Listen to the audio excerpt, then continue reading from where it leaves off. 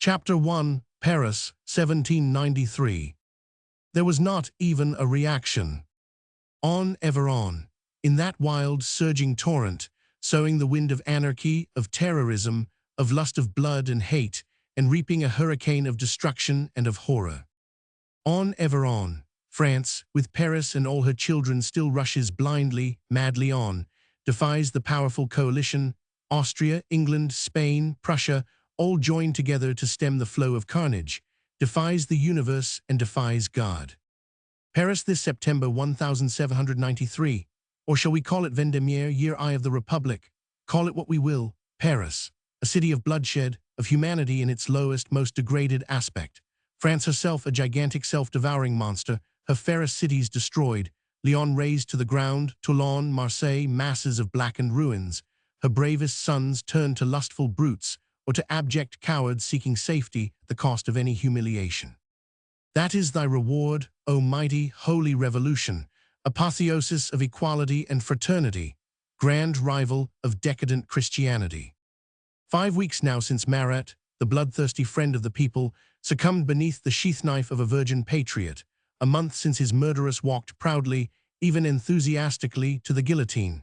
There has been no reaction, only a great sigh, not of content or satisfied lust, but a sigh such as the man-eating tiger might heave after his first taste of long-coveted blood.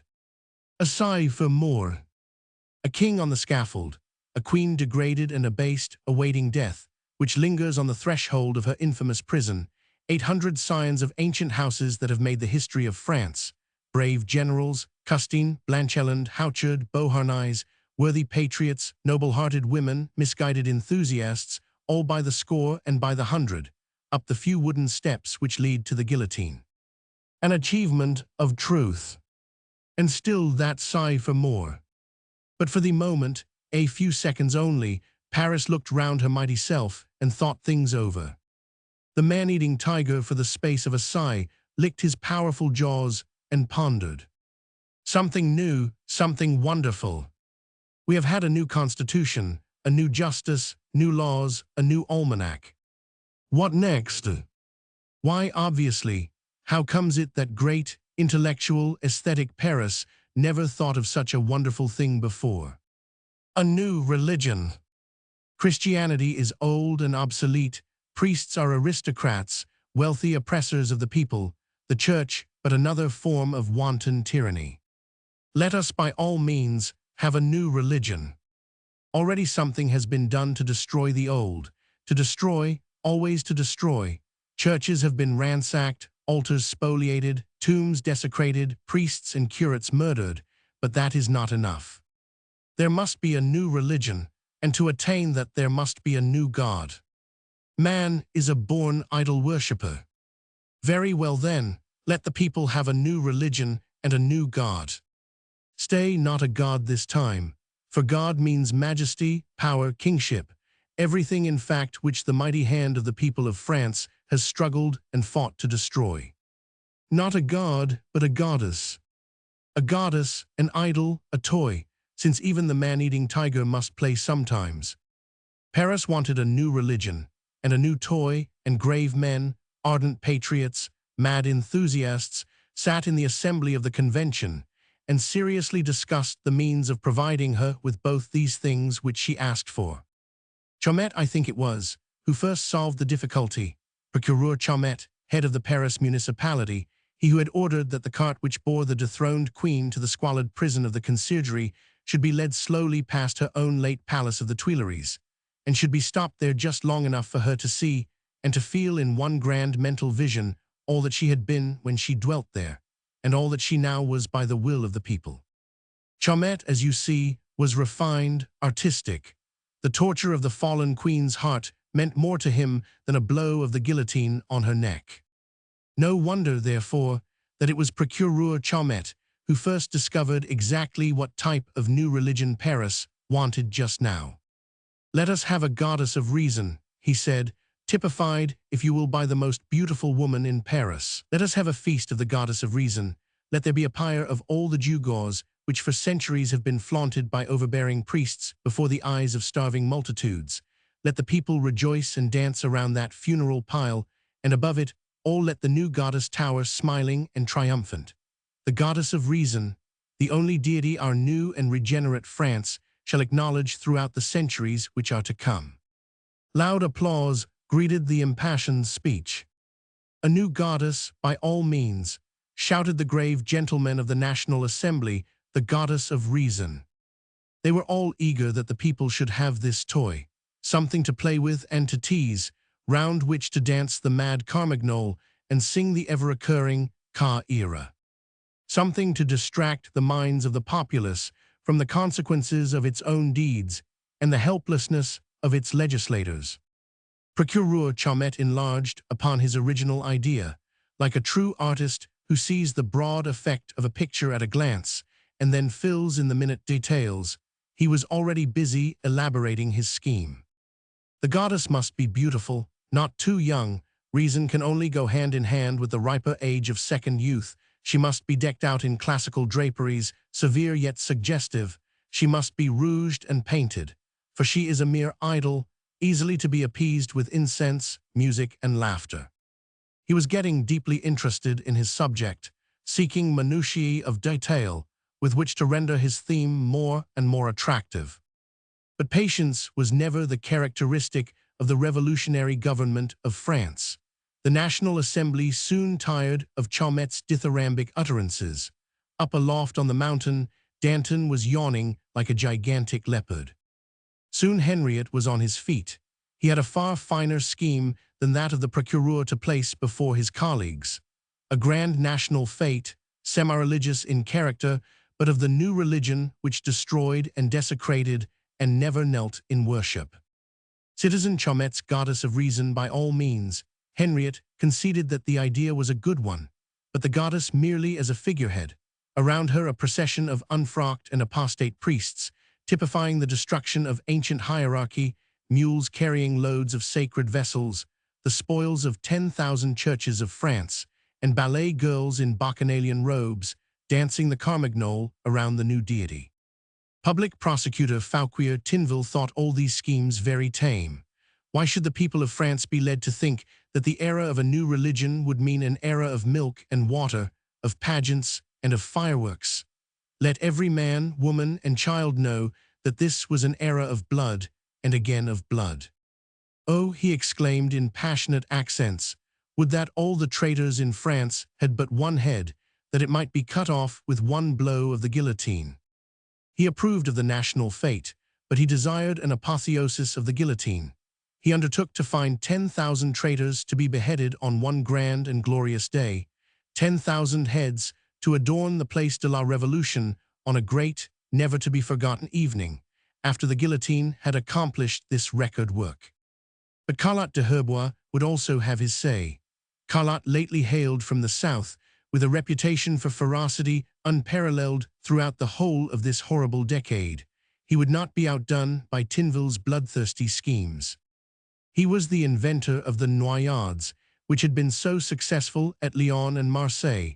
Why not give the inhabitants of Paris one of these exhilarating spectacles? He asked with a coarse, brutal laugh. Then he explained his invention, of which he was inordinately proud. Some 200 or 300 traitors, men, women, and children, tied securely together with ropes in great human bundles and thrown upon a barge in the middle of the river, the barge with a hole in her bottom, not too large, only sufficient to cause her to sink slowly, very slowly, in sight of the crowd of delighted spectators. The cries of the women and children, and even of the men, as they felt the waters rising and gradually enveloping them, as they felt themselves powerless even for a fruitless struggle, had proved most exhilarating, so Citizen Carlotte declared, to the hearts of the true patriots of Lyon. Thus the discussion continued. This was the era when every man had but one desire, that of outdoing others in ferocity and brutality, and but one care, that of saving his own head by threatening that of his neighbor. The great duel between the titanic leaders of these turbulent parties, the conflict between hot-headed Danton on the one side and cold-blooded Robespierre on the other, had only just begun. The great, all-devouring monsters had dug their claws into one another, but the issue of the combat was still at stake. Neither of these two giants had taken part in these deliberations anent the new religion and the new goddess. Danton gave signs now and then of the greatest impatience and muttered something about a new form of tyranny, a new kind of oppression. On the left, Robespierre in immaculate sea-green coat and carefully goffered linen was quietly polishing the nails of his right hand against the palm of his left. But nothing escaped him of what was going on.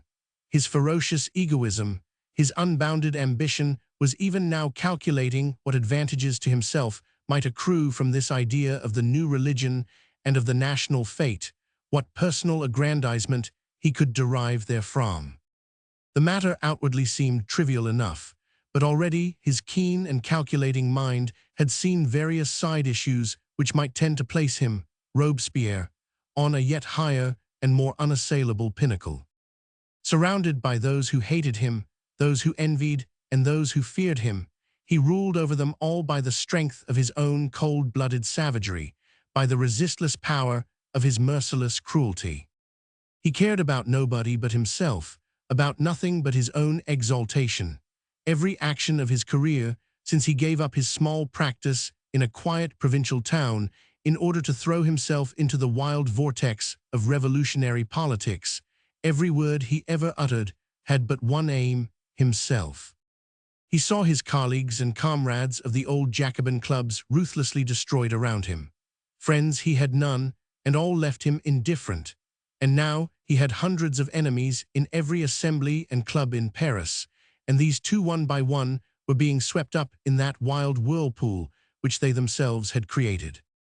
Impassive, serene, always ready with a calm answer, when passion raged most hotly around him, Robespierre, the most ambitious, most self-seeking demagogue of his time, had acquired the reputation of being incorruptible and selfless, an enthusiastic servant of the Republic.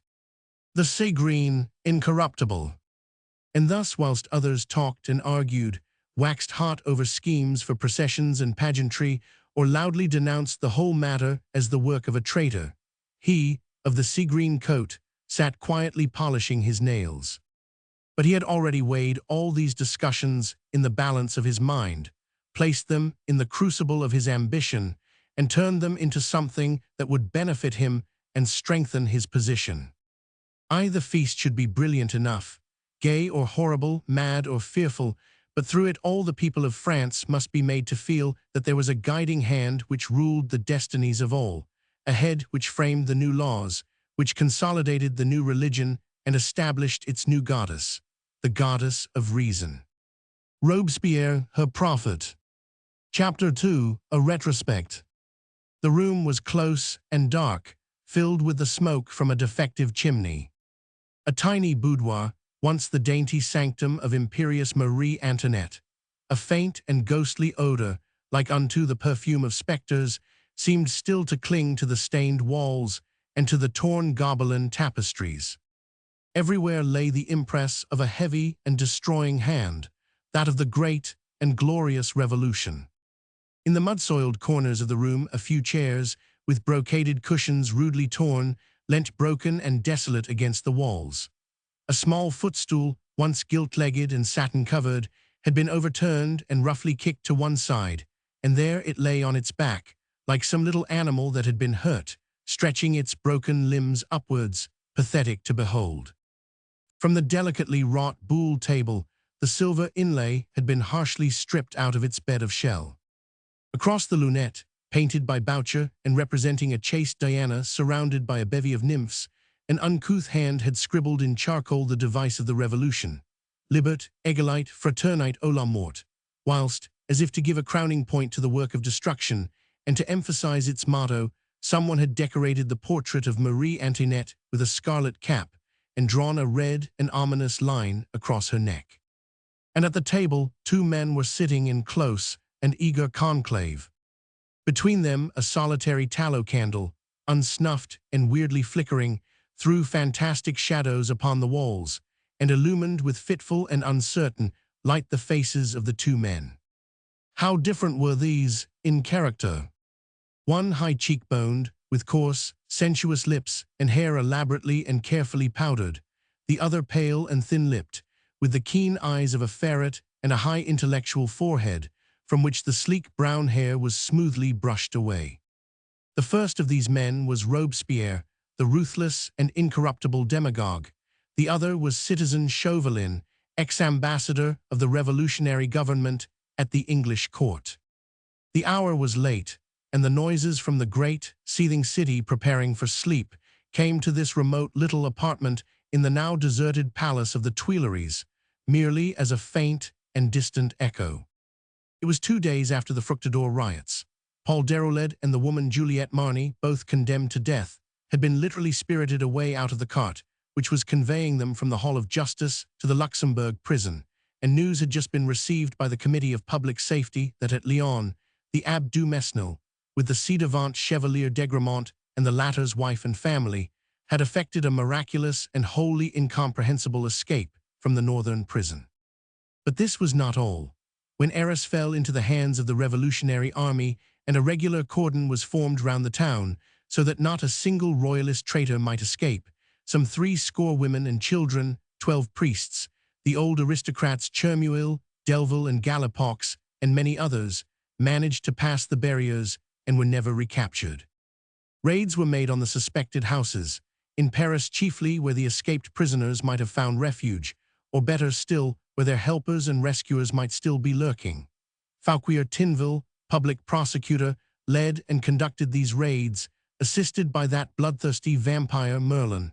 They heard of a house in the Rue de l'Ancien Comedie where an Englishman was said to have lodged for 2 days. They demanded admittance and were taken to the rooms where the Englishman had stayed.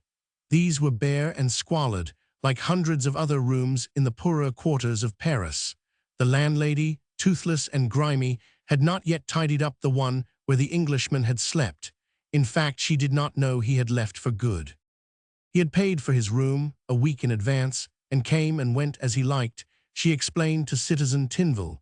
She never bothered about him, as he never took a meal in the house, and he was only there 2 days.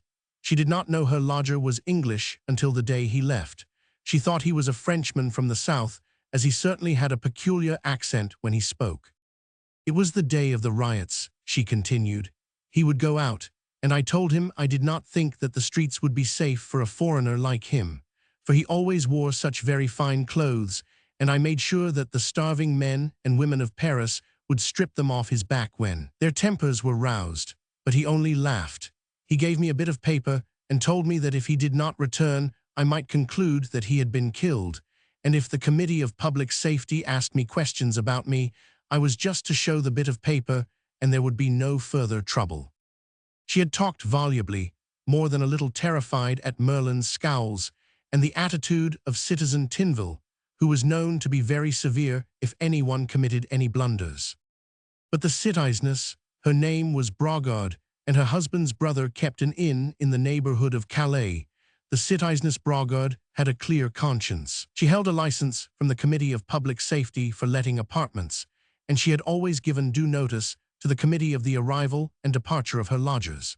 The only thing was that if any lodger paid her more than ordinarily well for the accommodation, and he so desired it, she would send in the notice conveniently late, and conveniently vaguely worded as to the description, status, and nationality of her more liberal patrons.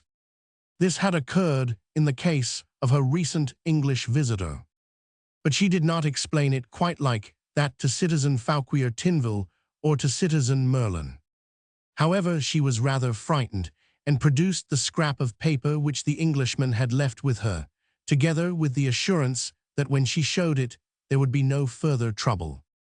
Tinville took it roughly out of her hand, but would not glance at it. He crushed it into a ball, and then Merlin snatched it from him with a coarse laugh, smoothed out the creases on his knee, and studied it for a moment. There were 2 lines of what looked like poetry, written in a language which Merlin did not understand. English, no doubt.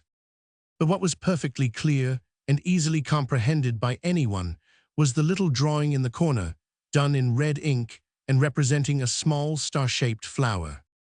Then Tinville and Merlin both cursed loudly and volubly, and bidding their men follow them, turned away from the house in the Rue de l'Ancien Comedie and left its toothless landlady on her own doorstep, still volubly protesting her patriotism and her desire to serve the government of the Republic.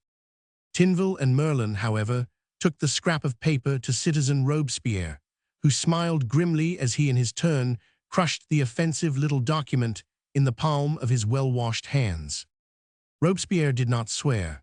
He never wasted either words or oaths, but he slipped the bit of paper inside the double lid of his silver snuff box, and then he sent a special messenger to Citizen Chauvelin in the Rue Corneille, bidding him come that same evening after 10 o'clock to room number 16 in the ci-devant palace of the Tuileries.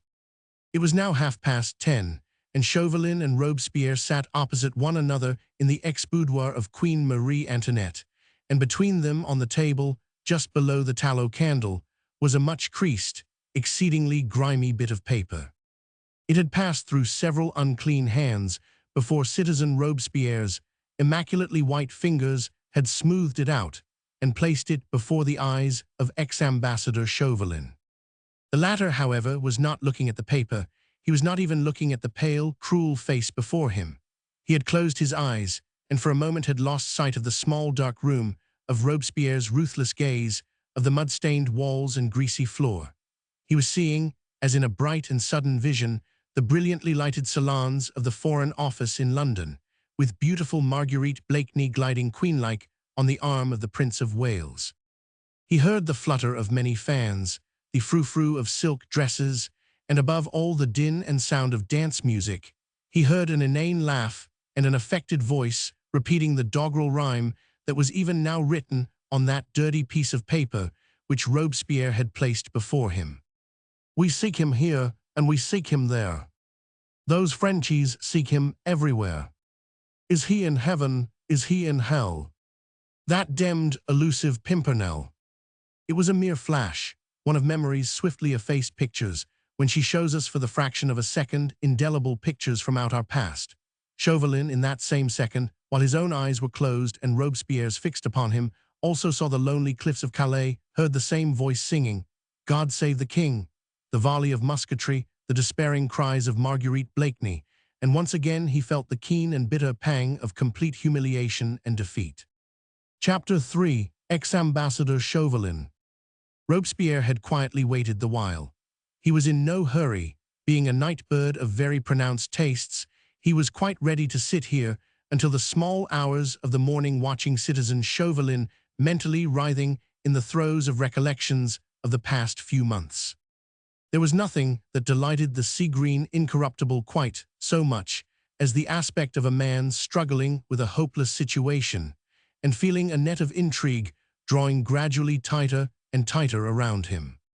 Even now, when he saw Chauvelin's smooth forehead wrinkled into an anxious frown, and his thin hand nervously clutched upon the table, Robespierre heaved a pleasurable sigh, leaned back in his chair, and said with an amiable smile, "You do agree with me, then, citizen, that the situation has become intolerable?"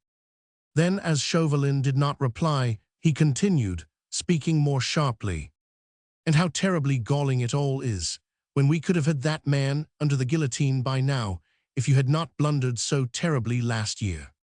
His voice had become hard and trenchant like that knife to which he was so ready to make constant allusion, but Chauvelin still remained silent. There was really nothing that he could say. "Citizen Chauvelin, how you must hate that man," exclaimed Robespierre at last. Then only did Chauvelin break the silence, which up to now he had appeared to have forced himself to keep. "I do," he said with unmistakable fervor. "Then why do you not make an effort to retrieve the blunders of last year?" queried Robespierre blandly. "The Republic has been unusually patient and long-suffering with you, Citizen Chauvelin. She has taken your many services and well-known patriotism into consideration. But you know," he added significantly, "that she has no use for worthless tools." Then, as Chauvelin seemed to have relapsed into sullen silence, he continued with his original ill-omened blandness. "Ma foi, Citizen Chauvelin, were I standing in your buckled shoes, I would not lose another hour in trying to avenge mine own humiliation." "Have I ever had a chance?" burst out Chauvelin with ill-suppressed vehemence. "What can I do single-handed, Since war has been declared, I cannot go to England unless the government will find some official reason for my doing so. There is much grumbling and wrath over here, and when that damned Scarlet Pimpernel League has been at work, when a score or so of valuable prizes have been snatched from under the very knife of the guillotine, then there is much gnashing of teeth and useless cursings, but nothing serious or definite is done to smother those accursed English flies which come buzzing about our ears. Nay, you forget, Citizen Chauvelin, retorted Robespierre, that we of the Committee of Public Safety are far more helpless than you. You know the language of these people, we don't. You know their manners and customs, their ways of thought, the methods they are likely to employ. We know none of these things. You have seen and spoken to men in England who are members of that damned league. You have seen the man who is its leader. We have not. He leant forward on the table and looked more searchingly at the thin, pallid face before him. If you named that leader to me now, if you described him, we could go to work more easily. You could name him, and you would, Citizen Chauvelin. I cannot, retorted Chauvelin doggedly. Ah, but I think you could. But there, I do not blame your silence. You would wish to reap the reward of your own victory, to be the instrument of your own revenge. Passions, I think it natural, but in the name of your own safety, citizen, do not be too greedy with your secret. If the man is known to you, find him again, find him, lure him to France. We want him, the people want him, and if the people do not get what they want, they will turn on those who have withheld their prey.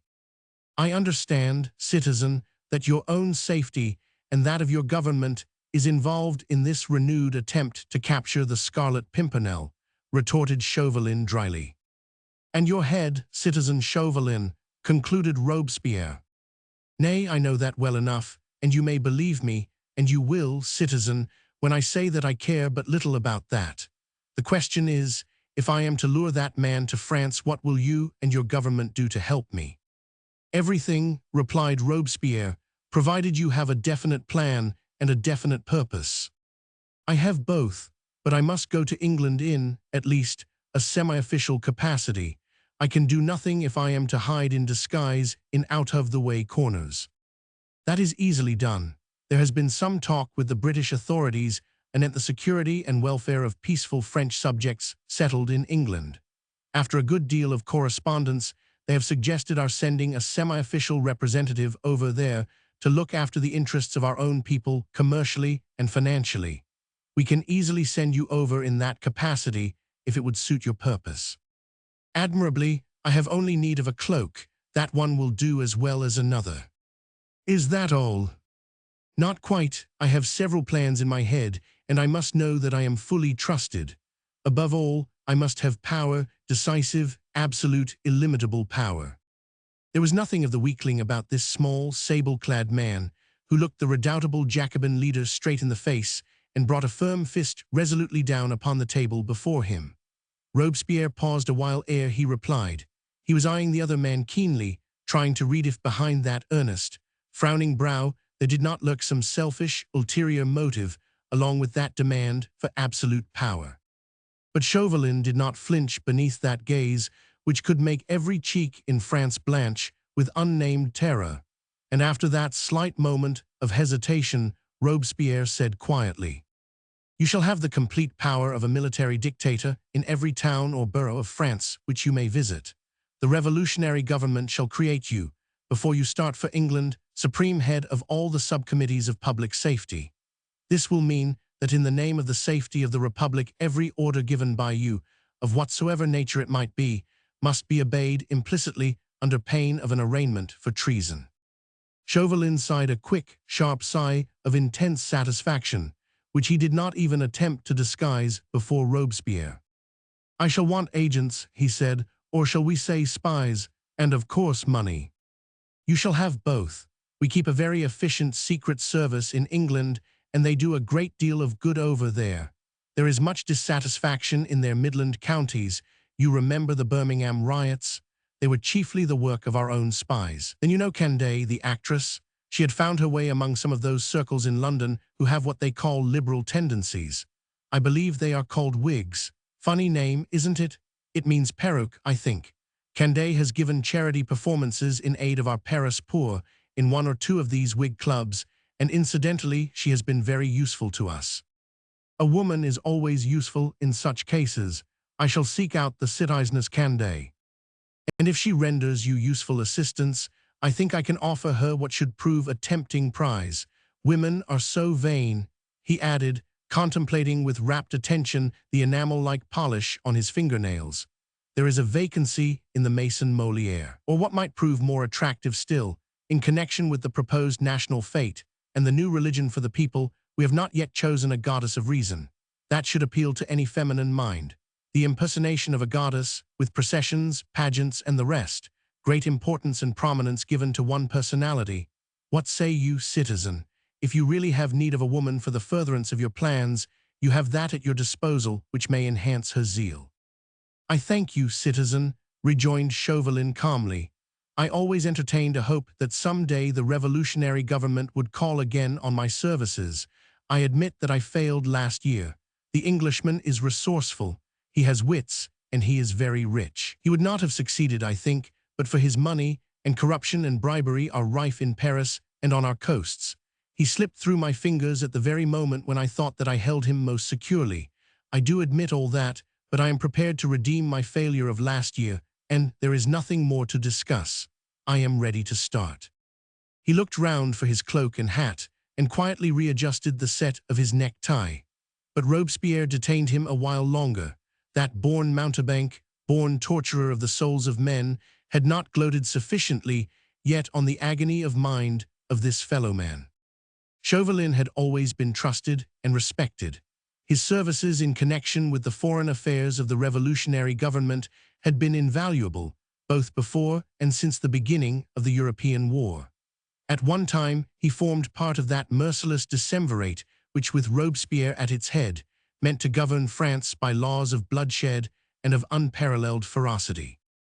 But the sea-green incorruptible had since tired of him, then had endeavored to push him on one side, for Chauvelin was keen and clever, and moreover, he possessed all those qualities of selfless patriotism which were so conspicuously lacking in Robespierre.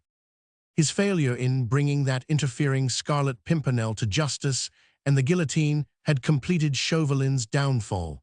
Though not otherwise molested, he had been left to moulder in obscurity during this past year.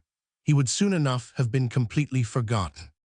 Now he was not only to be given one more chance to regain public favor, but he had demanded powers which, in consideration of the aim in view, Robespierre himself could not refuse to grant him.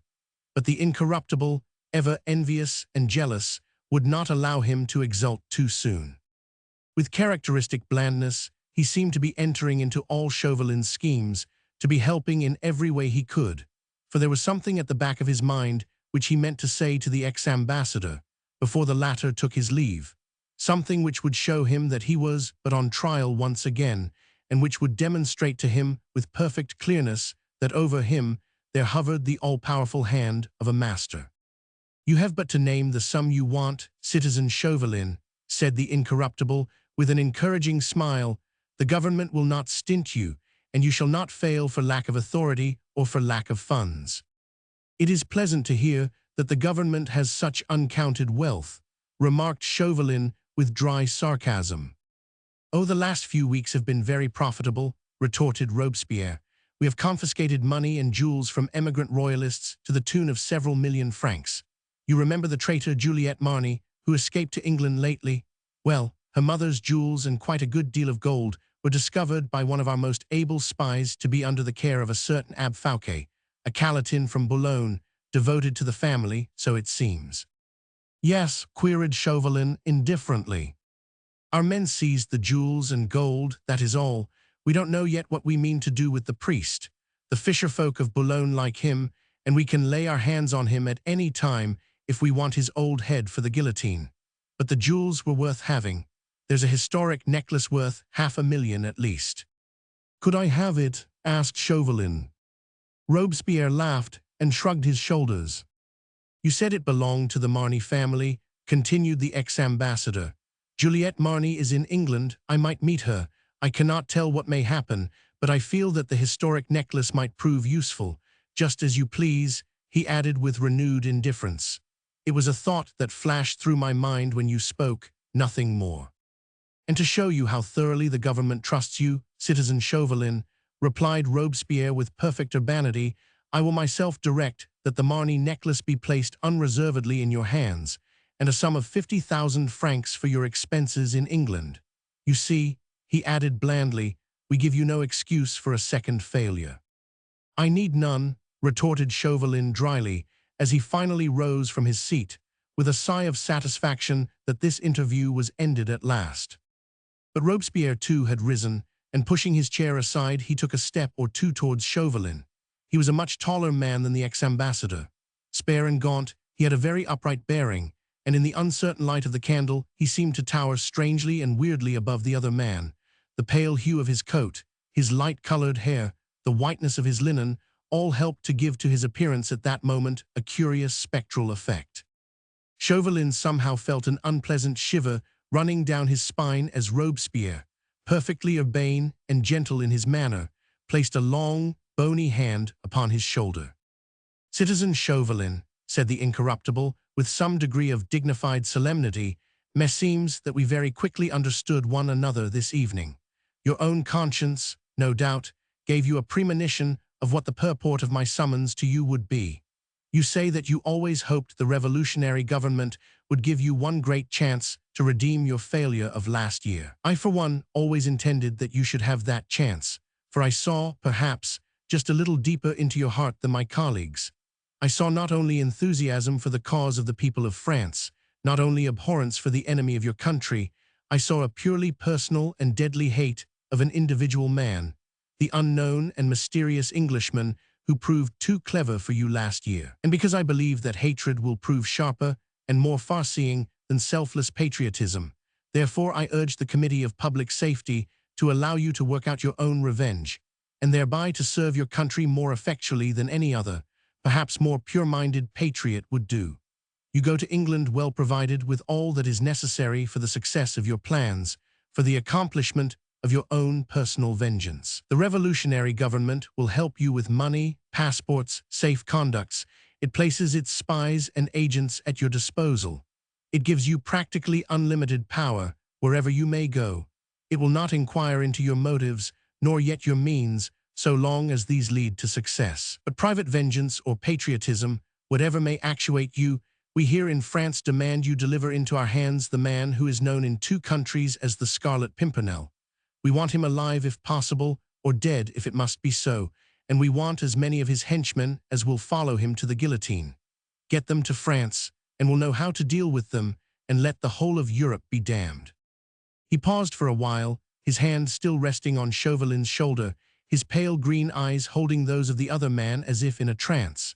But Chauvelin neither stirred nor spoke. His triumph left him quite calm. His fertile brain was already busy with his plans.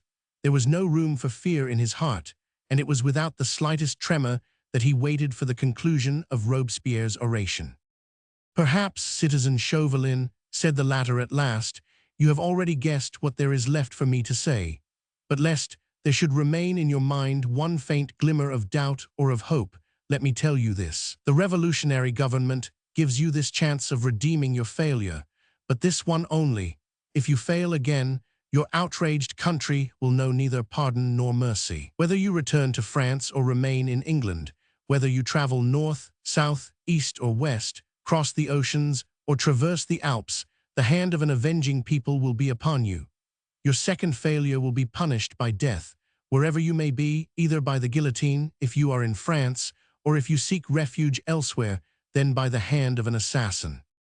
Look to it, citizen Chauvelin, for there will be no escape this time, not even if the mightiest tyrant on earth tried to protect you, not even if you succeeded in building up an empire and placing yourself upon a throne. His thin, strident voice echoed weirdly in the small, close boudoir. Chauvelin made no reply. There was nothing that he could say.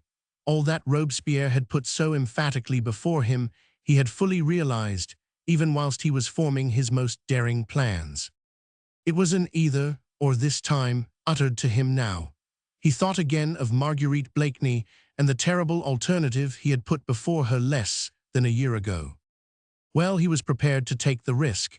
He would not fail again. He was going to England under more favorable conditions this time. He knew who the man was, whom he was bidden to lure to France and to death. And he returned Robespierre's threatening gaze boldly and unflinchingly. Then he prepared to go. He took up his hat and cloak, opened the door and peered for a moment into the dark corridor, wherein, in the far distance, the steps of a solitary sentinel could be faintly heard. He put on his hat, turned to look once more into the room where Robespierre stood quietly watching him, and went his way. Chapter 4. The Richmond Gala. It was perhaps the most brilliant September ever known in England, where the last days of dying summer are nearly always golden and beautiful. Strange that in this country, where that same season is so peculiarly radiant with a glory all its own, there should be no special expression in the language with which to accurately name it.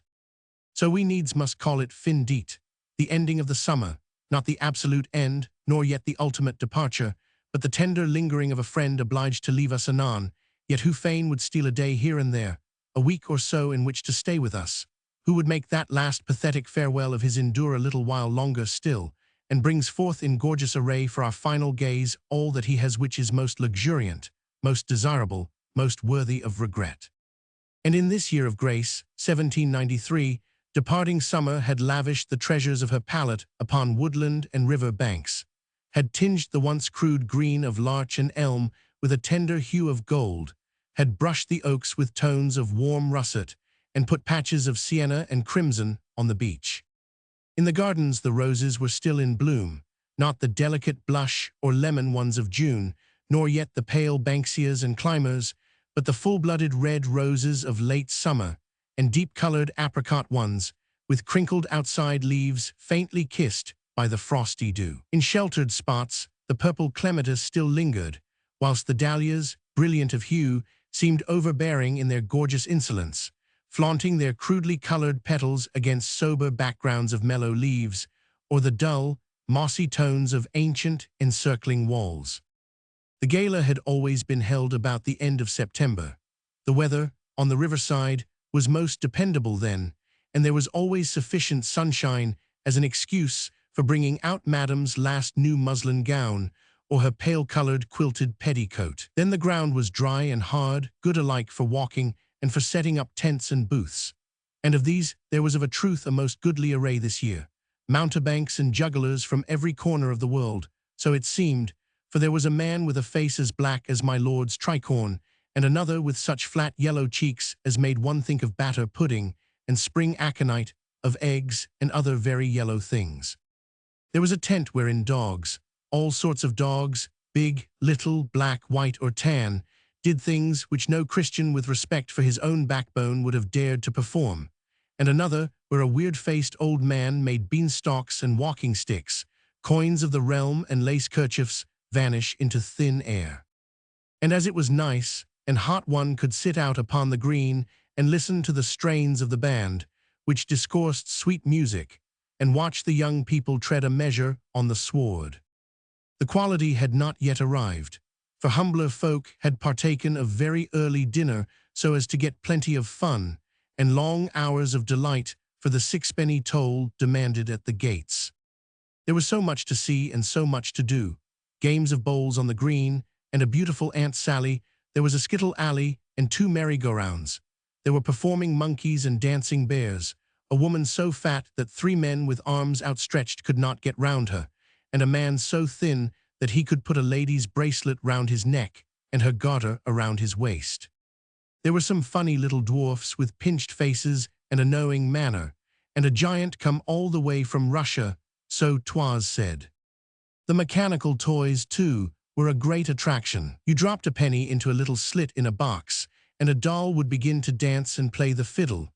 And there was the magic mill, where for another modest copper, a row of tiny figures, wrinkled and old, and dressed in the shabbiest of rags, marched in weary procession up a flight of steps into the mill, only to emerge again the next moment at a further door of this wonderful building, looking young and gay, dressed in gorgeous finery, and tripping a dance measure as they descended some steps and were finally lost to view.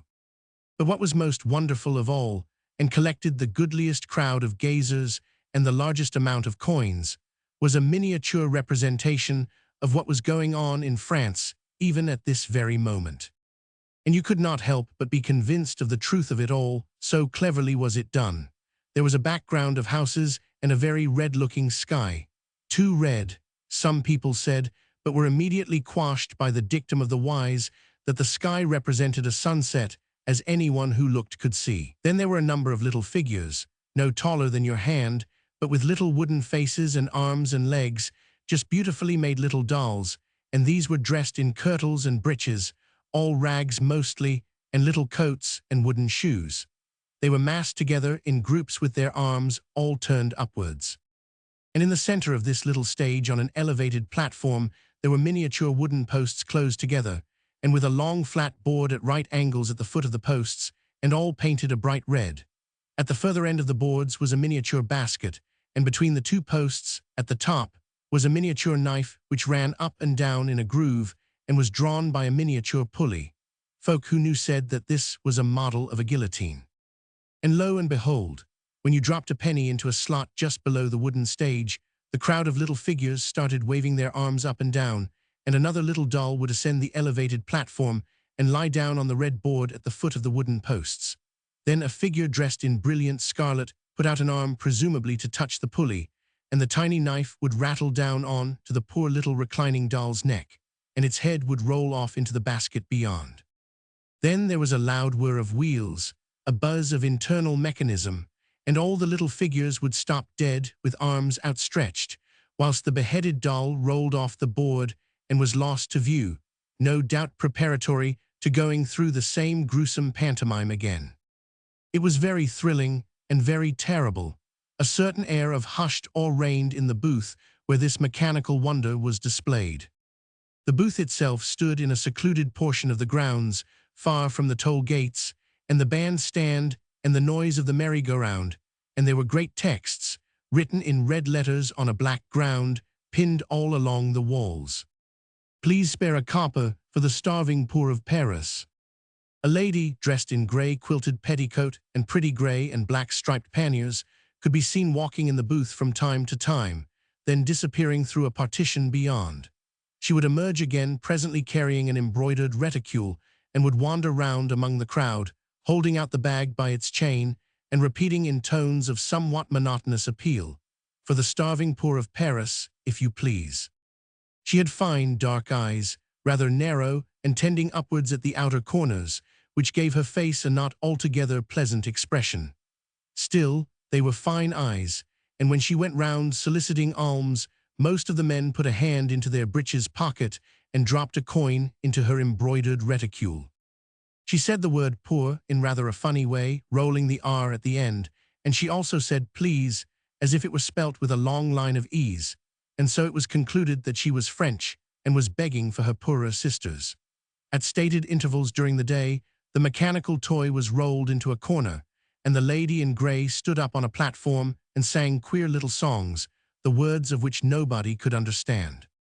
Il était une berger et ron, petit patapon. But it all left an impression of sadness and of suppressed awe upon the minds and susceptibilities of the worthy Richmond yokels come with their wives or sweethearts to enjoy the fun of the fair, and gladly did everyone emerge out of that melancholy booth into the sunshine, the brightness, and the noise. "Lud, but she do give me the creeps," said Mistress Polly, the pretty barmaid from the Bell Inn down by the river, "and I must say that I don't see why we English folk should send our hard-earned pennies to those murdering ruffians over the water. Bane, starving so to speak, don't make a murderer a better man if he goes on murdering," she added with undisputable if ungrammatical logic. "Come, let's look at something more cheerful now." And without waiting for anyone else's assent, she turned towards the more lively portion of the grounds, closely followed by a ruddy-faced, somewhat sheepish-looking youth, who very obviously was her attendant swain. It was getting on for 3 o'clock now, and the quality were beginning to arrive. Lord Anthony Dewhurst was already there, chucking every pretty girl under the chin, to the annoyance of her beau. Ladies were arriving all the time, and the humbler feminine hearts were constantly set aflutter at sight of rich brocaded gowns, and the new charlottes, all crinkled velvet and soft marabouts, which were so becoming to the pretty faces beneath. There was incessant and loud talking and chattering, with here and there the shriller tones of a French voice being distinctly noticeable in the din. There were a good many French ladies and gentlemen present, easily recognizable even in the distance, for their clothes were of more sober hue and of lesser richness than those of their English compeers. But they were great lords and ladies, nevertheless, dukes and duchesses and countesses, come to England for fear of being murdered by those devils in their own country. Richmond was full of them just now, as they were made right welcome both at the palace and at the magnificent home of Sir Percy and Lady Blakeney. Ah, here comes Sir Andrew F. Ffoulkes with his lady. So pretty and dainty does she look, like a little china doll, in her new-fashioned short-waisted gown, her brown hair in soft waves above her smooth forehead, her great, hazel eyes fixed in unaffected admiration on the gallant husband by her side. No wonder she dotes on him, sighed pretty Mistress Polly after she had bobbed her curtsy to my lady. The brave deeds he did for love of her, rescued her from those murderers over in France and brought her to England safe and sound, having fought no end of them single-handed, so I've heard it said. Have you not, Master Thomas Jesard? And she looked defiantly at her meek-looking cavalier. Bah, replied Master Thomas with quite unusual vehemence in response to the disparaging look in her brown eyes. 'Tis not he who did it all, as you well know, Mistress Polly. Sir Andrew F. Ffoulkes is a gallant gentleman, you may take your Bible oath on that, but he that fights the murdering Frojaters single-handed is he whom they call the Scarlet Pimpernel, the bravest gentleman in all the world. Then, as at mention of the national hero, he thought that he detected in Mistress Polly's eyes an enthusiasm which he could not very well ascribe to his own individuality. He added with some pique, but they do say that this same Scarlet Pimpernel is mightily ill-favored, and that's why no one ever sees him. They say he is fit to scare the crows away, and that no Frenchie can look twice at his face, for it's so ugly, and so they let him get out of the country, rather than look at him again. Then they do say a mighty lot of nonsense, retorted Mistress Polly with a shrug of her pretty shoulders, and if that be so, then why don't you go over to France and join hands with the Scarlet Pimpernel? I'll warrant no Frenchman'll want to look twice at your face. A chorus of laughter greeted this sally, for the two young people had in the meanwhile been joined by several of their friends, and now formed part of a merry group near the band, some sitting, others standing, but all bent on seeing as much as there was to see in Richmond Gala this day. There was Johnny Cullen, the grocer's apprentice from Twickenham, and Ursula Queckett, the baker's daughter, and several young uns from the neighborhood, as well as some older folk. And all of them enjoyed a joke when they heard one and thought Mistress Polly's retort mightily smart. But then Mistress Polly was possessed of £200, all her own, left to her by her grandmother, and on the strength of this extensive fortune had acquired a reputation for beauty and wit not easily accorded to a wench that had been penniless. But Mistress Polly was also very kind-hearted. She loved to tease Master Jesard, who was an indefatigable hanger-on at her pretty skirts, and whose easy conquest had rendered her somewhat contemptuous, but at the look of perplexed annoyance and bewildered distress in the lad's face, her better nature soon got the upper hand. She realized that her remark had been unwarrantably spiteful, and wishing to make atonement, she said with a touch of coquetry which quickly spread balm over the honest yokel's injured vanity. "La, Master Jesard, you do seem to make a body say some queer things, but there, you must own 'tis mighty funny about that Scarlet Pimpernel," she added, appealing to the company in general, just as if Master Jesard had been disputing the fact. "Why won't he let anyone see who he is? And those who know him won't tell. Now I have it for a fact from my lady's own maid Lucy, that the young lady as is stopping at Lady Blakeney's house has actually spoken to the man. She came over from France, come a fortnight tomorrow, she and the gentleman they call Monsieur Déroulède. They both saw the Scarlet Pimpernel and spoke to him. He brought them over from France. Then why won't they say?" "Say what?" commented Johnny Cullen, the apprentice. "Who this mysterious Scarlet Pimpernel is." "Perhaps he isn't," said old Clutterbuck, who was clerk of the vestry at the church of St. John's the Evangelist. "Yes," he added sententiously, for he was fond of his own sayings, and usually liked to repeat them before he had quite done with them. "That's it, you may be sure. Perhaps he isn't." "What do you mean, Master Clutterbuck?" asked Ursula Queckett, for she knew the old man liked to explain his wise saws, and as she wanted to marry his son, she indulged him whenever she could. "What do you mean, he isn't what?" "He isn't, that's all," explained Clutterbuck with vague solemnity. Then, seeing that he had gained the attention of the little party round him, he condescended to come to more logical phraseology. "I mean that perhaps we must not ask, who is this mysterious Scarlet Pimpernel, but who was that poor and unfortunate gentleman?" "Then you think," suggested Mistress Polly, who felt unaccountably low-spirited at this oratorical pronouncement. "I have it for a fact," said Mr. Clutterbuck solemnly, "that he whom they call the Scarlet Pimpernel no longer exists now, that he was collared by the Frenchies as far back as last fall, and in the language of the poets, has never been heard of no more."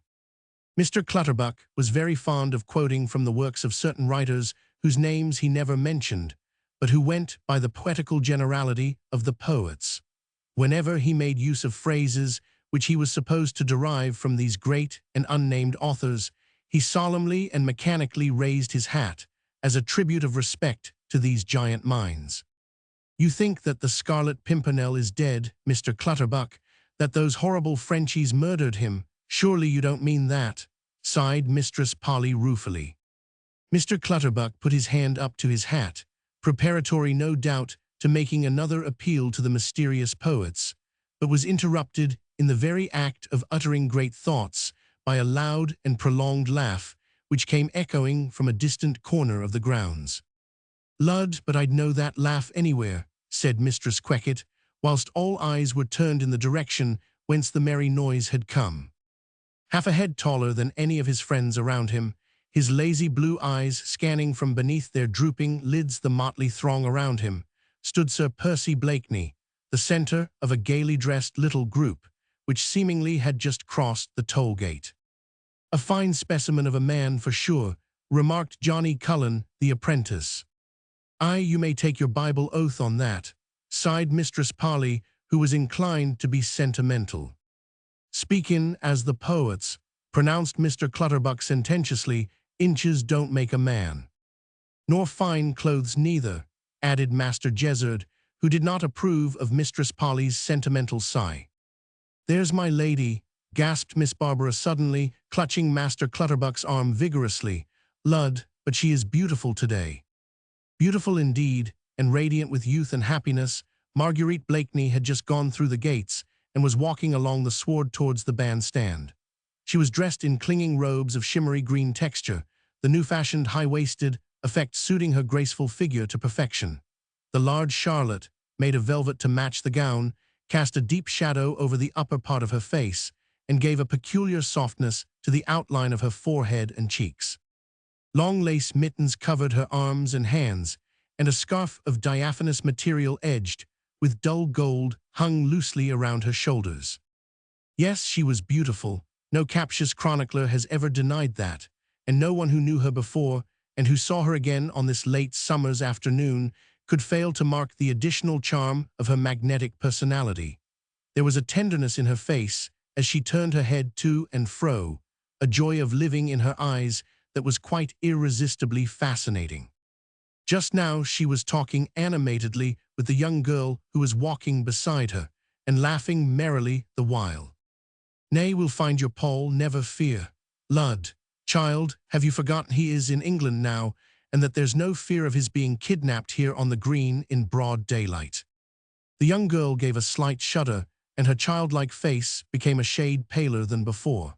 Marguerite took her hand and gave it a kindly pressure. Juliette Marny, but lately come to England, saved from under the very knife of the guillotine by a timely and daring rescue, could scarcely believe as yet that she and the man she loved were really out of danger. "There is Monsieur Déroulède," said Marguerite after a slight pause, giving the young girl time to recover herself and pointing to a group of men close by. "He is among friends, as you see."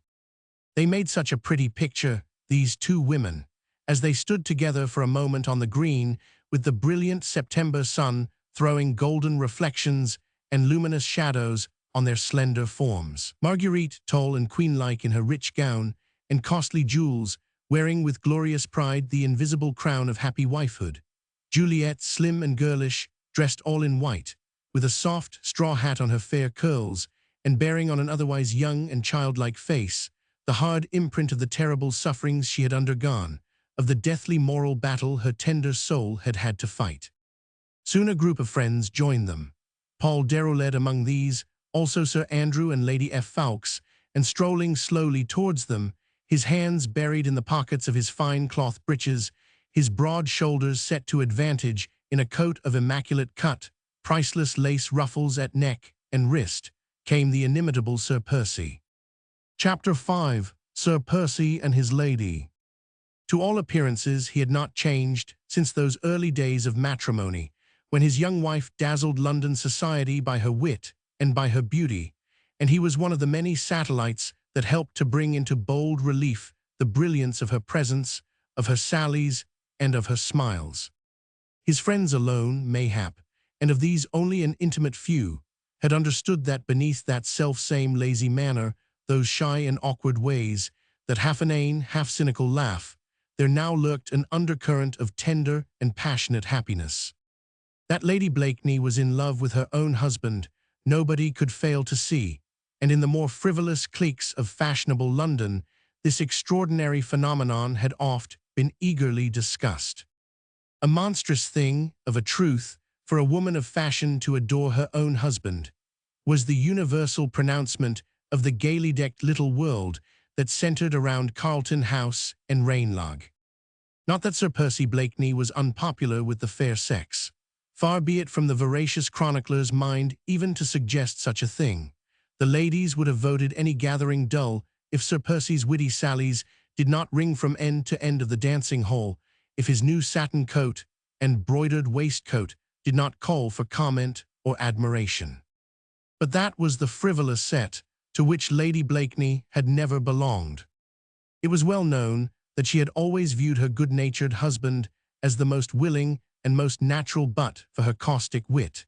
She still was fond of aiming a shaft or two at him, and he was still equally ready to let the shaft glance harmlessly against the flawless shield of his own imperturbable good humor. But now, contrary to all precedent, to all usages and customs of London society, Marguerite seldom was seen at routs or at the opera without her husband. She accompanied him to all the races, and even one night, oh horror, had danced the gavotte with him. Society shuddered and wondered, tried to put Lady Blakeney's sudden infatuation down to foreign eccentricity, and finally consoled itself with the thought that after all this nonsense could not last, and that she was too clever a woman and he too perfect a gentleman to keep up this abnormal state of things for any length of time. In the meanwhile, the ladies averred that this matrimonial love was a very one-sided affair. No one could assert that Sir Percy was anything but politely indifferent to his wife's obvious attentions. His lazy eyes never once lighted up when she entered a ballroom, and there were those who knew for a fact that her ladyship spent many lonely days in her beautiful home at Richmond, whilst her lord and master absented himself with persistent, if unchivalrous regularity. His presence at the gala had been a surprise to everyone, for all thought him still away, fishing in Scotland or shooting in Yorkshire, anywhere save close to the apron strings of his doting wife. He himself seemed conscious of the fact that he had not been expected at this end-of-summer fete, for as he strolled forward to meet his wife and Juliet Marny, and acknowledge with a bow here and a nod there the many greetings from subordinates and friends, there was quite an apologetic air about his good-looking face and an obvious shyness in his smile. But Marguerite gave a happy little laugh when she saw him coming towards her. "Oh, Sir Percy," she said gaily, "and pray have you seen the show? I vow 'tis the maddest, merriest throng I've seen for many a day. Nay, but for the sighs and shudders of my poor little Juliet, I should be enjoying one of the liveliest days of my life." She patted Juliet's arm affectionately. "Do not shame me before Sir Percy," murmured the young girl, casting shy glances at the elegant cavalier before her, vainly trying to find in the indolent, foppish personality of this society butterfly some trace of the daring man of action, the bold adventurer who had snatched her and her lover from out the very tumbril that bore them both to death. "I know I ought to be gay," she continued with an attempt at a smile. "I ought to forget everything save what I owe to. Sir Percy's laugh broke in on her half-finished sentence. Lud, and to think of all that I ought not to forget, he said loudly. Tony here has been clamoring for iced punch this last half-hour, and I promised to find a booth wherein the noble liquid is properly dispensed. Within half an hour from now, His Royal Highness will be here.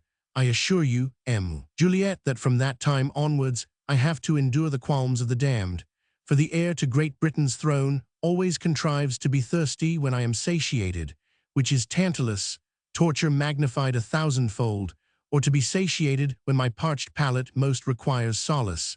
In either case, I am a most pitiable man. In either case, you contrive to talk a deal of nonsense, Sir Percy, said Marguerite gaily. What else would your ladyship have me do this lazy, hot afternoon? Come and view the booths with me, she said. I am dying for a sight of the fat woman and the lean man, the pig-faced child, the dwarfs and the giants. There, Monsieur Déroulède, she added, turning to the young Frenchman who was standing close beside her, take Juliet to hear the clavecin players. I vow she is tired of my company. The gaily dressed group was breaking up. Juliet and Paul Déroulède were only too ready to stroll off arm-in-arm together, and Sir Andrew F. Ffoulkes was ever in attendance on his young wife. For one moment, Marguerite caught her husband's eye. No one was within earshot. Percy, she said. Yes, dear. When did you return? Early this morning. You crossed over from Calais. From Boulogne. Why did you not let me know sooner? I could not, dear. I arrived at my lodgings in town, looking a disgusting object. I could not appear before you until I had washed some of the French mud from off my person. Then His Royal Highness demanded my presence. He wanted news of the Duchesse de Verneuil, whom I had the honor of escorting over from France. By the time I had told him all that he wished to hear, there was no chance of finding you at home, and I thought I should see you here. Marguerite said nothing for a moment, but her foot impatiently tapped the ground, and her fingers were fidgeting with the gold fringe of her scarf. The look of joy, of exquisite happiness, seemed to have suddenly vanished from her face. There was a deep furrow between her brows. She sighed a short, sharp sigh, and cast a rapid upward glance at her husband. He was looking down at her, smiling good-naturedly, a trifle sarcastically perhaps, and the frown on her face deepened. Percy, she said abruptly. Yes, dear. These anxieties are terrible to bear. You have been twice over to France within the last month, dealing with your life as lightly as if it did not now belong to me.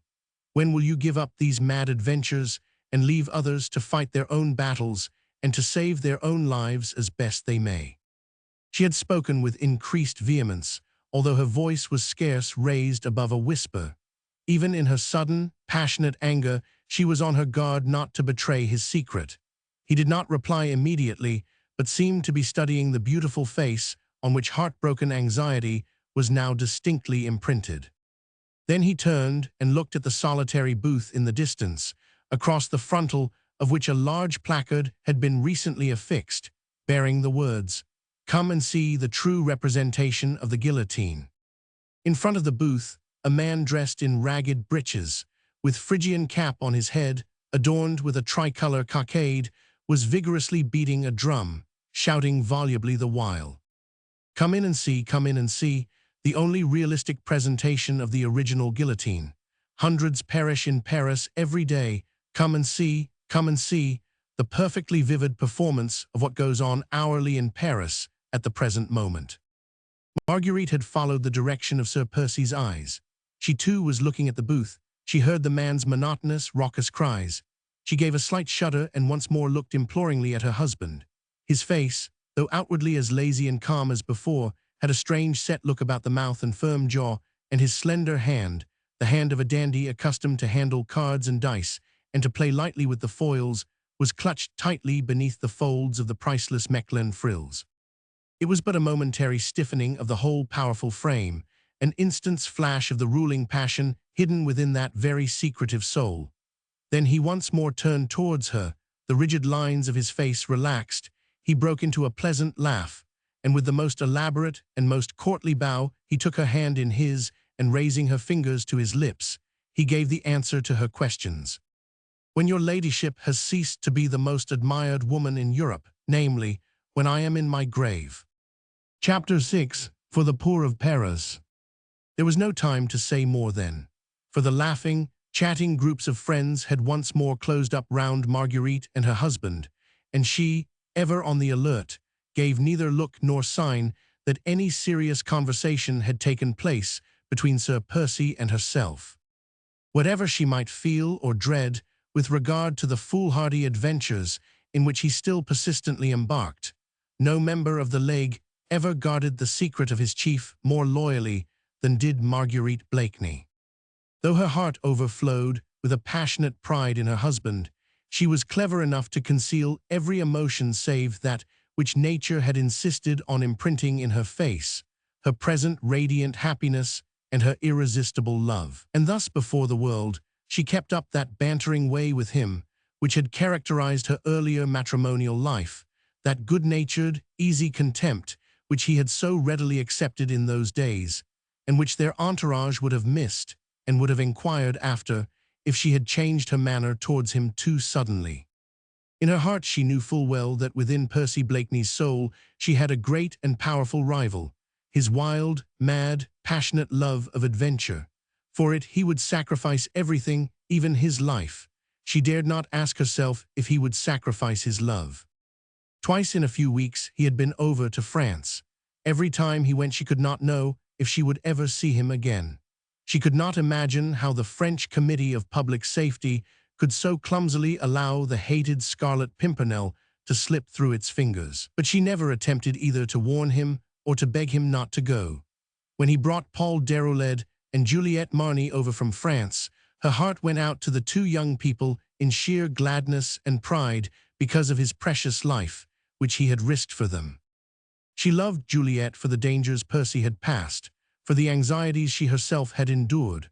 Only today, in the midst of this beautiful sunshine, this joy of the earth, of summer and of the sky, she had suddenly felt a mad, overpowering anxiety, a deadly hatred of the wild, adventurous life, which took him so often away from her side. His pleasant, bantering reply precluded her following up the subject, whilst the merry chatter of people round her warned her to keep her words and looks under control. But she seemed now to feel the want of being alone, and somehow that distant booth with its flaring placard and the crier in the Phrygian cap exercised a weird fascination over her. Instinctively she bent her steps thither, and equally instinctively the idle throng of her friends followed her. Sir Percy alone had halted in order to converse with Lord Hastings, who had just arrived. "Surely, Lady Blakeney, you have no thought of patronizing that gruesome spectacle," said Lord Anthony Dewhurst, as Marguerite almost mechanically had paused within a few yards of the solitary booth.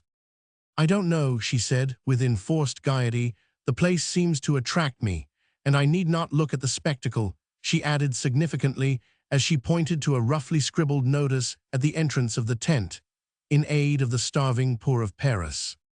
There's a good-looking woman who sings and a hideous mechanical toy that moves," said one of the young men in the crowd. "It is very dark and close inside the tent. I was lured in there for my sins and was in a mighty hurry to come out again." "Then it must be my sins that are helping to lure me too at the present moment," said Marguerite lightly. "I pray you all to let me go in there. I want to hear the good-looking woman sing, even if I do not see the hideous toy on the move."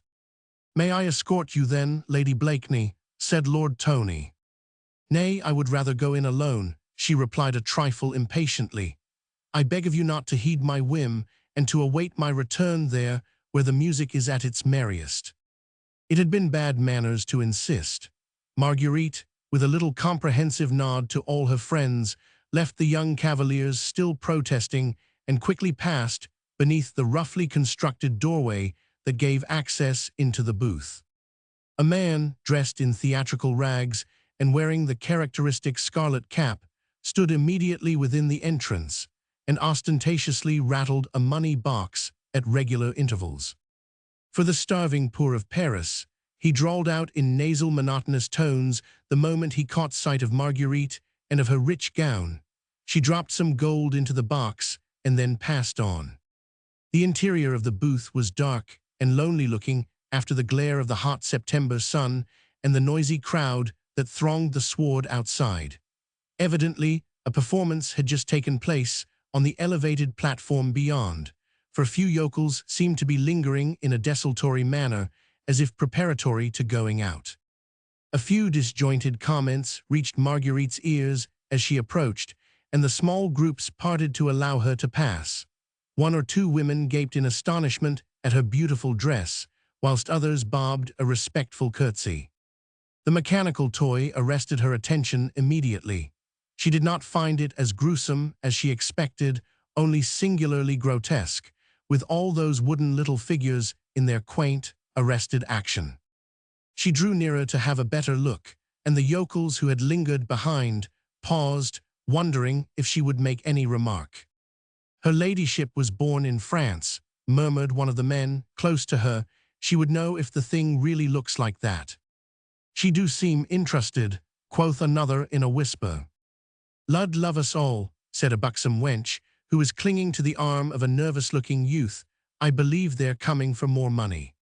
On the elevated platform at the further end of the tent, a slim figure had just made its appearance, that of a young woman dressed in peculiarly somber colors and with a black lace hood thrown lightly over her head.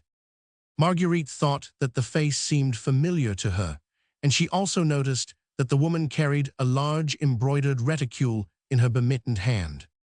There was a general exodus the moment she appeared. The Richmond yokels did not like the look of that reticule. They felt that sufficient demand had already been made upon their scant purses, considering the meagerness of the entertainment, and they dreaded being lured to further extravagance. When Marguerite turned away from the mechanical toy, the last of the little crowd had disappeared, and she was alone in the booth with the woman in the dark kirtle and black lace hood.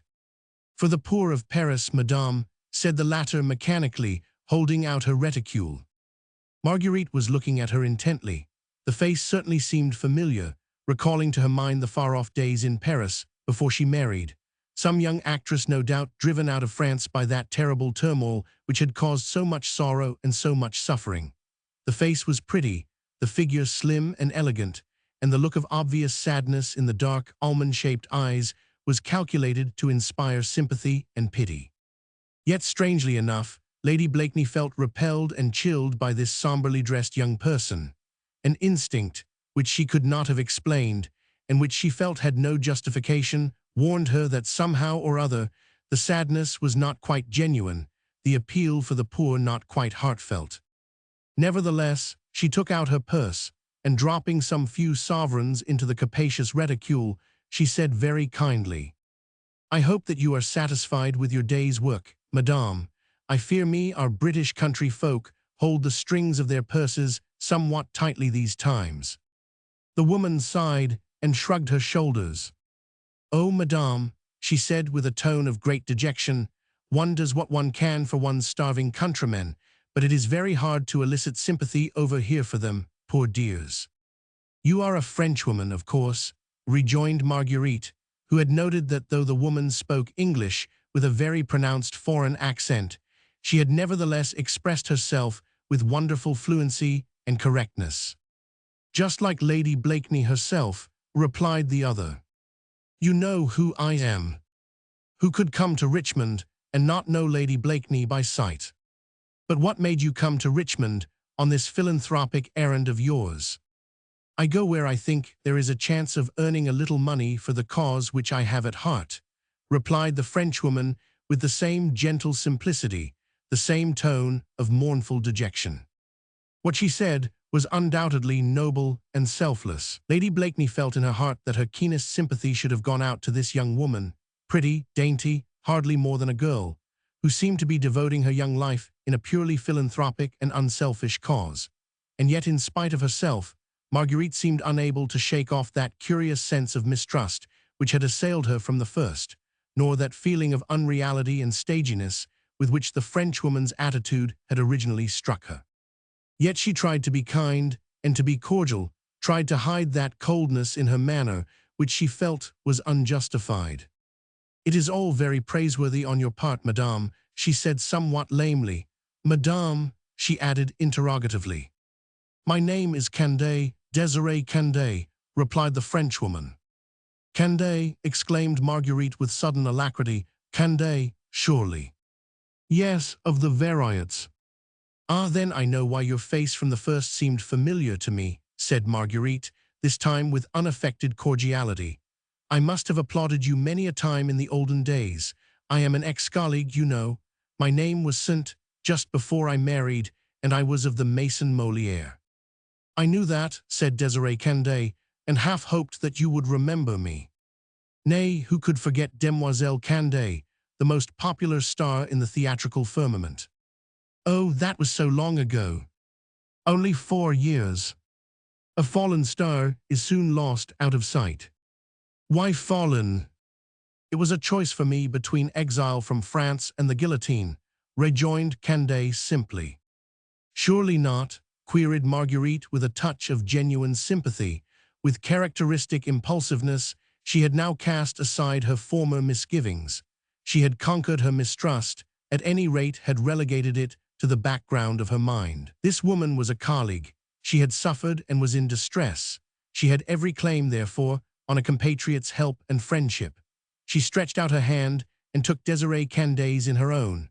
She forced herself to feel nothing but admiration for this young woman, whose whole attitude spoke of sorrows nobly borne, of misfortunes proudly endured. "I don't know why I should sadden you with my story," rejoined Désirée Canday after a slight pause, during which she seemed to be waging war against her own emotion. "It is not a very interesting one. Hundreds have suffered as I did. I had enemies in Paris. God knows how that happened. I had never harmed anyone, but someone must have hated me and must have wished me ill. Evil is so easily wrought in France these days. A denunciation, a perquisition, an accusation, then the flight from Paris, the forged passports, the disguise, the bribe, the hardships, the squalid hiding places. Oh, I have gone through it all, tasted every kind of humiliation, endured every kind of insult. Remember that I was not a noble aristocrat, a duchess or an impoverished countess," she added with marked bitterness, "or perhaps the English cavaliers, whom the popular voice has called the League of the Scarlet Pimpernel, would have taken some interest in me.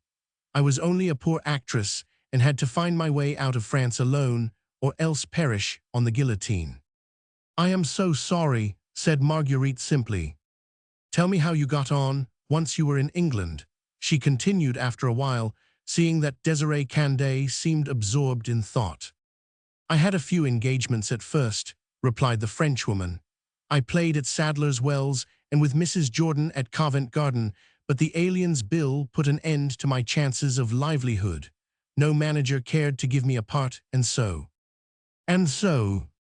Oh, I had a few jewels and I sold them. A little money and I live on that. But when I played at Covent Garden, I contrived to send part of my salary over to some of the poorer clubs of Paris. My heart aches for those that are starving. Poor wretches, they are misguided and misled by self-seeking demagogues. It hurts me to feel that I can do nothing more to help them, and eases my self-respect if, by singing at public fairs, I can still send a few francs to those who are poorer than myself." She had spoken with ever-increasing passion and vehemence. Marguerite, with eyes fixed into vacancy, seeing neither the speaker nor her surroundings, seeing only visions of those same poor wreckages of humanity, who had been goaded into thirst for blood, when their shrunken bodies should have been clamoring for healthy food. Marguerite, thus absorbed, had totally forgotten her earlier prejudices and now completely failed to note all that was unreal, stagey, theatrical, in the oratorical declamations of the ex-actress from the Variants. Preeminently true and loyal herself, in spite of the many deceptions and treacheries which she had witnessed in her life, she never looked for falsehood or for cant in others. Even now she only saw before her a woman who had been wrongfully persecuted, who had suffered and had forgiven those who had caused her to suffer. She bitterly accused herself for her original mistrust of this noble-hearted, unselfish woman, who was content to tramp around in an alien country, bartering her talents for a few coins, in order that some of those, who were the originators of her sorrows, might have bread to eat and a bed in which to sleep. Mademoiselle, she said warmly, truly you shame me, who am also French-born, with the many sacrifices you so nobly make for those who should have first claim on my own sympathy. Believe me, if I have not done as much as duty demanded of me in the cause of my starving compatriots, it has not been for lack of goodwill. Is there any way now, she added eagerly, in which I can help you, putting aside the question of money, wherein I pray you to command my assistance? What can I do to be of useful service to you? You are very kind, Lady Blakeney, said the other hesitatingly. Well, what is it? I see there is something in your mind. It is perhaps difficult to express, but people say I have a good voice. I sing some French ditties. They are a novelty in England, I think. If I could sing them in fashionable salons, I might perhaps. Nay, you shall sing in fashionable salons, exclaimed Marguerite eagerly.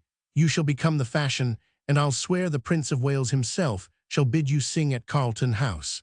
And you shall name your own fee, Mademoiselle, and London society shall vie with the elite of Bath, as to which shall lure you to its most frequented routes. There, you shall make a fortune for the Paris poor, and to prove to you that I mean every word I say, you shall begin your triumphant career in my own salon tomorrow night.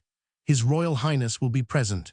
You shall sing your most engaging songs, and for your fee you must accept 100 guineas, which you shall send to the poorest workmen's club in Paris in the name of Sir Percy and Lady Blakeney.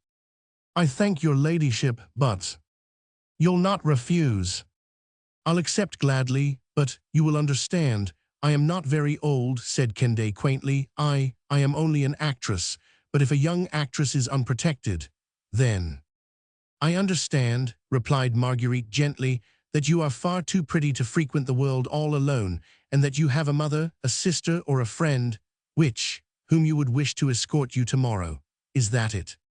Nay, rejoined the actress, with marked bitterness, I have neither mother nor sister, but our revolutionary government, with tardy compassion for those it has so relentlessly driven out of France, has deputed a representative of theirs in England to look after the interests of French subjects over here. Yes. They have realized over in Paris that my life here has been devoted to the welfare of the poor people of France.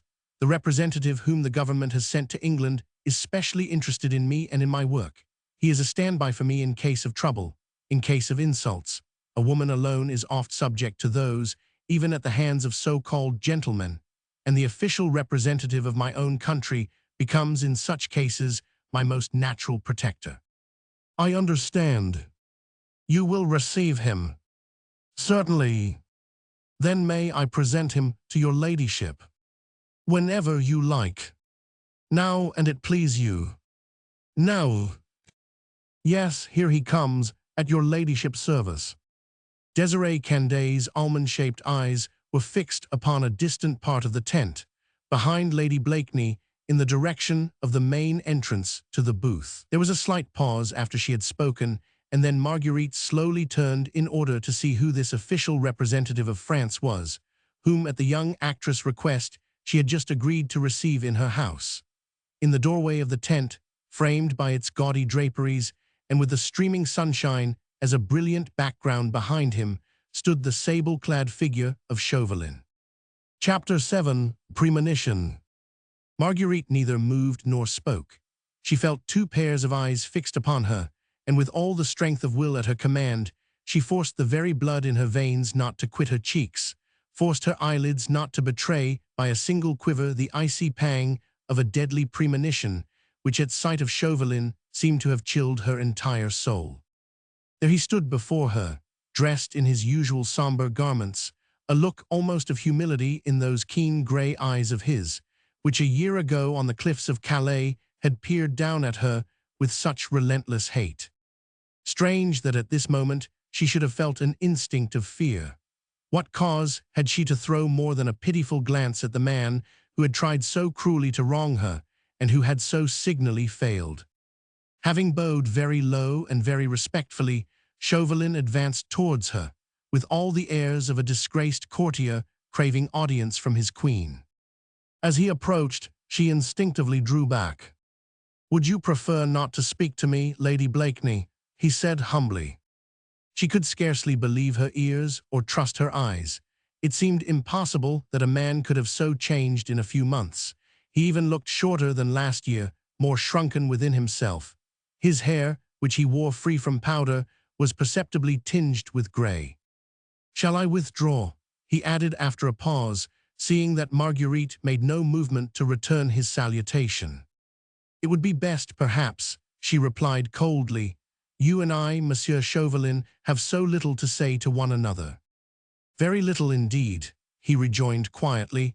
"The triumphant and happy have ever very little to say to the humiliated and the defeated. But I had hoped that Lady Blakeney, in the midst of her victory, would have spared one thought of pity and one of pardon. I did not know that you had need of either from me, monsieur. Pity perhaps not, but forgiveness certainly. You have that, if you so desire it. Since I failed, you might try to forget. That is beyond my power, but believe me, I have ceased to think of the infinite wrong which you tried to do to me." "But I failed," he insisted, "and I meant no harm to you. To those I care for, Monsieur Chauvelin. I had to serve my country as best I could. I meant no harm to your brother. He is safe in England now, and the Scarlet Pimpernel was nothing to you." She tried to read his face, tried to discover in those inscrutable eyes of his some hidden meaning to his words. Instinct had warned her, of course, that this man could be nothing but an enemy, always and at all times.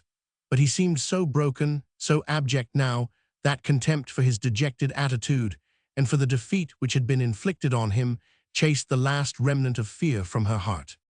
"I did not even succeed in harming that enigmatical personage," continued Chauvelin with the same self-abasement.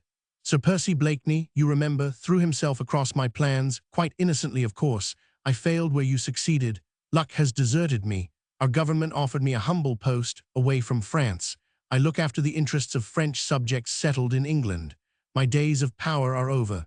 My failure is complete. I do not complain, for I failed in a combat of wits, but I failed. I am almost a fugitive, and I am quite disgraced. That is my present history, Lady Blakeney," he concluded, taking once more a step towards her, "and you will understand that it would be a solace if you extended your hand to me just once more, and let me feel that, although you would never willingly look upon my face again, you have enough womanly tenderness in you to force your heart to forgiveness and mayhap to pity." Marguerite hesitated. He held out his hand, and her warm, impulsive nature prompted her to be kind. But instinct would not be gainsaid, a curious instinct to which she refused to respond. What had she to fear from this miserable and cringing little worm who had not even in him the pride of defeat?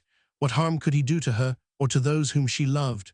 Her brother was in England, her husband, bah, not the enmity of the entire world could make her fear for him.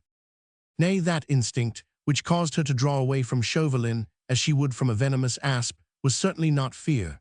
It was hate. She hated this man, hated him for all that she had suffered because of him, for that terrible night on the cliffs of Calais, the peril to her husband who had become so infinitely dear, the humiliations and self-reproaches which he had endured.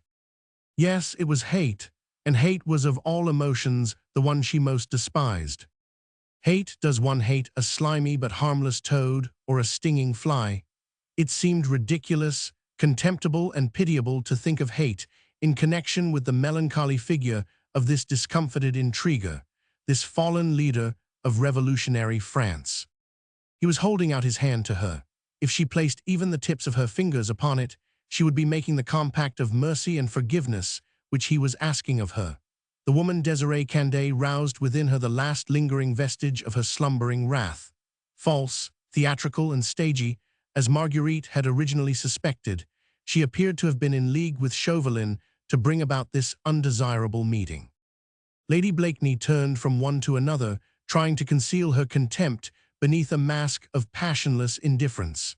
Candet was standing close by, looking obviously distressed and not a little puzzled. An instant's reflection was sufficient to convince Marguerite that the whilom actress of the Variétés Theatre was obviously ignorant of the events to which Chauvelin had been alluding. She was, therefore, of no serious consequence, a mere tool, mayhap, in the ex-ambassador's hands. At the present moment, she looked like a silly child who does not understand the conversation of the grown-ups. Marguerite had promised her help and protection, had invited her to her house, and offered her a munificent gift in aid of a deserving cause. She was too proud to go back now on that promise, to rescind the contract because of an unexplainable fear. With regard to Chauvelin, the matter stood differently. She had made him no direct offer of hospitality.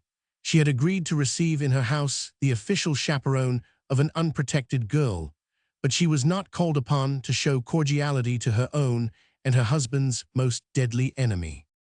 She was ready to dismiss him out of her life with a cursory word of pardon and a half-expressed promise of oblivion. On that understanding, and that only, she was ready to let her hand rest for the space of 1 second in his.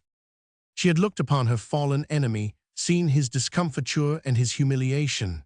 Very well, now let him pass out of her life, all the more easily, since the last vision of him would be one of such utter abjection as would even be unworthy of hate. All these thoughts, feelings and struggles passed through her mind with great rapidity. Her hesitation had lasted less than 5 seconds. Chauvelin still wore the look of doubting entreaty with which he had first begged permission to take her hand in his. With an impulsive toss of the head, she had turned straight towards him, ready with the phrase with which she meant to dismiss him from her sight now and forever, when suddenly a well-known laugh broke in upon her ear, and a lazy, drawly voice said pleasantly, "La, I vow the air is fit to poison you. Your Royal Highness, I entreat, let us turn our backs upon these gates of Inferno, where lost souls would feel more at home than doth your humble servant." The next moment, His Royal Highness, the Prince of Wales, had entered the tent, closely followed by Sir Percy Blakeney. Chapter 8. The Invitation. It was in truth a strange situation, this chance meeting between Percy Blakeney and ex-ambassador Chauvelin. Marguerite looked up at her husband. She saw him shrug his broad shoulders as he first caught sight of Chauvelin, and glanced down in his usual lazy, good-humored manner at the shrunken figure of the silent Frenchman. The words she meant to say never crossed her lips. She was waiting to hear what the two men would say to one another.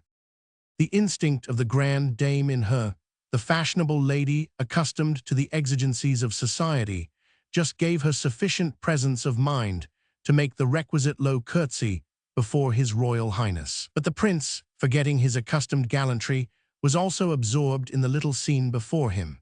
He, too, was looking from the sable-clad figure of Chauvelin to that of gorgeously arrayed Sir Percy.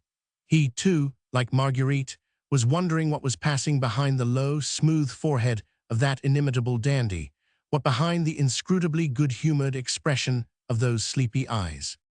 Of the 5 persons thus present in the dark and stuffy booth, certainly Sir Percy Blakeney seemed the least perturbed. He had paused just long enough to allow Chauvelin to become fully conscious of a feeling of supreme irritation and annoyance. Then he strolled up to the ex-ambassador, with hand outstretched and the most engaging of smiles. "Ah," he said, with his usual half-shy, half-pleasant-tempered smile, "my engaging friend from France. I hope, sir, that our demmed climate doth find you well and hearty today." The cheerful voice seemed to ease the tension. Marguerite sighed a sigh of relief. After all, what was more natural than that Percy, with his amazing fund of pleasant irresponsibility, should thus greet the man who had once vowed to bring him to the guillotine? Chauvelin, himself, accustomed by now to the audacious coolness of his enemy, was scarcely taken by surprise. He bowed low to His Highness, who, vastly amused at Blakeney's sally, was inclined to be gracious to everyone, even though the personality of Chauvelin, as a well-known leader of the regicide government, was inherently distasteful to him. But the prince saw in the wizened little figure before him an obvious butt for his friend Blakeney's impertinent shafts, and although historians have been unable to assert positively whether or no George, Prince of Wales, knew aught of Sir Percy's dual life, yet there is no doubt that he was always ready to enjoy a situation which brought about the discomfiture of any of the Scarlet Pimpernel's avowed enemies. "I, too, have not met M. Chauvelin for many a long month," said His Royal Highness with an obvious show of irony. "And I mistake not, sir, you left my father's court somewhat abruptly last year." "Nay, your Royal Highness," said Percy gaily, "my friend Monsieur Chaubertin and I had serious business to discuss, which could only be dealt with in France. Am I not right, monsieur?" "Quite right, Sir Percy," replied Chauvelin curtly. We had to discuss abominable soup in Calais, had we not? Continued Blakeney in the same tone of easy banter, and wine that I vowed was vinegar. Monsieur, Chaubertin, no, I beg pardon, Chauvelin, Monsieur Chauvelin, and I quite agreed upon that point. The only matter on which we were not quite at one was the question of snuff. Snuff, laughed His Royal Highness, who seemed vastly amused. Yes, Your Royal Highness, snuff. Monsieur Chauvelin here had, if I may be allowed to say so vitiated a taste in snuff that he prefers it with an admixture of pepper. Is that not so, Monsieur, Chaubertin? Chauvelin, Sir Percy, remarked the ex-ambassador dryly. He was determined not to lose his temper and looked urbane and pleasant, whilst his impudent enemy was enjoying a joke at his expense. Marguerite, the while, had not taken her eyes off the keen, shrewd face. Whilst the three men talked, she seemed suddenly to have lost her sense of the reality of things. The present situation appeared to her strangely familiar, like a dream which she had dreamt oft times before. Suddenly it became absolutely clear to her that the whole scene had been arranged and planned.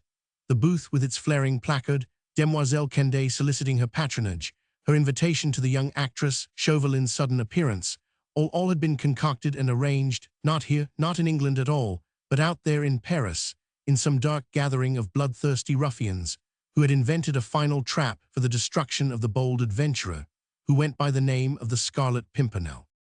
And she also was only a puppet, enacting a part which had been written for her.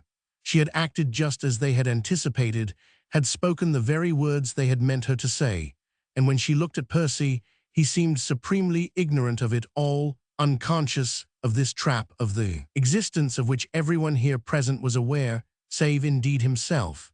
She would have fought against this weird feeling of obsession, of being a mechanical toy would up to do certain things, but this she could not do. Her will appeared paralyzed, her tongue even refused her service. As in a dream, she heard His Royal Highness ask for the name of the young actress who was soliciting alms for the poor of Paris. That also had been prearranged. His Royal Highness for the moment was also a puppet, made to dance, to speak, and to act as Chauvelin, and his colleagues over in France had decided that he should. Quite mechanically, Marguerite introduced Demoiselle Canday to the prince's gracious notice. If your highness will permit, she said, Mademoiselle Canday will give us some of her charming old French songs at my rout tomorrow. By all means, said the prince.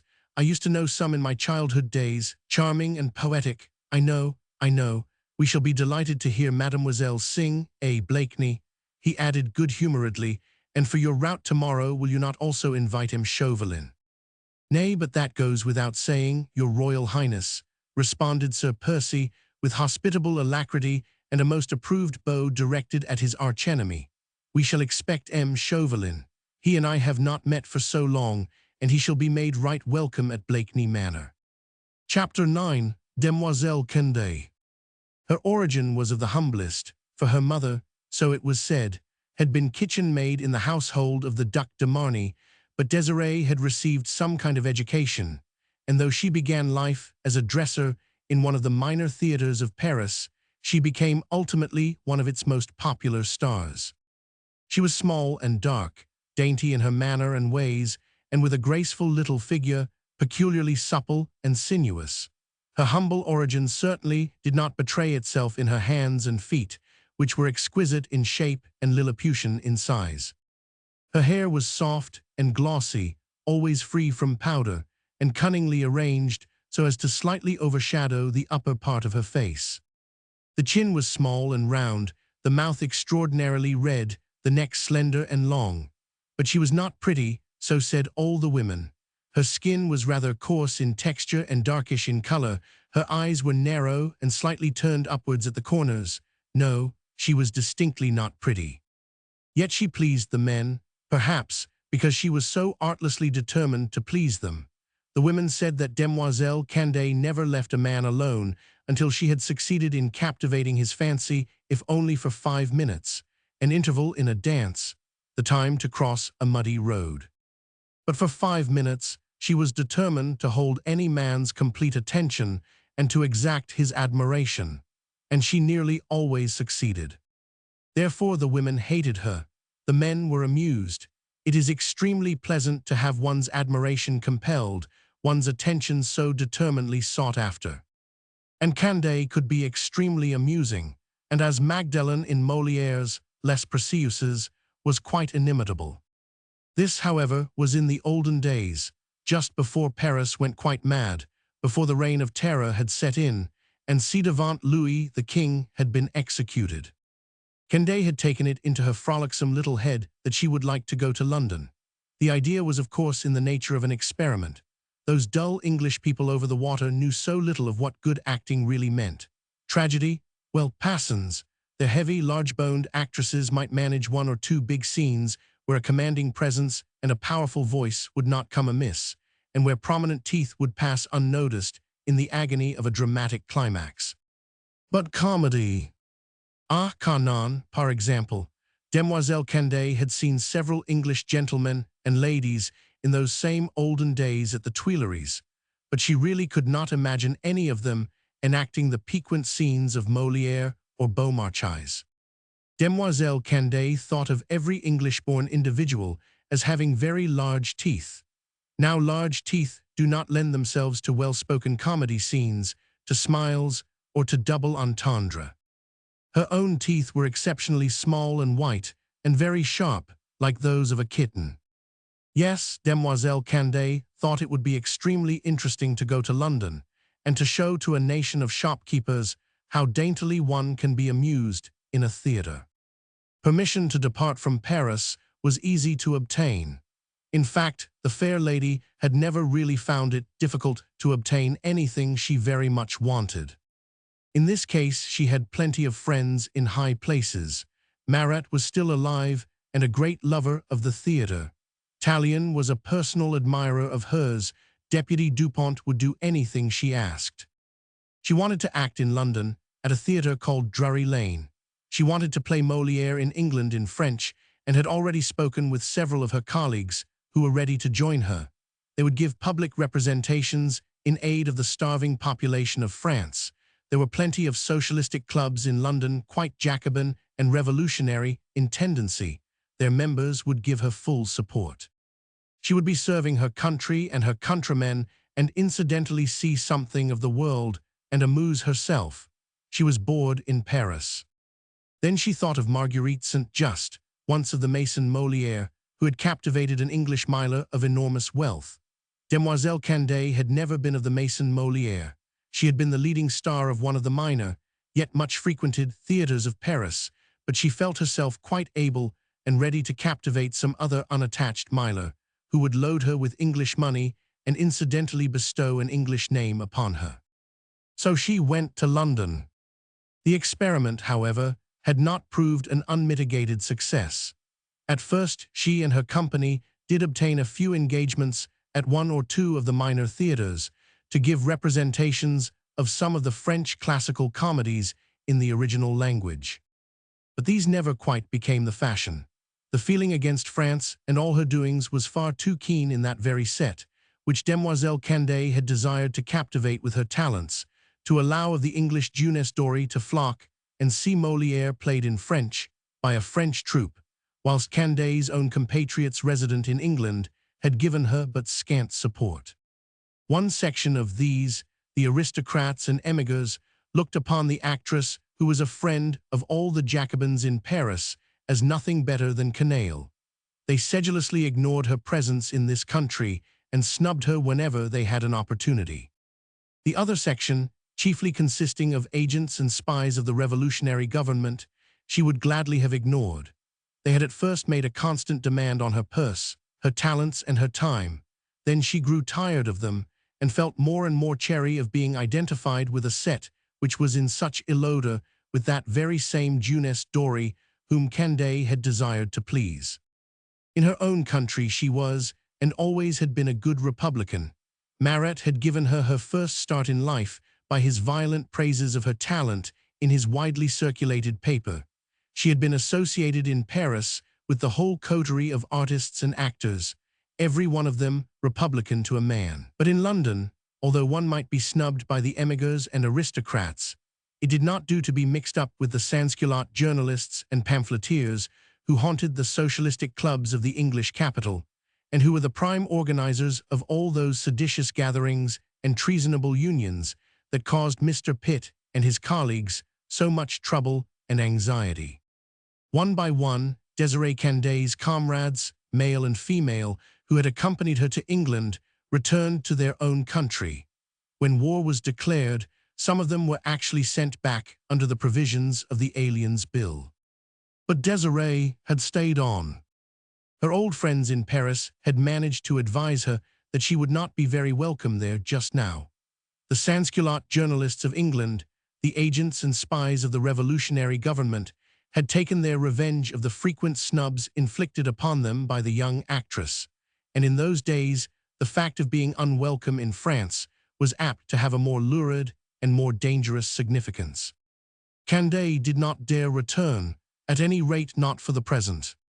She trusted to her own powers of intrigue and her well-known fascinations to reconquer the friendship of the Jacobin clique, and she once more turned her attention to the affiliated socialistic clubs of England.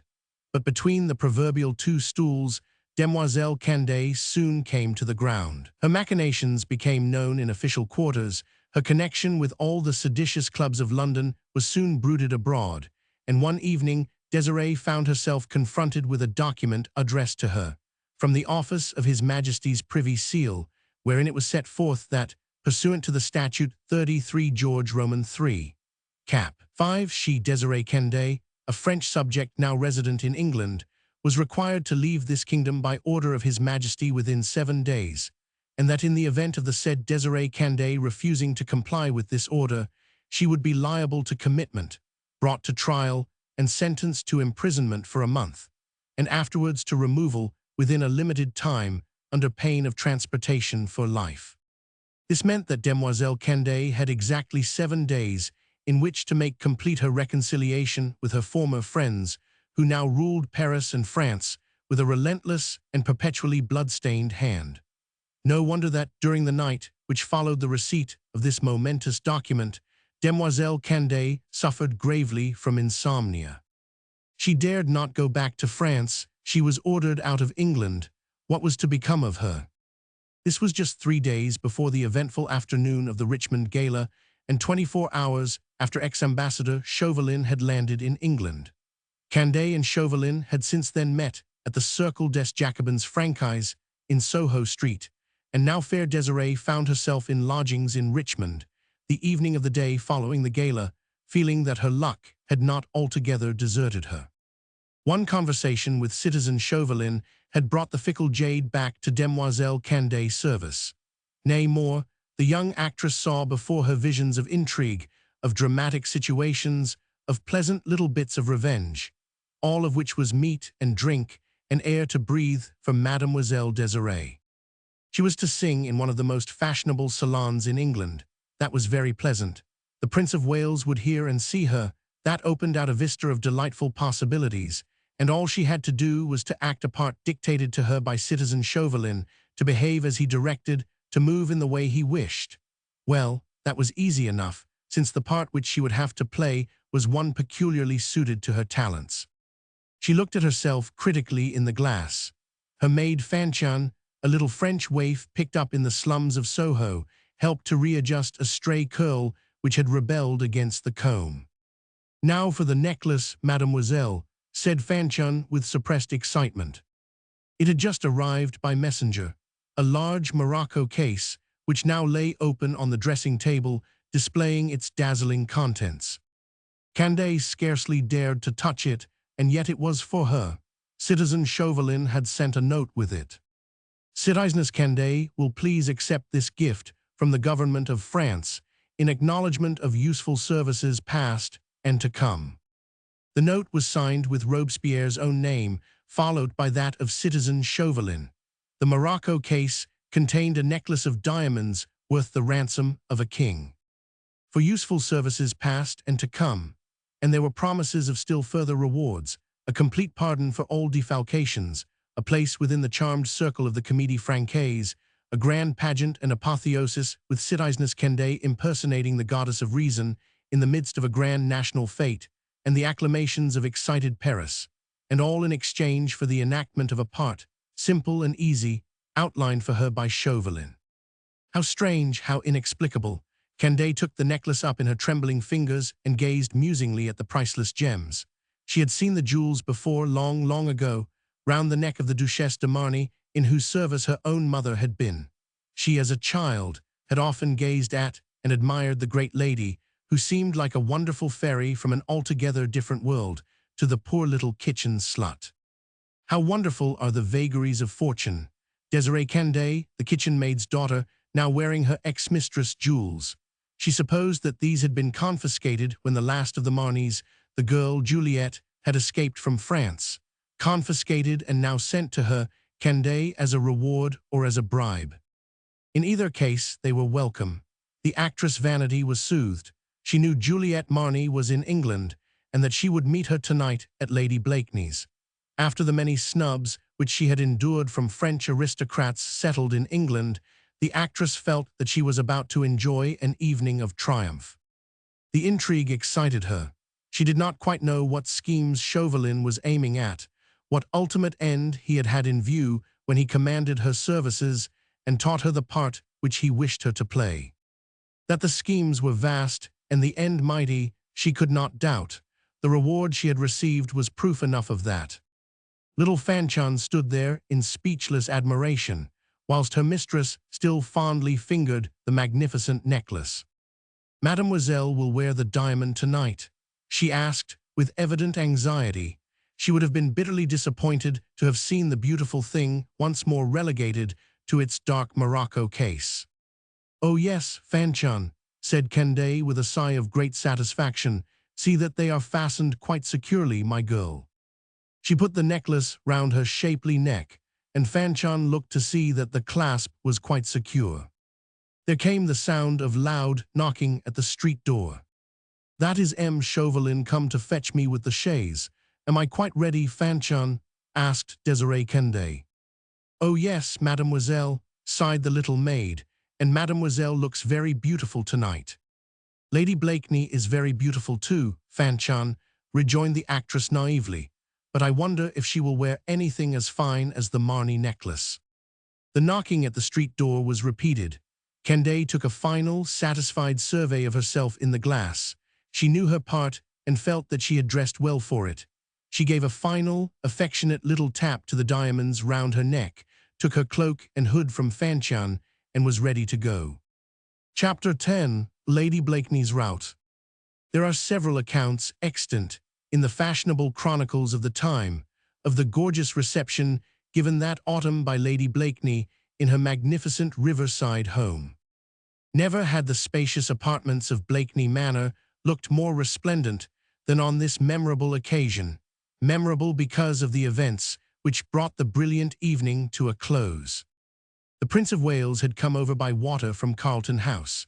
The royal princesses came early, and all fashionable London was there, chattering and laughing, displaying elaborate gowns and priceless jewels, dancing, flirting, listening to the strains of the string band, or strolling listlessly in the gardens, where the late roses and clumps of heliotrope threw soft fragrance on the balmy air. But Marguerite was nervous and agitated. Strive how she might, she could not throw off that foreboding of something evil to come, which had assailed her from the first moment when she met Chauvelin face to face. That unaccountable feeling of unreality was still upon her, that sense that she and the woman Candace, Percy, and even His Royal Highness were, for the time being, the actors in a play written and stage-managed by Chauvelin. The ex-ambassador's humility, his offers of friendship, his quietude under Sir Percy's good-humored banter, everything was a sham. Marguerite knew it. Her womanly instinct, her passionate love, all cried out to her in warning. But there was that in her husband's nature which rendered her powerless in the face of such dangers as she felt sure were now threatening him. Just before her guests had begun to assemble, she had been alone with him for a few minutes. She had entered the room in which he sat, looking radiantly beautiful in a shimmering gown of white and silver, with diamonds in her golden hair and round her exquisite neck. Moments like this, when she was alone with him, were the joy of her life. Then and then only did she see him as he really was, with that wistful tenderness in his deep-set eyes, that occasional flash of passion from beneath the lazily drooping lids. For a few minutes, seconds, mayhap, the spirit of the reckless adventurer was laid to rest, relegated into the furthermost background of his senses by the powerful emotions of the lover. Then he would seize her in his arms and hold her to him with a strange longing to tear from out his heart all other thoughts, feelings and passions save those which made him a slave to her beauty and her smiles. "Percy," she whispered to him tonight when freeing herself from his embrace. She looked up at him, and for this one heavenly second felt him all her own. "Percy, you will do nothing rash, nothing foolhardy tonight. That man had planned all that took place yesterday. He hates you and—" In a moment his face and attitude had changed. The heavy lids drooped over the eyes, the rigidity of the mouth relaxed, and that quaint, half-shy, half-inane smile played around the firm lips. "Of course he does, dear," he said in his usual affected, drawly tones. "Of course he does, but that is so demmed amusing. He does not really know what or how much he knows or what I know. In fact, we none of us know anything, just at present." He laughed lightly and carelessly, then deliberately readjusted the set of his lace tie. "Percy," she said reproachfully. "Yes, dear. Lately, when you brought Déroulède and Juliette Marny to England, I endured agonies of anxiety, and—" He sighed, a quick, short, wistful sigh, and said very gently, "I know you did, dear, and that is where the trouble lies. I know that you are fretting, so I have to be so demmed quick about the business, so as not to keep you in suspense too long. And now, I can't take F. Fawkes away from his young wife, and Tony and the others are so mighty slow." "Percy," she said once more with tender earnestness. I know," he said with a slight frown of self-reproach. But I don't deserve your solicitude. Heavens know what a brute I was for years, whilst I neglected you and ignored the noble devotion which I, alas, do even now so little to deserve." She would have said something more, but was interrupted by the entrance of Juliette Marny into the room. "Some of your guests have arrived, Lady Blakeney," said the young girl, apologizing for her seeming intrusion. "I thought you would wish to know." Juliette looked very young and girlish in a simple white gown, without a single jewel on her arms or neck. Marguerite regarded her with unaffected approval. "You look charming tonight, mademoiselle, does she not, Sir Percy?" "Thanks to your bounty," smiled Juliette, a trifle sadly. "Whilst I dressed tonight, I felt how I should have loved to wear my dear mother's jewels, of which she used to be so proud."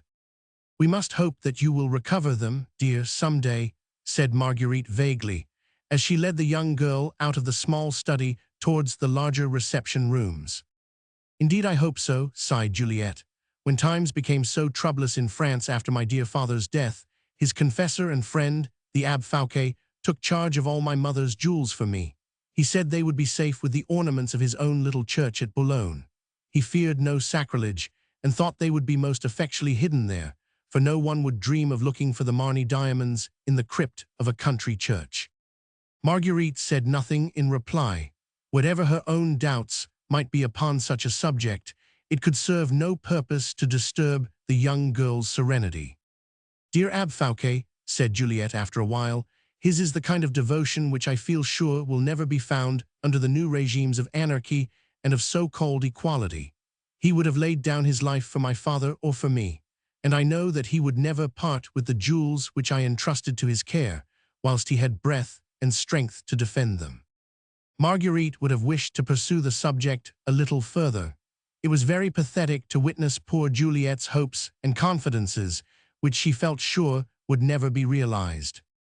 Lady Blakeney knew so much of what was going on in France just now: spoliations, confiscations, official thefts, open robberies, all in the name of equality, of fraternity, and of patriotism.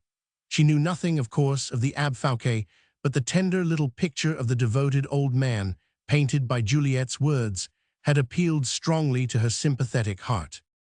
Instinct and knowledge of the political aspect of France told her that by entrusting valuable family jewels to the old abbé, Juliette had most unwittingly placed the man she so much trusted in danger of persecution at the hands of a government which did not even admit the legality of family possessions. However, there was neither time nor opportunity now to enlarge upon the subject.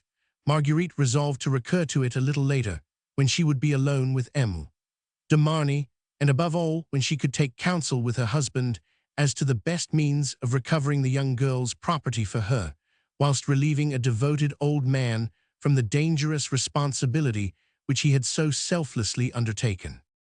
In the meanwhile, the two women had reached the first of the long line of state apartments wherein the brilliant fete was to take place.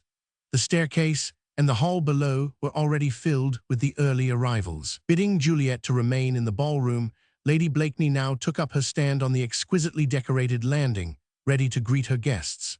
She had a smile and a pleasant word for all, as, in a constant stream, the elite of London fashionable society began to file past her, exchanging the elaborate greetings which the stilted mode of the day prescribed to this butterfly world. The lacqueys in the hall shouted the names of the guests as they passed up the stairs, names celebrated in politics, in worlds of sport, of science, or of art, great historic names, humble, newly made ones, noble, illustrious titles. The spacious rooms were filling fast. His Royal Highness, so 'twas said, had just stepped out of his barge. The noise of laughter and chatter was incessant, like unto a crowd of gaily plumaged birds. Huge bunches of apricot-colored roses in silver vases made the air heavy with their subtle perfume. Fans began to flutter. The string band struck the preliminary chords of the gavotte. At that moment, the lacqueys at the foot of the stairs called out in stentorian tones, "Mademoiselle Désirée Canday and Monsieur Chauvelin." Marguerite's heart gave a slight flutter. She felt a sudden tightening of the throat. She did not see Canday at first, only the slight figure of Chauvelin dressed all in black, as usual, with head bent and hands clasped behind his back. He was slowly mounting the wide staircase, between a double row of brilliantly attired men and women who looked with no small measure of curiosity at the ex-ambassador from revolutionary France. Demoiselle Canday was leading the way up the stairs. She paused on the landing in order to make before her hostess a most perfect and most elaborate curtsy. She looked smiling and radiant, beautifully dressed, a small wreath of wrought gold leaves in her hair, her only jewel an absolutely regal one, a magnificent necklace of diamonds round her shapely throat. Chapter 11. The Challenge. It all occurred just before midnight, in one of the smaller rooms, which laid in enfilade from the principal ballroom. Dancing had been going on for some time, but the evening was close, and there seemed to be a growing desire on the part of Lady Blakeney's guests to wander desultorily through the gardens and glasshouses, or sit about where some measure of coolness could be obtained. There was a rumor that a new and charming French artiste was to sing a few peculiarly ravishing songs, unheard in England before. Close to the main ballroom was the octagon music room, which was brilliantly illuminated, and in which a large number of chairs had been obviously disposed for the comfort of an audience. Into this room many of the guests had already assembled. It was quite clear that a chamber concert, select and attractive as were all Lady Blakeney's entertainments, was in contemplation. Marguerite herself, released for a moment from her constant duties near her royal guests, had strolled through the smaller rooms, accompanied by Juliet, in order to search for Mademoiselle Canday and to suggest the commencement of the improvised concert. Désirée Canday had kept herself very much aloof throughout the evening, only talking to the one or two gentlemen whom her hostess had presented to her on her arrival, and with M. Chauvelin always in close attendance upon her every movement. Presently, when dancing began, she retired to a small boudoir, and there sat down, demurely waiting, until Lady Blakeney should require her services. When Marguerite and Juliet Marny entered the little room, she rose and came forward a few steps. "I am ready, madame," she said pleasantly, "whenever you wish me to begin. I have thought out a short program. Shall I start with the gay or the sentimental songs?" But before Marguerite had time to utter a reply, she felt her arm nervously clutched by a hot and trembling hand. Who is this woman?" murmured Juliet Marny close to her ear. The young girl looked pale and very agitated, and her large eyes were fixed in unmistakable wrath upon the French actress before her. A little startled, not understanding Juliet's attitude, Marguerite tried to reply lightly. "This is Mademoiselle Candet, Juliet dear," she said, affecting the usual formal introduction of the Variétés Theatre of Paris, Mademoiselle Désirée Candet, who will sing some charming French ditties for us tonight. While she spoke, she kept a restraining hand on Juliet's quivering arm. Already, with the keen intuition which had been on the qui-vive the whole evening, she scented some mystery in this sudden outburst on the part of her young protégée. But Juliet did not heed her. She felt surging up in her young, overburdened heart all the wrath and the contempt of the persecuted fugitive aristocrat against the triumphant usurper. She had suffered so much from that particular class of the risen kitchen wench of which the woman before her was so typical an example. Years of sorrow, of poverty were behind her, loss of fortune, of kindred, of friends. She, even now a pauper, living on the bounty of strangers. And all this through no fault of her own, the fault of her class mayhap, but not hers. She had suffered much, and was still overwrought and nerve-strung. For some reason she could not afterwards have explained, she felt spiteful and uncontrolled, goaded into stupid fury by the look of insolence and of triumph with which Candet calmly regarded her. Afterwards she would willingly have bitten out her tongue for her vehemence, but for the moment she was absolutely incapable of checking the torrent of her own emotions. "Mademoiselle Candet, indeed," she said in wrathful scorn. "Désirée Candet, you mean Lady Blakeney, my mother's kitchen maid, flaunting shamelessly my dear mother's jewels, which she has stolen mayhap." The young girl was trembling from head to foot. Tears of anger obscured her eyes. Her voice, which fortunately remained low, not much above a whisper, was thick and husky. "Juliet, Juliet, I entreat you," admonished Marguerite. "You must control yourself, you must, indeed you must. Mademoiselle Candet, I beg of you to retire." But Candet, well schooled in the part she had to play, had no intention of quitting the field of battle. The more wrathful and excited Mademoiselle de Marny became, the more insolent and triumphant waxed the young actress' whole attitude. An ironical smile played round the corners of her mouth. Her almond-shaped eyes were half closed, regarding through dropping lashes the trembling figure of the young impoverished aristocrat. Her head was thrown well back, in obvious defiance of the social conventions which should have forbidden a fracas in Lady Blakeney's hospitable house, and her fingers provocatively toyed with the diamond necklace which glittered and sparkled round her throat. She had no need to repeat the words of a well-learnt part. Her own wit, her own emotions and feelings helped her to act just as her employer would have wished her to do. Her native vulgarity helped her to assume the very bearing which he would have desired. In fact, at this moment, Désirée Candet had forgotten everything save the immediate present, a more than contemptuous snub from one of those penniless aristocrats who had rendered her own sojourn in London so unpleasant and unsuccessful. She had suffered from these snubs before, but had never had the chance of forcing an esclandre as a result of her own humiliation. That spirit of hatred for the rich and idle classes, which was so characteristic of revolutionary France, was alive and hot within her. She had never had an opportunity, she, the humble fugitive actress from a minor Paris theatre, to retort with forcible taunts to the ironical remarks made at and before her by the various poverty-stricken but haughty émigrés who swarmed in those very same circles of London society into which she herself had vainly striven to penetrate. Now at last, one of this same hated class, provoked beyond self-control, was allowing childish and unreasoning fury to outstrip the usual calm irony of aristocratic rebuffs. Juliet had paused a while, in order to check the wrathful tears which, much against her will, were choking the words in her throat and blinding her eyes. "Hoity-toity," laughed Candet, "hark at the young baggage." But Juliet had turned to Marguerite and began explaining volubly. "My mother's jewels," she said in the midst of her tears. "Ask her how she came by them, when I was obliged to leave the home of my fathers, stolen from me by the revolutionary government. I contrived to retain my mother's jewels. You remember, I told you just now. The Abbe Fouquet, dear old man, saved them for me, that and a little money which I had. He took charge of them. He said he would place them in safety with the ornaments of his church, and now I see them round that woman's neck. I know that he would not have parted with them save with his life."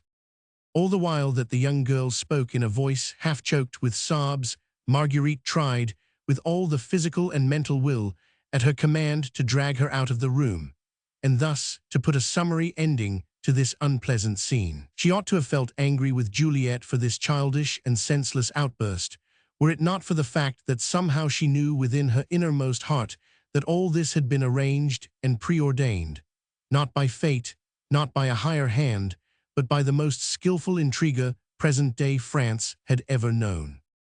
And even now, as she was half succeeding in turning Juliet away from the sight of Candé, she was not the least surprised or startled at seeing Chauvelin standing in the very doorway through which she had hoped to pass. One glance at his face had made her fears tangible and real. There was a look of satisfaction and triumph in his pale, narrow eyes, a flash in them of approbation directed at the insolent attitude of the French actress. He looked like the stage manager of a play, content with the effect his own well-arranged scenes were producing. What he hoped to gain by this, somewhat vulgar, quarrel between the two women, Marguerite of course could not guess. That something was lurking in his mind, inimical to herself and to her husband, she did not for a moment doubt, and at this moment she felt that she would have given her very life to induce Candé and Juliet to cease this passage of arms, without further provocation on either side. But though Juliet might have been ready to yield to Lady Blakeney's persuasion, Desirée Candé, under Chauvelin's eye, and fired by her own desire to further humiliate this overbearing aristocrat, did not wish the little scene to end so tamely just yet. "Your old Calatin was made to part with his booty, dear," she said, with a contemptuous shrug of her bare shoulders. "Paris and France have been starving these many years past. A paternal government seized all it could with which to reward those that served it well, whilst all that would have been brought, bread and meat for the poor, was being greedily stowed away by shameless traitors." Juliet winced at the insult. "Oh," she moaned, as she buried her flaming face in her hands. Too late now did she realize that she had deliberately stirred up a mud heap and sent noisome insects buzzing about her ears. "Mademoiselle," said Marguerite authoritatively, "I must ask you to remember that de Marny is my friend and that you are a guest in my house." I try not to forget it," rejoined Candé lightly, "but of a truth you must admit, citizeness, that it would require the patience of a saint to put up with the insolence of a penniless baggage, who but lately has had to stand her trial in her own country for impurity of conduct." There was a moment's silence, whilst Marguerite distinctly heard a short sigh of satisfaction escaping from the lips of Chauvelin. Then a pleasant laugh broke upon the ears of the four actors who were enacting the dramatic little scene, and Sir Percy Blakeney, immaculate in his rich white satin coat and filmy lace ruffles, exquisite in manners and courtesy, entered the little boudoir, and with his long back slightly bent, his arm outstretched in a graceful and well-studied curve, he approached Mademoiselle Desirée Candé. "May I have the honor," he said, with his most elaborate air of courtly deference, "of conducting Mademoiselle to her chaise." In the doorway just behind him stood His Royal Highness the Prince of Wales, chatting with apparent carelessness to Sir Andrew F. Ffoulkes and Lord Anthony Dewhurst. A curtain beyond the open door was partially drawn aside, disclosing one or two brilliantly dressed groups, strolling desultorily through the further rooms. The four persons assembled in the little boudoir had been so absorbed by their own passionate emotions and the violence of their quarrel that they had not noticed the approach of Sir Percy Blakeney and of his friends. Juliet and Marguerite certainly were startled, and Candé was evidently taken unawares. Chauvelin alone seemed quite indifferent and stood back a little when Sir Percy advanced in order to allow him to pass. But Candé recovered quickly enough from her surprise. Without heeding Blakeney's proffered arm, she turned with all the airs of an insulted tragedy queen towards Marguerite. "So 'tis I," she said with affected calm, "who am to bear every insult in a house in which I was bidden as a guest. I am turned out like some intrusive and importunate beggar, and I, the stranger in this land, am destined to find that amidst all these brilliant English gentlemen there is not one man of honor. Chauvelin," she added loudly, "our beautiful country has, meseems, deputed you to guard the honor as well as the worldly goods of your unprotected compatriots. I call upon you, in the name of France, to avenge the insults offered to me tonight." She looked round defiantly from one to the other of the several faces which were now turned towards her, but no one, for the moment, spoke or stirred. Juliet, silent and ashamed, had taken Marguerite's hand in hers, and was clinging to it as if wishing to draw strength of character and firmness of purpose through the pores of the other woman's delicate skin. Sir Percy, with backbone still bent in a sweeping curve, had not relaxed his attitude of uttermost deference. The Prince of Wales and his friends were viewing the scene with slightly amused aloofness. For a moment, seconds at most, there was dead silence in the room, during which time it almost seemed as if the beating of several hearts could be distinctly heard. Then Chauvelin, courtly and urbane, stepped calmly forward. "Believe me, citizeness," he said, addressing Candace directly and with marked emphasis, "I am entirely at your command, but am I not helpless, seeing that those who have so grossly insulted you are of your own irresponsible, if charming, sex?" Like a great dog after a nap, Sir Percy Blakeney straightened his long back and stretched it out to its full length. "La," he said pleasantly, "my ever-engaging friend from Calais, sir, your servant. Meseems we are ever destined to discuss amiable matters in an amiable spirit. A glass of punch, monsieur, Chauvelin." "I must ask you, Sir Percy," rejoined Chauvelin sternly, "to view this matter with becoming seriousness." "Seriousness is never becoming, sir," said Blakeney, politely smothering a slight yawn, "and it is vastly unbecoming in the presence of ladies." "Am I to understand then, Sir Percy," said Chauvelin, "that you are prepared to apologize to Mademoiselle Candace for this insult offered to her by Lady Blakeney?" Sir Percy again tried to smother that tiresome little yawn, which seemed most distressing when he desired to be most polite. Then he flicked off a grain of dust from his immaculate lace ruffle and buried his long, slender hands in the capacious pockets of his white satin breeches. Finally he said, with the most good-natured of smiles, "Sir, have you seen the latest fashion in cravats? I would wish to draw your attention to the novel way in which we in England tie a Mechlin-edged bow." "Sir Percy," retorted Chauvelin firmly, "since you will not offer Mademoiselle Candace the apology which she has the right to expect from you, are you prepared that you and I should cross swords like honorable gentlemen?" Blakeney laughed his usual pleasant, somewhat shy laugh, shook his powerful frame, and looked from his altitude of 6 feet 3 inches down on the small, sable-clad figure of ex-ambassador Chauvelin. "The question is, sir," he said slowly, "should we then be two honorable gentlemen crossing swords?" "Sir Percy, sir." Chauvelin, who for one moment had seemed ready to lose his temper, now made a sudden effort to resume a calm and easy attitude, and said quietly, "Of course, if one of us is coward enough to shirk the contest."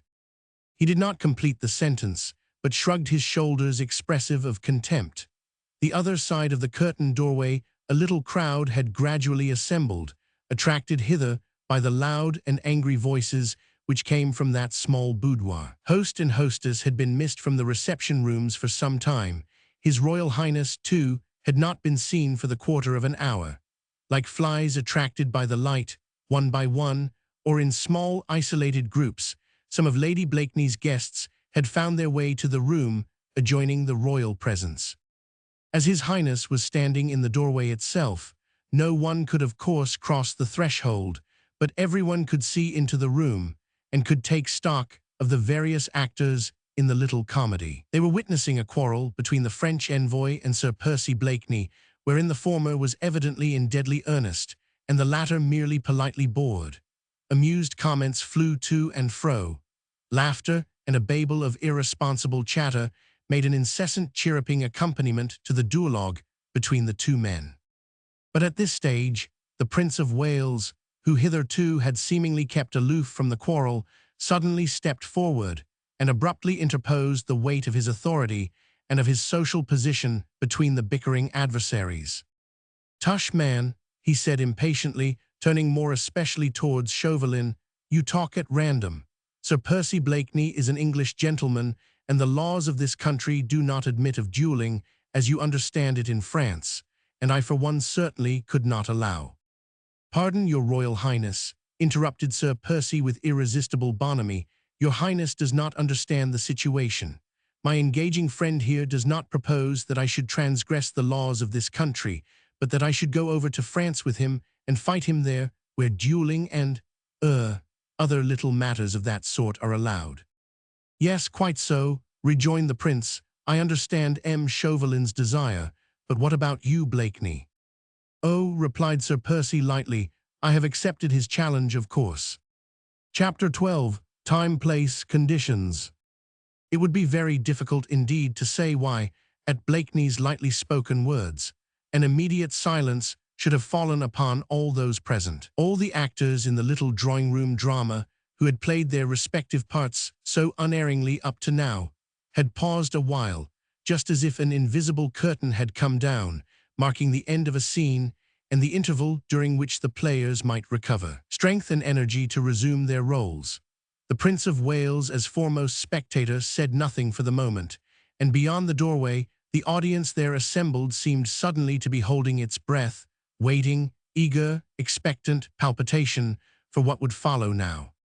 Only here and there, the gentle frou-frou of a silk skirt, the rhythmic flutter of a fan, broke those few seconds' deadly, stony silence. Yet it was all simple enough. A fracas between two ladies, the gentleman interposing, a few words of angry expostulation, then the inevitable suggestion of Belgium or of some other country where the childish and barbarous custom of settling such matters with a couple of swords had not been as yet systematically stamped out. The whole scene, with but slight variations, had occurred scores of times in London drawing-rooms. English gentlemen had scores of times crossed the Channel for the purpose of settling similar quarrels in continental fashion. Why should the present situation appear so abnormal? Sir Percy Blakeney, an accomplished gentleman, was past master in the art of fence, and looked more than a match in strength and dexterity for the meagre, sable-clad little opponent who had so summarily challenged him to cross over to France in order to fight a duel. But somehow everyone had a feeling at this moment that this proposed duel would be unlike any other combat ever fought between two antagonists. Perhaps it was the white, absolutely stony and unexpressive face of Marguerite, which suggested a latent tragedy. Perhaps it was the look of unmistakable horror in Juliet's eyes, or that of triumph in those of Chauvelin, or even that certain something in his Royal Highness' face, which seemed to imply that the prince, careless man of the world as he was, would have given much to prevent this particular meeting from taking place. Be that as it may, there is no doubt that a certain wave of electrical excitement swept over the little crowd assembled there, the while the chief actor in the little drama, the inimitable dandy, Sir Percy Blakeney himself, appeared deeply engrossed in removing a speck of powder from the wide black satin ribbon which held his gold-rimmed eyeglass. "Gentlemen," said His Royal Highness suddenly, "we are forgetting the ladies.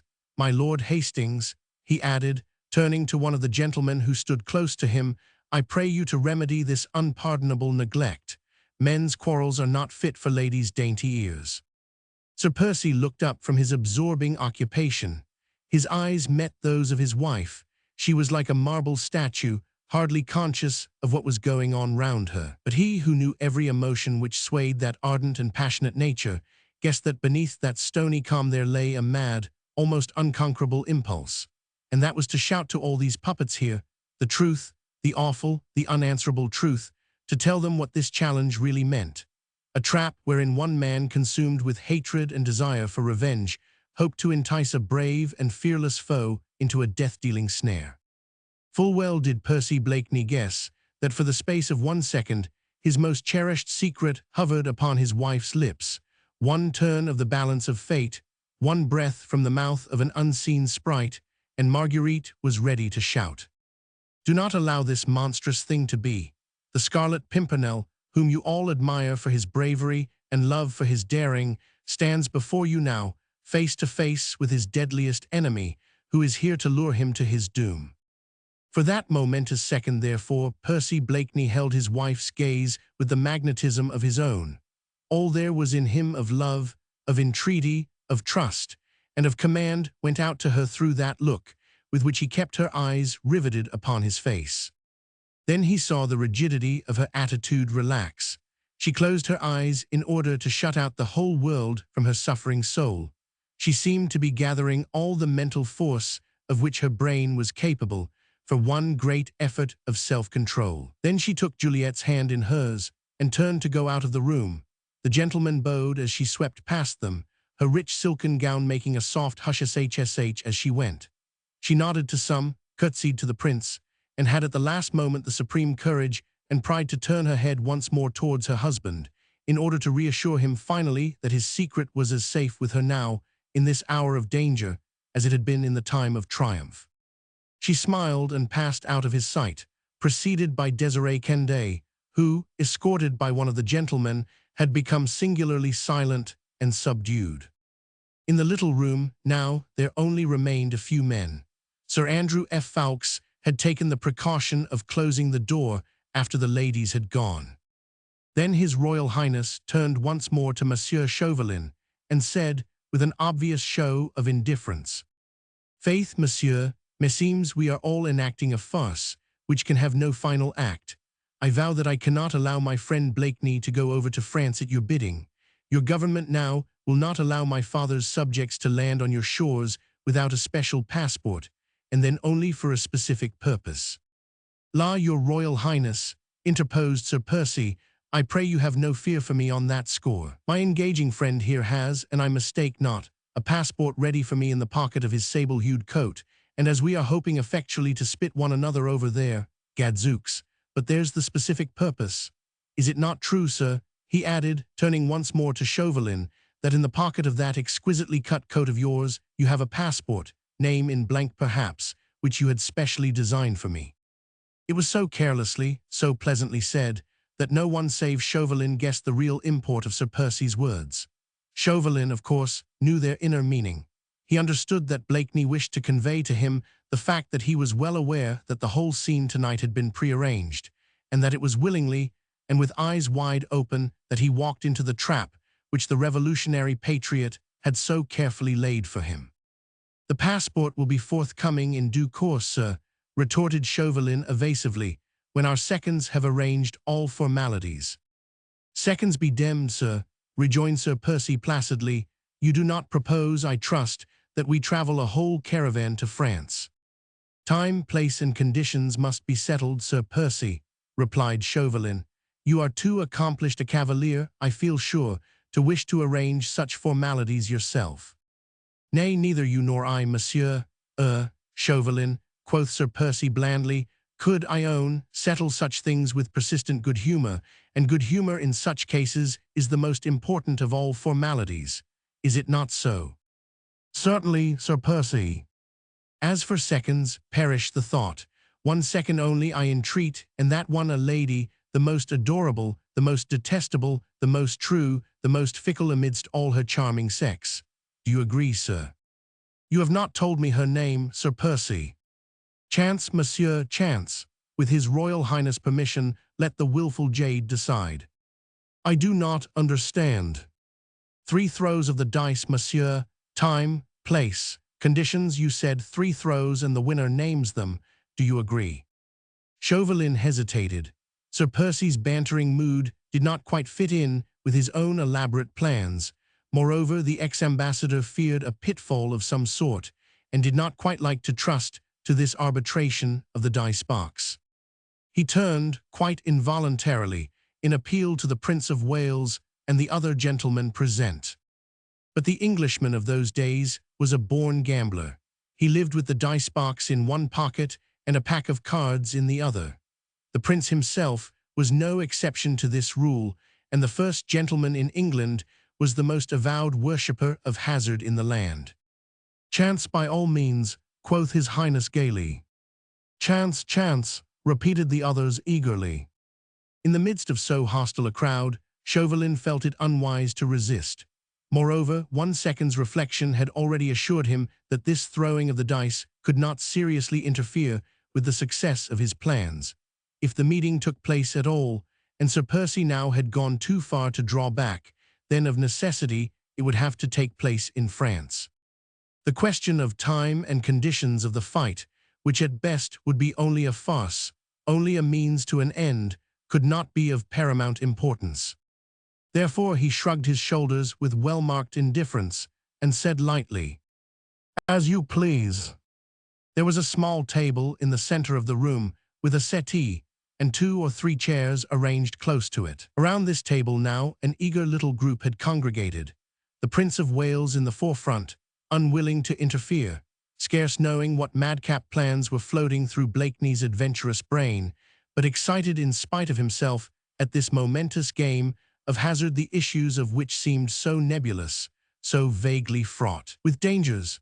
Close to him were Sir Andrew F. Ffoulkes, Lord Anthony Dewhurst, Lord Grenville, and perhaps a half-score gentlemen, young men about town mostly, gay and giddy butterflies of fashion, who did not even attempt to seek in this strange game of chance any hidden meaning save that it was one of Blakeney's irresponsible pranks. And in the center of the compact group, Sir Percy Blakeney in his gorgeous suit of shimmering white satin, one knee bent upon a chair, and leaning with easy grace, dice-box in hand, across the small gilt-legged table. Beside him, ex-ambassador Chauvelin, standing with arms folded behind his back, watching every movement of his brilliant adversary like some dark-plumaged hawk hovering near a bird of paradise. "Place first, monsieur," suggested Sir Percy. "As you will, sir," assented Chauvelin.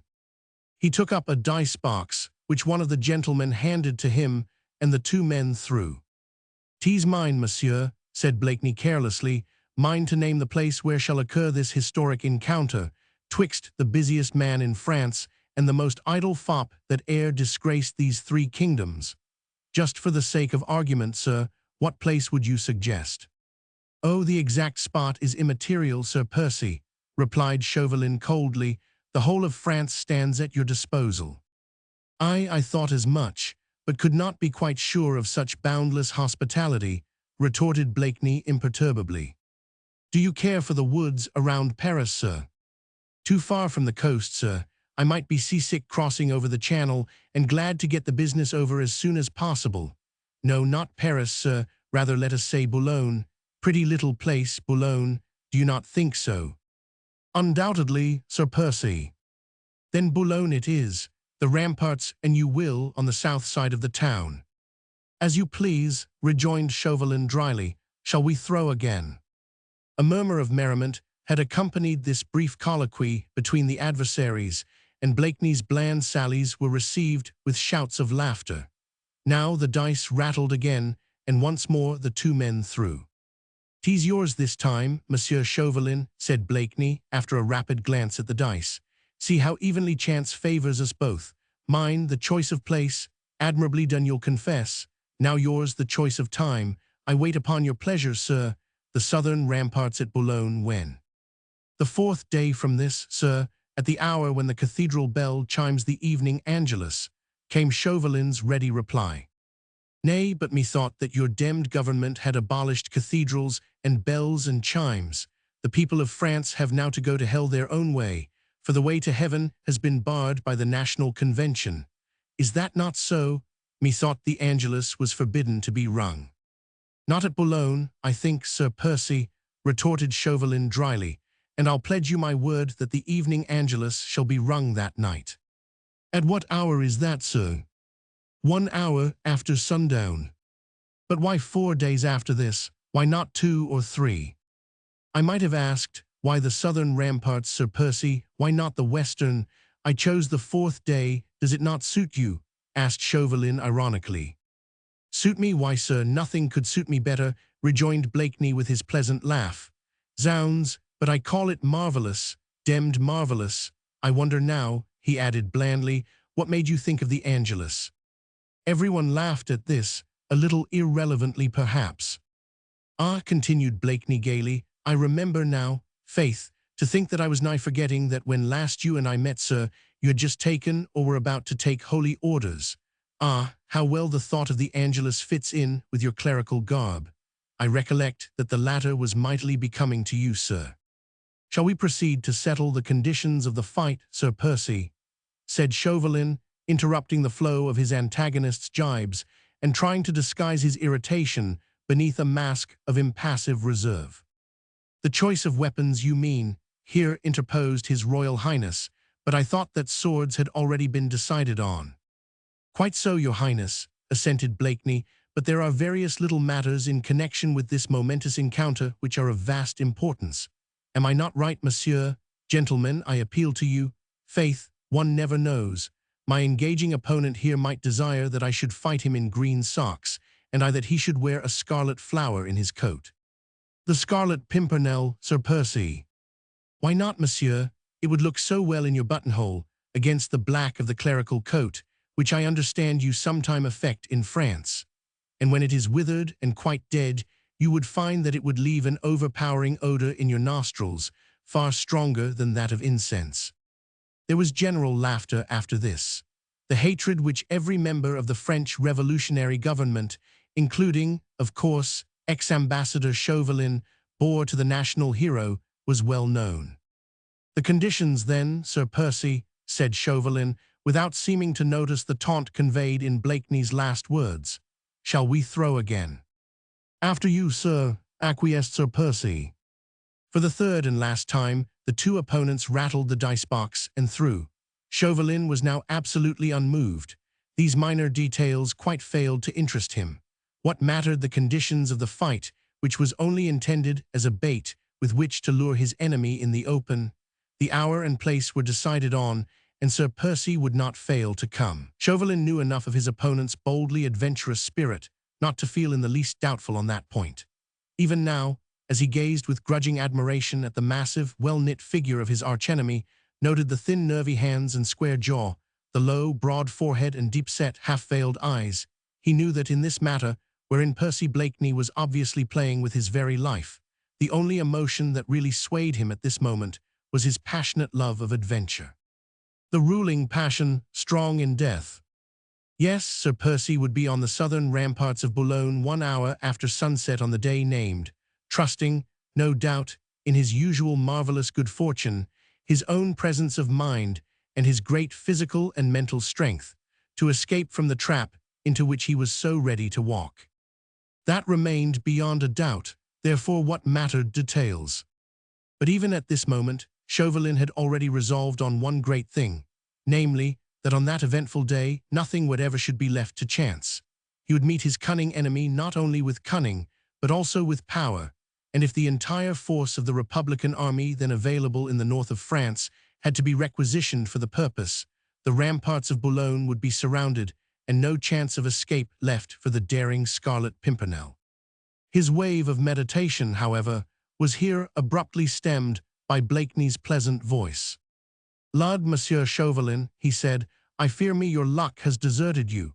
Chance, as you see, has turned to me once more." "Then it is for you, Sir Percy," rejoined the Frenchman, "to name the conditions under which we are to fight." "Ah, that is so, is it not, monsieur?" quoth Sir Percy lightly. "By my faith, I'll not plague you with formalities. We'll fight with our coats on if it be cold, in our shirt-sleeves if it be sultry. I'll not demand either green socks or scarlet ornaments. I'll even try and be serious for the space of 2 minutes, sir, and confine my whole attention, the product of my infinitesimal brain, to thinking out some pleasant detail for this duel which might be acceptable to you. Thus, sir, the thought of weapons springs to my mind. Swords, you said, I think, sir. I will e'en restrict my choice of conditions to that of the actual weapons with which we are to fight. Fawkes, I pray you," he added, turning to his friend, "the pair of swords which lie across the top of my desk at this moment. Will not ask a menial to fetch them, monsieur?" he continued gaily, as Sir Andrew Fawkes at a sign from him had quickly left the room. "What need to bruit our pleasant quarrel abroad? You will like the weapons, sir, and you shall have your own choice from the pair. You are a fine fencer, I feel sure, and you shall decide if a scratch or two or a more serious wound shall be sufficient to avenge Mademoiselle Candé's wounded vanity." Whilst he prattled so gaily on, there was dead silence among all those present. The prince had his shrewd eyes steadily fixed upon him, obviously wondering what this seemingly irresponsible adventurer held at the back of his mind. There is no doubt that everyone felt oppressed, and that a strange murmur of anticipatory excitement went round the little room, when a few seconds later Sir Andrew F. Ffoulkes returned with two sheathed swords in his hand. Blakeney took them from his friend and placed them on the little table in front of ex-ambassador Chauvelin. The spectators strained their necks to look at the two weapons. They were exactly similar one to the other, both encased in plain black leather sheaths, with steel ferrules polished to shine like silver. The handles, too, were of plain steel, with just the grip fashioned in a twisted basket pattern of the same highly tempered metal. "What think you of these weapons, monsieur?" asked Blakeney, who was carelessly leaning against the back of a chair. Chauvelin took up one of the two swords and slowly drew it from out its scabbard, carefully examining the brilliant, narrow steel blade as he did so. "A little old-fashioned in style and make, Sir Percy," he said, closely imitating his opponent's easy demeanor, "a trifle heavier, perhaps, than we in France have been accustomed to lately, but nevertheless a beautifully tempered piece of steel." "Of a truth, there's not much the matter with the tempering, monsieur," quoth Blakeney. "The blades were fashioned at Toledo just 200 years ago." "Ah, here I see an inscription," said Chauvelin, holding the sword close to his eyes, the better to see the minute letters engraved in the steel. "The name of the original owner. I myself bought them when I traveled in Italy from one of his descendants." "Lorenzo Giovanni Sensei," said Chauvelin, spelling the Italian names quite slowly. "The greatest blackguard that ever trod this earth. You, no doubt, monsieur, know his history better than we do. Rapine, theft, murder, nothing came amiss to Signor Lorenzo, neither the deadly drug in the cup nor the poisoned dagger." He had spoken lightly, carelessly, with that same tone of easy banter which he had not forsaken throughout the evening, and the same drawly manner which was habitual to him. But at these last words of his, Chauvelin gave a visible start, and then abruptly replaced the sword, which he had been examining, upon the table. He threw a quick, suspicious glance at Blakeney, who, leaning back against the chair and one knee resting on the cushioned seat, was idly toying with the other blade, the exact pair to the one which the ex-ambassador had so suddenly put down. "Well, monsieur," quoth Sir Percy after a slight pause, and meeting with a swift glance of lazy irony his opponent's fixed gaze, "are you satisfied with the weapons? Which of the two shall be yours, and which mine?" "Of a truth, Sir Percy," murmured Chauvelin, still hesitating. "Nay, monsieur," interrupted Blakeney with pleasant bonhomie, "I know what you would say. Of a truth, there is no choice between this pair of perfect twins. One is as exquisite as the other, and yet you must take one and I the other. This or that, whichever you prefer. You shall take it home with you tonight and practice thrusting at a haystack or at a bobbin, as you please. The sword is yours to command until you have used it against my unworthy person, yours until you bring it out 4 days hence on the southern ramparts of Boulogne, when the cathedral bells chime the evening Angelus.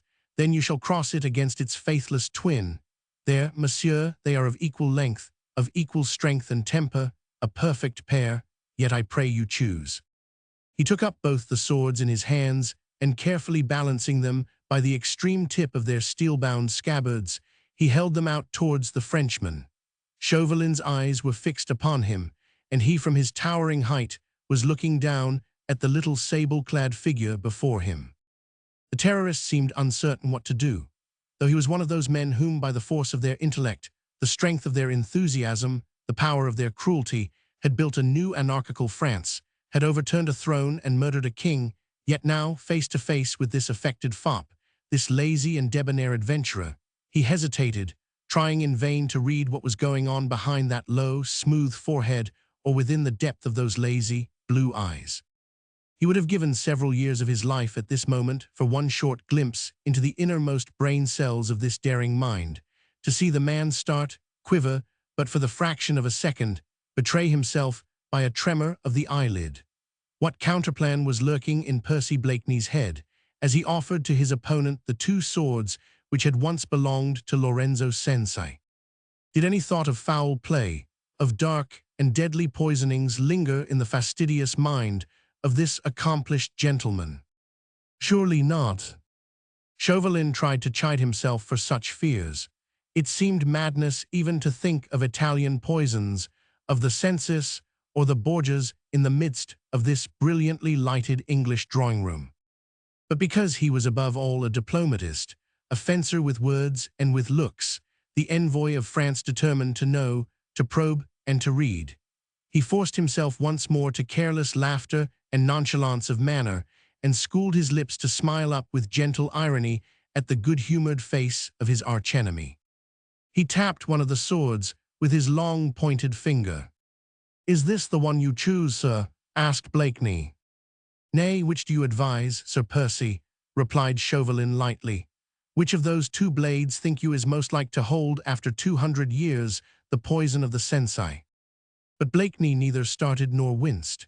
He broke into a laugh, his own usual pleasant laugh, half shy and somewhat inane, then said in tones of lively astonishment, "Zounds, sir, but you are full of surprises. Faith, I never would have thought of that. Marvellous, I call it, demmed marvellous. What say you, gentlemen? Your Royal Highness, what think you? Is not my engaging friend here of a most original turn of mind? Will you have this sword or that, monsieur? Nay, I must insist, else we shall weary our friends if we hesitate too long. This one then, sir, since you have chosen it," he continued, as Chauvelin finally took one of the swords in his hand. "And now for a bowl of punch. Nay, monsieur, 'twas demmed smart what you said just now. I must insist on your joining us in a bowl. Such wit as yours, monsieur, must need wetting at times. I pray you repeat that same sally again." Then finally turning to the prince and to his friends, he added, "And after that bowl, gentlemen, shall we rejoin the ladies?" Chapter 13. Reflections. It seemed, indeed, as if the incident were finally closed, the chief actors in the drama having deliberately vacated the center of the stage.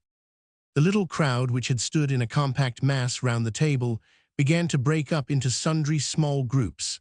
Laughter and desultory talk, checked for a moment by that oppressive sense of unknown danger, which had weighed on the spirits of those present, once more became general. Blakeney's lightheartedness had put everyone into good humor, since he evidently did not look upon the challenge as a matter of serious moment. Why then, no one else had any cause for anxiety, and the younger men were right glad to join in that bowl of punch, which their genial host had offered with so merry a grace. Lacqueys appeared, throwing open the doors. From a distance, the sound of dance music once more broke upon the ear. A few of the men only remained silent, deliberately holding aloof from the renewed mirthfulness. Foremost amongst these was His Royal Highness, who was looking distinctly troubled, and who had taken Sir Percy by the arm, and was talking to him with obvious earnestness. Lord Anthony Dewhurst and Lord Hastings were holding converse in a secluded corner of the room, while Sir Andrew F. Ffoulkes, as being the host's most intimate friend, felt it incumbent on him to say a few words to ex-ambassador Chauvelin. The latter was desirous of effecting a retreat. Blakeney's invitation to join in the friendly bowl of punch could not be taken seriously, and the terrorist wanted to be alone in order to think out the events of the past hour. A lacquey waited on him, took the momentous sword from his hand, found his hat and cloak, and called his coach for him. Chauvelin, having taken formal leave of his host and acquaintances, quickly worked his way to the staircase and hall through the less frequented apartments.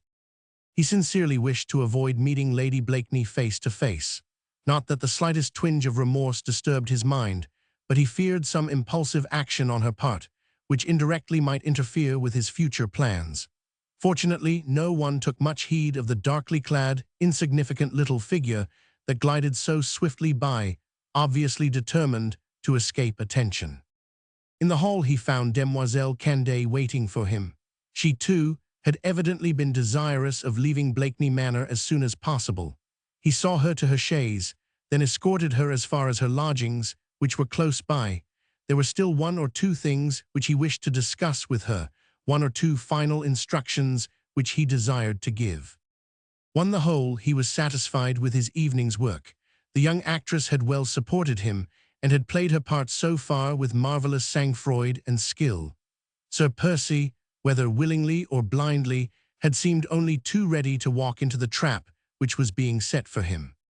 This fact alone disturbed Chauvelin not a little, and as half an hour or so later, having taken final leave of his ally, he sat alone in the coach, which was conveying him back to town, the sword of Lorenzo Sensei close to his hand, he pondered very seriously over it. That the adventurous Scarlet Pimpernel should have guessed all along that sooner or later the French revolutionary government, whom he had defrauded of some of its most important victims, would desire to be even with him and to bring him to the scaffold was not to be wondered at. But that he should be so blind as to imagine that Chauvelin's challenge was anything else but a lure to induce him to go to France could not possibly be supposed. So bold an adventurer, so keen an intriguer was sure to have scented the trap immediately, and if he appeared ready to fall into it, it was because there had already sprung up in his resourceful mind some bold coup or subtle counterplan, with which he hoped to gratify his own passionate love of sport, whilst once more bringing his enemies to discomfiture and humiliation.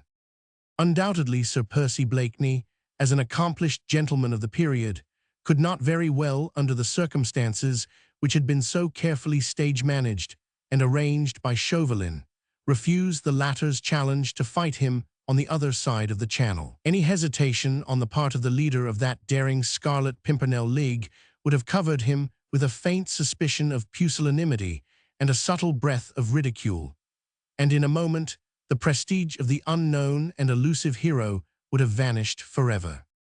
But apart from the necessity of the fight, Blakeney seemed to enter into the spirit of the plot directed against his own life, with such light-hearted merriment, such zest and joy, that Chauvelin could not help but be convinced that the capture of the Scarlet Pimpernel at Boulogne or elsewhere would not prove quite so easy a matter as he had at first anticipated.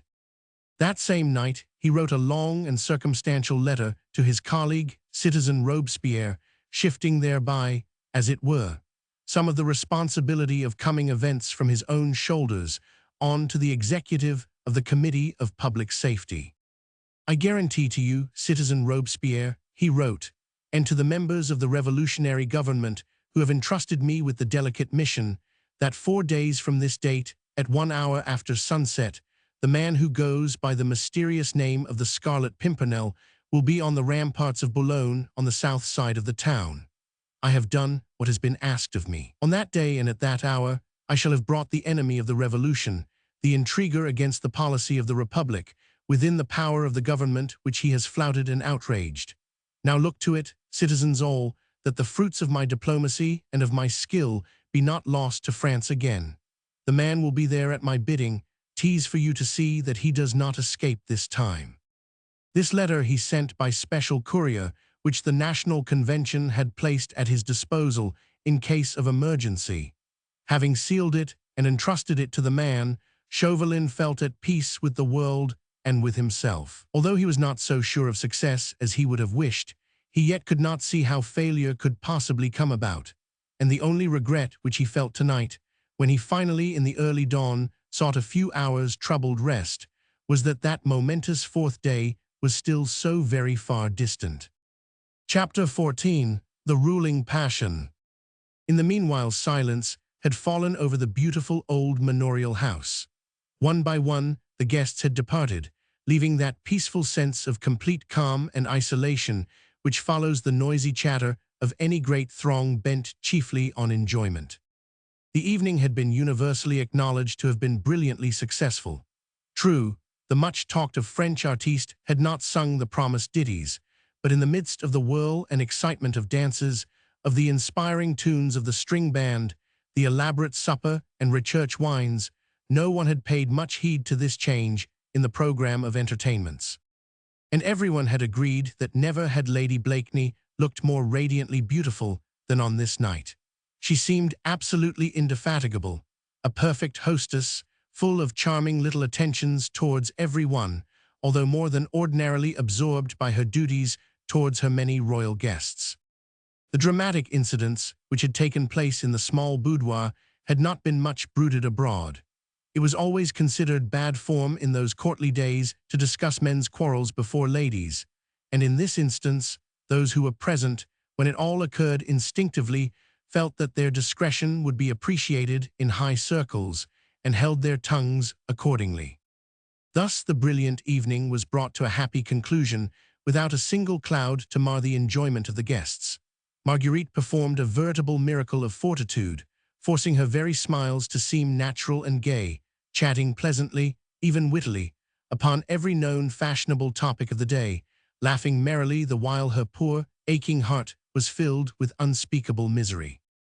Now, when everybody had gone, when the last of her guests had bobbed before her the prescribed curtsy, to which she had invariably responded with the same air of easy self-possession, now at last she felt free to give rein to her thoughts, to indulge in the luxury of looking her own anxiety straight in the face, and to let the tension of her nerves relax. Sir Andrew F. Ffoulkes had been the last to leave, and Percy had strolled out with him as far as the garden gate, for Lady F. Ffoulkes had left in her chaise some time ago, and Sir Andrew meant to walk to his home, not many yards distant from Blakeney Manor. In spite of herself, Marguerite felt her heartstrings tighten as she thought of this young couple so lately wedded. People smiled a little when Sir Andrew F. Ffoulkes' name was mentioned. Some called him effeminate, others uxorious. His fond attachment for his pretty little wife was thought to pass the bounds of decorum. There was no doubt that since his marriage the young man had greatly changed. His love of sport and adventure seemed to have died out completely, yielding evidently to the great, more overpowering love that for his young wife. Suzanne was nervous for her husband's safety. She had sufficient influence over him to keep him at home, when other members of the brave little League of the Scarlet Pimpernel followed their leader with mad zest on some bold adventure. Marguerite, too, at first had smiled in kindly derision when Susan F. Ffoulkes, her large eyes filled with tears, had used her wiles to keep Sir Andrew tied to her own dainty apron strings. But somehow lately, with that gentle contempt which she felt for the weaker man, there had mingled a half-acknowledged sense of envy. How different twixt her and her husband! Percy loved her truly, and with a depth of passion proportionate to his own curious dual personality. It was sacrilege, almost, to doubt the intensity of his love. But nevertheless, she had at all times a feeling as if he were holding himself and his emotions in check, as if his love, as if she, Marguerite, his wife, were but secondary matters in his life, as if her anxieties, her sorrow when he left her, her fears for his safety were but small episodes in the great book of life which he had planned out and conceived for himself. Then she would hate herself for such thoughts. They seemed like doubts of him. Did any man ever love a woman, she asked herself, as Percy loved her? He was difficult to understand, and perhaps, oh, that was an awful perhaps there lurked somewhere in his mind a slight mistrust of her. She had betrayed him once, unwittingly, teased true, did he fear she might do so again? And tonight, after her guests had gone, she threw open the great windows that gave on the beautiful terrace, with its marble steps leading down to the cool river beyond. Everything now seemed so peaceful and still. The scent of the heliotrope made the midnight air swoon with its intoxicating fragrance. The rhythmic murmur of the waters came gently echoing from below, and from far away there came the melancholy cry of a night bird on the prowl. That cry made Marguerite shudder. Her thoughts flew back to the episodes of this night, and to Chauvelin, the dark bird of prey, with his mysterious death-dealing plans, his subtle intrigues which all tended towards the destruction of one man, his enemy, the husband whom Marguerite loved. Oh, how she hated these wild adventures which took Percy away from her side. Is not a woman who loves, be it husband or child, the most truly selfish, the most cruelly callous creature in the world, there, where the safety and the well-being of the loved one is in direct conflict with the safety and well-being of others? She would right gladly have closed her eyes to every horror perpetrated in France. She would not have known what went on in Paris. She wanted her husband, and yet month after month, with but short intervals, she saw him risk that precious life of his, which was the very essence of her own soul, for others, always for others. And she, Marguerite, his wife, was powerless to hold him back, powerless to keep him beside her, when that mad fit of passion seized him to go on one of those wild quests, wherefrom she always feared he could not return alive. And this, although she might use every noble artifice, every tender wile of which a loving and beautiful wife is capable. At times like those, her own proud heart was filled with hatred and with envy towards everything that took him away from her. And tonight all these passionate feelings, which she felt were quite unworthy of her and of him, seemed to surge within her soul more tumultuously than ever. She was longing to throw herself in his arms, to pour out into his loving ear all that she suffered in fear and anxiety, and to make one more appeal to his tenderness and to that passion which had so often made him forget the world at her feet. And so instinctively she walked along the terrace towards that more secluded part of the garden just above the river bank, where she had so oft wandered hand in hand with him in the honeymoon of their love. Their great clumps of old-fashioned cabbage roses grew in untidy splendor, and belated lilies sent intoxicating odors into the air, whilst the heavy masses of Egyptian and Michaelmas daisies looked like ghostly constellations in the gloom. She thought Percy must soon be coming this way, though it was so late she knew that he would not go to bed. After the events of the night, his ruling passion, strong in death, would be holding him in its thrall. She too felt wide awake and unconscious of fatigue. When she reached the secluded path beside the river, she peered eagerly up and down and listened for a sound. Presently it seemed to her that above the gentle clapper of the waters she could hear a rustle and the scrunching of the fine gravel under carefully measured footsteps. She waited a while. The footsteps seemed to draw nearer, and soon, although the starlit night was very dark, she perceived a cloaked and hooded figure approaching cautiously toward her. "Who goes there?" she called suddenly. The figure paused, then came rapidly forward, and a voice said timidly, "Ah, Lady Blakeney." "Who are you?" asked Marguerite peremptorily. "It is I, Desiree Canday," replied the midnight prowler. "Demoiselle Canday," ejaculated Marguerite, wholly taken by surprise. "What are you doing here, alone, and at this hour?" "SHSHSH," whispered Canday eagerly as she approached quite close to Marguerite and drew her hood still lower over her eyes. "I am all alone. I wanted to see someone, you if possible, Lady Blakeney, for I could not rest. I wanted to know what had happened." "What had happened? When? I don't understand." "What happened between Citizen Chauvelin and your husband?" asked Canday. "What is that to you?" replied Marguerite haughtily. "I pray you do not misunderstand me," pleaded Canday eagerly. "I know my presence in your house. The quarrel which I provoked must have filled your heart with hatred and suspicion towards me. But oh, how can I persuade you? I acted unwillingly. Will you not believe me? I was that man's tool, and, oh God," she added with sudden, wild vehemence, "if only you could know what tyranny that accursed government of France exercises over poor helpless women or men who happen to have fallen within reach of its relentless clutches." Her voice broke down in a sob. Marguerite hardly knew what to say or think. She had always mistrusted this woman with her theatrical ways and stagey airs. From the very first moment she saw her in the tent on the green, and she did not wish to run counter against her instinct in anything pertaining to the present crisis. And yet, in spite of her mistrust, the actress' vehement words found an echo in the depths of her own heart. How well she knew that tyranny of which Canday spoke with such bitterness. Had she not suffered from it, endured terrible sorrow and humiliation, when under the ban of that same appalling tyranny she had betrayed the identity, then unknown to her, of the Scarlet Pimpernel? Therefore, when Canday paused after those last excited words, she said, with more gentleness than she had shown hitherto, though still quite coldly, "But you have not yet told me why you came back here tonight. If Citizen Chauvelin was your taskmaster, then you must know all that has occurred." "I had a vague hope that I might see you." "For what purpose?" "To warn you, if I could." "I need no warning, or are too proud to take one. Do you know, Lady Blakeney, that Citizen Chauvelin has a personal hatred against your husband?" "How do you know that?" asked Marguerite, with her suspicions once more on the qui-vive. She could not understand Canday's attitude. This midnight visit, the vehemence of her language, the strange mixture of knowledge and ignorance which she displayed.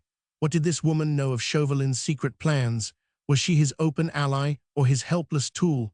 And was she even now playing a part taught her or commanded her by that prince of intriguers?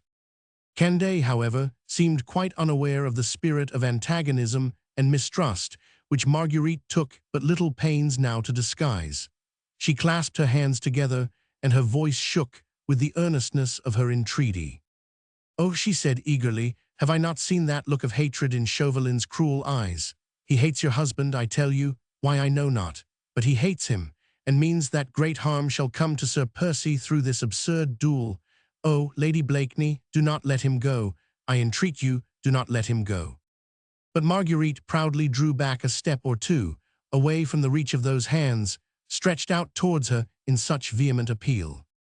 "You are overwrought, mademoiselle," she said coldly.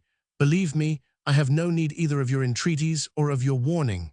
I should like you to think that I have no wish to be ungrateful, that I appreciate any kind thought you may have harbored for me in your mind. But beyond that, please forgive me if I say it somewhat crudely, I do not feel that the matter concerns you in the least. The hour is late," she added more gently, as if desiring to attenuate the harshness of her last words. "Shall I send my maid to escort you home? She is devoted and discreet." "Nay," retorted the other in tones of quiet sadness, "there is no need of discretion. I am not ashamed of my visit to you tonight. You are very proud, and for your sake I will pray to God that sorrow and humiliation may not come to you, as I feared. We are never likely to meet again, Lady Blakeney. You will not wish it, and I shall have passed out of your life as swiftly as I had entered into it. But there was another thought lurking in my mind when I came tonight. In case Sir Percy goes to France, the duel is to take place in or near Boulogne. This much I do know. Would you not wish to go with him?"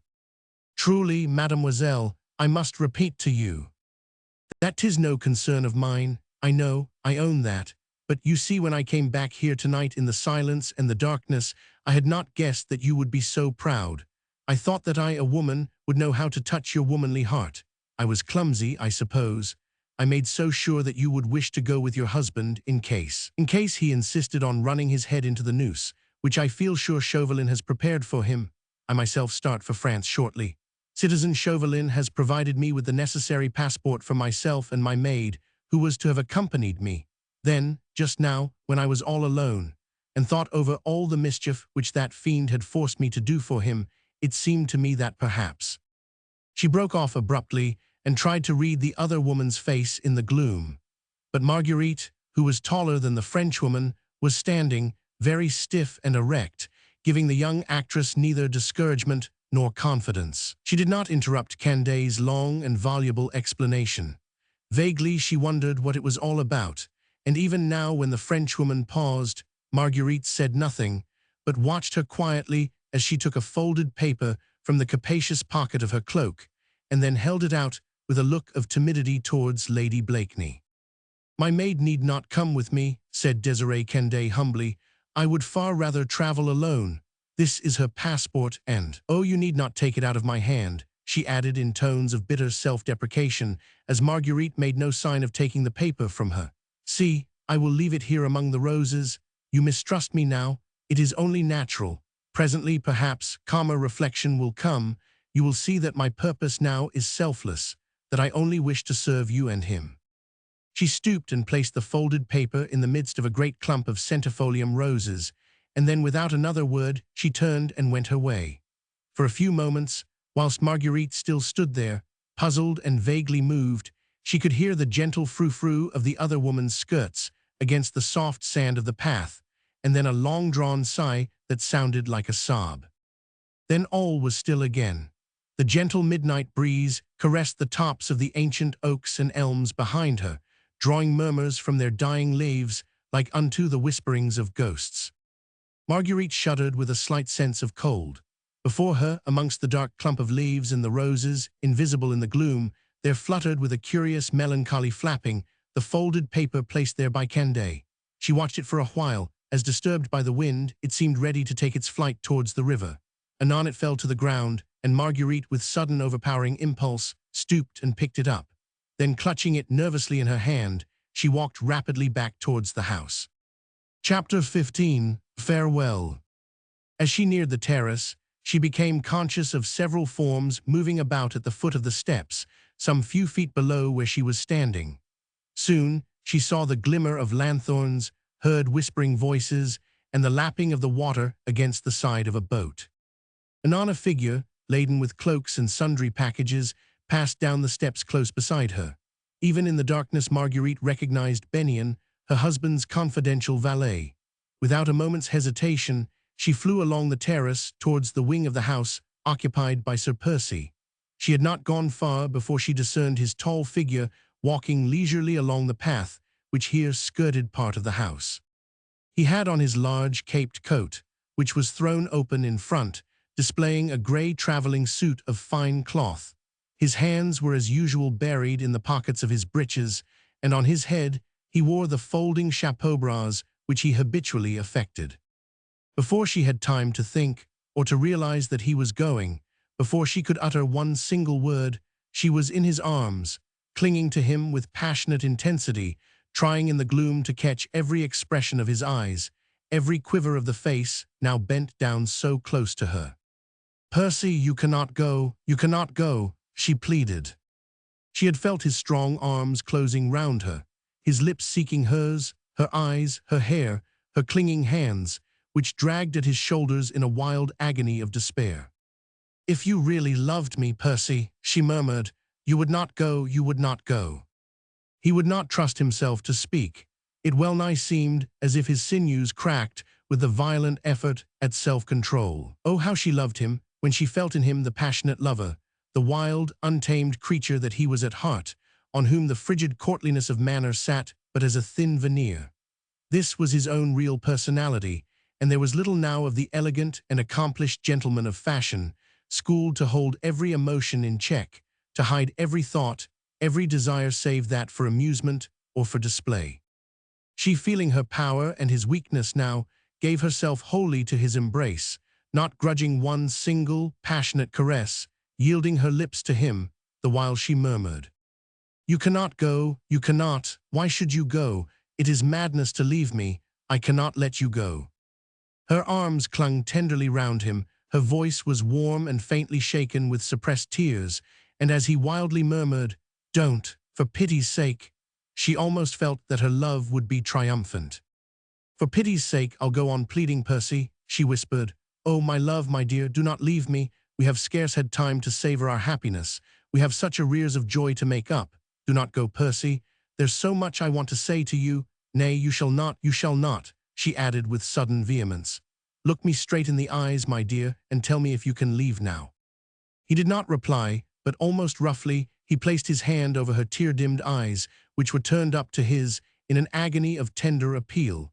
Thus he blindfolded her with that wild caress. She should not see, no, not even she, that for the space of a few seconds stern manhood was well nigh vanquished by the magic of her love.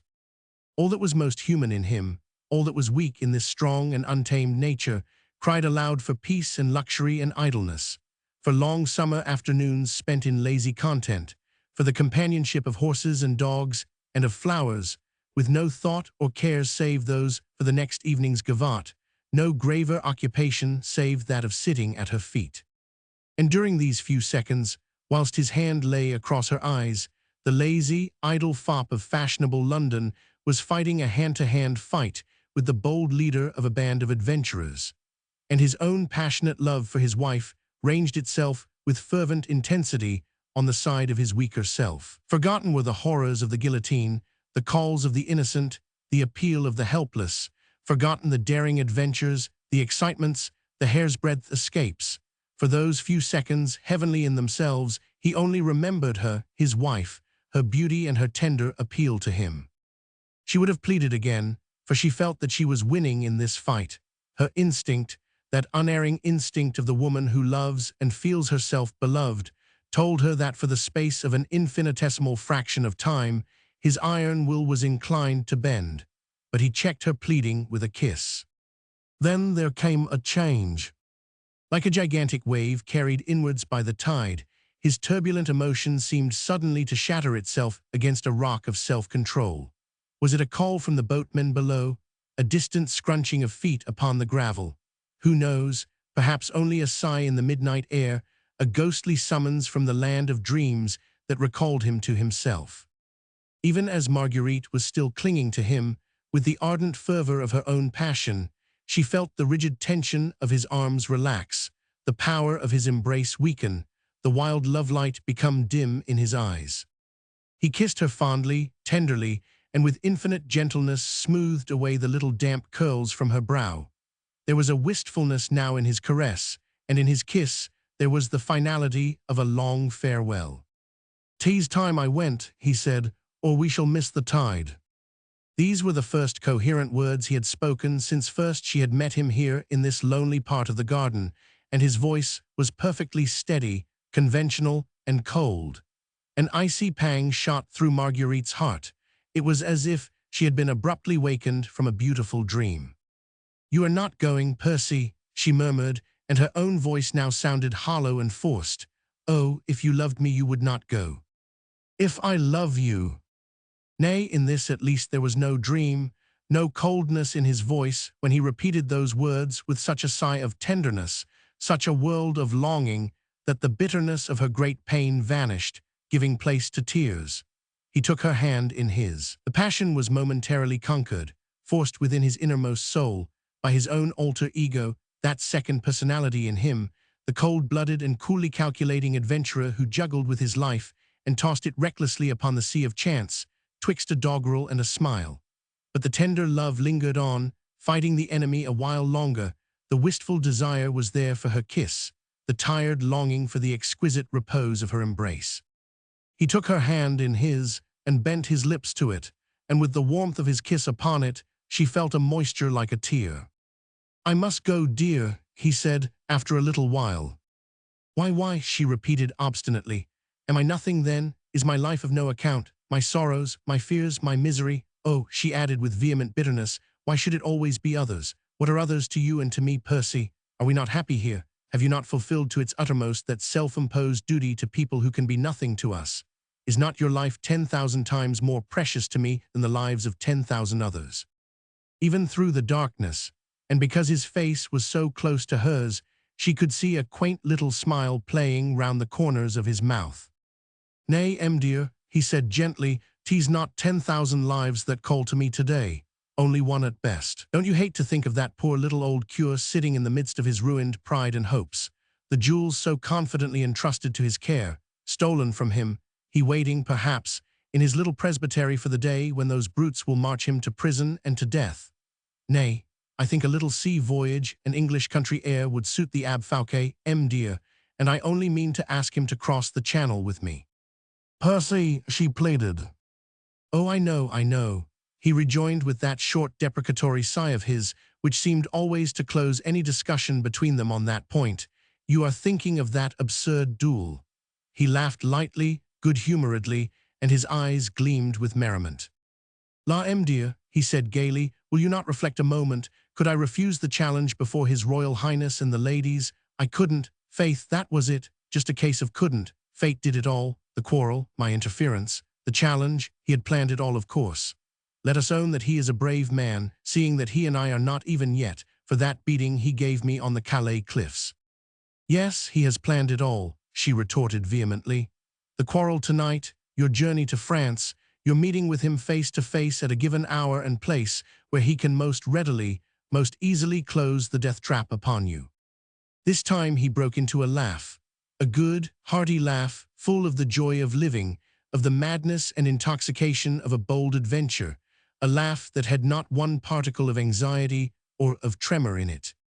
"Nay, dear," he said, "but your ladyship is astonishing. Close a death trap upon your humble servant. Nay, the governing citizens of France will have to be very active and mighty wide-awake ere they succeed in stealing a march on me.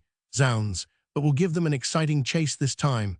Nay, little woman, do not fear," he said with sudden infinite gentleness, "those demmed murderers have not got me yet." Oh, how often she had fought with him thus, with him, the adventurer, the part of his dual nature that was her bitter enemy, and which took him, the lover, away from her side. She knew so well the finality of it all, the amazing hold which that unconquerable desire for these mad adventures had upon him. Impulsive, ardent as she was, Marguerite felt in her very soul an overwhelming fury against herself for her own weakness, her own powerlessness in the face of that which forever threatened to ruin her life and her happiness. Yes, and his also, for he loved her, he loved her, he loved her. The thought went on hammering in her mind, for she knew of its great truth. He loved her and went away. And she, poor, puny weakling, was unable to hold him back. The tendrils which fastened his soul to hers were not so tenacious as those which made him cling to suffering humanity over there in France, where men and women were in fear of death and torture, and looked upon the elusive and mysterious Scarlet Pimpernel as a heaven-born hero sent to save them from their doom. To them at these times, his very heartstrings seemed to turn with unconquerable force, and when, with all the ardor of her own passion, she tried to play upon the chords of his love for her, he could not respond, for they, the strangers, had the stronger claim. And yet through it all she knew that this love of humanity, this mad desire to serve and to help, in no way detracted from his love for her. Nay, it intensified it, made it purer and better, adding to the joy of perfect intercourse the poetic and subtle fragrance of ever-recurring pain. But now at last she felt weary of the fight. Her heart was aching, bruised and sore. An infinite fatigue seemed to weigh like lead upon her very soul. This seemed so different to any other parting that had perforce been during the past year. The presence of Chauvelin in her house, the obvious planning of this departure for France, had filled her with a foreboding, nay, almost a certitude of a gigantic and deadly cataclysm. Her senses began to reel. She seemed not to see anything very distinctly. Even the loved form took on a strange and ghost-like shape. He now looked preternaturally tall, and there was a mist between her and him. She thought that he spoke to her again, but she was not quite sure, for his voice sounded like some weird and mysterious echo. A bosquet of climbing heliotrope close by threw a fragrance into the evening air, which turned her giddy with its overpowering sweetness. She closed her eyes, for she felt as if she must die if she held them open any longer, and as she closed them, it seemed to her as if he folded her in one last, long, heavenly embrace. He felt her graceful figure swaying in his arms like a tall and slender lily bending to the wind. He saw that she was but half conscious, and thanked heaven for this kindly solace to his heartbreaking farewell. There was a sloping, mossy bank close by, there where the marble terrace yielded to the encroaching shrubbery. A tangle of pale pink monthly roses made a bower overhead. She was just sufficiently conscious to enable him to lead her to this soft green couch. There he laid her amongst the roses, kissed the dear, tired eyes, her hands, her lips, her tiny feet, and went. Chapter 16. The Passport. The rhythmic clapper of oars roused Marguerite from this trance-like swoon. In a moment she was on her feet, all her fatigue gone, her numbness of soul and body vanished as in a flash. She was fully conscious now, conscious that he had gone, that according to every probability under heaven and every machination concocted in hell, he would never return from France alive, and that she had failed to hear the last words which he spoke to her, had failed to glean his last look or to savor his final kiss. Though the night was starlit and balmy, it was singularly dark, and vainly did Marguerite strain her eyes to catch sight of that boat which was bearing him away so swiftly now. She strained her ears, vaguely hoping to catch one last, lingering echo of his voice. But all was silence, save that monotonous clapper, which seemed to beat against her heart like a rhythmic knell of death. She could hear the oars distinctly. There were 6 or 8, she thought, certainly no fewer. 8 oarsmen probably, which meant the larger boat, and undoubtedly the longer journey. Not to London only with a view to posting to Dover, but to Tilbury Fort, where the Day Dream would be in readiness to start with a favorable tide. Thought was returning to her, slowly and coherently. The pain of the last farewell was still there, bruising her very senses with its dull and heavy weight, but it had become numb and dead, leaving her, herself, her heart and soul, stunned and apathetic, whilst her brain was gradually resuming its activity. And the more she thought it over, the more certain she grew that her husband was going as far as Tilbury by river and would embark on the Day Dream there. Of course he would go to Boulogne at once. The duel was to take place there. Condé had told her that, adding that she thought she, Marguerite, would wish to go with him. To go with him! Heavens above! Was not that the only real, tangible thought in that whirling chaos which was raging in her mind? To go with him, surely there must be some means of reaching him yet. Fate, nature, God himself would never permit so monstrous a thing as this, that she should be parted from her husband, now when his life was not only in danger, but forfeited already, lost. a precious thing all but gone from this world. Percy was going to Boulogne, she must go too. By posting at once to Dover, she could get the tidal boat on the morrow and reach the French coast quite as soon as the day dream. Once at Boulogne, she would have no difficulty in finding her husband, of that she felt sure. She would have but to dog Chauvelin's footsteps, find out something of his plans, of the orders he gave to troops or to spies. Oh, she would find him. Of that she was never for a moment in doubt. How well she remembered her journey to Calais just a year ago, in company with Sir Andrew F. Ffoulkes. Chance had favored her then, had enabled her to be of service to her husband, if only by distracting Chauvelin's attention for a while to herself. Heaven knows, she had but little hope of being of use to him now. An aching sense was in her that fate had at last been too strong, that the daring adventurer had staked once too often, had cast the die and had lost. In the bosom of her dress, she felt the sharp edge of the paper left for her by Desiree Canday among the roses in the park. She had picked it up almost mechanically then, and tucked it away, hardly heeding what she was doing. Whatever the motive of the French actress had been in placing the passport at her disposal, Marguerite blessed her in her heart for it. To the woman she had mistrusted, she would owe the last supreme happiness of her life.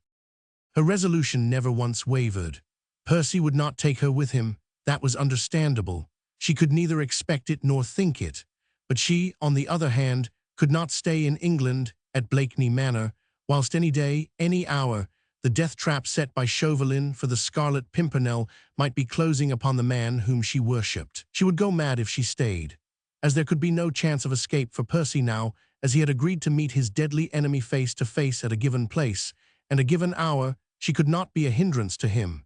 And she knew enough subterfuge, enough machinations and disguises by now to escape Chauvelin's observation, unless Percy wanted her, and then she would be there. No, she could not be a hindrance. She had a passport in her pocket, everything en règle, nobody could harm her, and she could come and go as she pleased. There were plenty of swift horses in the stables, plenty of devoted servants to do her bidding quickly and discreetly.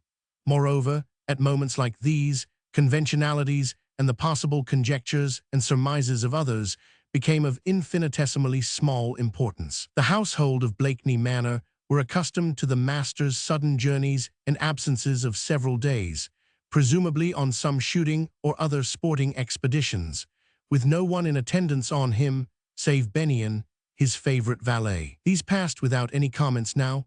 Bah, let everyone marvel for once at her ladyship's sudden desire to go to Dover, and let it all be a 9 days' wonder. She certainly did not care. Skirting the house, she reached the stables beyond. 1 or 2 men were astir. To these she gave the necessary orders for her coach and 4, then she found her way back to the house. Walking along the corridor, she went past the room occupied by Juliette de Marny. For a moment she hesitated, then she turned and knocked at the door. Juliette was not yet in bed, for she went to the door herself and opened it. Obviously she had been quite unable to rest. Her hair was falling loosely over her shoulders, and there was a look of grave anxiety on her young face. "Juliette," said Marguerite in a hurried whisper, the moment she had closed the door behind her and she and the young girl were alone, "I am going to France to be near my husband. He has gone to meet that fiend in a duel which is nothing but a trap, set to capture him and lead him to his death. I want you to be of help to me, here in my house, in my absence." "I would give my life for you, Lady Blakeney," said Juliette simply. "Is it not his since he saved it?" "It is only a little presence of mind, a little coolness and patience, which I will ask of you, dear," said Marguerite.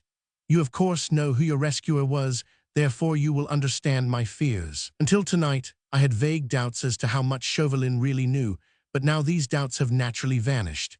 He and the French Revolutionary government know that the Scarlet Pimpernel and Percy Blakeney are one and the same. The whole scene tonight was prearranged. You and I and all the spectators, and that woman Canday, we were all puppets piping to that devil's tune. The duel, too, was prearranged. That woman wearing your mother's jewels, had you not provoked her, a quarrel between her and me, or one of my guests would have been forced somehow.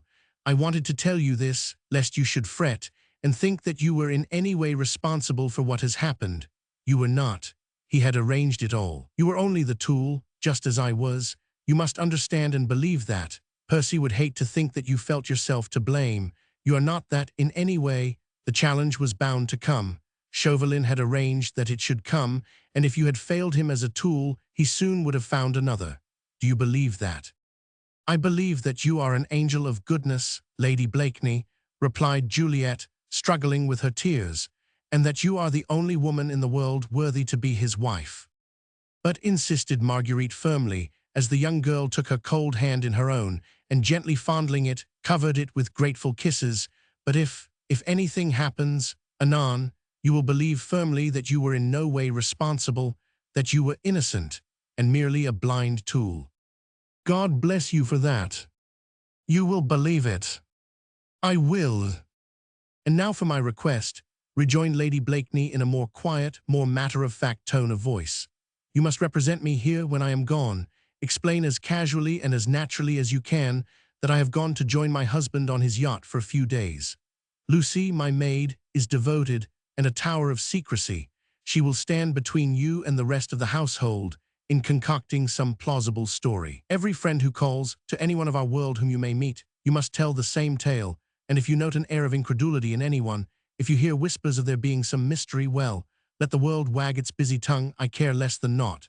It will soon tire of me and my doings, and having torn my reputation to shreds will quickly leave me in peace. But to Sir Andrew F. Ffoulkes, she added earnestly, tell the whole truth from me. He will understand and do as he thinks right. I will do all you ask, Lady Blakeney, and am proud to think that I shall be serving you, even in so humble and easy a capacity. When do you start? At once. Goodbye, Juliet. She bent down to the young girl and kissed her tenderly on the forehead. Then she glided out of the room as rapidly as she had come. Juliet, of course, did not try to detain her or to force her help of companionship on her when obviously she would wish to be alone. Marguerite quickly reached her room. Her maid Lucy was already waiting for her. Devoted and silent as she was, one glance at her mistress' face told her that trouble, grave and imminent, had reached Blakeney Manor. Marguerite, whilst Lucy undressed her, took up the passport and carefully perused the personal description of one, Céline Dumont, maid to Citizeness Desirée Kende, which was given therein. Tall, blue eyes, light hair, age about 25. It all might have been vaguely meant for her. She had a dark cloth gown and long black cloak with hood to come well over the head. These she now donned, with some thick shoes and a dark-colored handkerchief tied over her head under the hood, so as to hide the golden glory of her hair. She was quite calm and in no haste. She made Lucy pack a small hand valise with some necessaries for the journey and provided herself plentifully with money, French and English notes, which she tucked well away inside her dress. Then she bade her maid, who was struggling with her tears, a kindly farewell and quickly went down to her coach. Chapter 17. Boulogne. During the journey, Marguerite had not much leisure to think. The discomforts and petty miseries incidental on cheap traveling had the very welcome effect of making her forget, for the time being, the soul-rendering crisis through which she was now passing.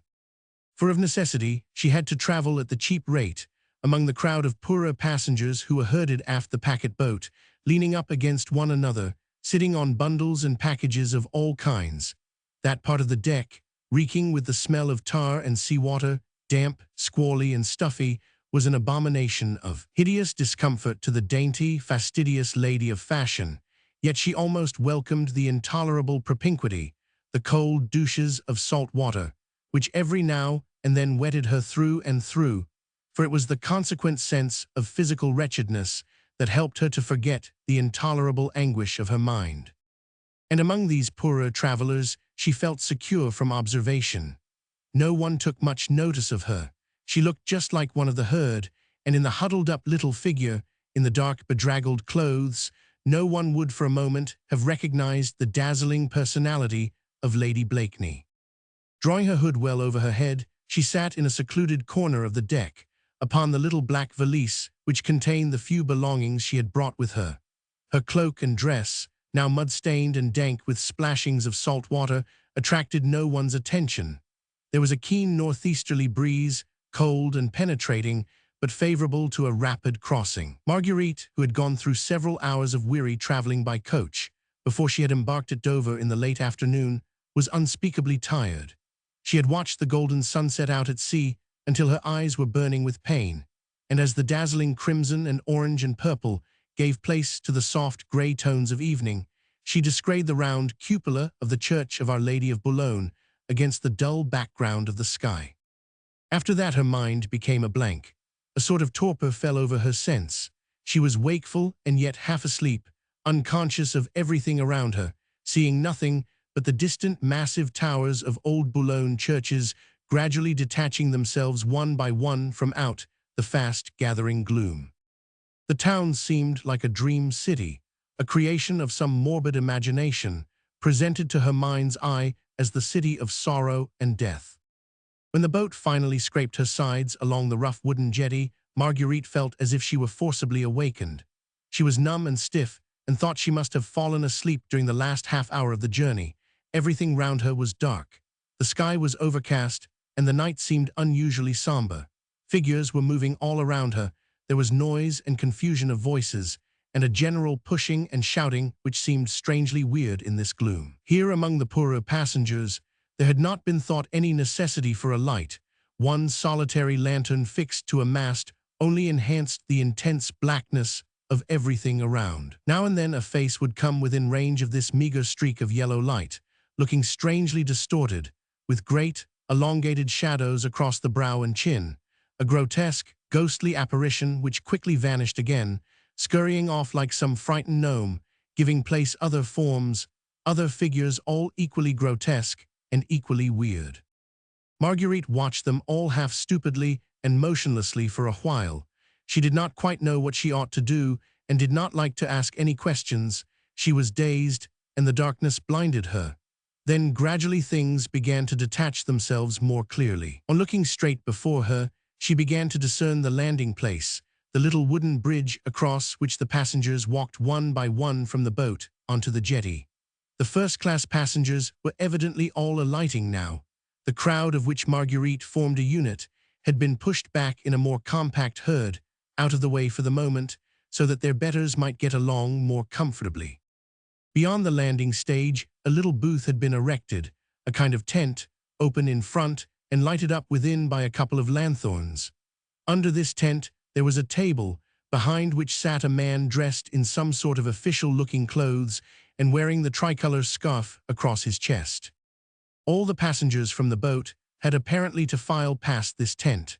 Marguerite could see them now quite distinctly, the profiles of the various faces, as they paused for a moment in front of the table, being brilliantly illuminated by one of the lanterns. Two sentinels wearing the uniform of the National Guard stood each side of the table. The passengers one by one took out their passport as they went by, handed it to the man in the official dress, who examined it carefully, very lengthily, then signed it and returned the paper to its owner. But at times he appeared doubtful, folded the passport and put it down in front of him. The passenger would protest. Marguerite could not hear what was said, but she could see that some argument was attempted, quickly dismissed by a peremptory order from the official. The doubtful passport was obviously put on one side for further examination, and the unfortunate owner thereof detained, until he or she had been able to give more satisfactory references to the representatives of the Committee of Public Safety, stationed at Boulogne. This process of examination necessarily took a long time. Marguerite was getting horribly tired, her feet ached, and she scarcely could hold herself upright. Yet she watched all these people mechanically, making absurd little guesses in her weary mind as to whose passport would find favor in the eyes of the official, and whose would be found suspect and inadequate. Suspect, a terrible word these times, since Merlin's terrible law decreed now that every man, woman, or child who was suspected by the Republic of being a traitor was a traitor in fact. How sorry she felt for those whose passports were detained, who tried to argue so needlessly, and who were finally led off by a soldier who had stepped out from somewhere in the dark and had to await further examination, probably imprisonment, and often death. As to herself, she felt quite safe. The passport given to her by Chauvelin's own accomplice was sure to be quite en règle. Then suddenly her heart seemed to give a sudden leap, and then to stop in its beating for a second or two. In one of the passengers, a man who was just passing in front of the tent, she had recognized the form and profile of Chauvelin. He had no passport to show, but evidently the official knew who he was, for he stood up and saluted, and listened deferentially whilst the ex-ambassador apparently gave him a few instructions. It seemed to Marguerite that these instructions related to two women who were close behind Chauvelin at the time, and who presently seemed to file past without going through the usual formalities of showing their passports. But of this she could not be quite sure. The women were closely hooded and veiled, and her own attention had been completely absorbed by this sudden appearance of her deadly enemy. Yet what more natural than that Chauvelin should be here now? His object accomplished, he had no doubt posted to Dover, just as she had done. There was no difficulty in that, and a man of his type and importance would always have unlimited means and money at his command to accomplish any journey he might desire to undertake. There was nothing strange or even unexpected in the man's presence here, and yet somehow it had made the whole awful reality more tangible, more wholly unforgettable. Marguerite remembered his abject words to her, when first she had seen him at the Richmond fete. He said that he had fallen into disgrace, that having failed in his service to the Republic, he had been relegated to a subordinate position, pushed aside with contumely to make room for better, abler men. Well, all that was a lie, of course, a cunning method of gaining access into her house. Of that she had already been convinced, when Condé provoked the esclandre which led to the challenge. That on French soil he seemed in anything but a subsidiary position, that he appeared to rule rather than to obey, could in no way appear to Marguerite in the nature of surprise. As the actress had been a willing tool in the cunning hands of Chauvelin, so were probably all these people around her. Where others cringed in the face of officialism, the ex-ambassador had stepped forth as a master. He had shown a badge, spoken a word mayhap, and the man in the tent who had made other people tremble stood up deferentially and obeyed all commands. It was all very simple and very obvious, but Marguerite's mind had been asleep, and it was the sight of the sable-clad little figure which had roused it from its happy torpor. In a moment now her brain was active and alert, and presently it seemed to her as if another figure, taller than those around, had crossed the barrier immediately in the wake of Chauvelin. Then she chided herself for her fancies. It could not be her husband, not yet. He had gone by water and would scarce be in Boulogne before the morning. Now at last came the turn of the second-class passengers. There was a general bousculade, and the human bundle began to move. Marguerite lost sight of the tent and its awe-inspiring appurtenances. She was a mere unit again in this herd on the move. She too progressed along slowly, one step at a time. It was wearisome, and she was deadly tired. She was beginning to form plans now that she had arrived in France. All along she had made up her mind that she would begin by seeking out the Abbé Fouquet, for he would prove a link twixt her husband and herself. She knew that Percy would communicate with the Abbé. Had he not told her that the rescue of the devoted old man from the clutches of the terrorists would be one of the chief objects of his journey? It had never occurred to her what she would do if she found the Abbé Fouquet gone from Boulogne. "He la mire, your passport." The rough words roused her from her meditations. She had moved forward, quite mechanically, her mind elsewhere, her thoughts not following the aim of her feet. Thus she must have crossed the bridge along with some of the crowd, must have landed on the jetty, and reached the front of the tent without really knowing what she was doing. Ah yes, her passport. She had quite forgotten that. But she had it by her, quite in order, given to her in a fit of tardy remorse by Demoiselle Condé, the intimate friend of one of the most influential members of the revolutionary government of France. She took the passport from the bosom of her dress and handed it to the man in the official dress. "Your name?" he asked peremptorily. "Céline Dumont," she replied unhesitatingly, for had she not rehearsed all this in her mind dozens of times, until her tongue could rattle off the borrowed name as easily as it could her own. Servitor to Citizeness Désirée Condé. The man, who had very carefully been examining the paper the while, placed it down on the table deliberately in front of him, and said, "Céline Dumont, la mire, what tricks are you up to now?" "Tricks I don't understand," she said quietly, for she was not afraid. The passport was en règle. she knew she had nothing to fear. "Oh, but I think you do," retorted the official with a sneer, "and 'tis a mighty clever one, I'll allow. Céline Dumont, ma foi, not badly imagined, ma petite mère," and all would have passed off splendidly. Unfortunately, Céline Dumont, servitor to citizeness Désirée Canday, passed through these barriers along with her mistress not half an hour ago.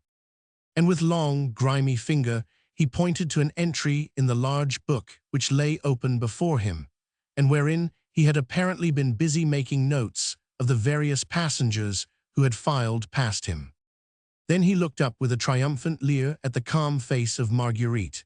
She still did not feel really frightened, only puzzled and perturbed, but all the blood had rushed away from her face, leaving her cheeks ashen white and pressing against her heart until it almost choked her. "You are making a mistake, citizen," she said very quietly. "I am Citizeness Canday's maid.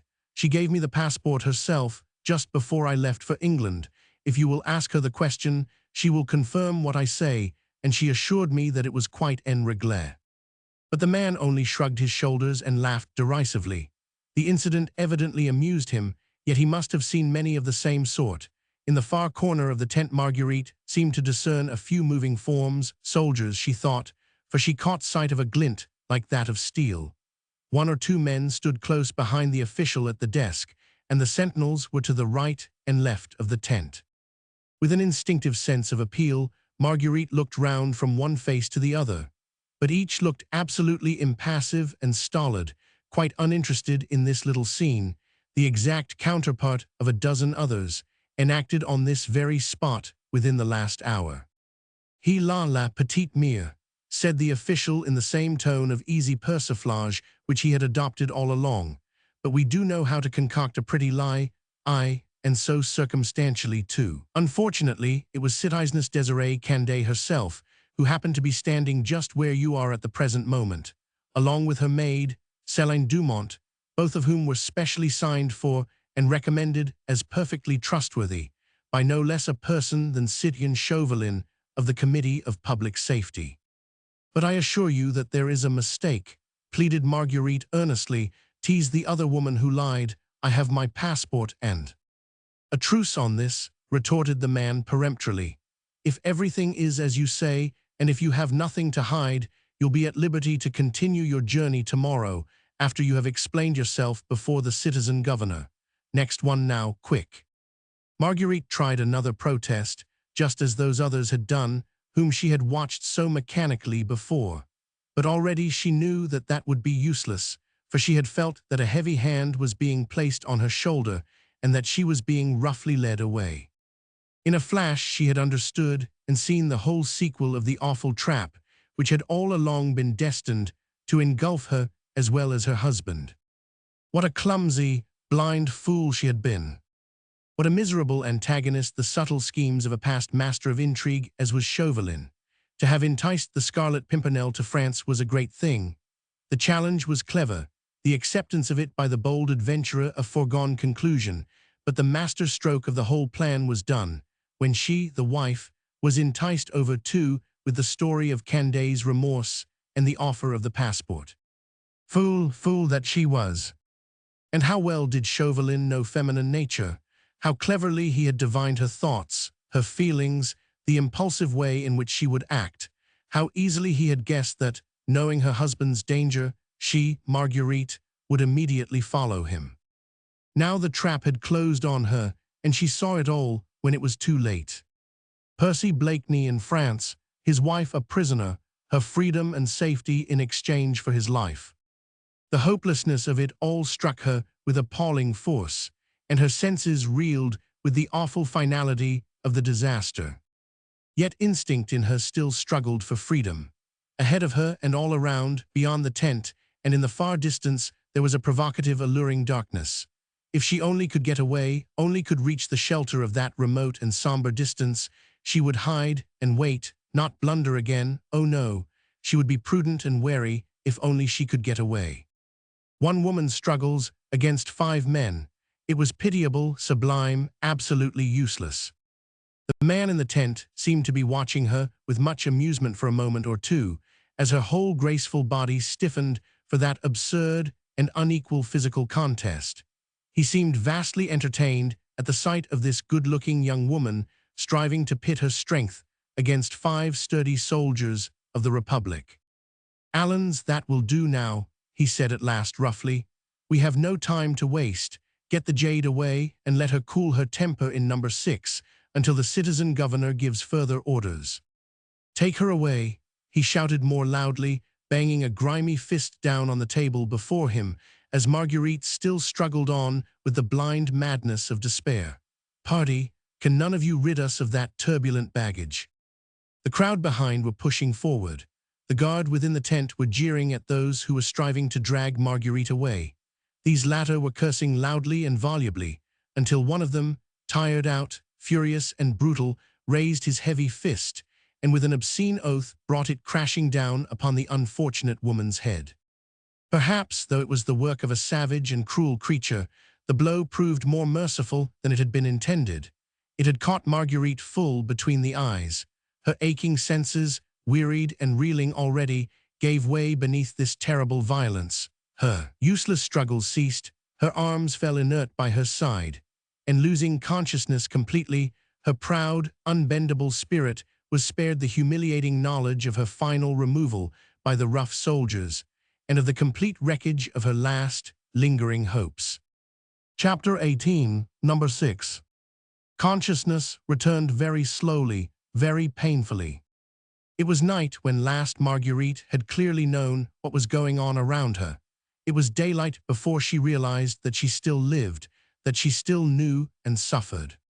Her head ached intolerably. That was the first conscious sensation which came to her. Then she vaguely perceived a pale ray of sunshine, very hazy and narrow, which came from somewhere in front of her and struck her in the face. She kept her eyes tightly shut, for that filmy light caused her an increase of pain. She seemed to be lying on her back, and her fingers wandering restlessly around felt a hard pallas beneath their touch, then a rough pillow, and her own cloak laid over her. Thought had not yet returned, only the sensation of great suffering and of infinite fatigue. Anon she ventured to open her eyes, and gradually 1 or 2 objects detached themselves from out the haze which still obscured her vision.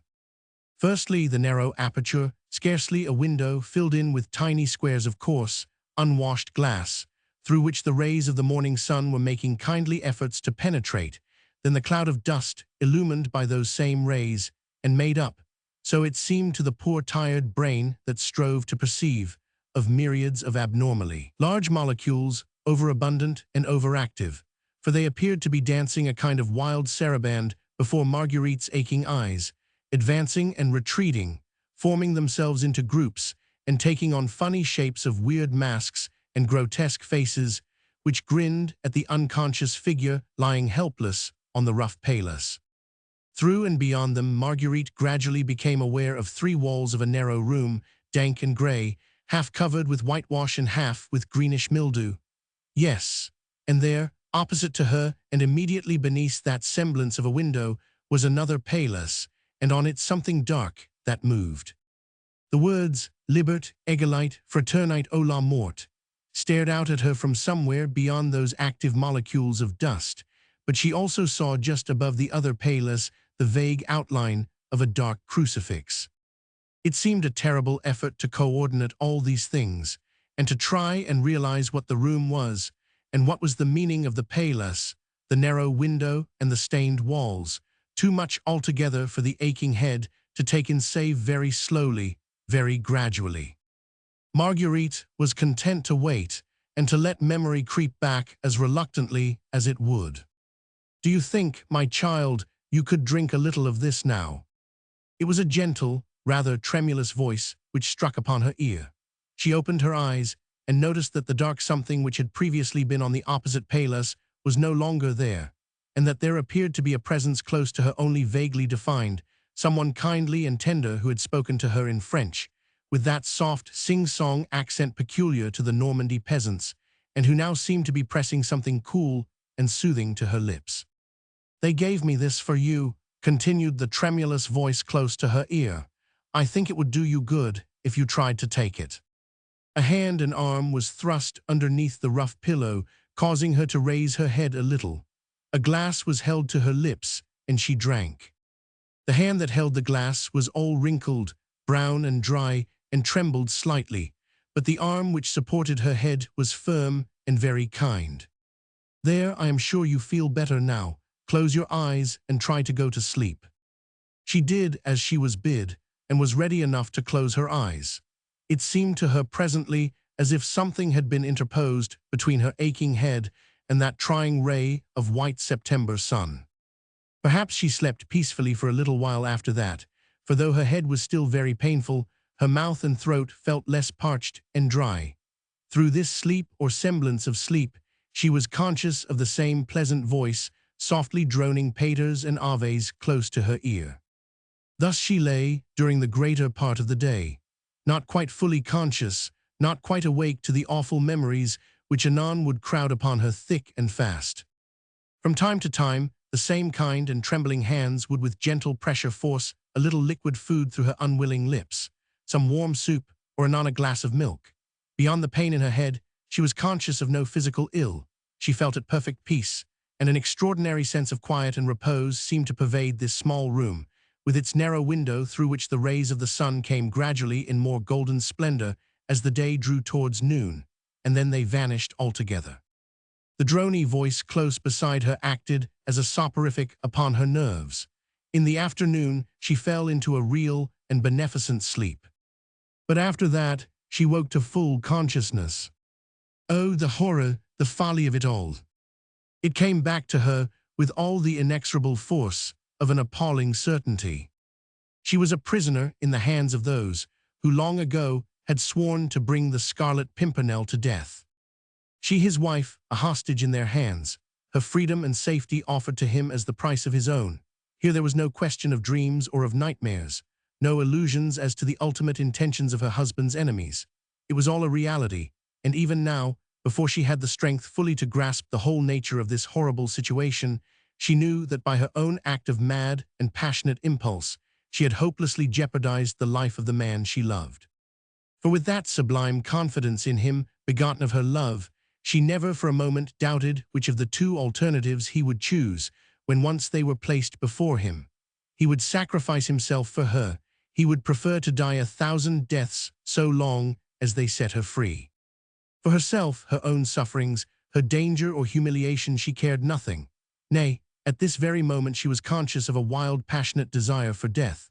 In this sudden onrush of memory and of thought she wished with all her soul and heart and mind to die here suddenly, on this hard palace, in this lonely and dark prison, so that she should be out of the way once and for all, so that she should not be the hostage to be bartered against his precious life and freedom.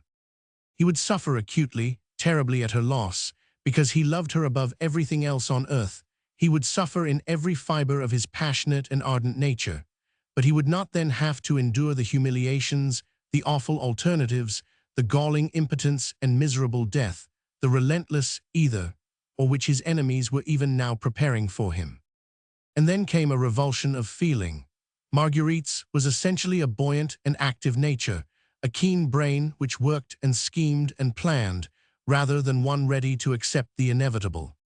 Hardly had these thoughts of despair and of death formulated themselves in her mind, than with brilliant swiftness, a new train of ideas began to take root. What if matters were not so hopeless after all? Already her mind had flown instinctively to thoughts of escape. Had she the right to despair? She, the wife and intimate companion of the man who had astonished the world with his daring, his prowess, his amazing good luck, she to imagine for a moment that in this all-supreme moment of adventurous life, the Scarlet Pimpernel would fail. Was not English society peopled with men, women, and children whom his ingenuity had rescued from plights quite as seemingly hopeless as her own? And would not all the resources of that inventive brain be brought to bear upon this rescue, which touched him nearer and more deeply than any which he had attempted hitherto? Now Marguerite was chiding herself for her doubts and for her fears.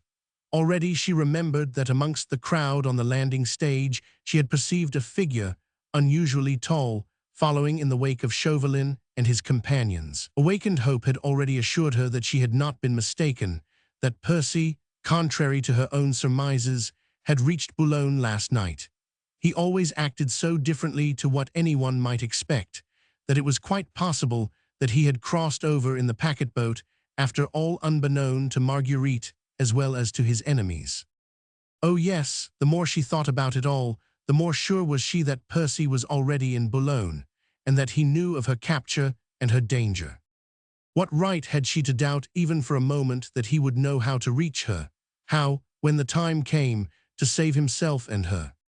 A warm glow began to fill her veins. She felt excited and alert, absolutely unconscious now of pain or fatigue, in this radiant joy of reawakened hope. She raised herself slightly, leaning on her elbow. She was still very weak, and the slight movement had made her giddy, but soon she would be strong and well. She must be strong and well, and ready to do his bidding when the time for escape would have come. "Ah, you are better, my child, I see," said that quaint, tremulous voice again, with its soft sing-song accent. "But you must not be so venturesome, you know. The physician said that you had received a cruel blow.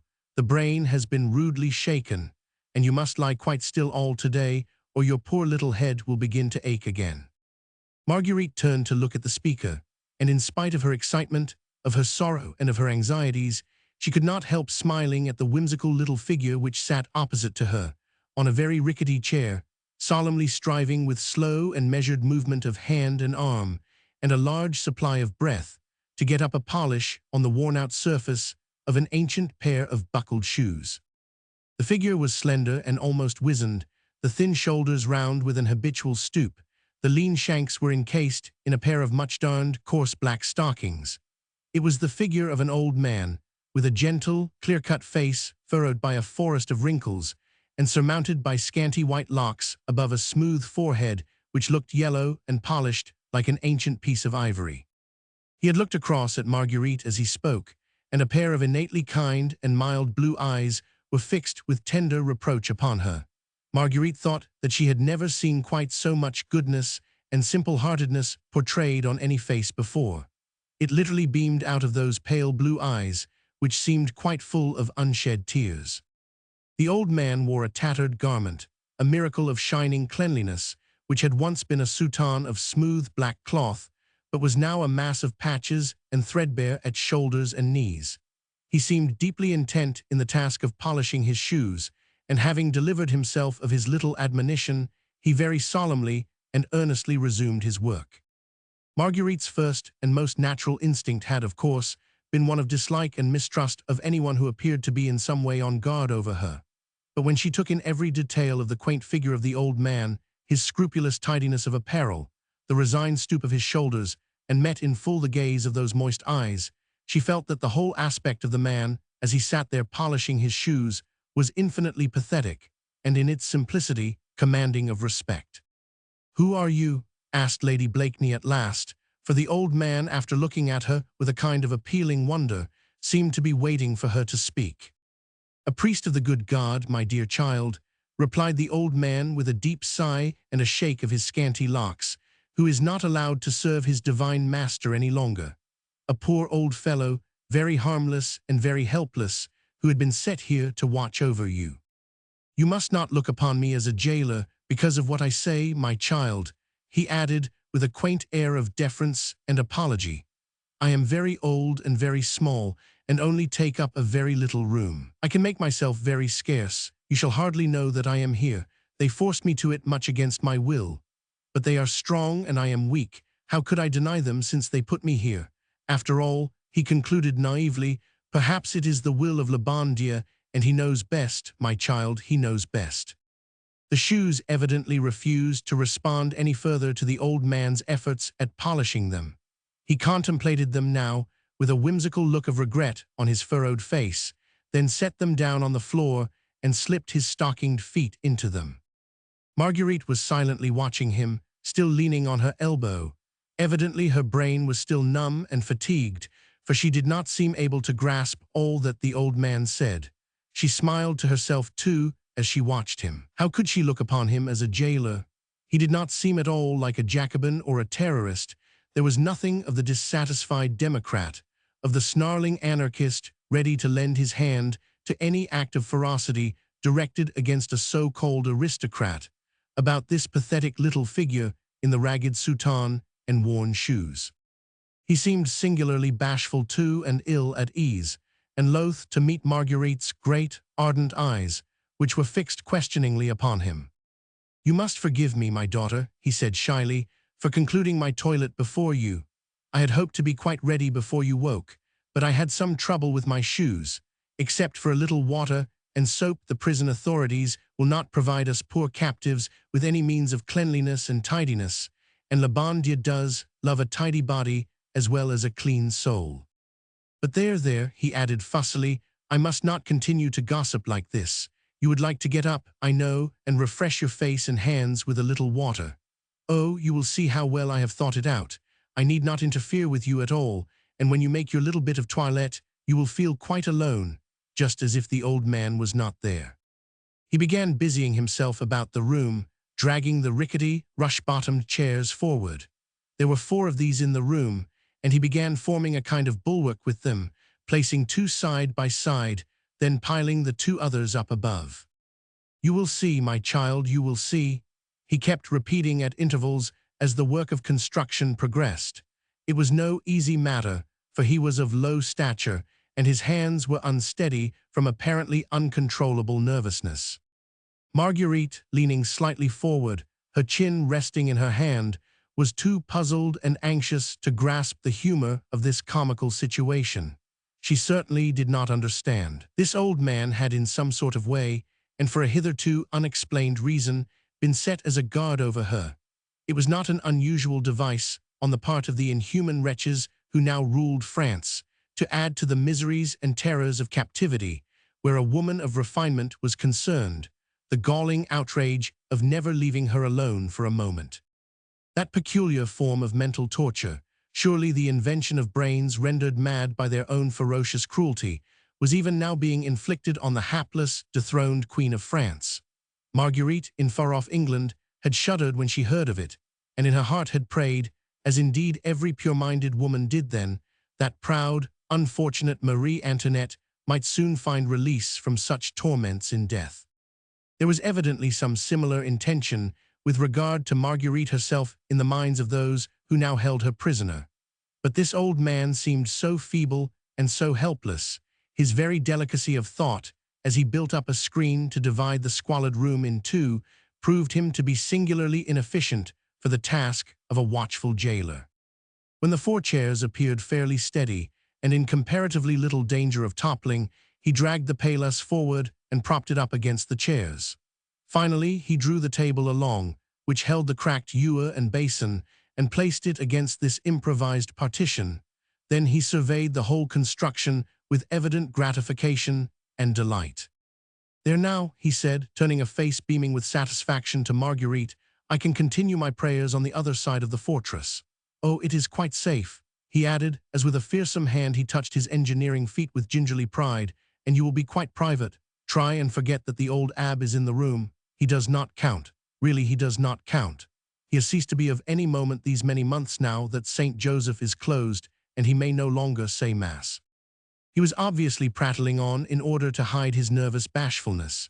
He ensconced himself behind his own finely constructed bulwark, drew a breviary from his pocket, and having found a narrow ledge on one of the chairs, on which he could sit, without much danger of bringing the elaborate screen onto the top of his head, he soon became absorbed in his orisons.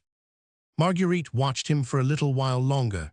He was evidently endeavoring to make her think that he had become oblivious of her presence, and his transparent little maneuvers amused and puzzled her not a little. He looked so comical with his fussy and shy ways, yet withal so gentle and so kindly that she felt completely reassured and quite calm. She tried to raise herself still further and found the process astonishingly easy. Her limbs still ached, and the violent, intermittent pain in her head certainly made her feel sick and giddy at times, but otherwise she was not ill. She sat up on the paillasse, then put her feet to the ground, and presently walked up to the improvised dressing room and bathed her face and hands. The rest had done her good, and she felt quite capable of coordinating her thoughts, of moving about without too much pain, and of preparing herself both mentally and physically for the grave events which she knew must be imminent. While she busied herself with her toilet, her thoughts dwelt on the one all-absorbing theme. Percy was in Boulogne. He knew that she was here, in prison. He would reach her without fail. In fact, he might communicate with her at any moment now, and had without a doubt already evolved a plan of escape for her, more daring and ingenious than any which he had conceived hitherto. Therefore, she must be ready and prepared for any eventuality. She must be strong and eager, in no way despondent, for if he were here, would he not chide her for her want of faith? By the time she had smoothed her hair and tidied her dress, Marguerite caught herself singing quite cheerfully to herself. So full of buoyant hope was she. Chapter 19. The Strength of the Weak. L'Ab, said Marguerite gravely. Yes, mon enfant. The old man looked up from his breviary and saw Marguerite's great earnest eyes fixed with obvious calm and trust upon him. She had finished her toilet as well as she could, had shaken up and tidied the palace, and was now sitting on the edge of it, her hands clasped between her knees. There was something which still puzzled her, and impatient and impulsive as she was, she had watched the abbé as he calmly went on reading the Latin prayers for the last 5 minutes, and now she could contain her questionings no longer. You said just now that they set you to watch over me.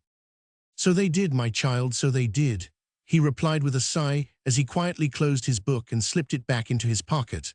Ah, they are very cunning, and we must remember that they have the power.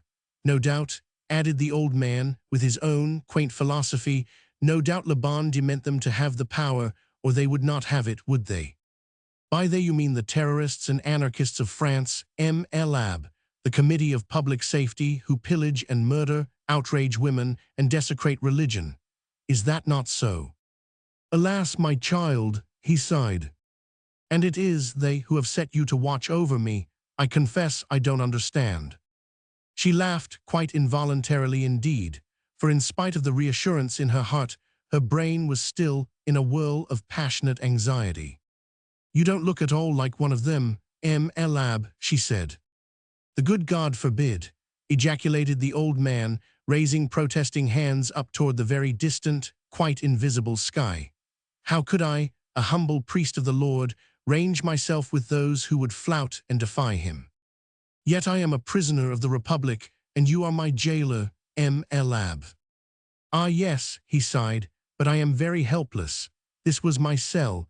I had been here with Francois and Félicite, my sister's children, you know, innocent lambs whom those fiends would lead to slaughter. Last night, he continued, speaking volubly, the soldiers came in and dragged Francois and Félicite out of this room, where, in spite of the danger before us, in spite of what we suffered, we had contrived to be quite happy together.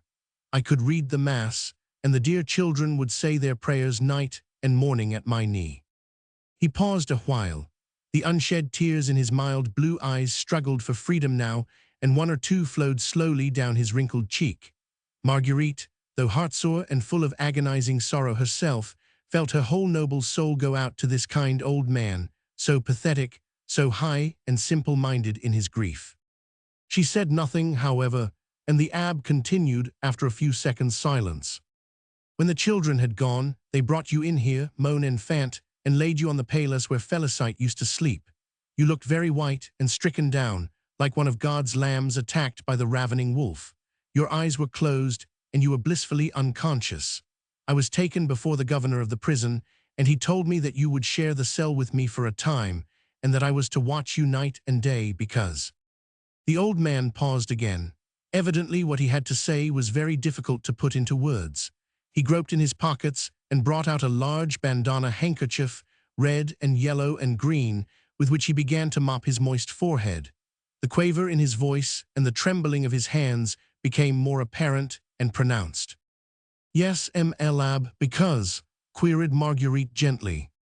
They said that if I guarded you well, Félicite and Francois would be set free, replied the old man after a while, during which he made vigorous efforts to overcome his nervousness, and that if you escaped, the children and I would be guillotined the very next day.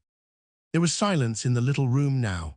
The abbé was sitting quite still, clasping his trembling fingers, and Marguerite neither moved nor spoke. What the old man had just said was very slowly finding its way to the innermost cells of her brain. Until her mind had thoroughly grasped the meaning of it all, she could not trust herself to make a single comment. It was some seconds before she fully understood it all, before she realized what it meant not only to her, but indirectly to her husband. Until now, she had not been fully conscious of the enormous wave of hope, which almost in spite of herself had risen triumphant above the dull, grey sea of her former despair. Only now, when it had been shattered against this deadly rock of almost superhuman devilry and cunning, did she understand what she had hoped, and what she must now completely forswear. No bolts and bars, no fortified towers or inaccessible fortresses could prove so effectual a prison for Marguerite Blakeney as the dictum which morally bound her to her cell. If you escape the children, and I would be guillotined the very next day. This meant that even if Percy knew, even if he could reach her, he could never set her free, since her safety meant death to 2 innocent children and to this simple-hearted man.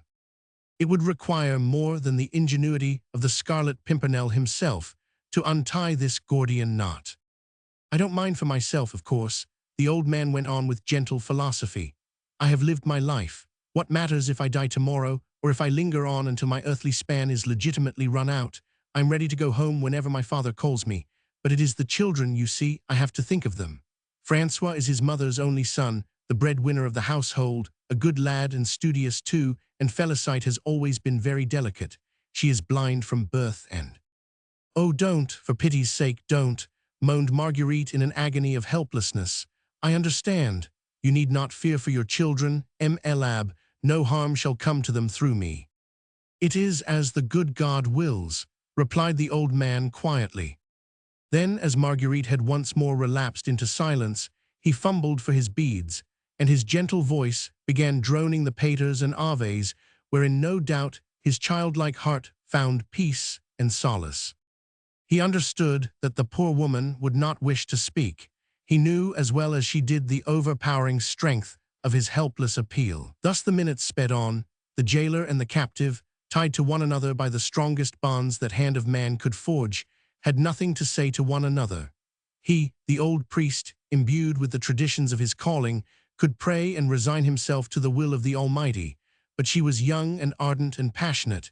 She loved and was beloved, and an impassable barrier was built up between her and the man she worshipped.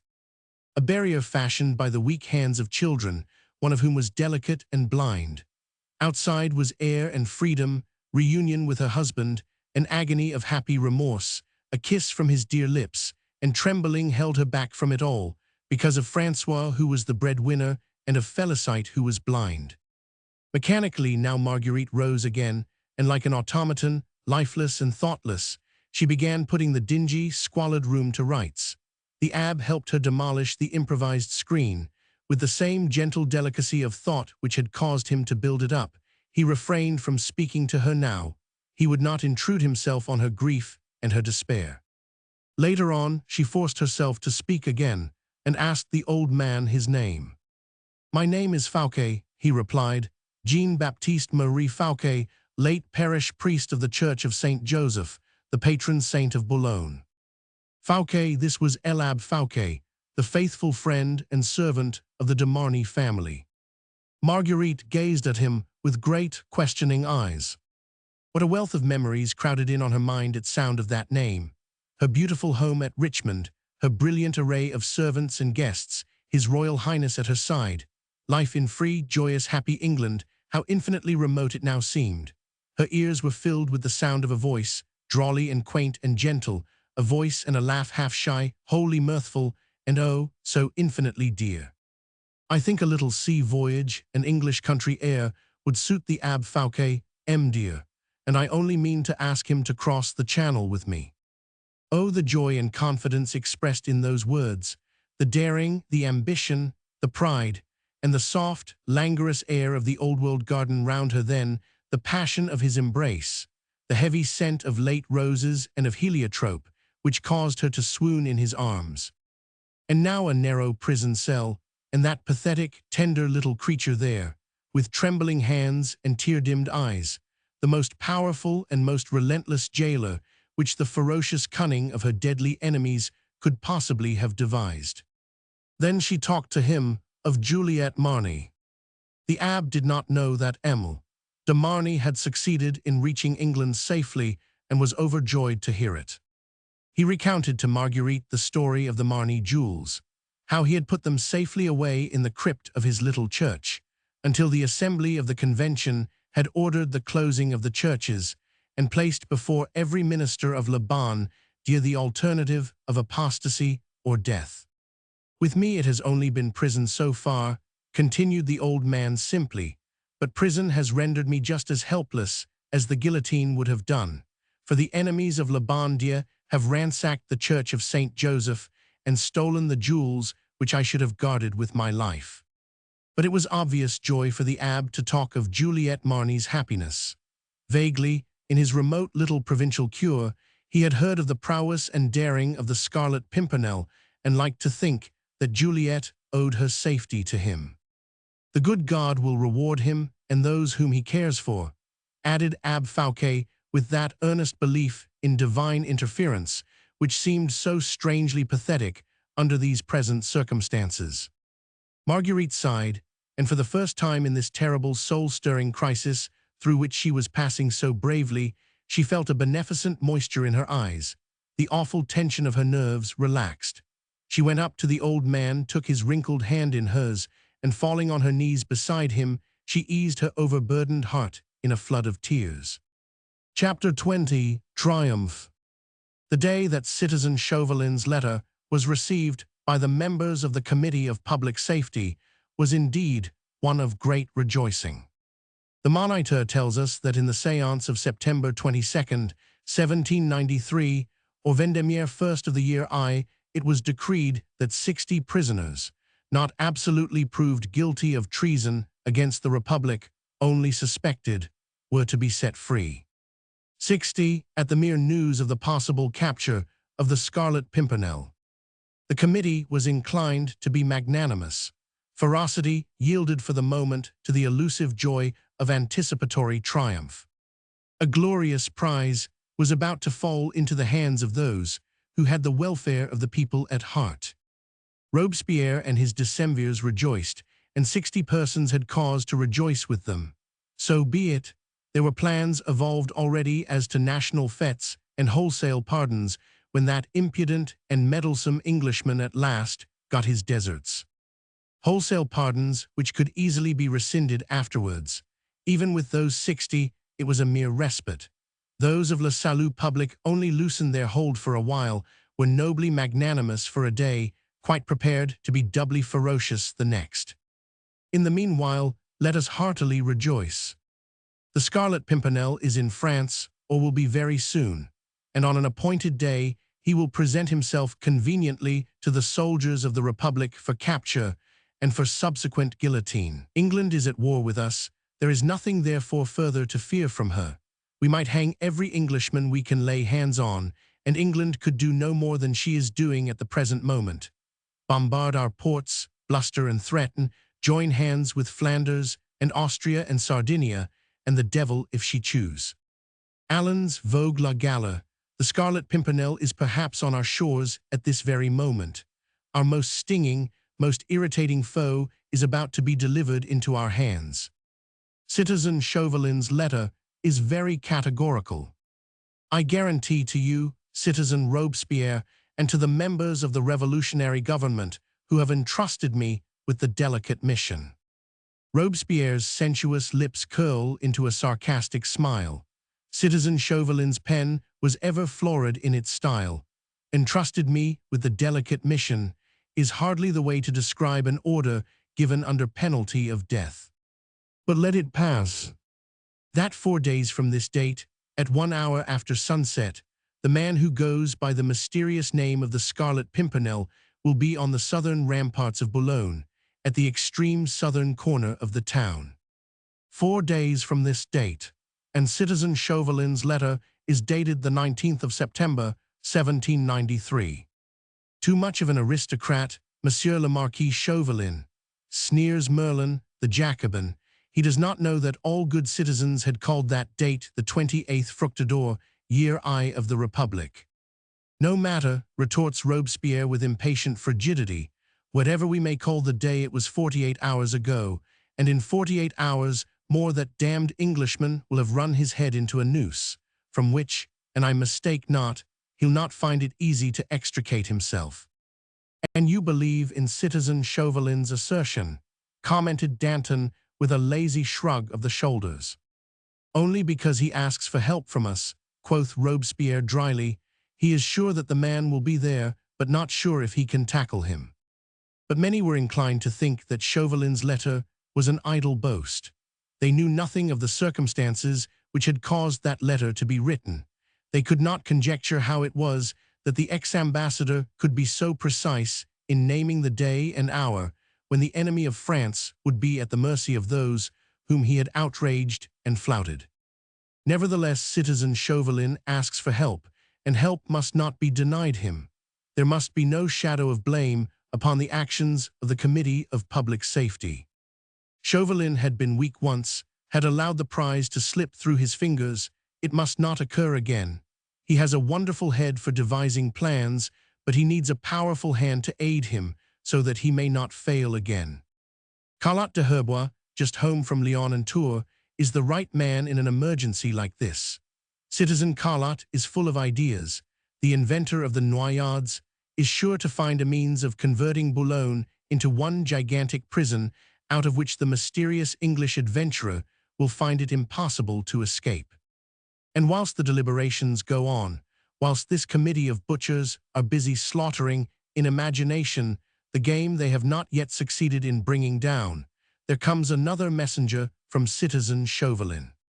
He must have ridden hard on the other one's heels, and something very unexpected and very sudden must have occurred to cause the citizen to send this second note. This time it is curt and to the point. Robespierre unfolds it and reads it to his colleagues. We have caught the woman, his wife. There may be murder attempted against my person. Send me someone at once who will carry out my instructions in case of my sudden death. Robespierre's lips curl in satisfaction, showing a row of yellowish teeth, long and sharp like the fangs of a wolf. A murmur like unto the snarl of a pack of hyenas rises round the table as Chauvelin's letter is handed round. Everyone has guessed the importance of this preliminary capture, the woman, his wife. Chauvelin evidently thinks much of it, for he anticipates an attempt against his life, nay, he is quite prepared for it, ready to sacrifice it for the sake of his revenge. Who had accused him of weakness? He only thinks of his duty, not of his life. He does not fear for himself, only that the fruits of his skill might be jeopardized through assassination. Well, this English adventurer is capable of any act of desperation to save his wife and himself, and citizen Chauvelin must not be left in the lurch. Thus, citizen Carlotte de Herbois is dispatched forthwith to Boulogne to be a helpmeet and counselor to citizen Chauvelin. Everything that can humanly be devised must be done to keep the woman secure and to set the trap for that elusive Pimpernel. Once he is caught, the whole of France shall rejoice, and Boulogne, who had been instrumental in running the quarry to earth, must be specially privileged on that day. A general amnesty for all prisoners the day the Scarlet Pimpernel is captured, a public holiday, and a pardon for all natives of Boulogne who are under sentence of death. They shall be allowed to find their way to the various English boats, trading and smuggling craft that always lie at anchor in the roads there. The Committee of Public Safety feel amazingly magnanimous towards Boulogne. A proclamation embodying the amnesty and the pardon is at once drawn up and signed by Robespierre and his bloodthirsty Council of 10.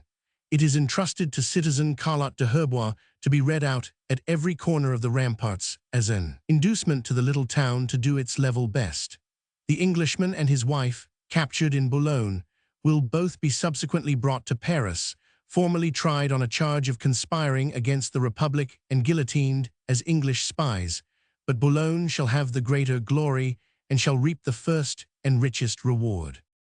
And armed with the magnanimous proclamation, the orders for general rejoicings and a grand local fete, armed also with any and every power over the entire city, its municipality, its garrisons, its forts, for himself and his colleague Chauvelin, Citizen Carlot de Herbois starts for Boulogne forthwith. Needless to tell him not to let the grass grow under his horse's hoofs. The capture of the Scarlet Pimpernel, though not absolutely an accomplished fact, is nevertheless a practical certainty, and no one rejoices over this great event more than the man who is to be present and see all the fun. Riding and driving, getting what relays of horses or wagons from roadside farms that he can, Carlot is not likely to waste much time on the way. It is 157 miles to Boulogne by road, and Carlot, burning with ambition to be in at the death, rides or drives as no messenger of good tidings has ever ridden or driven before. He does not stop to eat, but munches chunks of bread and cheese in the recess of the lumbering chaise or wagon that bears him along whenever his limbs refuse him service, and he cannot mount a horse. The chronicles tell us that 24 hours after he left Paris, half-dazed with fatigue, but ferocious and eager still, he is borne to the gates of Boulogne by an old cart-horse requisitioned from some distant farm, and which falls down, dead, at the port gale, whilst its rider, with a last effort, loudly clamours for admittance into the town, in the name of the Republic. Chapter 21. Suspense. In his memorable interview with Robespierre, the day before he left for England, Chauvelin had asked that absolute power be given him, in order that he might carry out the plans for the capture of the Scarlet Pimpernel, which he had in his mind. Now that he was back in France, he had no cause to complain that the revolutionary government had grudged him this power for which he had asked. Implicit obedience had followed whenever he had commanded. As soon as he heard that a woman had been arrested in the act of uttering a passport in the name of Céline Dumont, he guessed at once that Marguerite Blakeney had, with characteristic impulse, fallen into the trap which, with the aid of the woman Canday, he had succeeded in laying for her. He was not the least surprised at that. He knew human nature, feminine nature, far too well, ever to have been in doubt for a moment that Marguerite would follow her husband without calculating either costs or risks. Gods, the irony of it all! Had she not been called the cleverest woman in Europe at one time? Chauvelin himself had thus acclaimed her, in those olden days, before she and he became such mortal enemies, and when he was one of the many satellites that revolved round brilliant Marguerite St. Just. And tonight, when a sergeant of the town guards brought him news of her capture, he smiled grimly to himself. The cleverest woman in Europe had failed to perceive the trap laid temptingly open for her. Once more she had betrayed her husband into the hands of those who would not let him escape a second time. And now she had done it with her eyes open, with loving, passionate heart which ached for self-sacrifice, and only succeeded in imperiling the loved one more hopelessly than before. The sergeant was waiting for orders. Citizen Chauvelin had come to Boulogne, armed with more full and more autocratic powers than any servant of the new republic had ever been endowed with before. The governor of the town, the captain of the guard, the fort and municipality were all as abject slaves before him. As soon as he had taken possession of the quarters organized for him in the town hall, he had asked for a list of prisoners who, for one cause or another, were being detained pending further investigations. The list was long and contained many names which were of not the slightest interest to Chauvelin. He passed them over impatiently. To be released at once, he said curtly. He did not want the guard to be burdened with unnecessary duties, nor the prisons of the little seaport town to be inconveniently encumbered. He wanted room, space, air, the force and intelligence of the entire town at his command for the one capture which meant life and revenge to him. A woman, name unknown, found in possession of a forged passport in the name of Céline Dumont, made to the citizeness Désirée Canday, attempted to land, was interrogated and failed to give satisfactory explanation of herself, detained in room number 6 of the Gaol prison. This was one of the last names on the list, the only one of any importance to citizen Chauvelin. When he read it, he nearly drove his nails into the palms of his hands, so desperate an effort did he make not to betray before the sergeant by look or sigh the exultation which he felt. For a moment he shaded his eyes against the glare of the lamp, but it was not long before he had formulated a plan and was ready to give his orders. He asked for a list of prisoners already detained in the various forts. The name of Elab Fouquet with those of his niece and nephew attracted his immediate attention. He asked for further information respecting these people, heard that the boy was a widow's only son, the sole supporter of his mother's declining years. The girl was ailing, suffering from incipient phthisis, and was blind. Pardy, the very thing, Elab himself, the friend of Juliette Marny, the pathetic personality around which this final adventure of the Scarlet Pimpernel was intended to revolve. And these two young people, his sister's children, one of them blind and ill, the other full of vigor and manhood. Citizen Chauvelin had soon made up his mind. A few quick orders to the sergeant of the guard, and Elab Fouquet, weak, helpless and gentle, became the relentless jailer who would guard Marguerite more securely than a whole regiment of loyal soldiers could have done. Then, having dispatched a messenger to the Committee of Public Safety, Chauvelin laid himself down to rest. Fate had not deceived him. He had thought and schemed and planned, and events had shaped themselves exactly as foreseen, and the fact that Marguerite Blakeney was, at the present moment, a prisoner in his hands was merely the result of his own calculations. As for the Scarlet Pimpernel, Chauvelin could not very well conceive what he would do under these present circumstances. The duel on the southern ramparts had of course become a farce, not likely to be enacted now that Marguerite's life was at stake. The daring adventurer was caught in a network at last, from which all his ingenuity, all his wit, his impudence, and his amazing luck could never extricate him. And in Chauvelin's mind, there was still something more. Revenge was the sweetest emotion his bruised and humbled pride could know. He had not yet tasted its complete intoxicating joy, but every hour now his cup of delight became more and more full. In a few days it would overflow. In the meanwhile he was content to wait. The hours sped by, and there was no news yet of that elusive Pimpernel. Of Marguerite he knew nothing save that she was well guarded. The sentry who passed up and down outside room number 6 had heard her voice and that of the Abbe Fouquet in the course of the afternoon. Chauvelin had asked the Committee of Public Safety for aid in his difficult task, but 48 hours at least must elapse before such aid could reach him. 48 hours, during which the hand of an assassin might be lurking for him, and might even reach him ere his vengeance was fully accomplished. That was the only thought which really troubled him. He did not want to die before he had seen the Scarlet Pimpernel, a withered, abject creature, crushed in fame and honor, too debased to find glorification even in death. At this moment, he only cared for his life, because it was needed for the complete success of his schemes. No one else he knew would have that note of personal hatred towards the enemy of France, which was necessary now in order to carry out successfully the plans which he had formed. Robespierre and all the others only desired the destruction of a man who had intrigued against the reign of terror which they had established. His death on the guillotine, even if it were surrounded with the halo of martyrdom, would have satisfied them completely. Chauvelin looked further than that. He hated the man. He had suffered humiliation through him individually. He wished to see him as an object of contempt rather than of pity. And because of the anticipation of this joy, he was careful of his life.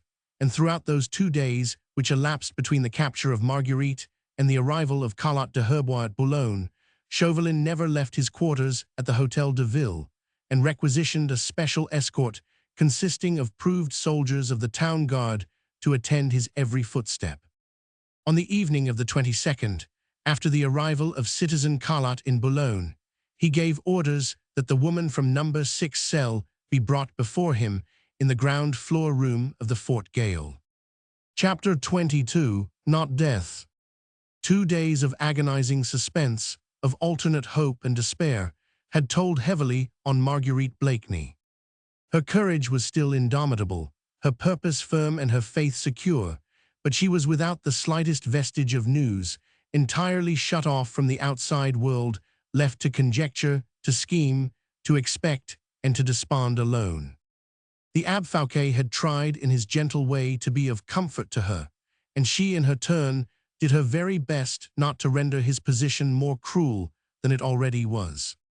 A message came to him twice during those 48 hours from François and Félicite, a little note scribbled by the boy, or a token sent by the blind girl, to tell the abb that the children were safe and well, that they would be safe and well so long as the citizeness with the name unknown remained closely guarded by him in room number 6.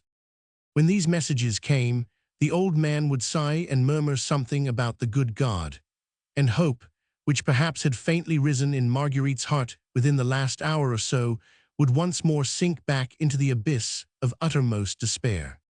Outside, the monotonous walk of the sentry sounded like the perpetual thud of a hammer beating upon her bruised temples. What's to be done, my God, what's to be done?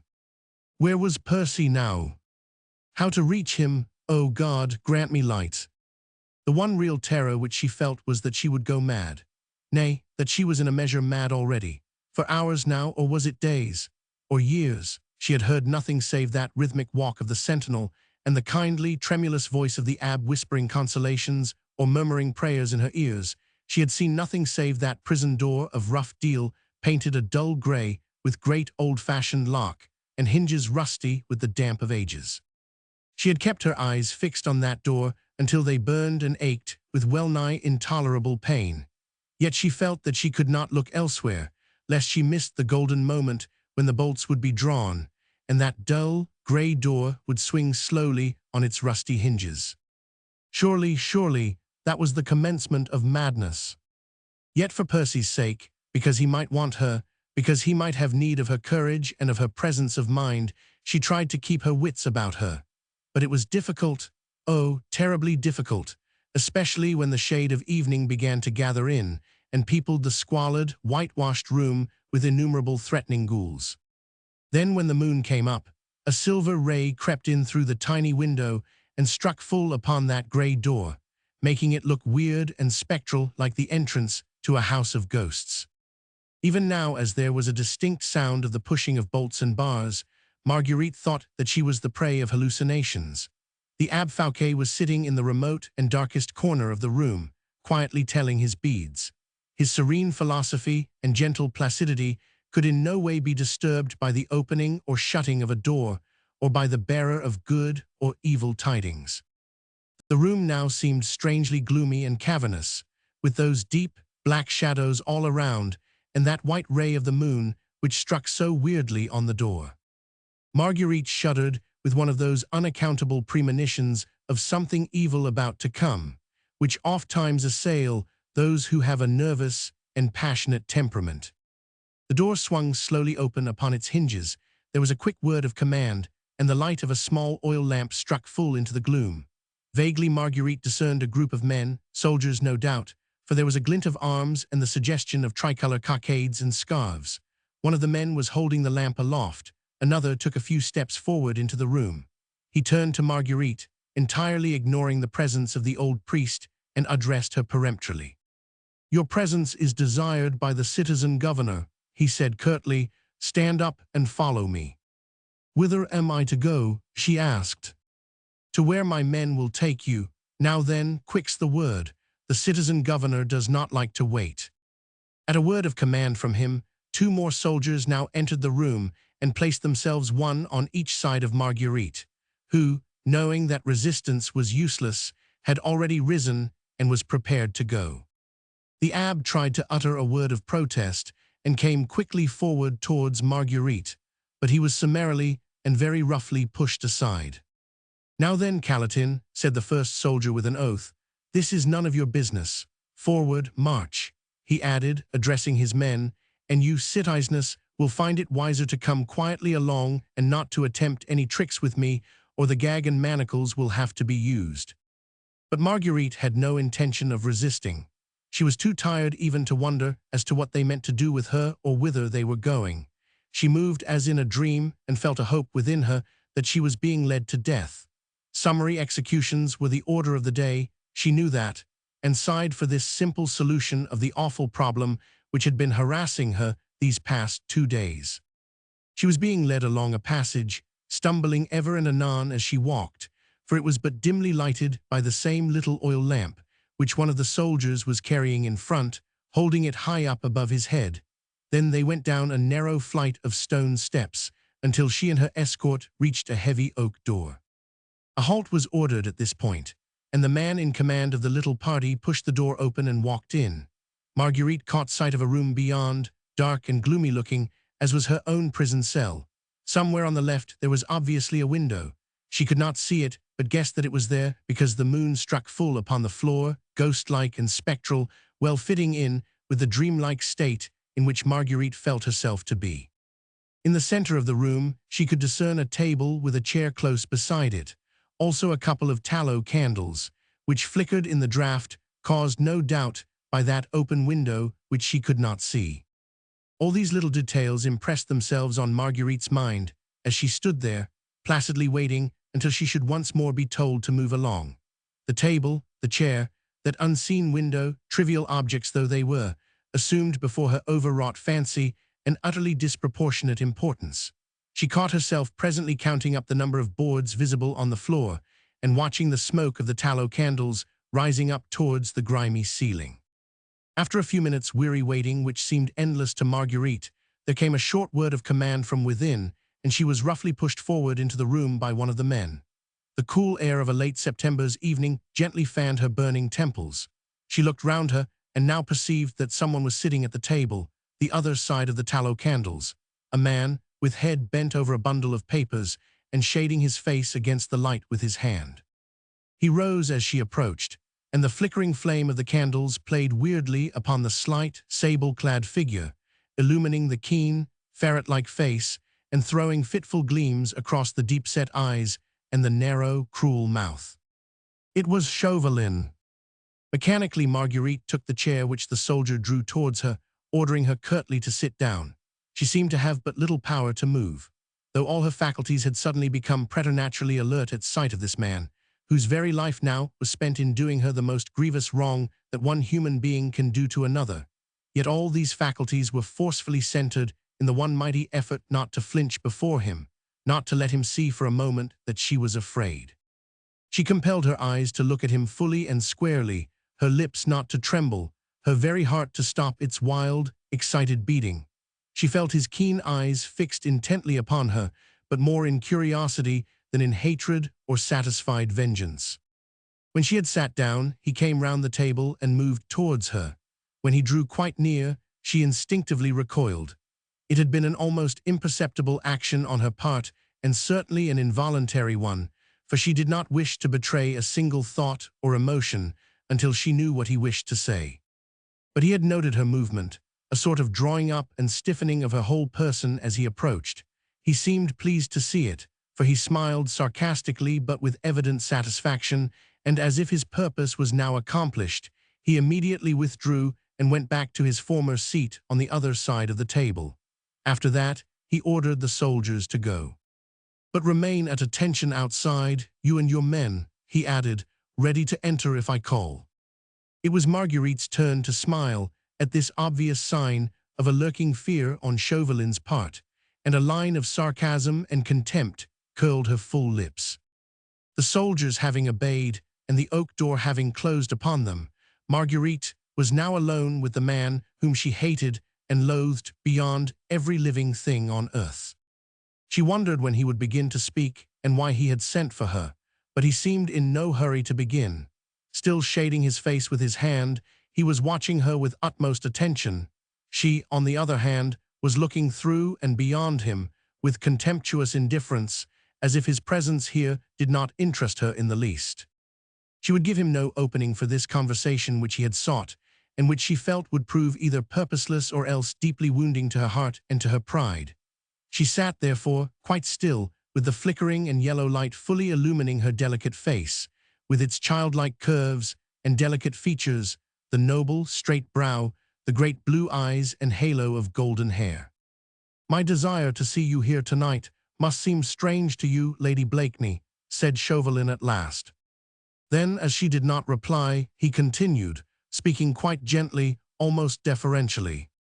"There are various matters of grave importance, which the events of the next 24 hours will reveal to your ladyship, and believe me that I am actuated by motives of pure friendship towards you in this, my effort to mitigate the unpleasantness of such news as you might hear tomorrow perhaps, by giving you due warning of what its nature might be." She turned great questioning eyes upon him, and in their expression she tried to put all the contempt which she felt, all the bitterness, all the defiance, and the pride. He quietly shrugged his shoulders. "Ah, I fear me," he said, "that your ladyship, as usual, doth me grievous wrong. It is but natural that you should misjudge me, yet believe me."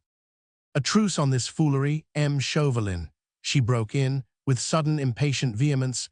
"Pray leave your protestations of friendship and courtesy alone. There is no one here to hear them. I pray you proceed with what you have to say." Ah, it was a sigh of satisfaction on the part of Chauvelin. Her anger and impatience, even at this early stage of the interview, proved sufficiently that her icy restraint was only on the surface. And Chauvelin always knew how to deal with vehemence. He loved to play with the emotions of a passionate fellow creature. It was only the imperturbable calm of a certain enemy of his that was wont to shake his own impenetrable armor of reserve. "As your ladyship desires," he said, with a slight and ironical bow of the head. "But before proceeding according to your wish, I am compelled to ask your ladyship just one question.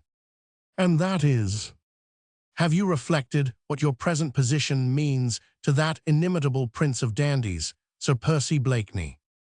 Is it necessary for your present purpose, monsieur, that you should mention my husband's name at all?" she asked. "It is indispensable, fair lady," he replied suavely, "for is not the fate of your husband so closely intertwined with yours that his actions will inevitably be largely influenced by your own?" Marguerite gave a start of surprise, and as Chauvelin had paused, she tried to read what hidden meaning lay behind these last words of his. Was it his intention then to propose some bargain, one of those terrible either-ors of which he seemed to possess the malignant secret? Oh, if that was so, if indeed he had sent for her in order to suggest one of those terrible alternatives of his, then, be it what it may, be it the wildest conception which the insane brain of a fiend could invent, she would accept it, so long as the man she loved were given one single chance of escape. Therefore she turned to her archenemy in a more conciliatory spirit now, and even endeavored to match her own diplomatic cunning against his. "I do not understand," she said tentatively. "How can my actions influence those of my husband? I am a prisoner in Boulogne. He probably is not aware of that fact yet, and—" "Sir Percy Blakeney may be in Boulogne at any moment now," he interrupted quietly. "And I mistake not, few places can offer such great attractions to that peerless gentleman of fashion than doth this humble provincial town of France just at this present. Hath it not the honor of harboring Lady Blakeney within its gates? And your ladyship may indeed believe me when I say that the day that Sir Percy lands in our hospitable port, 200 pairs of eyes will be fixed upon him, lest he should wish to quit it again." "And if there were 2,000, sir," she said impulsively, "they would not stop his coming or going as he pleased." "Nay, fair lady," he said with a smile, "are you then endowing Sir Percy Blakeney with the attributes which, as popular fancy has it, belong exclusively to that mysterious English hero, the Scarlet Pimpernel?" "A truce to your diplomacy, Monsieur Chauvelin," she retorted, goaded by his sarcasm. "Why should we try to fence with one another? What was the object of your journey to England? Of the farce which you enacted in my house, with the help of the woman Kende? Of that duel and that challenge, save that you desired to entice Sir Percy Blakeney to France? And also his charming wife," he added with an ironical bow. She bit her lip and made no comment. "Shall we say that I succeeded admirably?" he continued, speaking with persistent urbanity and calm, "and that I have strong cause to hope that the elusive Pimpernel will soon be a guest on our friendly shores. There, you see, I too have laid down the foils. As you say, why should we fence? Your ladyship is now in Boulogne. Soon Sir Percy will come to try and take you away from us. But believe me, fair lady, that it would take more than the ingenuity and the daring of the Scarlet Pimpernel magnified 1,000-fold to get him back to England again. Unless... Marguerite held her breath. She felt now as if the whole universe must stand still during the next supreme moment, until she had heard what Chauvelin's next words would be. There was to be an unless then, An either-or more terrible, no doubt, than the one he had formulated before her just a year ago. Chauvelin, she knew, was past master in the art of putting a knife at his victim's throat, and of giving it just the necessary twist with his cruel and relentless unless. But she felt quite calm, because her purpose was resolute. There is no doubt that during this agonizing moment of suspense, she was absolutely firm in her determination to accept any and every condition which Chauvelin would put before her as the price of her husband's safety. After all, these conditions, since he placed them before her, could resolve themselves into questions of her own life against her husband's.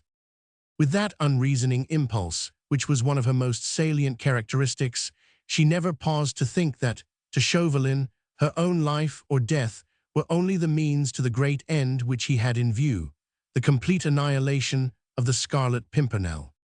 That end could only be reached by Percy Blakeney's death, not by her own.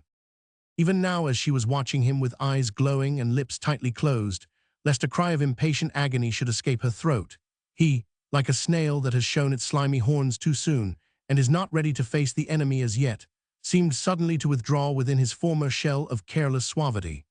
The earnestness of his tone vanished, giving place to light and easy conversation, just as if he were discussing social topics with a woman of fashion in a Paris drawing-room.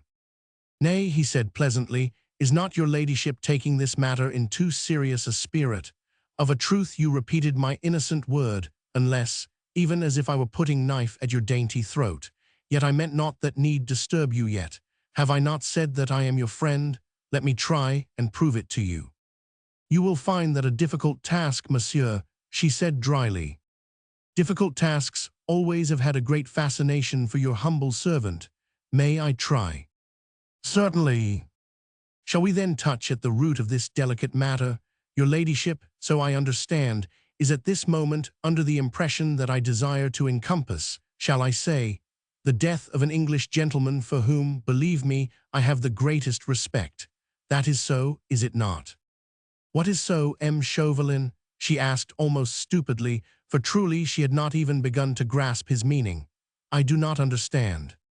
"You think that I am at this moment taking measures for sending the Scarlet Pimpernel to the guillotine, eh?"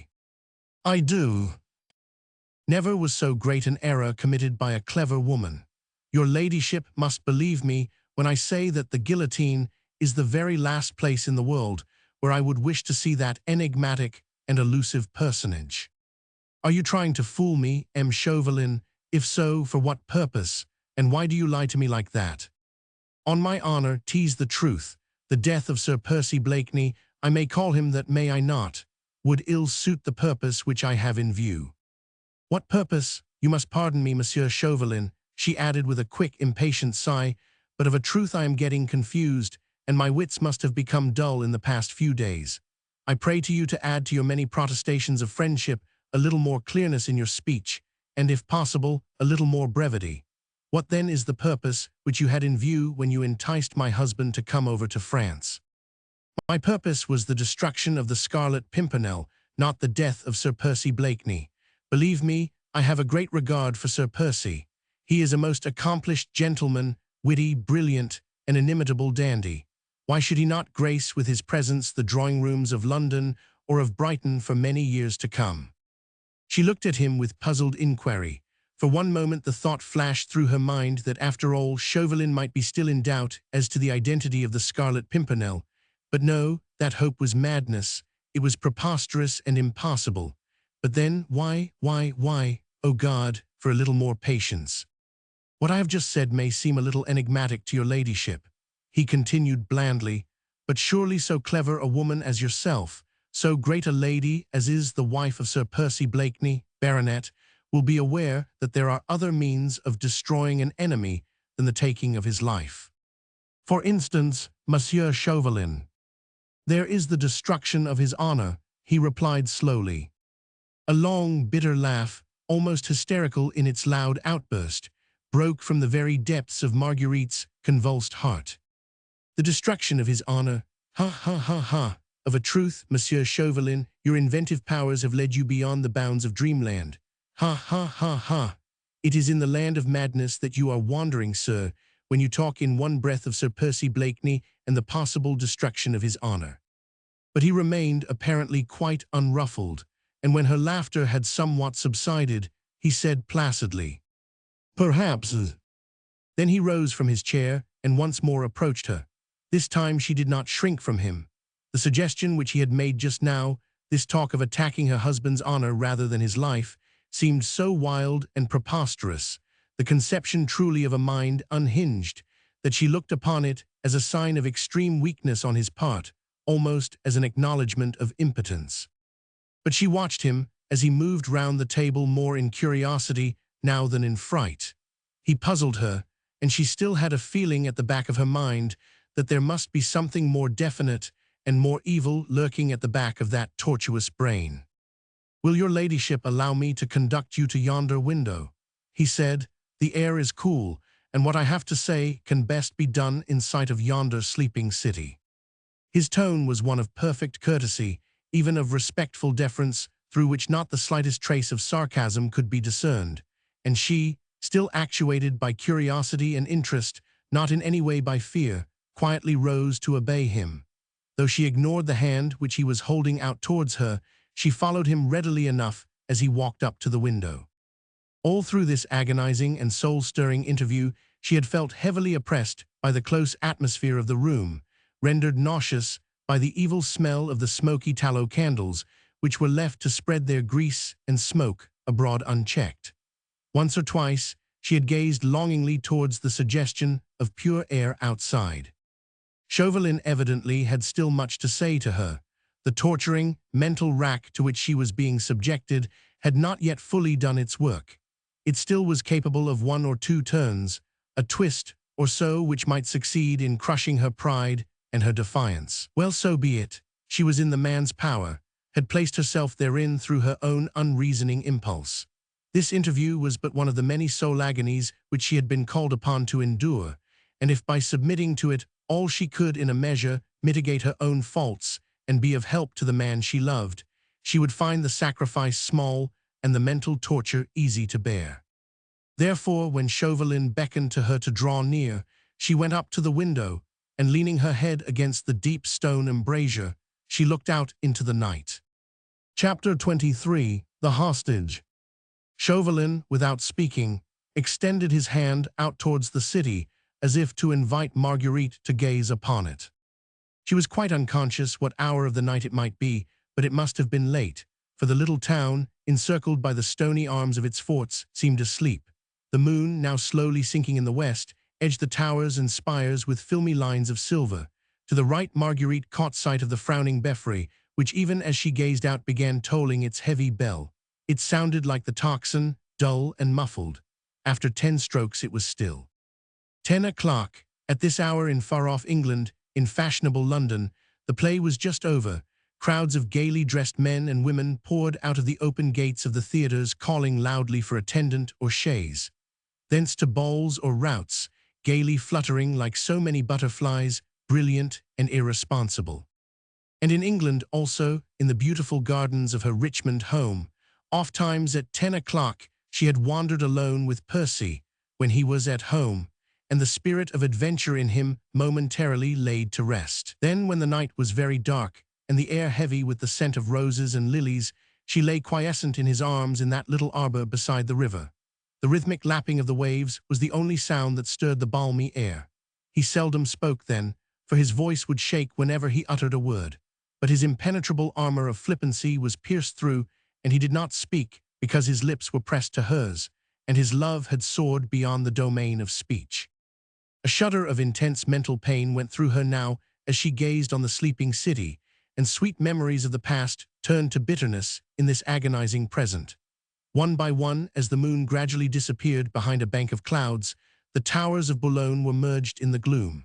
In front of her, far, far away, beyond the flat sand dunes, the sea seemed to be calling to her with a ghostly and melancholy moan. The window was on the ground floor of the fort, and gave direct onto the wide and shady walk which runs along the crest of the city walls. From where she stood, Marguerite was looking straight along the ramparts, some 30 meters wide at this point, flanked on either side by the granite balustrade, and adorned with a double row of ancient elms stunted and twisted into grotesque shapes by the persistent action of the wind. "These wide ramparts are a peculiarity of this city," said a voice close to her ear.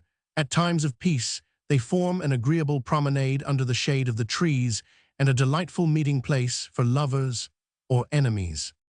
The sound brought her back to the ugly realities of the present: the rose-scented garden at Richmond, the lazily flowing river, the tender memories which for that brief moment had confronted her from out a happy past, suddenly vanished from her ken. Instead of these, the brine-laden sea air struck her quivering nostrils, the echo of the old belfry died away in her ear, and now from out one of the streets or open places of the sleeping city there came the sound of a raucous voice, shooting in monotonous tones a string of words, the meaning of which failed to reach her brain.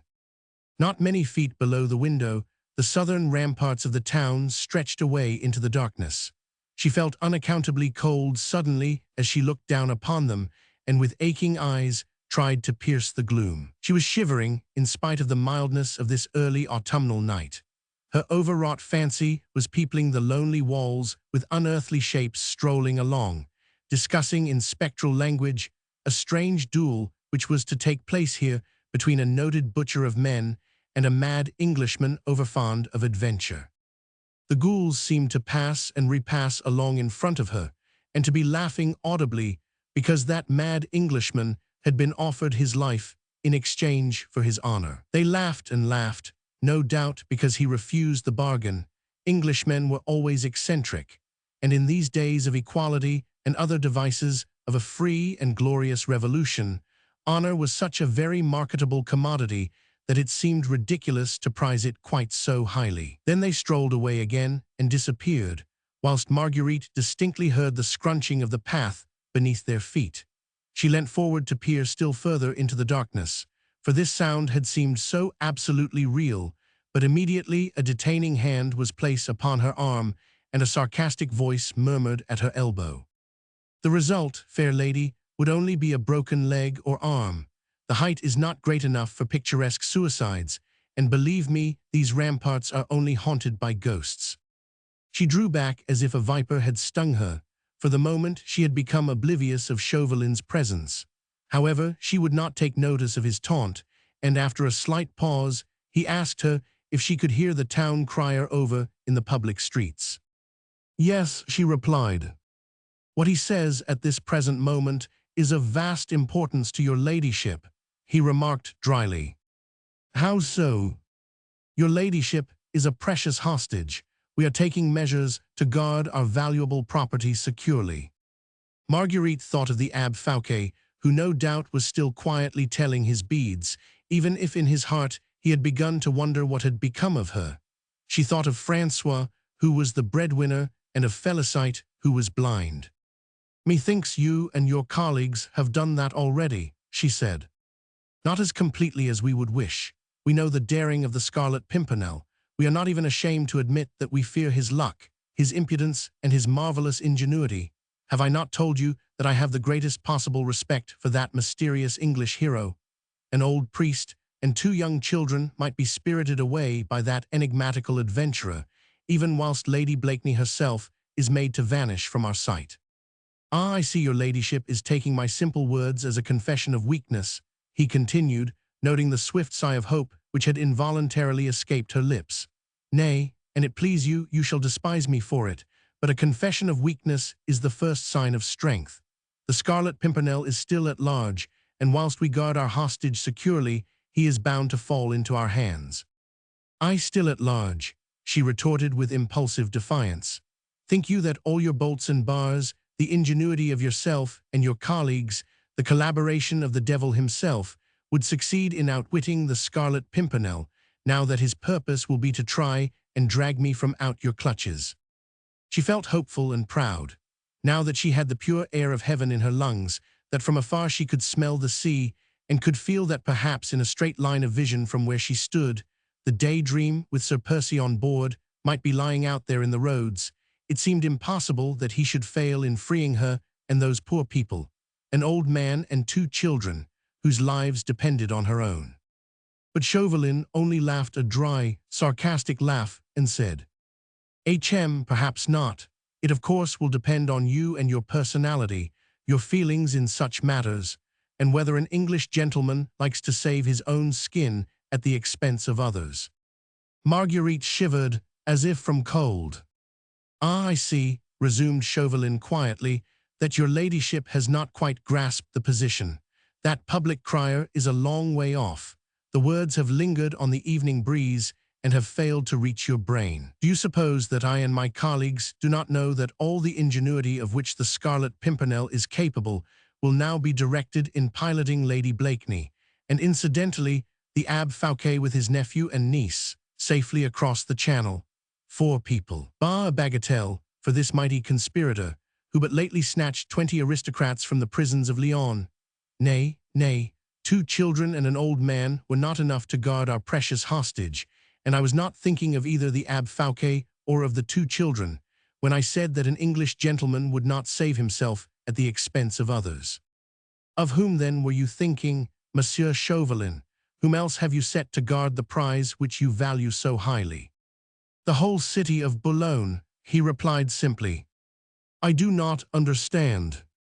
"Let me make my point clear. My colleague, Citizen Carlot de Herbois, rode over from Paris yesterday.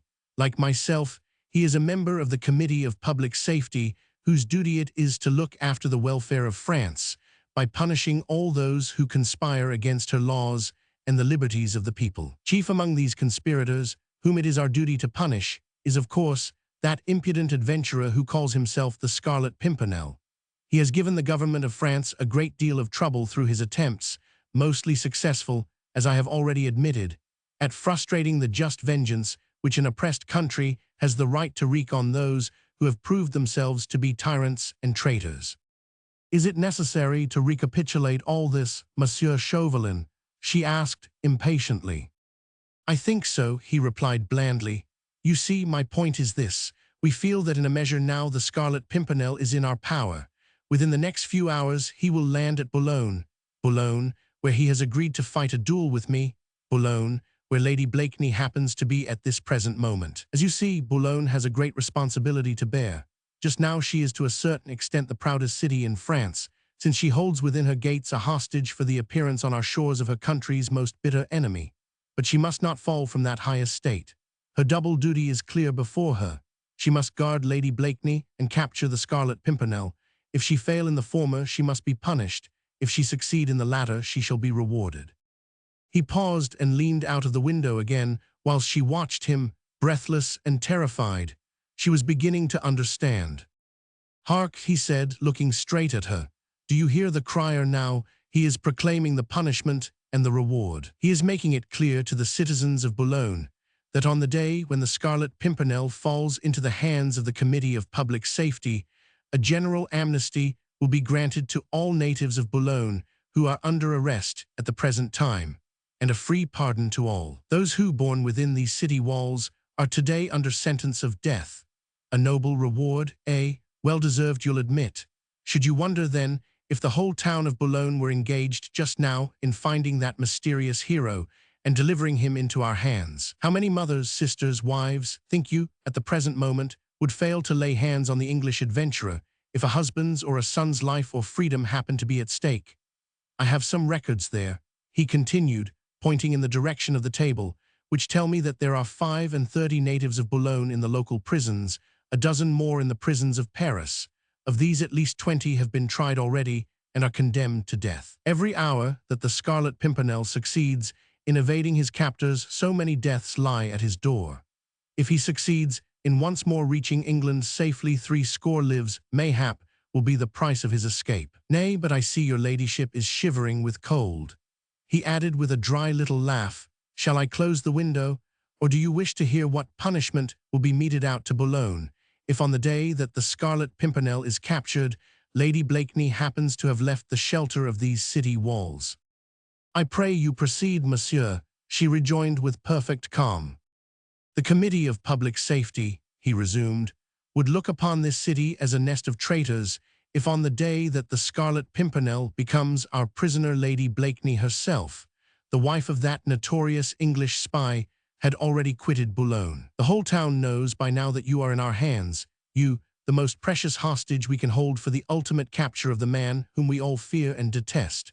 Virtually, the town crier is at the present moment proclaiming to the inhabitants of this city, "We want that man, but we already have his wife. See to it, citizens, that she does not escape, for if she do, we shall summarily shoot the breadwinner in every family in the town." A cry of horror escaped Marguerite's parched lips. "Are you devils then, all of you," she gasped, "that you should think of such things?" Some of us are devils, no doubt," said Chauvelin dryly, "but why should you honor us in this case with so flattering an epithet? We are mere men striving to guard our property and mean no harm to the citizens of Boulogne. We have threatened them, true, but is it not for you and that elusive Pimpernel to see that the threat is never put into execution?" "You would not do it," she repeated, horror-stricken. "Nay, I pray you, fair lady, do not deceive yourself. At present the proclamation sounds like a mere threat, I'll allow, but let me assure you that if we fail to capture the Scarlet Pimpernel, and if you, on the other hand, are spirited out of this fortress by that mysterious adventurer, we shall undoubtedly shoot or guillotine every able-bodied man and woman in this town." He had spoken quietly and emphatically, neither with bombast nor with rage, and Marguerite saw in his face nothing but a calm and ferocious determination, the determination of an entire nation embodied in this one man, to be revenged at any cost. She would not let him see the depth of her despair, nor would she let him read in her face the unutterable hopelessness which filled her soul. It were useless to make an appeal to him. She knew full well that from him she could obtain neither gentleness nor mercy. "I hope at last I have made the situation quite clear to your ladyship," he was asking quite pleasantly now. "See how easy is your position. You have but to remain quiescent in room No. 6, and if any chance of escape be offered you ere the Scarlet Pimpernel is captured, you need but to think of all the families of Boulogne who would be deprived of their breadwinner, fathers and sons mostly, but there are girls too, who support their mothers or sisters. The fish curers of Boulogne are mostly women, and there are the net makers and the seamstresses. All would suffer if your ladyship were no longer to be found in number 6 room of this ancient fort, whilst all would be included in the amnesty if the Scarlet Pimpernel fell into our hands." He gave a low, satisfied chuckle, which made Marguerite think of the evil spirits in hell exulting over the torments of unhappy lost souls. "I think, Lady Blakeney," he added dryly and making her an ironical bow, "that your humble servant hath outwitted the elusive hero at last." Quietly he turned on his heel and went back into the room, Marguerite remaining motionless beside the open window, where the soft, brine-laden air, the distant murmur of the sea, the occasional cry of a sea-mew, all seemed to mock her agonizing despair. The voice of the town crier came nearer and nearer now. She could hear the words he spoke quite distinctly, something about amnesty and pardon, the reward for the capture of the Scarlet Pimpernel, the lives of men, women, and children in exchange for his. Oh, she knew what all that meant, that Percy would not hesitate one single instant to throw his life into the hands of his enemies in exchange for that of others. Others, others, always others. This sigh that had made her heart ache so often in England, what terrible significance it bore now. And how he would suffer in his heart and in his pride because of her whom he could not even attempt to save, since it would mean the death of others, always of others. She wondered if he had already landed in Boulogne.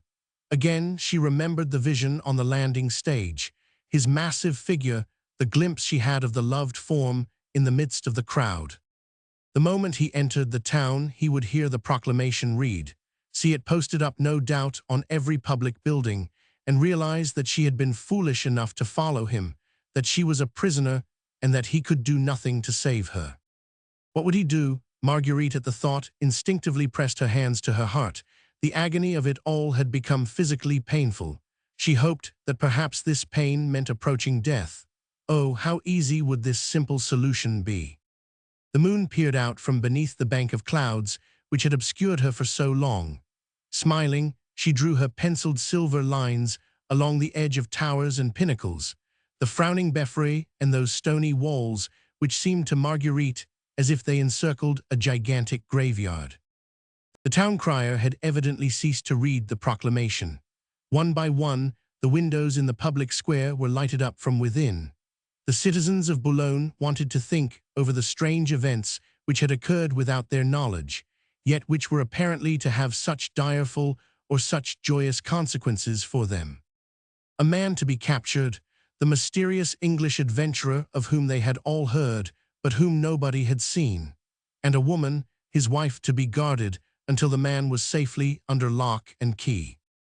Marguerite felt as if she could almost hear them talking it over and vowing that she should not escape, and that the Scarlet Pimpernel should soon be captured. A gentle wind stirred the old gnarled trees on the southern ramparts, a wind that sounded like the sigh of swiftly dying hope. What could Percy do now? His hands were tied, and he was inevitably destined to endure the awful agony of seeing the woman he loved die a terrible death beside him. Having captured him, they would not keep him long, no necessity for a trial, for detention, for formalities of any kind. A summary execution at dawn on the public place, a roll of drums, a public holiday to mark the joyful event, and a brave man will have ceased to live, a noble heart have stilled its beatings forever, whilst a whole nation gloried over the deed. Sleep, citizens of Boulogne, all is still. The night watchman had replaced the town crier. All was quiet within the city walls. The inhabitants could sleep in peace. A beneficent government was wakeful and guarding their rest. But many of the windows of the town remained lighted up, and at a little distance below her, round the corner so that she could not see it, a small crowd must have collected in front of the gateway which led into the courtyard of the Gaol fort. Marguerite could hear a persistent murmur of voices, mostly angry and threatening, and once there were loud cries of "English spies" and "A la lanterne." "The citizens of Boulogne are guarding the treasures of France," commented Chauvelin dryly as he laughed again, that cruel, mirthless laugh of his. Then she roused herself from her torpor. She did not know how long she had stood beside the open window, but the fear seized her that that man must have seen and gloated over the agony of her mind. She straightened her graceful figure, threw back her proud head defiantly, and quietly walked up to the table, where Chauvelin seemed once more absorbed in the perusal of his papers. "Is this interview over?" she asked quietly and without the slightest tremor in her voice. "May I go now?" "As soon as you wish," he replied with gentle irony. He regarded her with obvious delight, for truly she was beautiful, grand in this attitude of defiant despair. The man, who had spent the last half-hour in martyrizing her, gloried over the misery which he had wrought, and which all her strength of will could not entirely banish from her face. "Will you believe me, Lady Blakeney," he added, "that there is no personal animosity in my heart towards you or your husband? Have I not told you that I do not wish to compass his death? Yet you propose to send him to the guillotine as soon as you have laid hands on him. I have explained to you the measures which I have taken in order to make sure that we do lay hands on the Scarlet Pimpernel. Once he is in our power, it will rest with him to walk to the guillotine or to embark with you on board his yacht. You propose to place an alternative before Sir Percy Blakeney." "Certainly. To offer him his life, and that of his charming wife. In exchange for what? His honor. He will refuse, monsieur. We shall see."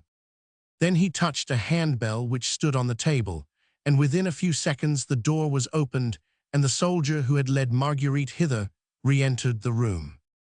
The interview was at an end. It had served its purpose.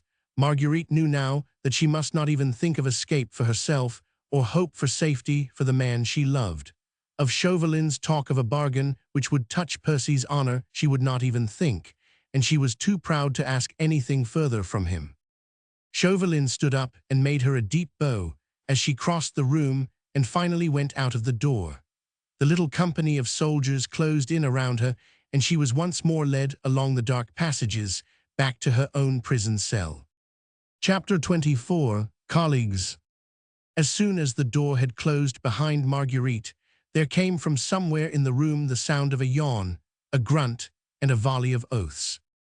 The flickering light of the tallow candles had failed to penetrate into all the corners, and now, from out one of these dark depths, a certain something began to detach itself and to move forward towards the table at which Chauvelin had once more resumed his seat.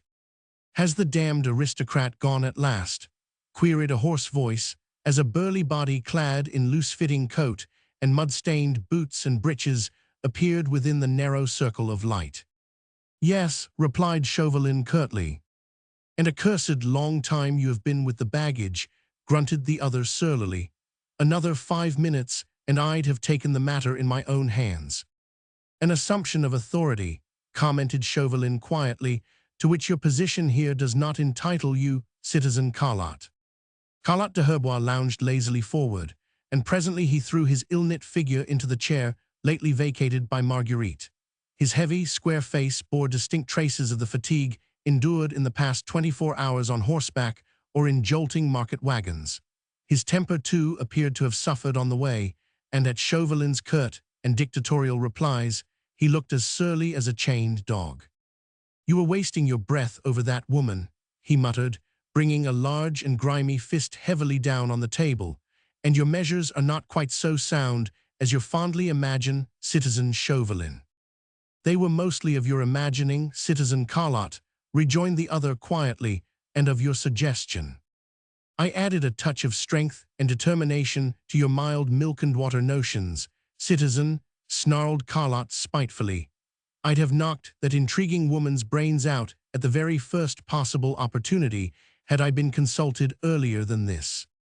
Quite regardless of the fact that such violent measures would completely damn all our chances of success as far as the capture of the Scarlet Pimpernel is concerned," remarked Chauvelin drily, with a contemptuous shrug of the shoulders.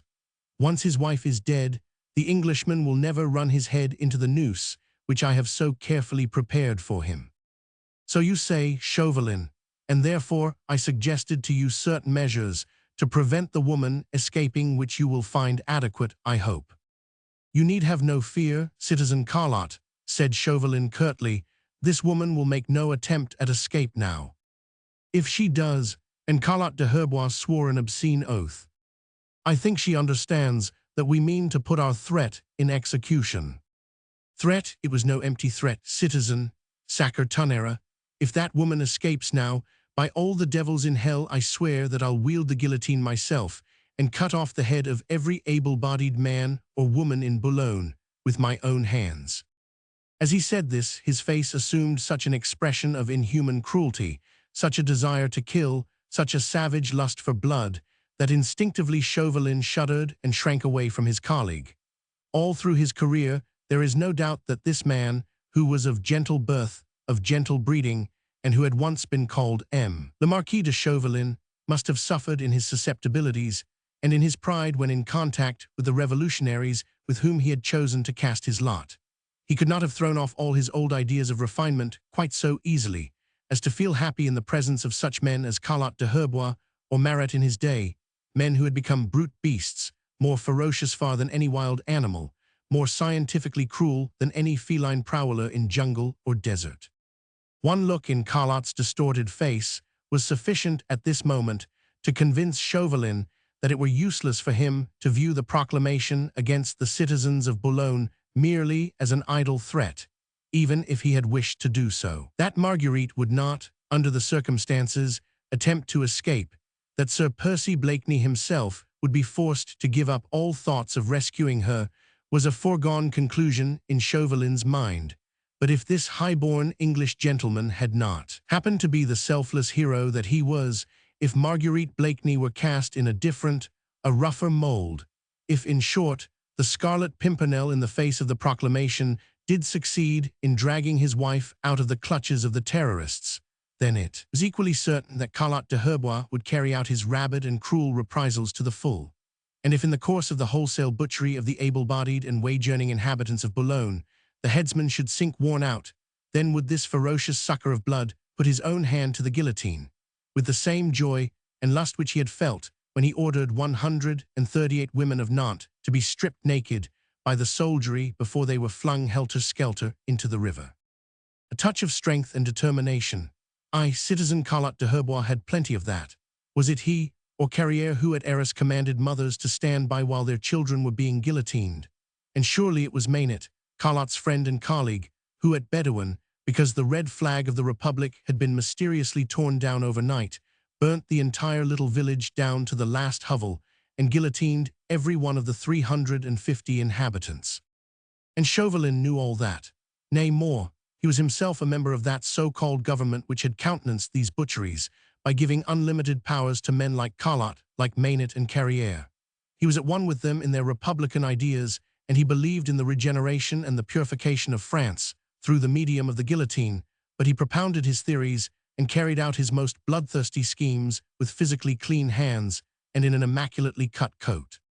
Even now, when Carlotte de Herbois lounged before him, with mud-bespattered legs stretched out before him, with dubious linen at neck and wrists, and an odor of rank tobacco and stale, cheap wine pervading his whole personality, the more fastidious man of the world, who had consorted with the dandies of London and Brighton, winced at the enforced proximity. But it was the joint characteristic of all these men who had turned France into a vast butchery and charnel house, that they all feared and hated one another, even more wholeheartedly than they hated the aristocrats and so-called traitors whom they sent to the guillotine. Citizen Leban is said to have dipped his sword into the blood which flowed from the guillotine, whilst exclaiming, "Comédie l'âme si sang cool de traitor." But he and Carlotte and Danton and Robespierre, all of them in fact, would have regarded with more delight still the blood of any one of their colleagues. At this very moment, Carlotte de Herbois and Chauvelin would with utmost satisfaction have denounced, one the other, to the tender mercies of the public prosecutor. Carlotte made no secret of his hatred for Chauvelin, and the latter disguised it but thinly under the veneer of contemptuous indifference. "As for that damned Englishman," added Carlotte now, after a slight pause, and with another savage oath, "if 'tis my good fortune to lay hands on him, I'd shoot him then and there like a mad dog, and rid France once and forever of this accursed spy." "And think you, Citizen Carlotte," rejoined Chauvelin with a shrug of the shoulders, "that France would be rid of all English adventurers by the summary death of this one man? He is the ringleader, at any rate, and has at least 19 disciples to continue his traditions of conspiracy and intrigue. None perhaps so ingenious as himself, none with the same daring and good luck perhaps, but still a number of ardent fools only too ready to follow in the footsteps of their chief. Then there's the halo of martyrdom around the murdered hero, the enthusiasm created by his noble death. Nay, nay, citizen, you have not lived among these English people, you do not understand them, or you would not talk of sending their popular hero to an honored grave." But Carlotte de Herbois only shook his powerful frame like some big, sulky dog, and spat upon the floor to express his contempt of this wild talk, which seemed to have no real tangible purpose. "You have not caught your Scarlet Pimpernel yet, citizen," he said with a snort. "No, but I will, after sundown tomorrow." "How do you know?" "I have ordered the Angelus to be rung at one of the closed churches, and he agreed to fight a duel with me on the southern ramparts at that hour and on that day," said Chauvelin simply. "You take him for a fool," sneered Carlotte. "No, only for a foolhardy adventurer. You imagine that, with his wife as hostage in our hands, and the whole city of Boulogne on the lookout for him for the sake of the amnesty, that the man would be fool enough to walk on those ramparts at a given hour, for the express purpose of getting himself caught by you and your men. I am quite sure that if we do not lay hands on him before that given hour, that he will be on the ramparts at the Angelus tomorrow," said Chauvelin emphatically. Carlotte shrugged his broad shoulders. "Is the man mad?" he asked with an incredulous laugh. "Yes, I think so," rejoined the other with a smile. "And having caught your hare," queried Carlotte, "how do you propose to cook him?" 12 picked men will be on the ramparts ready to seize him the moment he appears. And to shoot him at sight, I hope. Only as a last resource, for the Englishman is powerful and may cause our half-famished men a good deal of trouble, but I want him alive, if possible. Why, a dead lion is safer than a live one any day. Oh, we'll kill him right enough, citizen. I pray you have no fear. I hold a weapon ready for that meddlesome Scarlet Pimpernel, which will be 1,000 times more deadly and more effectual than a chance shot or even a guillotine. What weapon is that, Citizen Chauvelin? Chauvelin leaned forward across the table and rested his chin in his hands. Instinctively, Carlot too leaned towards him, and both men peered furtively round them, as if wondering if prying eyes happened to be lurking round. It was Chauvelin's pale eyes, which now gleamed with hatred, and with an insatiable lust for revenge at least as powerful as Carlot's lust for blood. The unsteady light of the tallow candles threw grotesque shadows across his brows, and his mouth was set in such rigid lines of implacable cruelty that the brutish sot beside him gazed on him amazed, vaguely scenting here a depth of feeling which was beyond his power to comprehend. He repeated his question under his breath. What weapon do you mean to use against that accursed spy, Citizen Chauvelin? Dishonor and ridicule, replied the other quietly. But in exchange for his life and that of his wife. As the woman told you just now, he will refuse. We shall see, citizen. You are mad to think such things, citizen, and ill serve the Republic by sparing her bitterest foe. A long, sarcastic laugh broke from Chauvelin's parted lips. Spare him, spare the Scarlet Pimpernel, he ejaculated. Nay, citizen, you need have no fear of that, but believe me, I have schemes in my head by which the man whom we all hate will be more truly destroyed than your guillotine could ever accomplish. Schemes whereby the hero who is now worshipped in England as a demigod will suddenly become an object of loathing and of contempt. Ah, I see you understand me now. I wish to so cover him with ridicule that the very name of the small wayside flower will become a term of derision and of scorn. Only then shall we be rid of these pestilential English spies.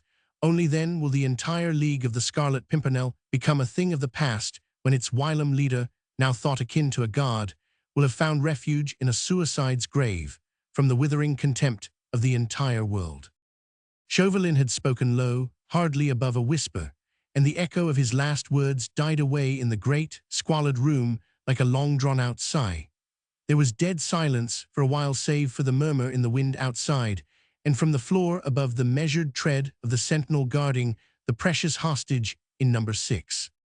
Both men were staring straight in front of them. Carlot de Herbois, incredulous, half contemptuous, did not altogether approve of these schemes which seemed to him wild and uncanny.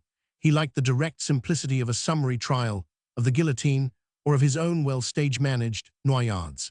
He did not feel that any ridicule or dishonor would necessarily paralyze a man in his efforts at intrigue, and would have liked to set Chauvelin's authority aside, to behead the woman upstairs, and then to take his chances of capturing the man later on.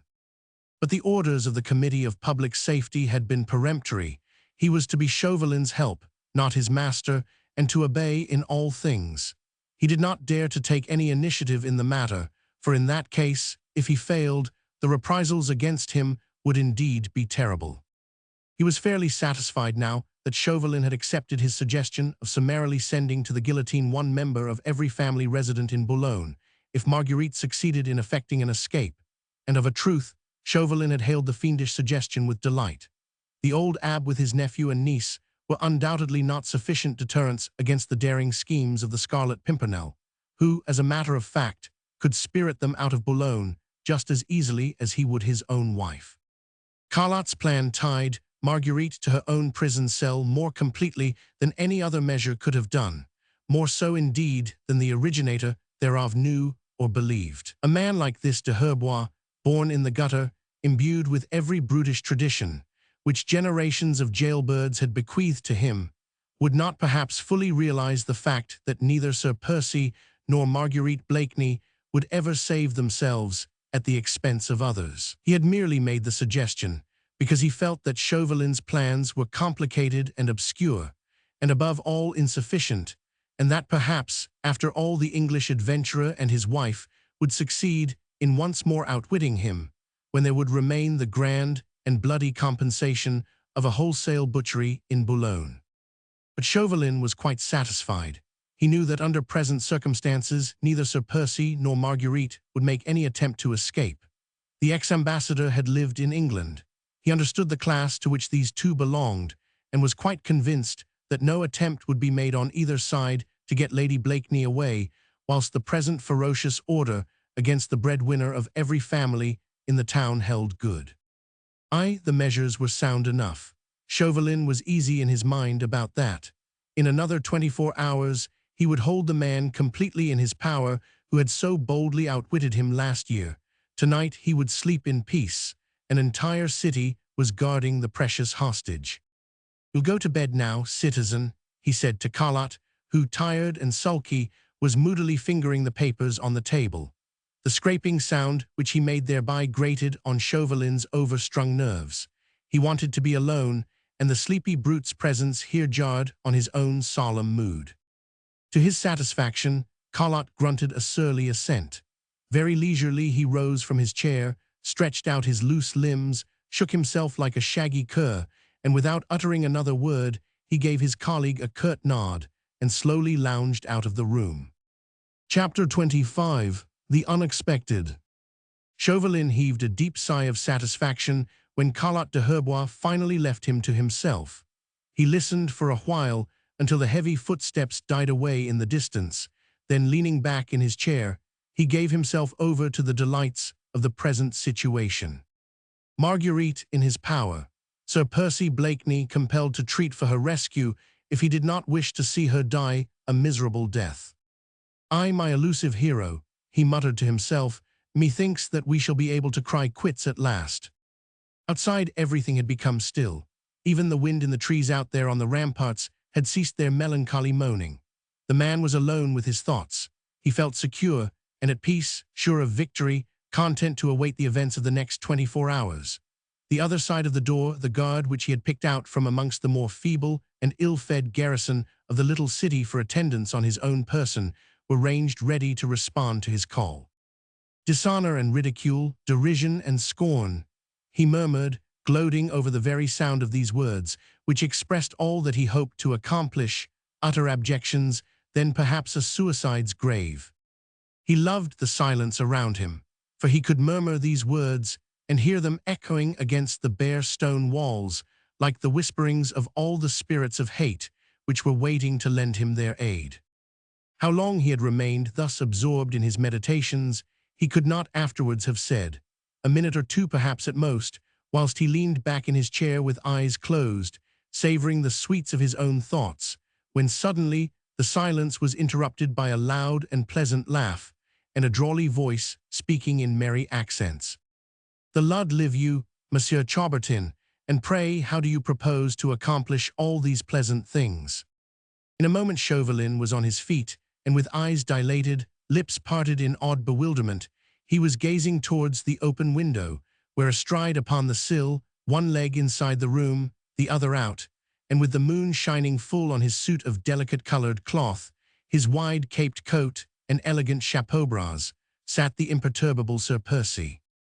"I heard you muttering such pleasant words, monsieur," continued Blakeney calmly, "that the temptation seized me to join in the conversation. A man talking to himself is ever in a sorry plight. He is either a madman or a fool." He laughed his own quaint and inane laugh, and added apologetically, "Far be it from me, sir, to apply either epithet to you, demmed bad form calling another fellow names, just when he does not quite feel himself. You don't feel quite yourself, I fancy just now, Monsieur Chaubertin, beg pardon, Chauvelin." He sat there quite comfortably, one slender hand resting on the gracefully fashioned hilt of his sword, the sword of Lorenzo Sensei, the other holding up the gold-rimmed eyeglass through which he was regarding his avowed enemy. He was dressed as for a ball, and his perpetually amiable smile lurked round the corners of his firm lips. Chauvelin had undoubtedly for the moment lost his presence of mind. He did not even think of calling to his picked guard, so completely taken aback was he by this unforeseen move on the part of Sir Percy. Yet, obviously, he should have been ready for this eventuality. Had he not caused the town crier to loudly proclaim throughout the city that if one female prisoner escaped from Fort Gaol, the entire able-bodied population of Boulogne would suffer. The moment Sir Percy entered the gates of the town, he could not help but hear the proclamation, and hear at the same time that this one female prisoner who was so precious a charge was the wife of the English spy, the Scarlet Pimpernel. Moreover, was it not a fact that whenever or wherever the Scarlet Pimpernel was least expected there, and then would he surely appear? Having once realized that it was his wife who was incarcerated in Fort Gaol, was it not natural that he would go and prowl around the prison and along the avenue on the summit of the southern ramparts, which was accessible to every passerby? No doubt he had lain in hiding among the trees, had perhaps caught snatches of Chauvelin's recent talk with Carlotte. It was all so natural, so simple, strange that it should have been so unexpected. Furious at himself for his momentary stupor, he now made a vigorous effort to face his impudent enemy with the same sang-froid of which the latter had so inexhaustible a fund. He walked quietly towards the window, compelling his nerves to perfect calm and his mood to indifference. The situation had ceased to astonish him. Already his keen mind had seen its possibilities, its grimness and its humor, and he was quite prepared to enjoy these to the full.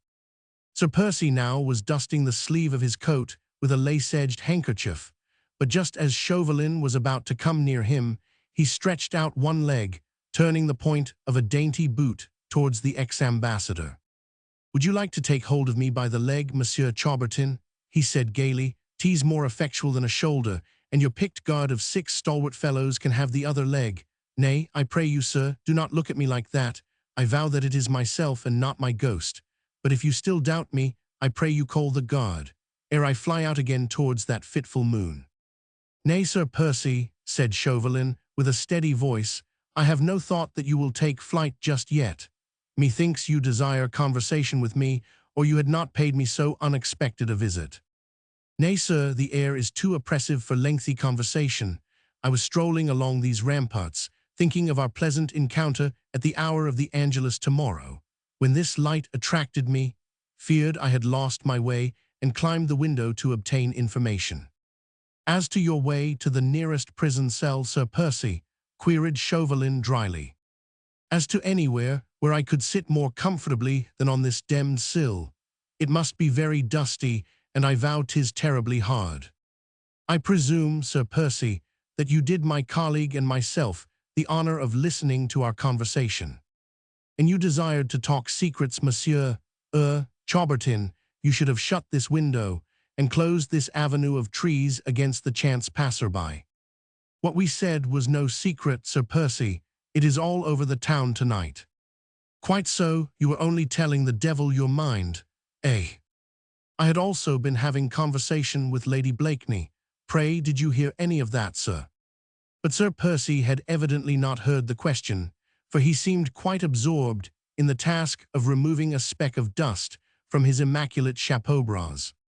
"These hats are all the rage in England just now," he said airily, "but they have had their day, do you not think so, monsieur? When I return to town, I shall have to devote my whole mind to the invention of a new headgear." "When will you return to England, Sir Percy?" queried Chauvelin with good-natured sarcasm. "At the turn of the tide tomorrow eve, monsieur," replied Blakeney. "In company with Lady Blakeney." "Certainly, sir, and yours if you will honor us with your company." "If you return to England tomorrow, Sir Percy, Lady Blakeney, I fear me, cannot accompany you." "You astonish me, sir," rejoined Blakeney with an exclamation of genuine and unaffected surprise. "I wonder now what would prevent her." "All those whose death would be the result of her flight, if she succeeded in escaping from Boulogne." But Sir Percy was staring at him, with wide-open eyes expressive of utmost amazement. Dear, Lud, but that sounds most unfortunate. You have not heard of the measures which I have taken to prevent Lady Blakeney quitting this city without our leave." "No, Monsieur Chaubertin, no, I have heard nothing," rejoined Sir Percy blandly. "I lead a very retired life when I come abroad, and—" "Would you wish to hear them now?" "Quite unnecessary, sir, I assure you, and the hour is getting late." "Sir Percy, are you aware of the fact that unless you listen to what I have to say, your wife will be dragged before the Committee of Public Safety in Paris within the next 24 hours?" said Chauvelin firmly. "What swift horses you must have, sir," quoth Blakeney pleasantly. "Lud, to think of it, I always heard that these demmed French horses would never beat ours across country." But Chauvelin now would not allow himself to be ruffled by Sir Percy's apparent indifference. Keen reader of emotions as he was, he had not failed to note a distinct change in the drawly voice, a sound of something hard and trenchant in the flippant laugh, ever since Marguerite's name was first mentioned. Blakeney's attitude was apparently as careless, as audacious as before, but Chauvelin's keen eyes had not missed the almost imperceptible tightening of the jaw and the rapid clenching of one hand on the sword hilt, even whilst the other toyed in graceful idleness with the filmy Mechlin lace cravat. Sir Percy's head was well thrown back, and the pale rays of the moon caught the edge of the clear-cut profile, the low, massive brow, the drooping lids through which the audacious plotter was lazily regarding the man who held not only his own life, but that of the woman who was infinitely dear to him, in the hollow of his hand. "I am afraid, Sir Percy," continued Chauvelin dryly, "that you are under the impression that bolts and bars will yield to your usual good luck, now that so precious a life is at stake as that of Lady Blakeney. I am a greater believer in impressions, Monsieur Chauvelin. I told her just now that if she quitted Boulogne ere the Scarlet Pimpernel is in our hands, we should summarily shoot one member of every family in the town, the breadwinner. A pleasant conceit, monsieur, and one that does infinite credit to your inventive faculties. Lady Blakeney, therefore, we hold safely enough," continued Chauvelin, who no longer heeded the mocking observations of his enemy. "As for the Scarlet Pimpernel, you have but to ring a bell to raise a voice, and he too will be under lock and key within the next 2 minutes. Passons, monsieur, you are dying to say something further. I pray you proceed. Your engaging countenance is becoming quite interesting in its seriousness." "What I wish to say to you, Sir Percy, is in the nature of a proposed bargain." "Indeed, monsieur, you are full of surprises, like a pretty woman, and pray what are the terms of this proposed bargain?" "Your side of the bargain, Sir Percy, or mine, which will you hear first?" "Oh, yours, monsieur, yours, I pray you. Have I not said that you are like a pretty woman? Place ox dames, sir, always." "My share of the bargain, sir, is simple enough. Lady Blakeney, escorted by yourself and any of your friends who might be in this city at the time, shall leave Boulogne Harbour at sunset tomorrow, free and unmolested, if you, on the other hand, will do your share. I don't yet know what my share in this interesting bargain is to be, sir, but for the sake of argument let us suppose that I do not carry it out. What then?" "Then, Sir Percy, putting aside for the moment the question of the Scarlet Pimpernel altogether, then Lady Blakeney will be taken to Paris, and will be incarcerated in the prison of the Temple lately vacated by Marie Antoinette. There she will be treated in exactly the same way as the ex-queen is now being treated in the conciergerie. Do you know what that means, Sir Percy? It does not mean a summary trial and a speedy death, with the halo and glory of martyrdom thrown in. It means days, weeks, nay, months, perhaps, of misery and humiliation. It means that, like Marie Antoinette, she will never be allowed solitude for one single instant of the day or night. It means the constant proximity of soldiers, drunk with cruelty and with hate. The insults, the shame. You hound, you dog, you cur, do you not see that I must strangle you for this?" The attack had been so sudden and so violent that Chauvelin had not the time to utter the slightest call for help. But a second ago, Sir Percy Blakeney had been sitting on the windowsill, outwardly listening with perfect calm to what his enemy had to say. Now he was at the latter's throat, pressing with long and slender hands the breath out of the Frenchman's body, his usually placid face distorted into a mask of hate. You cur, he repeated, am I to kill you, or will you unsay those words?" Then suddenly he relaxed his grip. The habits of a lifetime would not be gainsaid even now. A second ago his face had been livid with rage and hate. Now a quick flush overspread it, as if he were ashamed of this loss of self-control. He threw the little Frenchman away from him like he would a beast which had snarled, and passed his hand across his brow. "Lud forgive me," he said quaintly, "I had almost lost my temper." Chauvelin was not slow in recovering himself. He was plucky and alert, and his hatred for this man was so great that he had actually ceased to fear him. Now he quietly readjusted his cravat, made a vigorous effort to reconquer his breath, and said firmly, as soon as he could contrive to speak at all, "And if you did strangle me, Sir Percy, you would do yourself no good. The fate which I have mapped out for Lady Blakeney would then irrevocably be hers, for she is in our power, and none of my colleagues are disposed to offer you a means of saving her from it, as I am ready to do." Blakeney was now standing in the middle of the room, with his hands buried in the pockets of his breeches, his manner and attitude once more calm, debonair, expressive of lofty self-possession and of absolute indifference. He came quite close to the meager little figure of his exultant enemy, thereby forcing the latter to look up at him. "Oh, yes," he said airily, "I had nigh forgotten. You were talking of a bargain, my share of it. Is it me you want? Do you wish to see me in your Paris prisons? I assure you, sir, that the propinquity of drunken soldiers may disgust me, but it would in no way disturb the equanimity of my temper." "I am quite sure of that, Sir Percy, and I can but repeat what I had the honor of saying to Lady Blakeney just now. I do not desire the death of so accomplished a gentleman as yourself." "Strange, monsieur," retorted Blakeney, with a return of his accustomed flippancy. "Now I do desire your death very strongly indeed. There would be so much less vermin on the face of the earth. But pardon me, I was interrupting you. Will you be so kind as to proceed?" Chauvelin had not winced at the insult.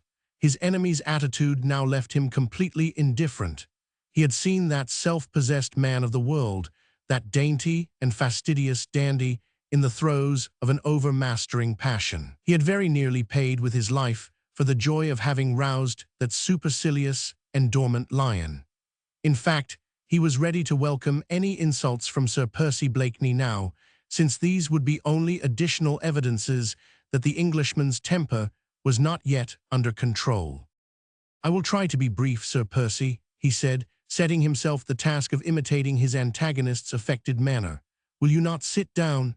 We must try and discuss these matters like two men of the world. As for me, I am always happiest beside a board littered with papers. I am not an athlete, Sir Percy, and serve my country with my pen rather than with my fists." Whilst he spoke, he had reached the table and once more took the chair whereon he had been sitting lately, when he dreamed the dreams which were so near realization now. He pointed with a graceful gesture to the other vacant chair, which Blakeney took without a word.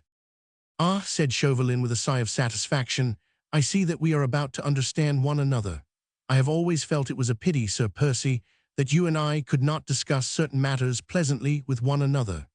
Now, about this unfortunate incident of Lady Blakeney's incarceration, I would like you to believe that I had no part in the arrangements which have been made for her detention in Paris. My colleagues have arranged it all, and I have vainly tried to protest against the rigorous measures which are to be enforced against her in the Temple prison. But these are answering so completely in the case of the ex-queen, they have so completely broken her spirit and her pride, that my colleagues felt that they would prove equally useful in order to bring the Scarlet Pimpernel, through his wife, to an humbler frame of mind." He paused a moment, distinctly pleased with his peroration, satisfied that his voice had been without a tremor and his face impassive, and wondering what effect this somewhat lengthy preamble had upon Sir Percy, who through it all had remained singularly quiet. Chauvelin was preparing himself for the next effect which he hoped to produce, and was vaguely seeking for the best words with which to fully express his meaning, when he was suddenly startled by a sound as unexpected as it was disconcerting. It was the sound of a loud and prolonged snore. He pushed the candle aside, which somewhat obstructed his line of vision, and casting a rapid glance at the enemy, with whose life he was toying even as a cat doth with that of a mouse, he saw that the aforesaid mouse was calmly and unmistakably asleep. An impatient oath escaped Chauvelin's lips, and he brought his fist heavily down on the table, making the metal candlesticks rattle and causing Sir Percy to open one sleepy eye. "1,000 pardons, sir," said Blakeney with a slight yawn. "I am so demmed fatigued, and your preface was unduly long. Beastly bad form, I know, going to sleep during a sermon, but I haven't had a wink of sleep all day. I pray you to excuse me." "Will you condescend to listen, Sir Percy?" queried Chauvelin peremptorily, "or shall I call the guard and give up all thoughts of treating with you?" Just whichever you demmed well prefer, sir, rejoined Blakeney impatiently. And once more stretching out his long limbs, he buried his hands in the pockets of his breeches and apparently prepared himself for another quiet sleep.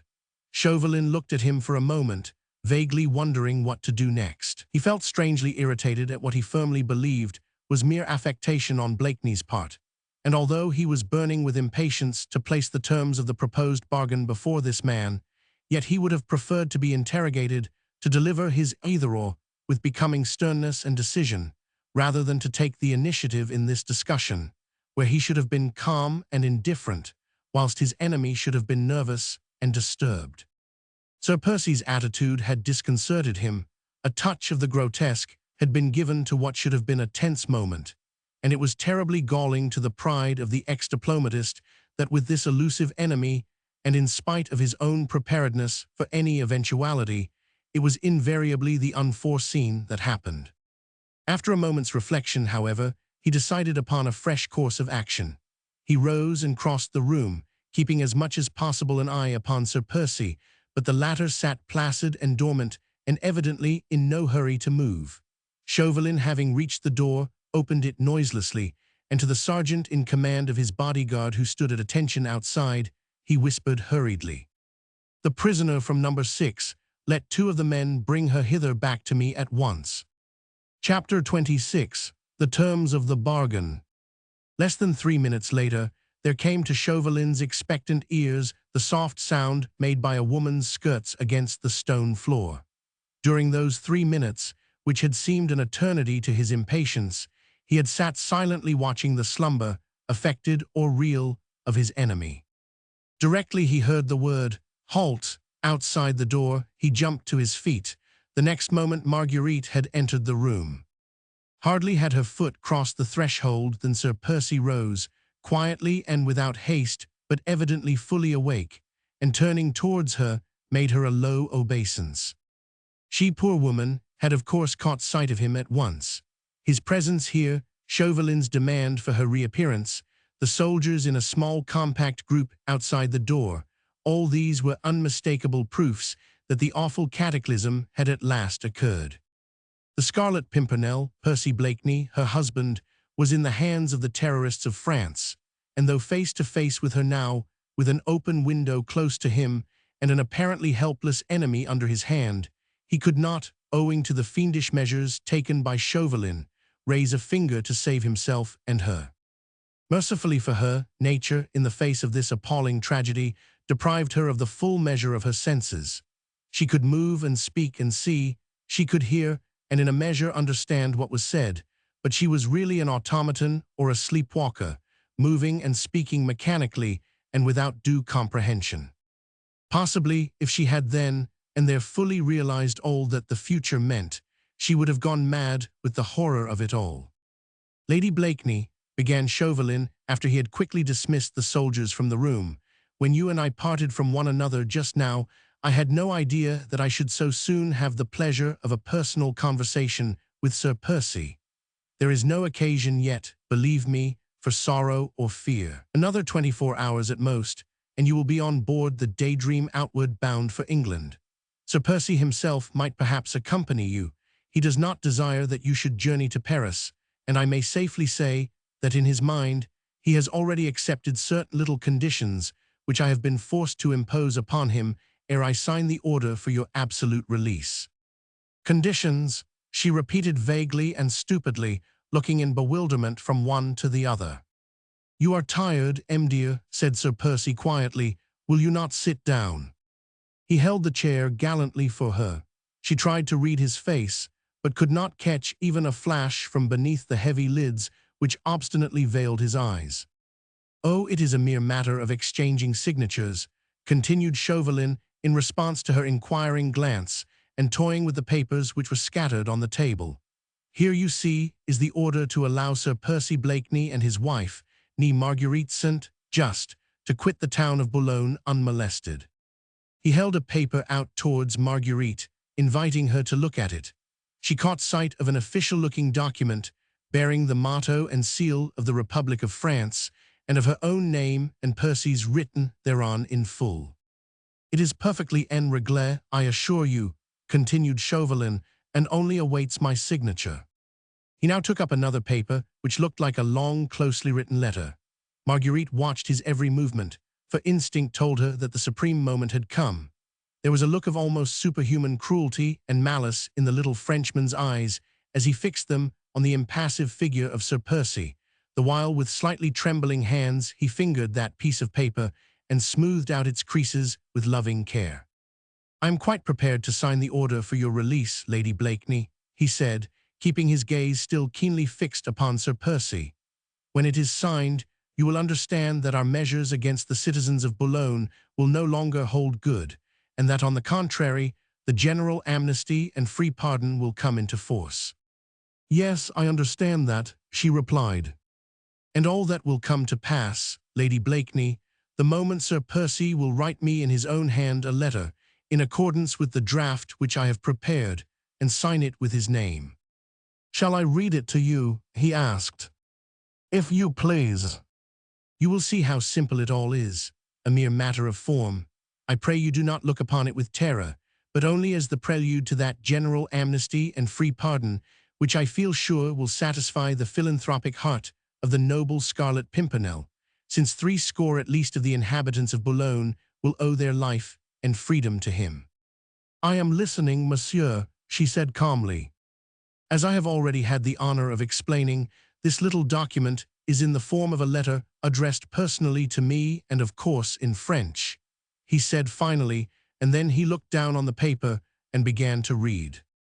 "Citizen Chauvelin, in consideration of a further sum of 1,000,000 francs, and on the understanding that this ridiculous charge brought against me of conspiring against the Republic of France is immediately withdrawn, and I am allowed to return to England unmolested, I am quite prepared to acquaint you with the names and whereabouts of certain persons who, under the guise of the League of the Scarlet Pimpernel, are even now conspiring to free the woman Marie Antoinette and her son from prison, and to place the latter upon the throne of France. You are quite well aware that under the pretense of being the leader of a gang of English adventurers, who never did the Republic of France and her people any real harm, I have actually been the means of unmasking many a royalist plot before you, and of bringing many persistent conspirators to the guillotine. I am surprised that you should cavil at the price I am asking this time for the very important information with which I am able to furnish you,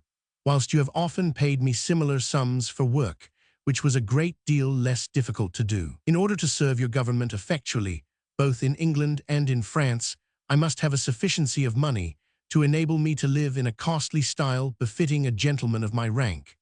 Were I to alter my mode of life, I could not continue to mix in that same social milieu to which all my friends belong and wherein, as you are well aware, most of the royalist plots are hatched.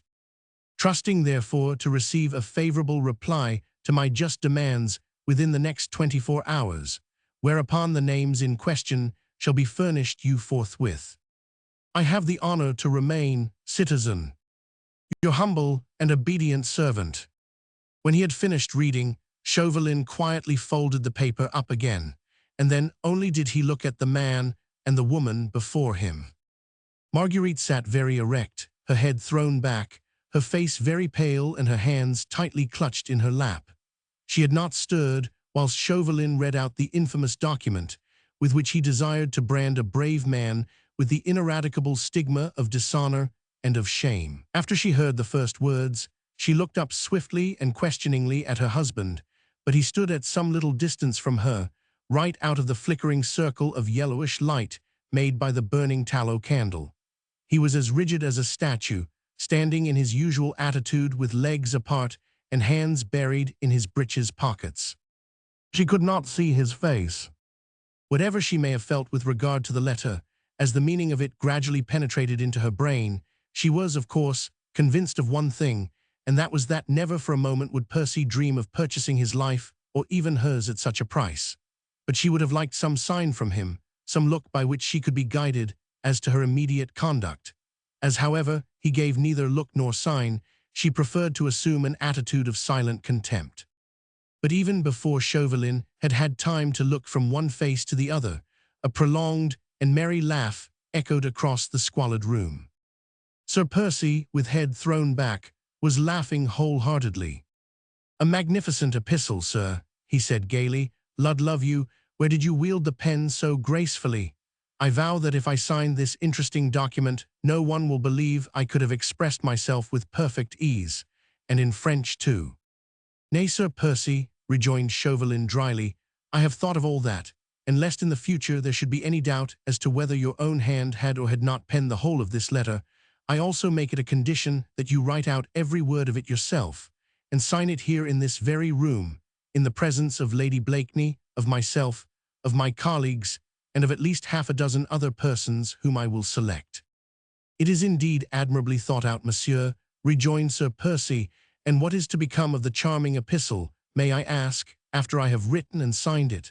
Pardon my curiosity, I take a natural interest in the matter, and truly your ingenuity passes belief." "Oh, the fate of this letter will be as simple as was the writing thereof. A copy of it will be published in our Gazette de Paris as a bait for enterprising English journalists.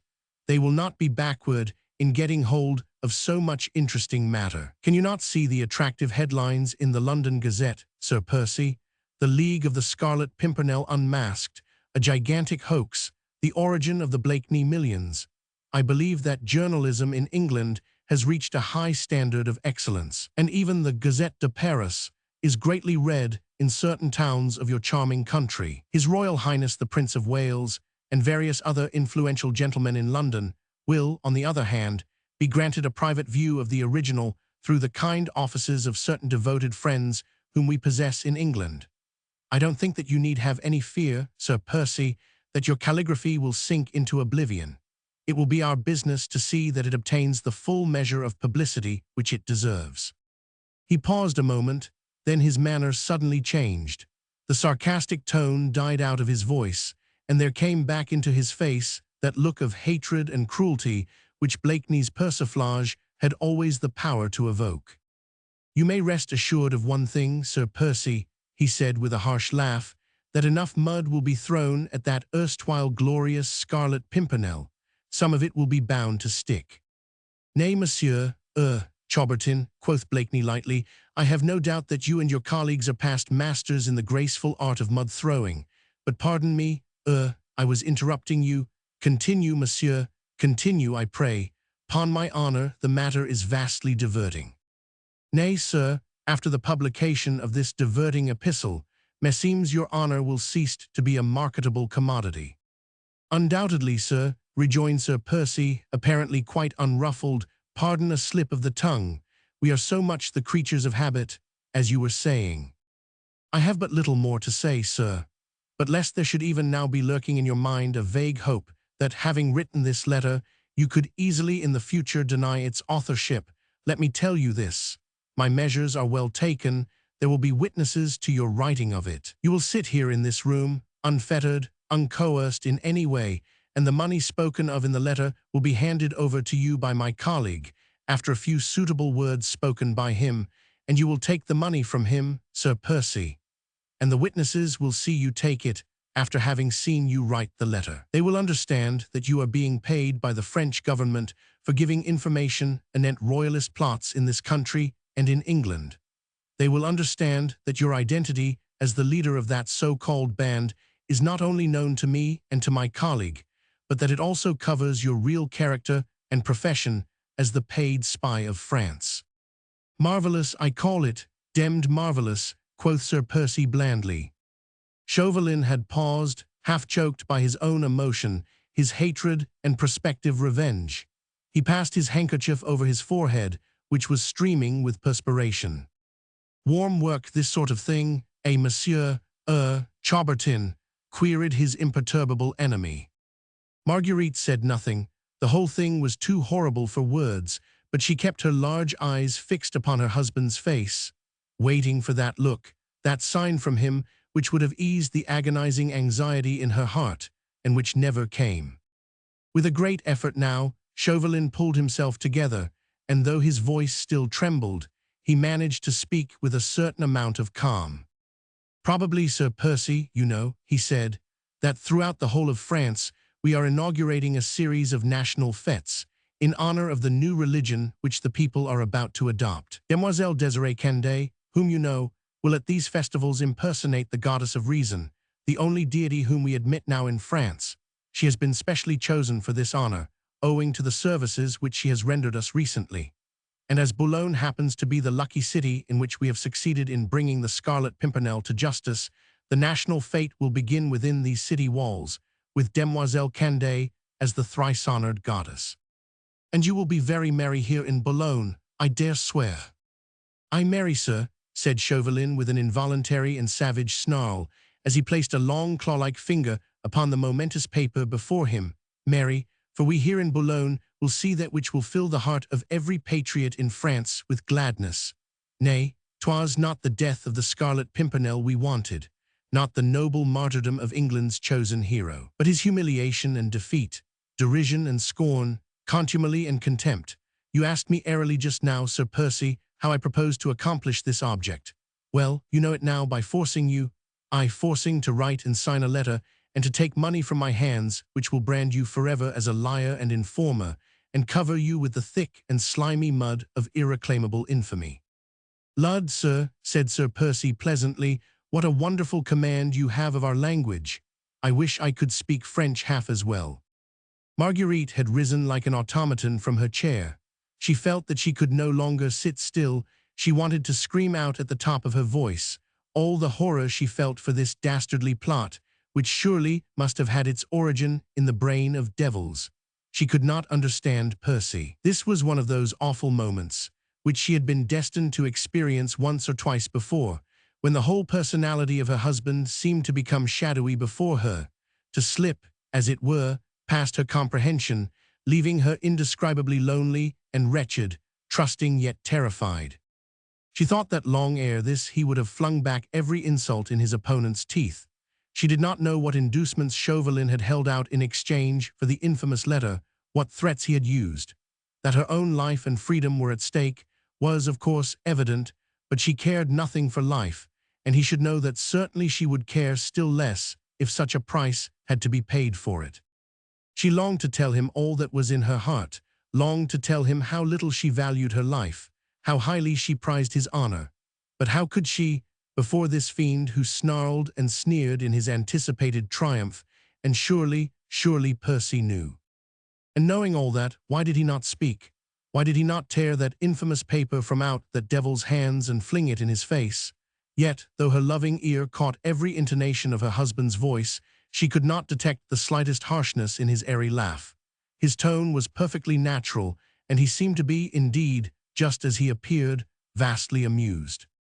Then she thought that perhaps he would wish her to go now, that he felt desire to be alone with this man, who had outraged him in everything that he held most holy and most dear, his honor and his wife. That perhaps, knowing that his own temper was no longer under control, he did not wish her to witness the rough and ready chastisement which he was intending to mete out to this dastardly intriguer. Yes, that was it, no doubt. Herein she could not be mistaken. She knew his fastidious notions of what was due and proper in the presence of a woman, and that even at a moment like this, he would wish the manners of London drawing-rooms to govern his every action. Therefore she rose to go, and as she did so, once more tried to read the expression in his face, to guess what was passing in his mind.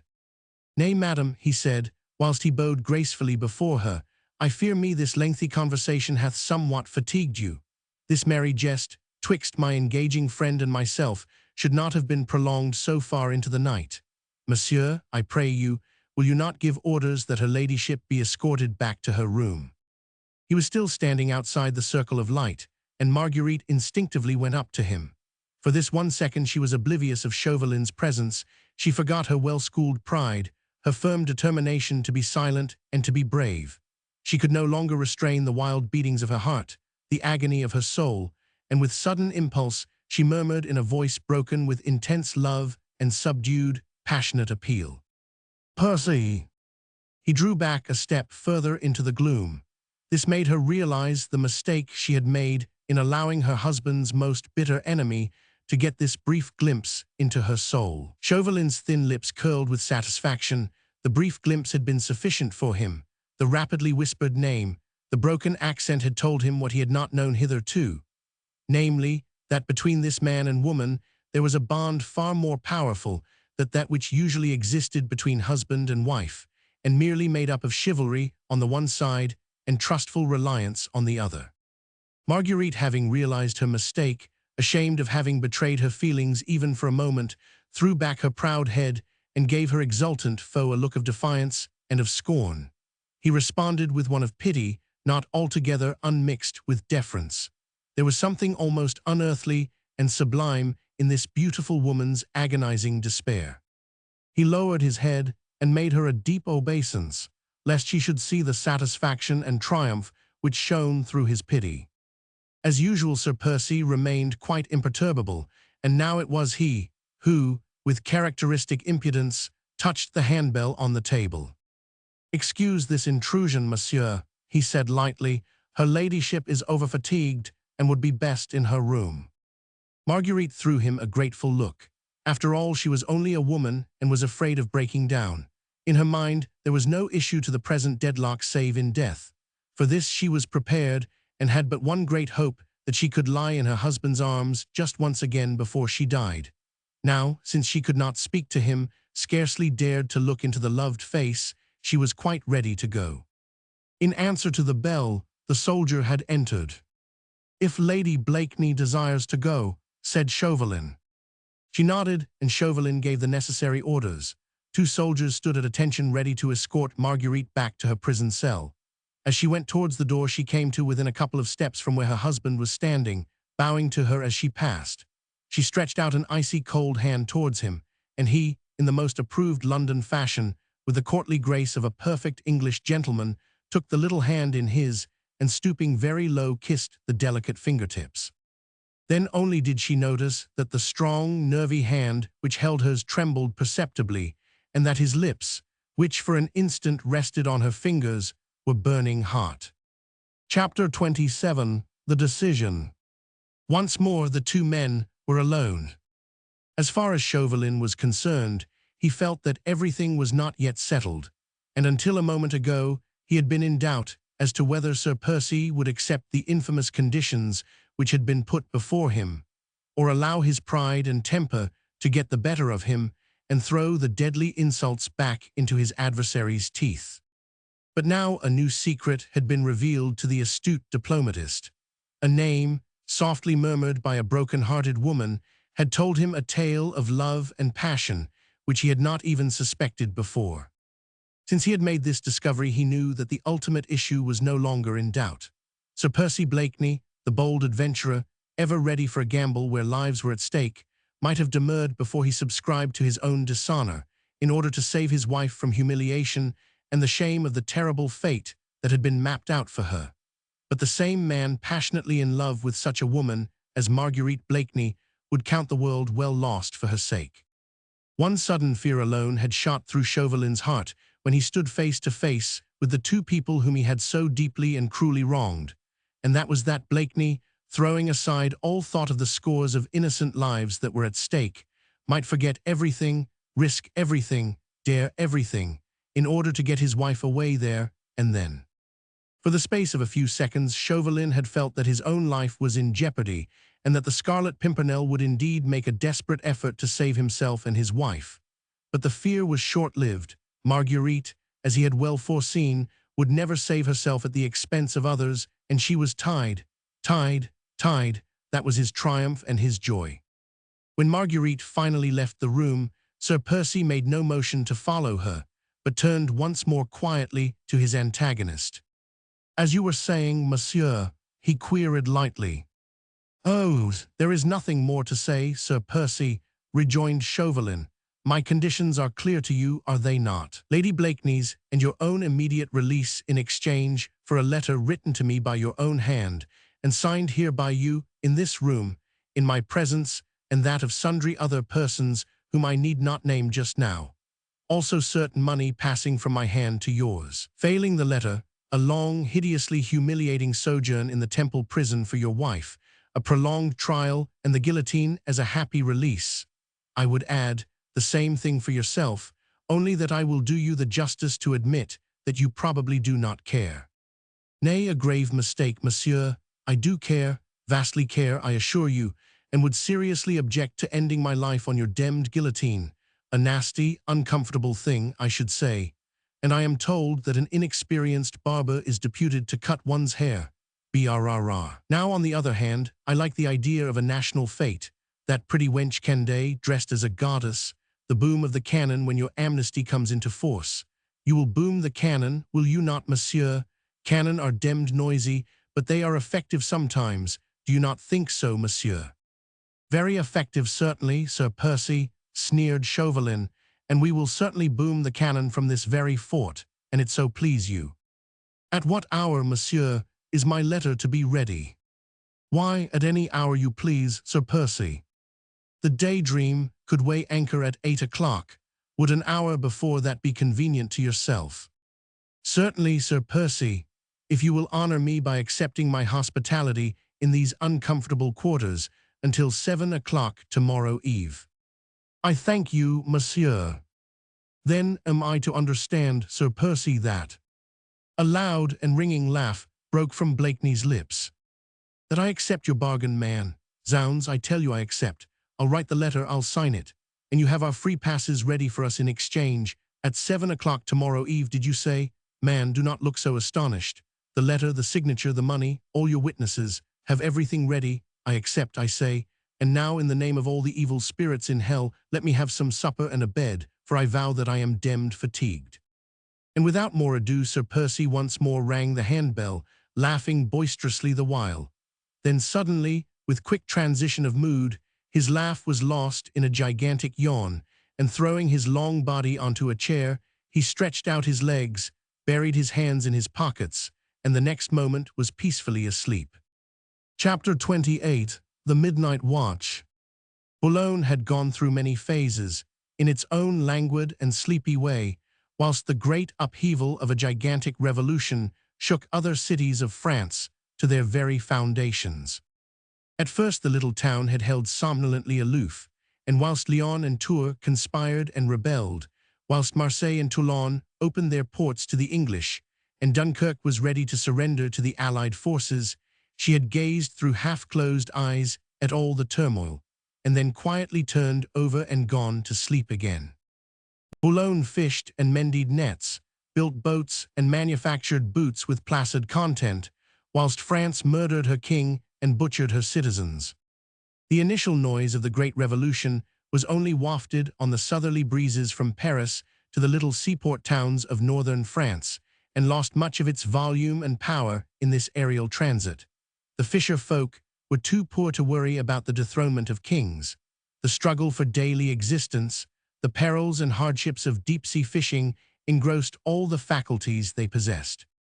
As for the burghers and merchants of the town, they were at first content with reading an occasional article in the Gazette de Paris or the Gazette des Tribunaux, brought hither by one or other of the many travelers who crossed the city on their way to the harbor. They were interested in these articles, at times even comfortably horrified at the doings in Paris, the executions and the tumbrils, but on the whole they liked the idea that the country was in future to be governed by duly chosen representatives of the people, rather than be a prey to the despotism of kings, and they were really quite pleased to see the tricolour flag hoisted on the old belfry, there where the snow-white standard of the Bourbons had erstwhile flaunted its golden fleur-de-lis in the glare of the midday sun.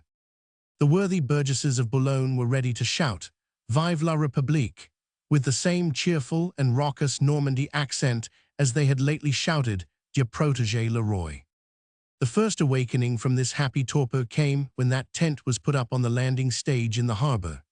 Officials, dressed in shabby uniforms and wearing tricolour cockades and scarves, were now quartered in the town hall and repaired daily to that roughly erected tent, accompanied by so many soldiers from the garrison.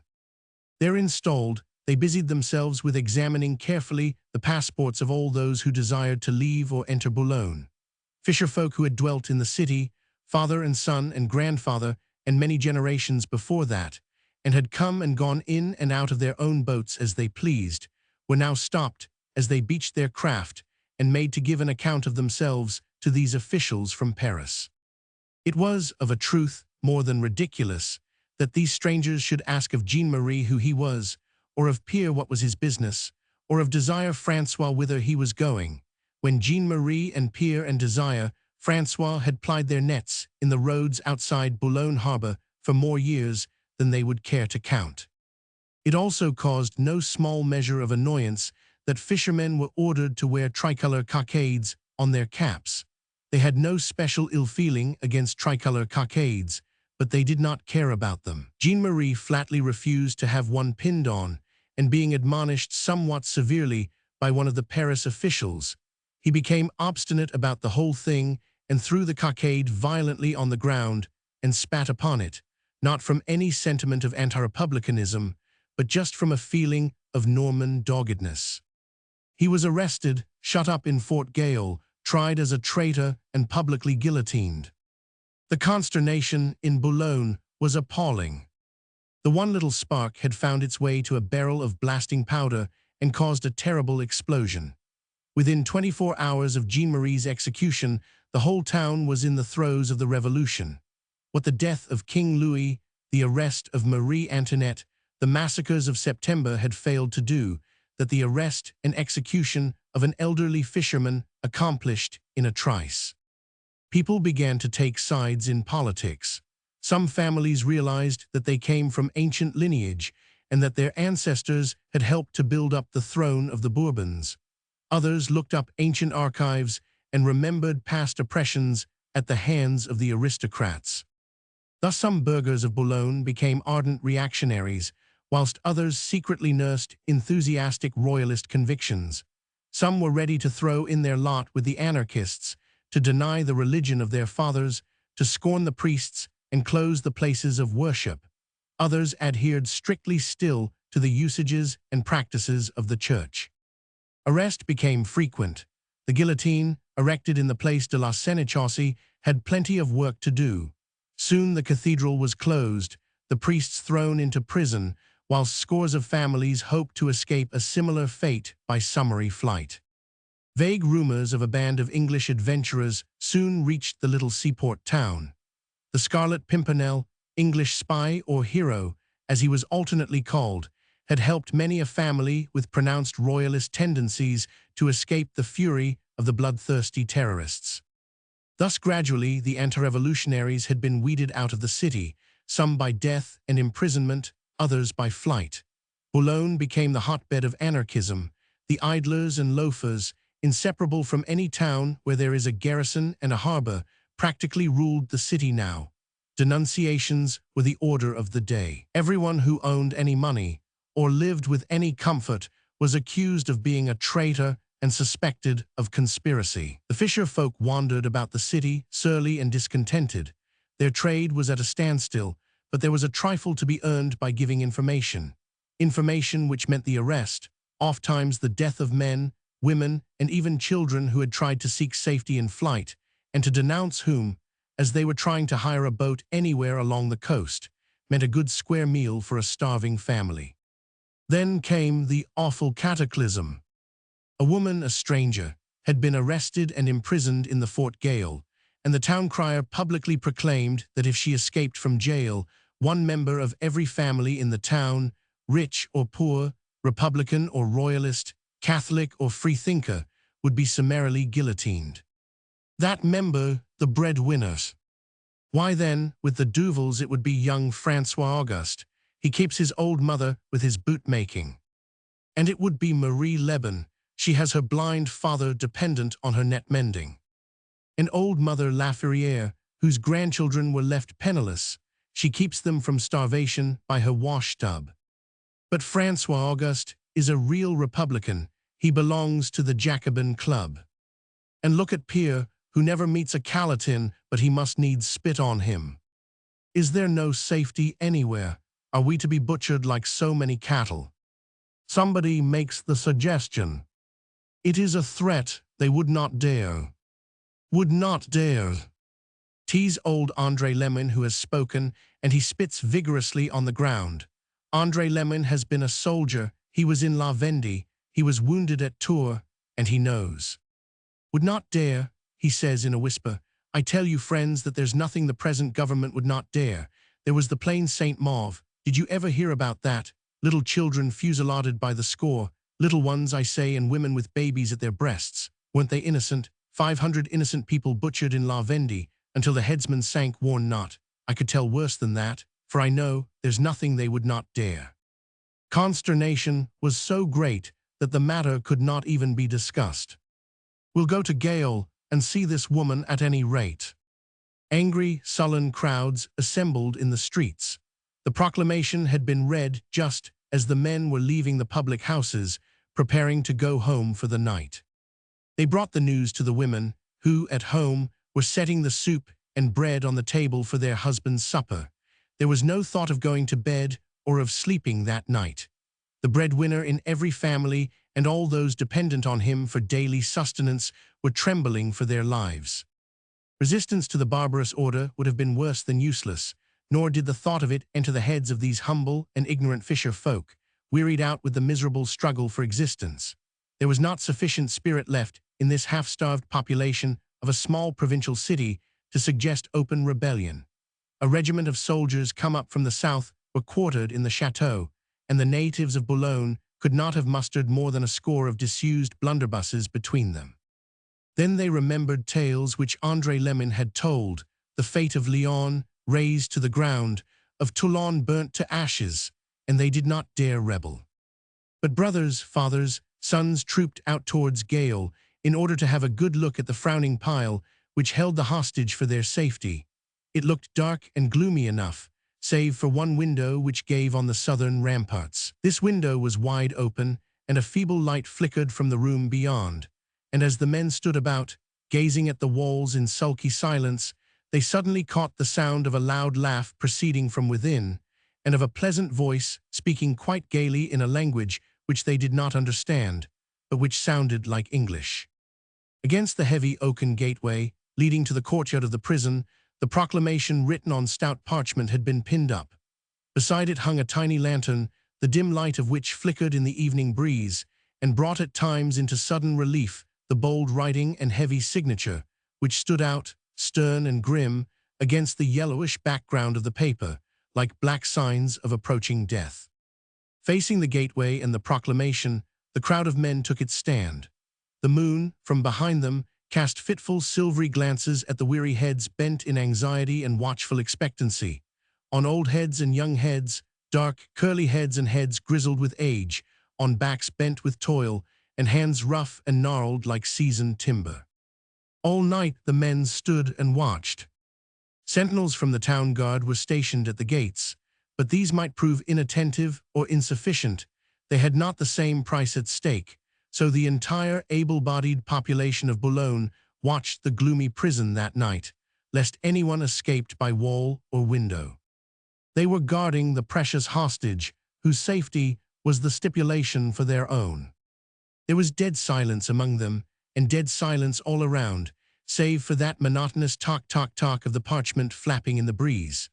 The moon, who all along had been capricious and chary of her light, made a final retreat behind a gathering bank of clouds, and the crowd, the soldiers, and the great grim walls were all equally wrapped in gloom. Only the little lantern on the gateway now made a ruddy patch of light, and tinged that fluttering parchment with the color of blood. Every now and then an isolated figure would detach itself from out the watching throng and go up to the heavy oaken door in order to gaze at the proclamation. Then the light of the lantern illumined a dark head or a gray one. For a moment or two, black or white locks were stirred gently in the wind, and a sigh of puzzlement and disappointment would be distinctly heard. At times a group of 3 or 4 would stand there for a while, not speaking, only sighing and casting eager questioning glances at one another, whilst trying vainly to find some hopeful word, some turn of phrase of meaning that would be less direful in that grim and ferocious proclamation. Then a rough word from the sentinel, a push from the butt end of a bayonet would disperse the little group, and send the men, sullen and silent, back into the crowd. Thus they watched for hours, whilst the bell of the Beffroi told all the hours of that tedious night. A thin rain began to fall in the small hours of the morning, a wetting, soaking drizzle which chilled the weary watchers to the bone. But they did not care. "We must not sleep, for the woman might escape." Some of them squatted down in the muddy road. The luckier ones managed to lean their backs against the slimy walls.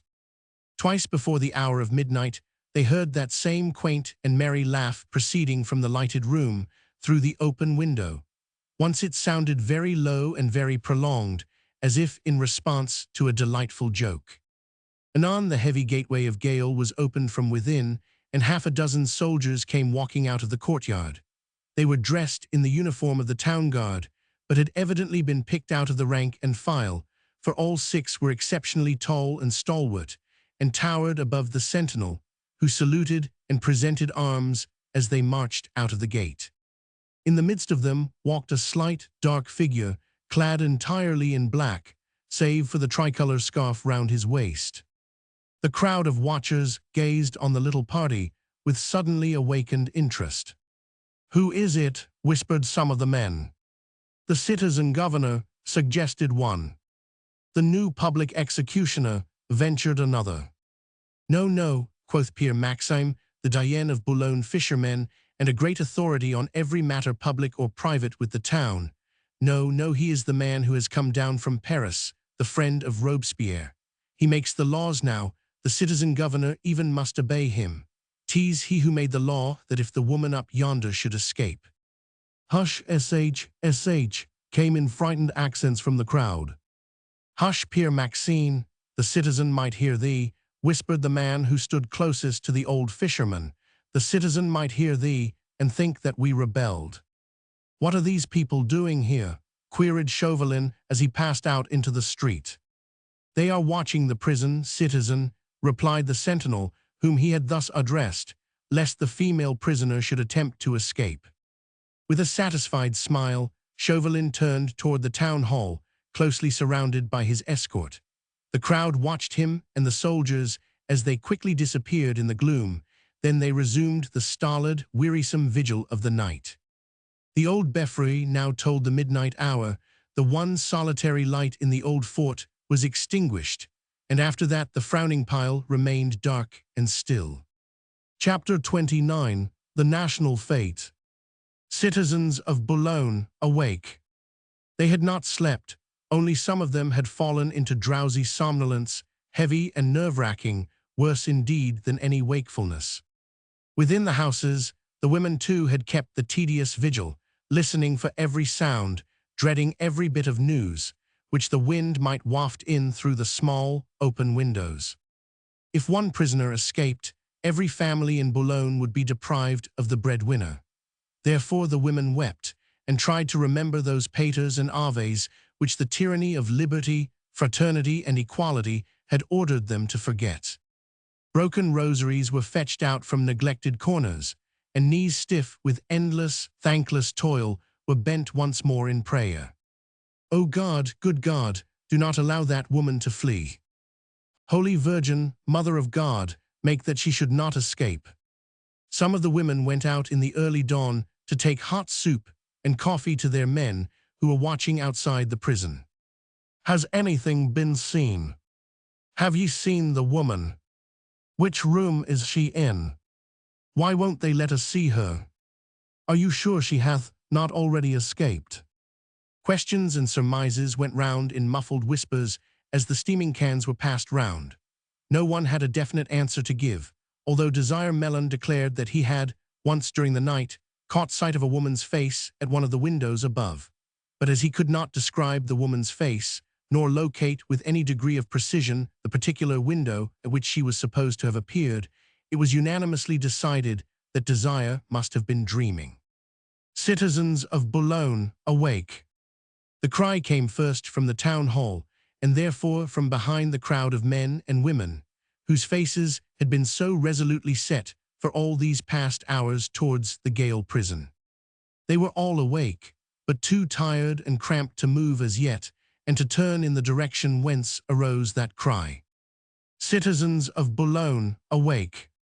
It was just the voice of Auguste Mollux, the town crier of Boulogne, who, bell in hand, was trudging his way along the Rue d'Aumont, closely followed by two fellows of the municipal guard. Auguste was in the very midst of the sullen crowd, before the men even troubled about his presence here, but now with many a vigorous Allens dunk, and voyez-moi car, fais dunk place, voyons, he elbowed his way through the throng. He was neither tired nor cramped. He served the Republic in comfort and ease, and had slept soundly on his pallas in the little garret allotted to him in the town hall. The crowd parted in silence to allow him to pass. August was lean and powerful. The scanty and meager food doled out to him by a paternal government had increased his muscular strength whilst reducing his fat. He had very hard elbows, and soon he managed, by dint of pushing and cursing, to reach the gateway of Gaol.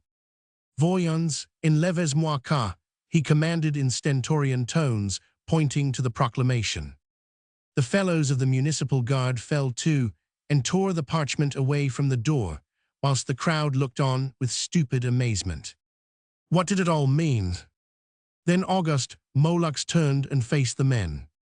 "Mes enfants," he said, "my little cabbages, wake up.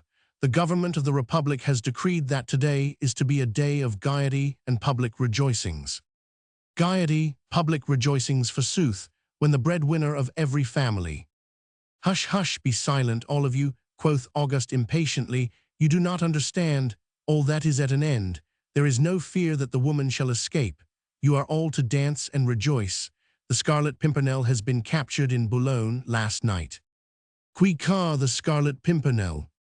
"Mais, 'tis that mysterious English adventurer who rescued people from the guillotine." "A hero, quoi?" "No, no, only an English spy, a friend of aristocrats. He would have cared nothing for the breadwinners of Boulogne. He would not have raised a finger to save them." "Who knows?" sighed a feminine voice. "Perhaps he came to Boulogne to help them." "And he has been caught anyway," concluded Auguste Mollux sententiously. "And, my little cabbages, remember this, that so great is the pleasure of the all-powerful Committee of Public Safety at this capture, that because he has been caught in Boulogne, therefore Boulogne is to be specially rewarded."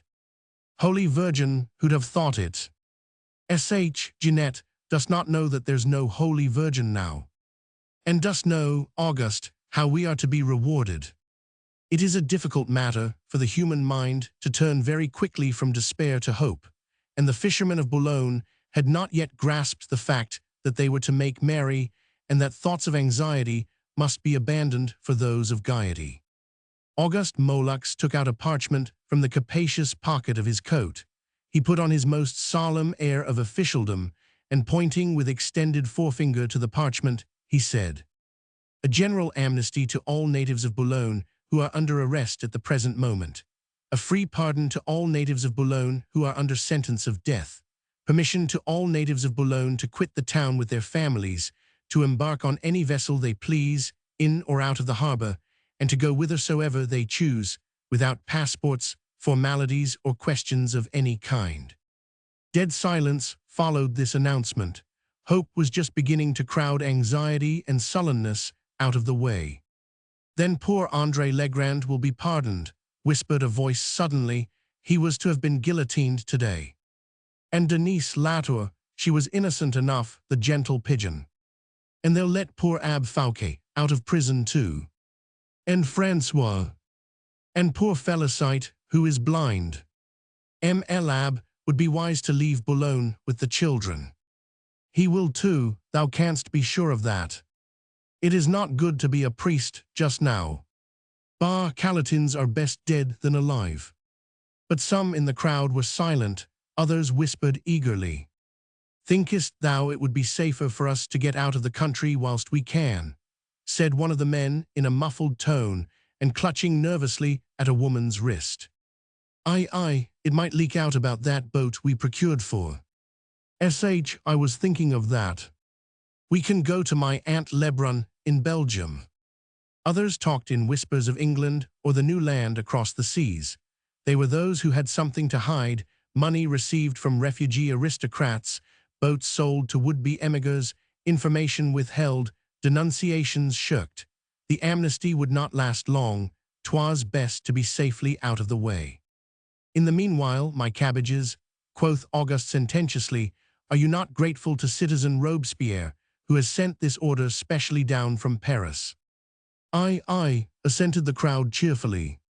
Hurrah for citizen Robespierre! Vive la République! And you will enjoy yourselves today. That we will. Processions. I with music and dancing. Out there, far away, beyond the harbor, the grey light of dawn was yielding to the crimson glow of morning. The rain had ceased, and heavy slaty clouds parted here and there, displaying glints of delicate turquoise sky and tiny ethereal vapors in the dim and remote distance of infinity, flecked with touches of rose and gold. The towers and pinnacles of old Boulogne detached themselves one by one from the misty gloom of night. The old bell of the Beffroi told the hour of 6. Soon the massive cupola of Notre Dame was clothed in purple hues, and the gilt cross on St. Joseph threw back across the square a blinding ray of gold. The town's sparrows began to twitter, and from far out at sea, in the direction of Dunkirk, there came the muffled boom of cannon. And remember, my pigeons, admonished Auguste Montluc solemnly, that in this order which Robespierre has sent from Paris, it also says that from today onwards, Le Bon Dieu has ceased to be. Many faces were turned towards the east just then, for the rising sun, tearing with one gigantic sweep the banks of cloud asunder, now displayed his magnificence in a gorgeous immensity of flaming crimson. The sea, in response, turned to liquid fire beneath the glow, whilst the whole sky was irradiated with the first blush of morning. Le Bon Dieu has ceased to be. There is only one religion in France now, explained Auguste Montluc, the religion of reason. We are all citizens, we are all free and all able to think for ourselves. Citizen Robespierre has decreed that there is no good God.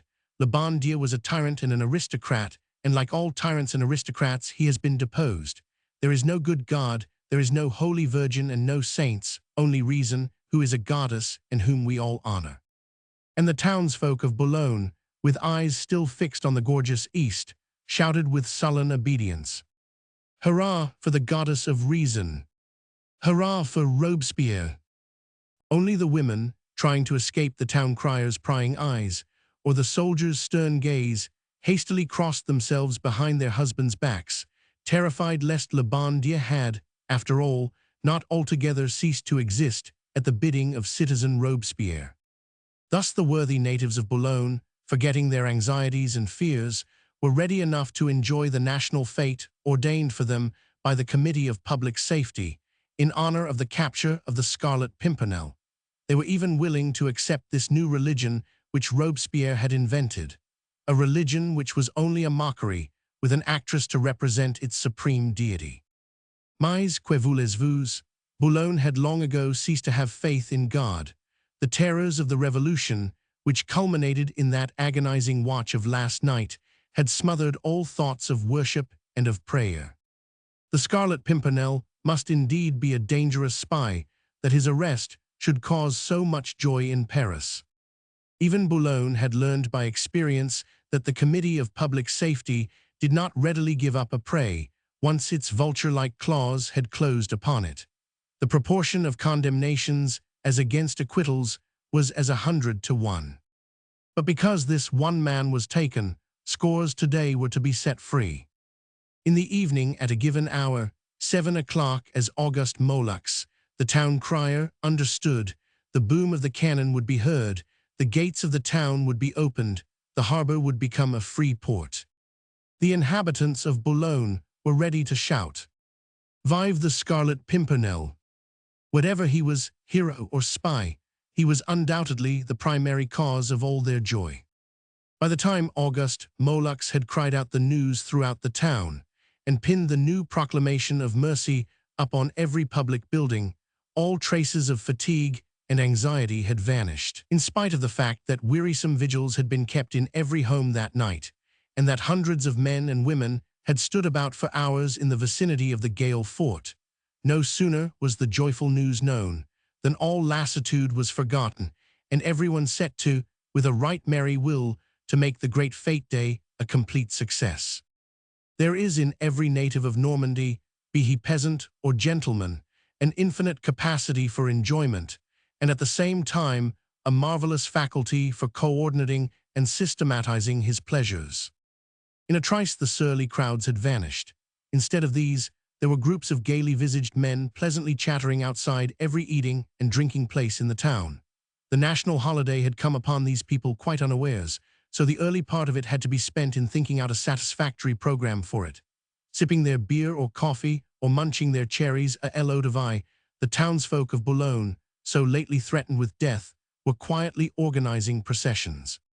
There was to be a grand muster on the Place de la Sénéchaussée, then a torchlight and lanthorn light march, right round the ramparts, culminating in a gigantic assembly outside the town hall, where the citizen Chauvelin, representing the Committee of Public Safety, would receive an address of welcome from the entire population of Boulogne. The procession was to be in costume. There were to be pierrots and pirettes, harlequins and English clowns, aristocrats and goddesses. All day the women and girls were busy contriving travesties of all sorts, and the little tumble-down shops in the Rue de Château and the Rue Frédéric Sauvage, kept chiefly by Jews and English traders, were ransacked for old bits of finery, and for remnants of costumes worn in the days when Boulogne was still a gay city and carnivals were held every year. And then, of course, there would be the goddess of reason in her triumphal car, the apotheosis of the new religion, which was to make everybody happy, rich, and free. Forgotten were the anxieties of the night, the fears of death, the great and glorious revolution, which for this one day would cease her perpetual demand for the toll of blood. Nothing was remembered save the pleasures and joys of the moment, and at times the name of that Englishman, spy, hero, or adventurer, the cause of all this bounty, the Scarlet Pimpernel. Chapter 30. The Procession. The grandfathers of the present generation of Boulonnese remembered the great day of the national fete, when all Boulogne, for 24 hours, went crazy with joy.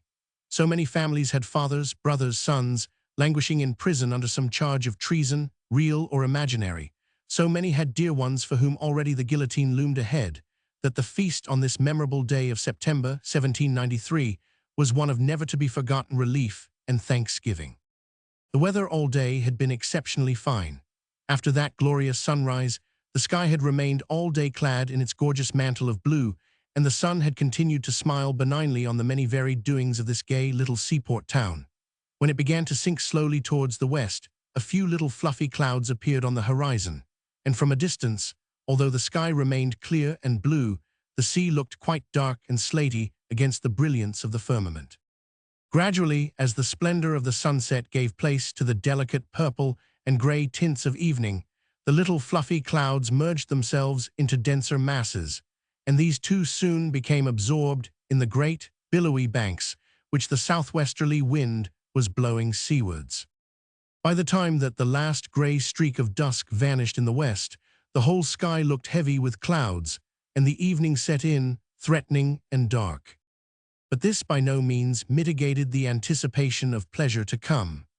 On the contrary, the fast-gathering gloom was hailed with delight, since it would surely help to show off the colored lights of the lanthorns and give additional value to the glow of the torches.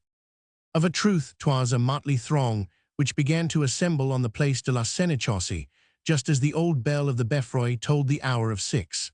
Men, women, and children in ragged finery, pierrots with neck frills and flowered faces, hideous masks of impossible beasts roughly besmeared in crude colors. There were gaily colored dominoes, blue, green, pink, and purple, harlequins combining all the colors of the rainbow in one tight-fitting garment, and columbines with short, tarlatan skirts, beneath which peeped bare feet and ankles. There were judges' perruques and soldiers' helmets of past generations, tall Normandy caps adorned with hundreds of streaming ribbons, and powdered headgear which recalled the glories of Versailles. Everything was torn and dirty, the dominoes were in rags, the pierrot frills, mostly made up of paper, already hung in strips over the wearer's shoulders. But what mattered that? The crowd pushed and jolted, shouted and laughed. The girls screamed as the men snatched a kiss here and there from willing or unwilling lips, or stole an arm round a gaily accoutred waist. The spirit of old King Carnival was in the evening air, a spirit just awakened from a long Rip Van Winkle-like sleep. In the center of the place stood the guillotine, grim and gaunt, with long, thin arms stretched out towards the sky, the last glimmer of waning light striking the triangular knife. there, where it was not rusty with stains of blood. For weeks now Madame Guillotine had been much occupied plying her gruesome trade. She now stood there in the gloom, passive and immovable, seeming to wait placidly for the end of this holiday, ready to begin her work again on the morrow. She towered above these merrymakers, hoisted up on the platform whereon many an innocent foot had trodden, the tattered basket beside her, into which many an innocent head had rolled. What cared they tonight for Madame Guillotine and the horrors of which she told? A crowd of pierrots with flowered faces and tattered neck frills had just swarmed up the wooden steps, shouting and laughing, chasing each other round and round on the platform, until one of them lost his footing and fell into the basket, covering himself with bran and staining his clothes with blood. Ah, vogue la gala, we must be merry tonight. And all these people who for weeks past had been staring death and the guillotine in the face, had denounced each other with savage callousness in order to save themselves, or hidden for days in dark cellars to escape apprehension, now laughed and danced and shrieked with gladness in a sudden, hysterical outburst of joy. Close beside the guillotine stood the triumphal car of the goddess of reason, the special feature of this great national fete. It was only a rough market cart, painted by an unpracticed hand with bright crimson paint and adorned with huge clusters of autumn-tinted leaves and the scarlet berries of mountain ash and rowan, culled from the town gardens or the countryside outside the city walls. In the cart the goddess reclined on a crimson-draped seat, she herself swathed in white and wearing a gorgeous necklace around her neck. Desiree Canday, a little pale, a little apprehensive of all this noise, had obeyed the final dictates of her taskmaster. She had been the means of bringing the Scarlet Pimpernel to France and vengeance. She was to be honored, therefore, above every other woman in France. She sat in the car, vaguely thinking over the events of the past few days, whilst watching the throng of rowdy merrymakers seething around her. She thought of the noble-hearted, proud woman whom she had helped to bring from her beautiful English home to sorrow and humiliation in a dank French prison. She thought of the gallant English gentleman with his pleasant voice and courtly, debonair manners. Chauvelin had roughly told her, only this morning, that both were now under arrest as English spies, and that their fate no longer concerned her. Later on, the governor of the city had come to tell her that citizen Chauvelin desired her to take part in the procession and the national fete as the goddess of reason, and that the people of Boulogne were ready to welcome her as such. This had pleased Canday's vanity, and all day, whilst arranging the finery which she meant to wear for the occasion, she had ceased to think of England and of Lady Blakeney.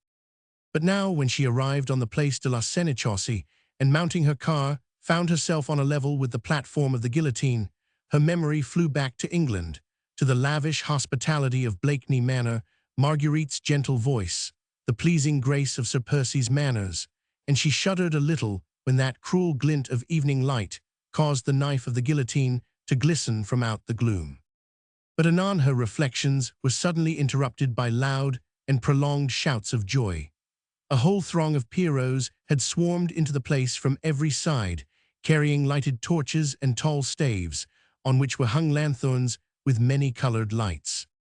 The procession was ready to start. A stentorian voice shouted out in resonant accents, "En avant la grosse caisse." A man now, portly and gorgeous in scarlet and blue, detached himself from out the crowd.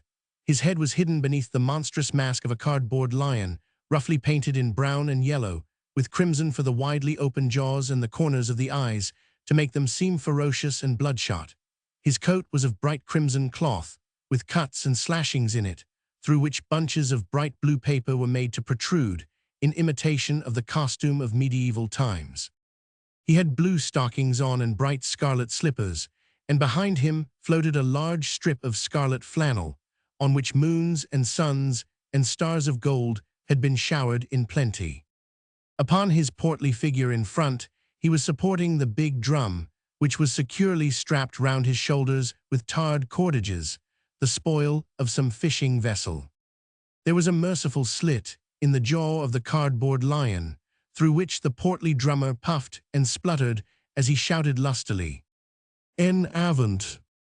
And wielding the heavy drumstick with a powerful arm, he brought it crashing down against the side of the mighty instrument. Hurrah, hurrah, en avant les trompettes. A fanfare of brass instruments followed, lustily blown by 12 young men in motley coats of green, and tall, peaked hats adorned with feathers. The drummer had begun to march, closely followed by the trumpeters. Behind them, a bevy of columbines in many-colored tarlatan skirts and hair flying wildly in the breeze, giggling, pushing, exchanging ribald jokes with the men behind, and getting kissed or slapped for their pains. Then the triumphal car of the goddess, with Demoiselle Candace standing straight up in it, a tall gold wand in one hand, the other resting in a mass of scarlet berries. All round the car, helter-skelter, tumbling, pushing, came pierrots and pirettes, carrying lanthorns and harlequins bearing the torches. And after the car, the long line of more sober folk, the older fishermen, the women in caps and many-hued skirts, the serious townfolk who had scorned the travesty, yet would not be left out of the procession. They all began to march, to the tune of those noisy brass trumpets which were thundering forth snatches from the newly composed Marseillaise. Above the sky became more heavy with clouds. Anon a few drops of rain began to fall, making the torches sizzle and splutter, and scatter grease and tar around, and wetting the lightly covered shoulders of tarlatan-clad columbines. But no one cared. The glow of so much merrymaking kept the blood warm and the skin dry. The flour all came off the pierrots' faces. The blue paper slashings of the drummer-in-chief hung in pulpy lumps against his gorgeous scarlet cloak. The trumpeter's feathers became streaky and bedraggled. But in the name of that good God who had ceased to exist, who in the world or out of it cared if it rained or thundered and stormed? This was a national holiday, for an English spy was captured, and all natives of Boulogne were free of the guillotine tonight. The revelers were making the circuit of the town, with lanthorns fluttering in the wind and flickering torches held up aloft illumining laughing faces, red with the glow of a drunken joy, young faces that only enjoyed the moment's pleasure, serious ones that withheld a frown at thought of the morrow. The fitful light played on the grotesque masks of beasts and reptiles, on the diamond necklace of a very earthly goddess, on God's glorious spoils from gardens and countryside, on smothered anxiety and repressed cruelty. The crowd had turned its back on the guillotine, and the trumpets now changed the inspiriting tune of the Marseillaise to the ribald vulgarity of the car era. Everyone yelled and shouted. Girls with flowing hair produced broomsticks, and astride on these, broke from the ranks and danced a mad and obscene saraband, a dance of witches in the weird glow of sizzling torches, to the accompaniment of raucous laughter and of coarse jokes. Thus the procession passed on, a sight to gladden the eyes of those who had desired to smother all thought of the infinite, of eternity and of God in the minds of those to whom they had nothing to offer in return. A threat of death yesterday, misery, starvation, and squalor, all the hideousness of a destroying anarchy that had nothing to give save a national fate, a tinsel goddess, some shallow laughter and momentary intoxication, a travesty of clothes and of religion, and a dance on the ashes of the past.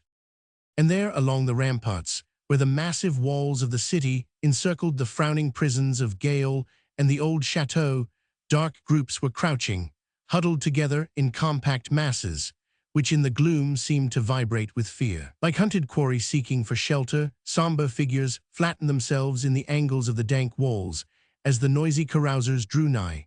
Then, as the torches and lanthorns detached themselves from out the evening shadows, hand would clutch hand and hearts would beat with agonized suspense, whilst the dark and shapeless forms would try to appear smaller, flatter, less noticeable than before.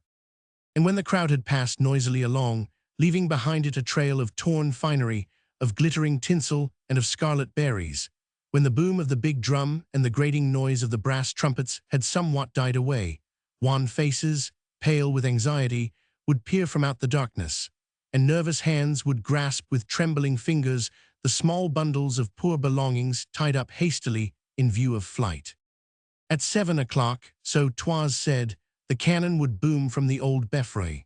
The guard would throw open the prison gates, and those who had something or somebody to hide, and those who had a great deal to fear, would be free to go whithersoever they chose.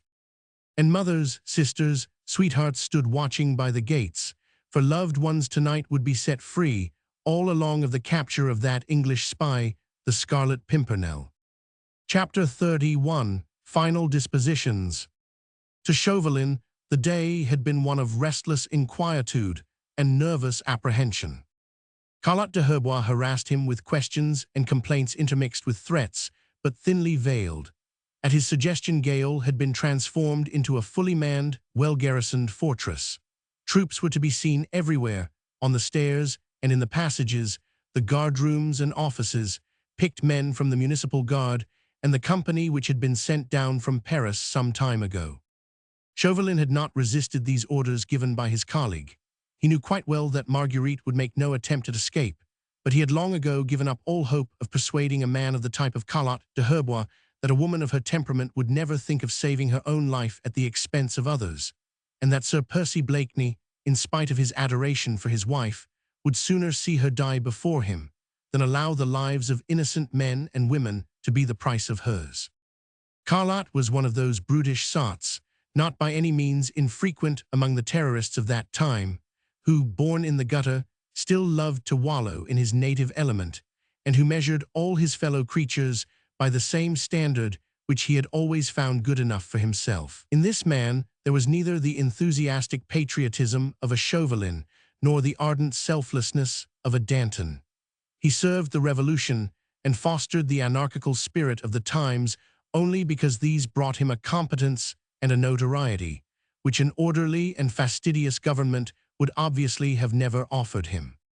History shows no more despicable personality than that of Carlotte de Herbois, one of the most hideous products of that utopian revolution, whose grandly conceived theories of a universal leveling of mankind only succeeded in dragging into prominence a number of half-brutish creatures who, reveling in their own abasement, would otherwise have remained content in inglorious obscurity. Chauvelin tolerated and half-feared Carlotte, knowing full well that if now the Scarlet Pimpernel escaped from his hands, he could expect no mercy from his colleagues. The scheme by which he hoped to destroy not only the heroic leader, but the entire League by bringing opprobrium and ridicule upon them, was wonderfully subtle in its refined cruelty, and Chauvelin, knowing by now something of Sir Percy Blakeney's curiously blended character, was never for a moment in doubt but that he would write the infamous letter, save his wife by sacrificing his honor, and then seek oblivion and peace in suicide. With so much disgrace, so much mud cast upon their chief, the League of the Scarlet Pimpernel would cease to be. That had been Chauvelin's plan all along. For this end, he had schemed and thought and planned, from the moment that Robespierre had given him the opportunity of redeeming his failure of last year. He had built up the edifice of his intrigue, bit by bit, from the introduction of his tool, Candé, to Marguerite at the Richmond Gala, to the arrest of Lady Blakeney in Boulogne. All that remained for him to see now would be the attitude of Sir Percy Blakeney tonight, when, in exchange for the stipulated letter, he would see his wife set free. All day Chauvelin had wondered how it would all go off. He had stage-managed everything, but he did not know how the chief actor would play his part. From time to time, when his feeling of restlessness became quite unendurable, the ex-ambassador would wander round Fort Gaol and on some pretext or other demand to see one or the other of his prisoners. Marguerite, however, observed complete silence in his presence. She acknowledged his greeting with a slight inclination of the head, and in reply to certain perfunctory queries of his, which he put to her in order to justify his appearance, she either nodded or gave curt monosyllabic answers through partially closed lips. "I trust that everything is arranged for your comfort, Lady Blakeney." "I thank you, sir." "You will be rejoining the Daydream tonight. Can I send a messenger over to the yacht for you?" "I thank you, no. Sir Percy is well. He is fast asleep and hath not asked for your ladyship. Shall I let him know that you are well?" A nod of acquiescence from Marguerite, and Chauvelin's string of queries was at an end.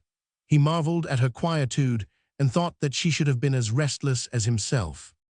Later on in the day, and egged on by Carlotte de Herbois and by his own fears, he had caused Marguerite to be removed from number 6. This change he heralded by another brief visit to her, and his attitude this time was one of deferential apology. "A matter of expediency, Lady Blakeney," he explained, "and I trust that the change will be for your comfort." Again the same curt nod of acquiescence on her part, and a brief, "As you command, monsieur." But when he had gone, she turned with a sudden passionate outburst towards the Abbe Fouquet, her faithful companion through the past long, weary hours. She fell on her knees beside him and sobbed in an agony of grief. "Oh, if I could only know, if I could only see him, for a minute, a second, if I could only know." She felt as if the awful uncertainty would drive her mad. If she could only know, if she could only know what he meant to do. "The good God knows," said the old man with his usual simple philosophy, "and perhaps it is all for the best." The room which Chauvelin had now destined for Marguerite was one which gave from the larger one, wherein last night he had had his momentous interview with her and with Sir Percy. It was small, square, and dark, with no window in it, only a small ventilating hole high up in the wall and heavily grated. Chauvelin, who desired to prove to her that there was no wish on his part to add physical discomfort to her mental tortures, had given orders that the little place should be made as habitable as possible. A thick, soft carpet had been laid on the ground. There was an easy chair and a comfortable-looking couch with a couple of pillows and a rug upon it. And oh, marvel! On the round central table, a vase with a huge bunch of many-colored dahlias, which seemed to throw a note, as if of gladness, into this strange and gloomy little room. At the furthest corner, too, a construction of iron uprights and crossway bars had been hastily contrived and fitted with curtains, forming a small recess, behind which was a tidy washstand, fine clean towels, and plenty of fresh water. Evidently, the shops of Boulogne had been commandeered in order to render Marguerite's sojourn here outwardly agreeable. But as the place was innocent of window, so was it innocent of doors. The one that gave into the large room had been taken out of its hinges, leaving only the frame, on each side of which stood a man from the municipal guard with fixed bayonet. Chauvelin himself had conducted Marguerite to her new prison. She followed him, silent and apathetic, with not a trace of that awful torrent of emotion which had overwhelmed her but half an hour ago, when she had fallen on her knees beside the old priest and sobbed her heart out in a passionate fit of weeping. Even the sight of the soldiers left her outwardly indifferent. As she stepped across the threshold, she noticed that the door itself had been taken away. Then she gave another quick glance at the soldiers, whose presence there would control her every movement. The thought of Queen Marie Antoinette in the conciergerie prison, with the daily, hourly humiliation and shame which this constant watch imposed upon her womanly pride and modesty, flashed suddenly across Marguerite's mind, and a deep blush of horror rapidly suffused her pale cheeks, whilst an almost imperceptible shudder shook her delicate frame. Perhaps, as in a flash, she had at this moment received an inkling of what the nature of that terrible either, or might be, with which Chauvelin was trying to force an English gentleman to dishonor. Sir Percy Blakeney's wife had been threatened with Marie Antoinette's fate. "You see, madame," said her cruel enemy's unctuous voice close to her ear, "that we have tried our humble best to make your brief sojourn here as agreeable as possible. May I express a hope that you will be quite comfortable in this room, until the time when Sir Percy will be ready to accompany you to the Daydream." "I thank you, sir," she replied quietly. "And if there is anything you require, I pray you to call. I shall be in the next room all day and entirely at your service." A young orderly now entered bearing a small collation, eggs, bread, milk, and wine, which he set on the central table. Chauvelin bowed low before Marguerite and withdrew. Anon he ordered the two sentinels to stand the other side of the doorway, against the wall of his own room, and well out of sight of Marguerite, so that, as she moved about her own narrow prison, if she ate or slept, she might have the illusion that she was unwatched. The sight of the soldiers had had the desired effect on her. Chauvelin had seen her shudder and knew that she understood or that she guessed. He was now satisfied and really had no wish to harass her beyond endurance. Moreover, there was always the proclamation which threatened the breadwinners of Boulogne with death if Marguerite Blakeney escaped, and which would be in full force until Sir Percy had written, signed, and delivered into Chauvelin's hands the letter which was to be the signal for the general amnesty. Chauvelin had indeed cause to be satisfied with his measures. There was no fear that his prisoners would attempt to escape. Even Carlotte de Herbois had to admit everything was well done. He had read the draft of the proposed letter and was satisfied with its contents. Gradually now into his loutish brain there had filtrated the conviction that Citizen Chauvelin was right, that accursed Scarlet Pimpernel and his brood of English spies would be more effectually annihilated by all the dishonor and ridicule which such a letter written by the mysterious hero would heap upon them all, than they could ever be through the relentless work of the guillotine. His only anxiety now was whether the Englishman would write that letter. "Bah, he'll do it," he would say whenever he thought the whole matter over. "Sacre tonnerre, but 'tis an easy means to save his own skin." "You would sign such a letter without hesitation, Citizen Carlotte?" said Chauvelin, with well-concealed sarcasm, on one occasion when his colleague discussed the all-absorbing topic with him. "You would show no hesitation if your life were at stake, and you were given the choice between writing that letter and the guillotine." "Parbleu," responded Carlotte with conviction. "More especially," continued Chauvelin dryly, "if 1,000,000 francs were promised you as well." "Sacre Anglais," swore Carlotte angrily, "you don't propose giving him that money, do you?" "We'll place it ready to his hand, at any rate, so that it should appear as if he had actually taken it." Carlotte looked up at his colleague in ungrudging admiration. Chauvelin had indeed left nothing undone, had thought everything out in this strangely conceived scheme for the destruction of the enemy of France. "But in the name of all the dwellers in hell, citizen," admonished Carlotte, "guard that letter well, once it is in your hands." "I'll do better than that," said Chauvelin. "I will hand it over to you, Citizen Carlotte, and you shall ride with it to Paris at once." "Tonight," assented Carlotte with a shout of triumph, as he brought his grimy fist crashing down on the table, "I'll have a horse ready saddled at this very gate, and an escort of mounted men. We'll ride like hell's own furies, and not pause to breathe, until that letter is in Citizen Robespierre's hands." "Well thought of, citizen," said Chauvelin approvingly. "I pray you give the necessary orders that the horses be ready saddled, and the men booted and spurred, and waiting at the Gaol gate at 7 o'clock this evening. I wish the letter were written and safely in our hands by now." "Nay, the Englishman will have it ready by this evening, never fear. The tide is high at 7:30, and he will be in haste for his wife to be aboard his yacht ere the turn, even if he—" He paused, savoring the thoughts which had suddenly flashed across his mind, and a look of intense hatred and cruel satisfaction for a moment chased away the studied impassiveness of his face. "What do you mean, citizen?" queried Carlotte anxiously. "Even if he—" "What?" "Oh, nothing, nothing. I was only trying to make vague guesses as to what the Englishman will do after he has written the letter," quoth Chauvelin reflectively. "Morbleu, he'll return to his own accursed country, glad enough to have escaped with his skin, I suppose," added Carlotte with sudden anxiety. "You have no fear that he will refuse at the last moment to write that letter." The two men were sitting in the large room, out of which opened the one which was now occupied by Marguerite. They were talking at the further end of it, close to the window, and though Chauvelin had mostly spoken in a whisper, Carlotte had ofttimes shouted, and the ex-ambassador was wondering how much Marguerite had heard.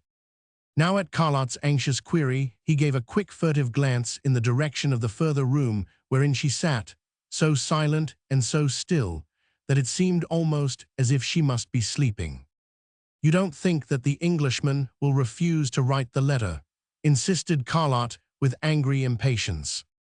"No," replied Chauvelin quietly. "But if he does," persisted the other. "If he does, I send the woman to Paris tonight and have him hanged as a spy in this prison yard without further formality or trial," replied Chauvelin firmly. "So either way, you see, citizen," he added in a whisper, "the Scarlet Pimpernel is done for, but I think that he will write the letter." "Parbleu, so do I," rejoined Carlotte with a coarse laugh. Chapter 32. The Letter. Later on, when his colleague left him in order to see to the horses and to his escort for tonight, Chauvelin called Sergeant Hebert, his old and trusted familiar, to him and gave him some final orders. The Angelus must be rung at the proper hour, friend Hebert, he began with a grim smile. The Angelus, citizen, quoth the sergeant, with complete stupefaction, 'tis months now since it has been rung. It was forbidden by a decree of the convention, and I doubt me if any of our men would know how to set about it. Chauvelin's eyes were fixed before him in apparent vacancy, while the same grim smile still hovered round his thin lips. Something of that irresponsible spirit of adventure which was the mainspring of all Sir Percy Blakeney's actions must for the moment have pervaded the mind of his deadly enemy. Chauvelin had thought out this idea of having the Angelus rung tonight, and was thoroughly pleased with the notion. This was the day when the duel was to have been fought.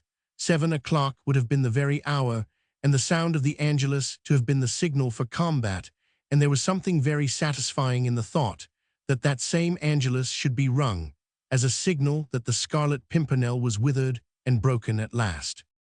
In answer to Hebert's look of bewilderment, Chauvelin said quietly, "We must have some signal between ourselves and the guard at the different gates, also with the harbor officials. At a given moment, the general amnesty must take effect, and the harbor become a free port. I have a fancy that the signal shall be the ringing of the Angelus. The cannons at the gates and the harbor can boom in response. Then the prisons can be thrown open, and prisoners can either participate in the evening fete or leave the city immediately as they choose. The Committee of Public Safety has promised the amnesty. It will carry out its promise to the full, and when Citizen Carlotte de Herbois arrives in Paris with the joyful news, all natives of Boulogne in the prisons, they will participate in the free pardon too." "I understand all that, citizen," said Hebert, still somewhat bewildered, "but not the Angelus." "A fancy, friend Hebert, and I mean to have it." "But who is to ring it, citizen?" "Morbleu, haven't you one Calatin left in Boulogne, whom you can press into doing this service?" "Aye, Calatins enough. There's the Abbe Fouquet in this very building, in number 6 cell." "Sacre tonnerre," ejaculated Chauvelin exultingly, "the very man. I know his dossier well. Once he is free, he will make straightway for England, he and his family, and will help to spread the glorious news of the dishonor and disgrace of the much-vaunted Scarlet Pimpernel. The very man, friend Hebert. Let him be stationed here, to see the letter written, to see the money handed over, for we will go through with that farce, and make him understand that the moment I give him the order, he can run over to his old church St. Joseph and ring the Angelus. The old fool will be delighted, more especially when he knows that he will thereby be giving the very signal which will set his own sister's children free. You understand?" "I understand, citizen." "And you can make the old Calatin understand?" "I think so, citizen. You want him in this room, at what time?" "A quarter before 7. "Yes, I'll bring him along myself and stand over him, lest he play any pranks." "Oh, he'll not trouble you," sneered Chauvelin. "He'll be deeply interested in the proceedings. The woman will be here too, remember," he added with a jerky movement of the hand in the direction of Marguerite's room. "The two might be made to stand together, with 4 of your fellows round them." "I understand, citizen. Are any of us to escort the citizen Fouquet when he goes to St. Joseph?" "I 2 men had best go with him. There will be a crowd in the streets by then. How far is it from here to the church?" "Less than 5 minutes." "Good, see to it that the doors are opened and the bell ropes easy of access." "It shall be seen to, citizen. How many men will you have inside this room tonight?" "Let the walls be lined with men whom you can trust. I anticipate neither trouble nor resistance. The whole thing is a simple formality to which the Englishman has already intimated his readiness to submit. If he changes his mind at the last moment, there will be no Angelus rung, no booming of the cannons or opening of the prison doors. There will be no amnesty and no free pardon. The woman will be at once conveyed to Paris, but he'll not change his mind, friend Hebert," he concluded in suddenly altered tones, and speaking quite lightly, "he'll not change his mind." The conversation between Chauvelin and his familiar had been carried on in whispers. Not that the terrorist cared whether Marguerite overheard or not, but whispering had become a habit with this man, whose tortuous ways and subtle intrigues did not lend themselves to discussion in a loud voice. Chauvelin was sitting at the central table, just where he had been last night, when Sir Percy Blakeney's sudden advent broke in on his meditations. The table had been cleared of the litter of multitudinous papers which had encumbered it before. On it now there were only a couple of heavy pewter candlesticks, with the tallow candles fixed ready in them, a leather pad, an inkwell, a sandbox, and 2 or 3 quill pens, everything disposed, in fact, for the writing and signing of the letter. Already in imagination, Chauvelin saw his impudent enemy, the bold and daring adventurer, standing there beside that table and putting his name to the consummation of his own infamy. The mental picture thus evoked brought a gleam of cruel satisfaction and of satiated lust into the keen, ferret-like face, and a smile of intense joy lit up the narrow, pale-colored eyes. He looked round the room where the great scene would be enacted. 2 soldiers were standing guard outside Marguerite's prison, 2 more at attention near the door which gave on the passage. His own half-dozen picked men were waiting his commands in the corridor. Presently the whole room would be lined with troops, himself and Carlot standing with eyes fixed on the principal actor of the drama, Hebert with specially selected troopers standing on guard over Marguerite. No, he had left nothing to chance this time, and down below the horses would be ready saddled, that were to convey Carlot and the precious document to Paris. No, nothing was left to chance, and in either case he was bound to win. Sir Percy Blakeney would either write the letter in order to save his wife and heap dishonor on himself, or he would shrink from the terrible ordeal at the last moment and let Chauvelin and the Committee of Public Safety work their will with her and him.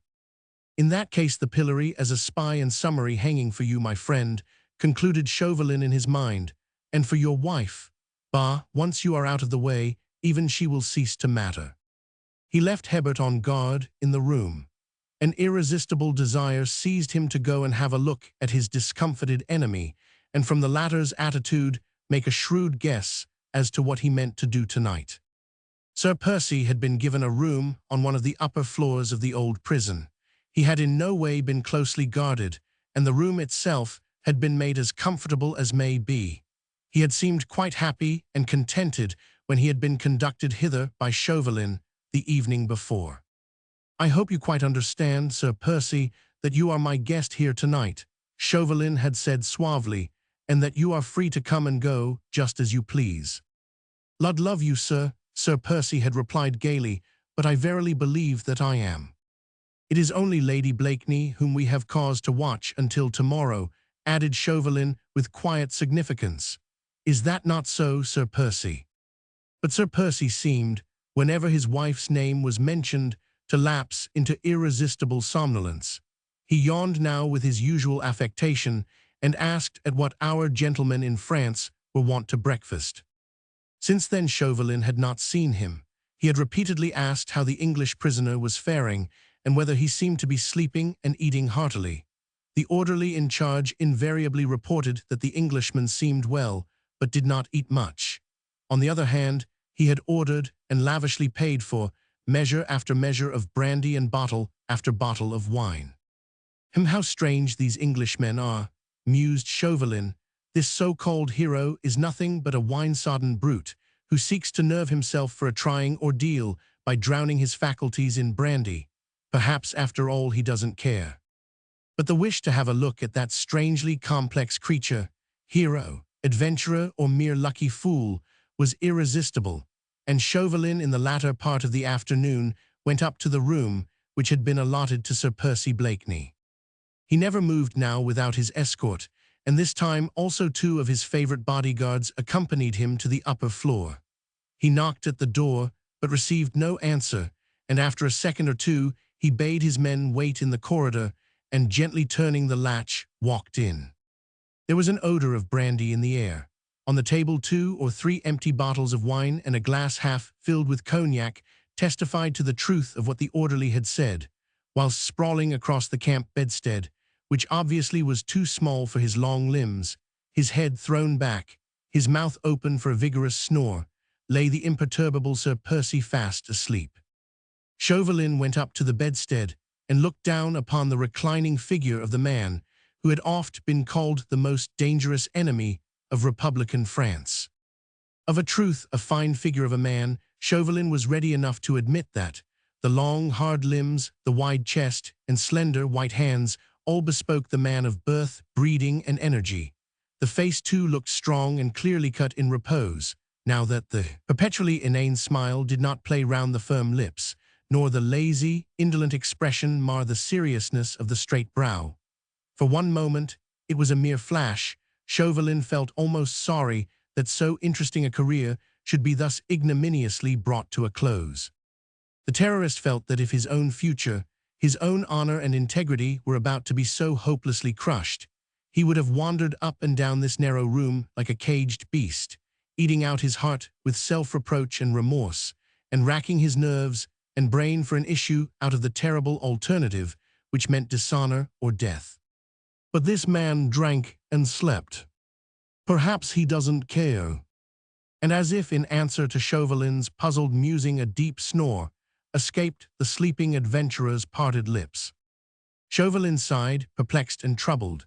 He looked round the little room, then went up to a small side table which stood against the wall and on which were 2 or 3 quill pens and an inkwell, also some loosely scattered sheets of paper. These he turned over with a careless hand and presently came across a closely written page. Citizen Chauvelin, in consideration of a further sum of 1,000,000 francs. It was the beginning of the letter, only a few words so far, with several corrections of misspelled words, and a line left out here and there which confused the meaning. A beginning made by the unsteady hand of that drunken fool, an attempt only at present. But still a beginning. Close by was the draft of it as written out by Chauvelin, and which Sir Percy had evidently begun to copy. He had made up his mind then. He meant to subscribe with his own hand to his lasting dishonor, and meaning it, he slept. Chauvelin felt the paper trembling in his hand. He felt strangely agitated and nervous now that the issue was so near, so sure. "There's no demmed hurry for that, is there, Monsieur Chaubertin?" came from the slowly wakening Sir Percy in somewhat thick, heavy accents, accompanied by a prolonged yawn. "I haven't got the demmed thing quite ready." Chauvelin had been so startled that the paper dropped from his hand. He stooped to pick it up. "Nay, why should you be so scared, sir?" continued Sir Percy lazily. "Did you think I was drunk? I assure you, sir, on my honor, I am not so drunk as you think I am." "I have no doubt, Sir Percy," replied Chauvelin ironically, "that you have all your marvelous faculties entirely at your command. I must apologize for disturbing your papers," he added, replacing the half-written page on the table. "I thought perhaps that if the letter was ready." "It will be, sir, it will be, for I am not drunk, I assure you, and can write with a steady hand, and do honor to my signature." "When will you have the letter ready, Sir Percy?" "The Daydream must leave the harbor at the turn of the tide," quoth Sir Percy thickly. "It'll be demmed well timed by then, won't it, sir?" "About sundown, Sir Percy, not later." "About sundown, not later," muttered Blakeney as he once more stretched his long limbs along the narrow bed. He gave a loud and hearty yawn. "I'll not fail you," he murmured as he closed his eyes and gave a final struggle to get his head at a comfortable angle. "The letter will be written in my best Calig, Lud, but I'm not so drunk as you think I am." But as if to belie his own oft-repeated assertion, hardly was the last word out of his mouth than his stertorous, and even breathing, proclaimed the fact that he was once more fast asleep. With a shrug of the shoulders and a look of unutterable contempt at his broken-down enemy, Chauvelin turned on his heel and went out of the room. But outside in the corridor, he called the orderly to him and gave strict commands that no more wine or brandy was to be served to the Englishman under any circumstances whatever. "He has 2 hours in which to sleep off the effects of all that brandy which he had consumed," he mused as he finally went back to his own quarters, "and by that time he will be able to write with a steady hand." Chapter 33. The English Spy. And now at last, the shades of evening were drawing in thick and fast. Within the walls of Fort Gaol, the last rays of the setting sun had long ago ceased to shed their dying radiance, and through the thick stone embrasures and the dusty panes of glass, the grey light of dusk soon failed to penetrate. In the large ground-floor room with its window opened upon the wide promenade of the southern ramparts, a silence reigned which was oppressive. The air was heavy with the fumes of the 2 tallow candles on the table, which smoked persistently. Against the walls, a row of figures in dark blue uniforms with scarlet facings, drab breeches and heavy riding boots, silent and immovable, with fixed bayonets like so many automatons lining the room all round.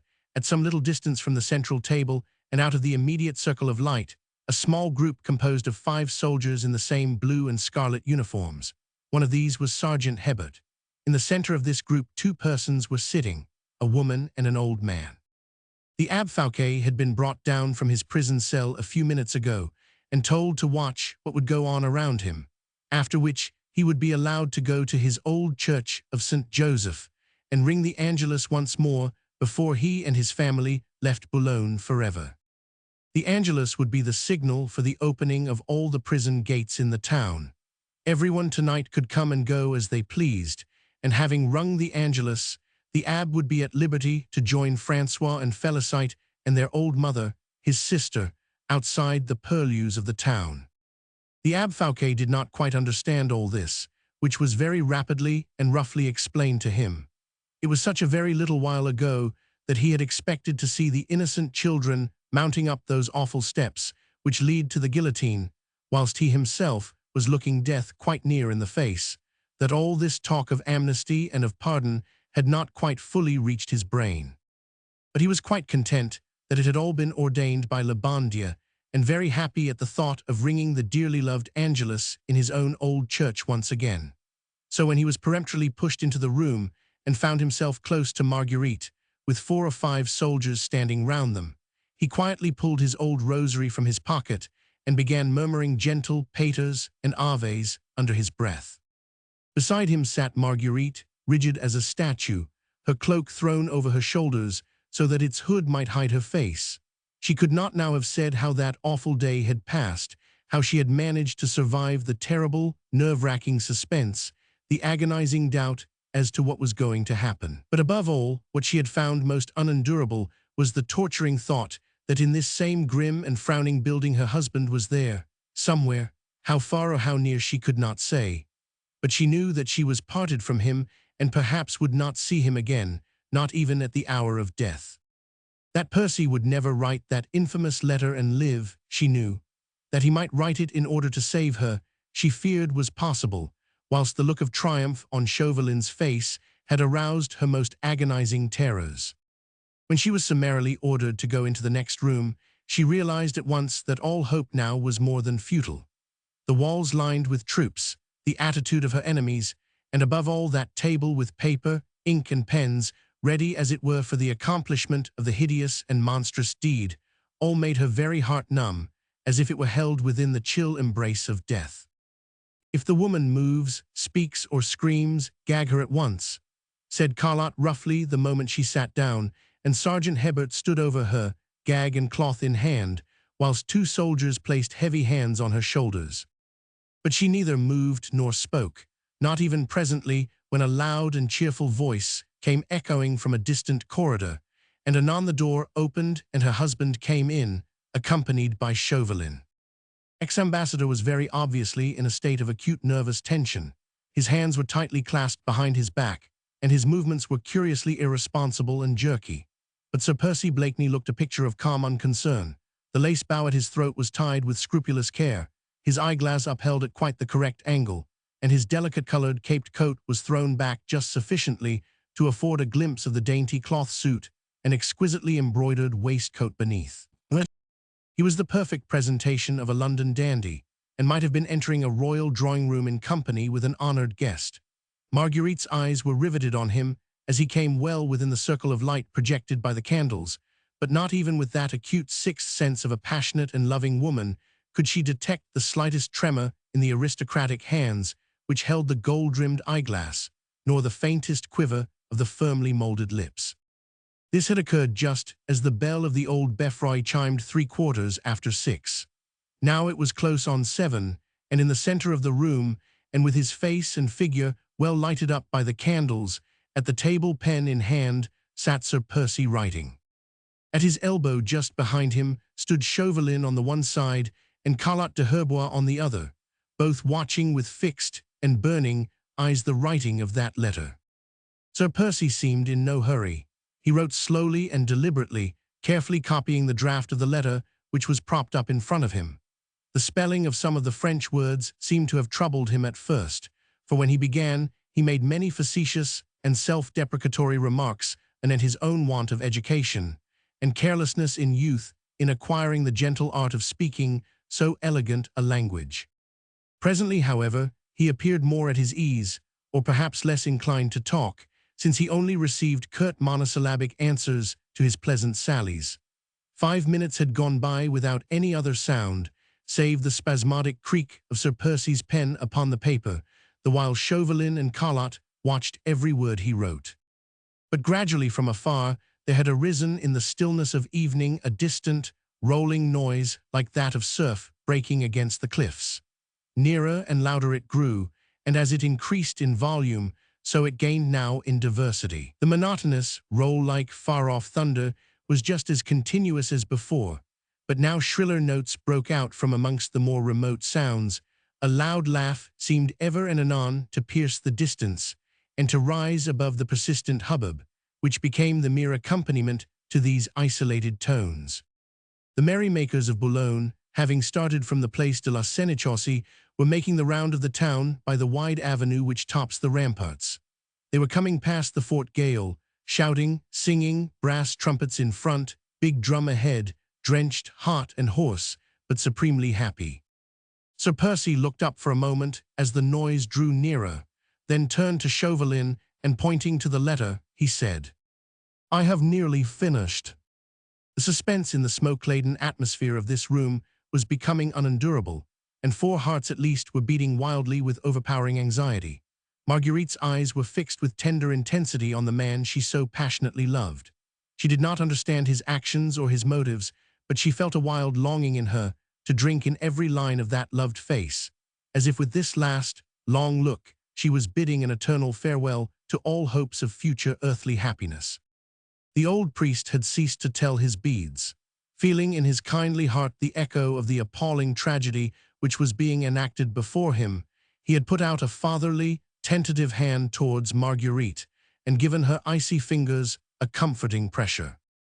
And in the hearts of Chauvelin and his colleague there was satisfied revenge, eager, exultant triumph, and that terrible nerve tension which immediately precedes the long-expected climax. But who can say what went on within the heart of that bold adventurer, about to be brought to the lowest depths of humiliation which it is in the power of man to endure? What behind that smooth, unruffled brow still bent laboriously over the page of writing? The crowd was now on the Place d'Aumont. Some of the foremost in the ranks were ascending the stone steps which lead to the southern ramparts. The noise had become incessant. Pierrots and Pirettes, Harlequins and Columbines had worked themselves up into a veritable intoxication of shouts and laughter. Now as they all swarmed up the steps and caught sight of the open window almost on a level with the ground, and of the large dimly lighted room, they gave forth one terrific and voluminous hurrah for the paternal government up in Paris, who had given them cause for all this joy. Then they recollected how the amnesty, the pardon, the national fate, this brilliant procession had come about, and somebody in the crowd shouted, "Allons, let us have a look at that English spy. Let us see the Scarlet Pimpernel. Yes, yes, let us see what he is like." They shouted and stamped and swarmed round the open window, swinging their lanthorns and demanding in a loud tone of voice that the English spy be shown to them. Faces wet with rain and perspiration tried to peep in at the window. Carlotte gave brief orders to the soldiers to close the shutters at once and to push away the crowd, but the crowd would not be pushed. It would not be gainsaid, and when the soldiers tried to close the window, 20 angry fists broke the panes of glass. "I can't finish this writing in your lingo, sir, whilst this demmed row is going on," said Sir Percy placidly. "You have not much more to write, Sir Percy," urged Chauvelin with nervous impatience. "I pray you, finish the matter now and get you gone from out this city." "Send that demmed lot away, then," rejoined Sir Percy calmly. "They won't go, they want to see you." Sir Percy paused a moment, pen in hand, as if in deep reflection. "They want to see me," he said with a laugh. "Why, damn it all, then why not let em?" And with a few rapid strokes of the pen, he quickly finished the letter, adding his signature with a bold flourish, whilst the crowd, pushing, jostling, shouting and cursing the soldiers, still loudly demanded to see the Scarlet Pimpernel. Chauvelin felt as if his heart would veritably burst with the wildness of its beating. Then Sir Percy, with one hand lightly pressed on the letter, pushed his chair away and with his pleasant ringing voice, said once again, "Well, damn it, let 'em see me." With that he sprang to his feet and up to his full height, and as he did so, he seized the two massive pewter candlesticks, one in each hand, and with powerful arms well outstretched, he held them high above his head. "The letter," murmured Chauvelin in a hoarse whisper. But even as he was quickly reaching out a hand, which shook with the intensity of his excitement, towards the letter on the table, Blakeney, with one loud and sudden shout, threw the heavy candlesticks onto the floor. They rattled down with a terrific crash, the lights were extinguished, and the whole room was immediately plunged in utter darkness. The crowd gave a wild yell of fear. They had only caught sight for one instant of that gigantic figure, which, with arms outstretched, had seemed supernaturally tall, weirdly illumined by the flickering light of the tallow candles, and the next moment disappearing into utter darkness before their very gaze. Overcome with sudden superstitious fear, pierrots and perettes, drummer and trumpeters turned and fled in every direction. Within the room, all was wild confusion. The soldiers had heard a cry. "La fenêtre, la fenêtre." Who gave it no one knew, no one could afterwards recollect. Certain it is that with one accord the majority of the men made a rush for the open window, driven thither partly by the wild instinct of the chase after an escaping enemy, and partly by the same superstitious terror which had caused the crowd to flee. They clambered over the sill and dropped down onto the ramparts below, then started in wild pursuit. But when the crash came, Chauvelin had given one frantic shout. The letter Scarlet, à moi, in his hand, the letter. There was the sound of a heavy thud, of a terrible scuffle there on the floor in the darkness, and then a yell of victory from Carlotte de Herbois. "I have the letter, à Paris." "Victory," echoed Chauvelin, exultant and panting. "Victory, the Angelus, friend Hebert. Take the Calatin to ring the Angelus." It was instinct which caused Carlotte de Herbois to find the door. He tore it open, letting in a feeble ray of light from the corridor. He stood in the doorway one moment, his slouchy, ungainly form distinctly outlined against the lighter background beyond, a look of exultant and malicious triumph, of deadly hate and cruelty distinctly imprinted on his face, and with upraised hand wildly flourishing the precious document, the brand of dishonor for the enemy of France. "A Paris," shouted Chauvelin to him excitedly, "into Robespierre's hands, the letter." Then he fell back panting, exhausted on the nearest chair. Carlotte, without looking again behind him, called wildly for the men who were to escort him to Paris. They were picked troopers, stalwart veterans from the old municipal guard. They had not broken their ranks throughout the turmoil, and fell into line in perfect order as they followed citizen Carlotte out of the room. Less than 5 minutes later, there was the noise of stamping and champing of bits in the courtyard below, a shout from Carlotte, and the sound of a cavalcade galloping at breakneck speed towards the distant Paris gate. Chapter 34, The Angelus. And gradually all noises died away around the old Fort Gaol. The shouts and laughter of the merrymakers, who had quickly recovered from their fright, now came only as the muffled rumble of a distant storm, broken here and there by the shrill note of a girl's loud laughter, or a vigorous fanfare from the brass trumpets. The room where so much turmoil had taken place, where so many hearts had beaten with torrent-like emotions, where the awesome tragedy of revenge and hate, of love and passion had been consummated, was now silent and at peace.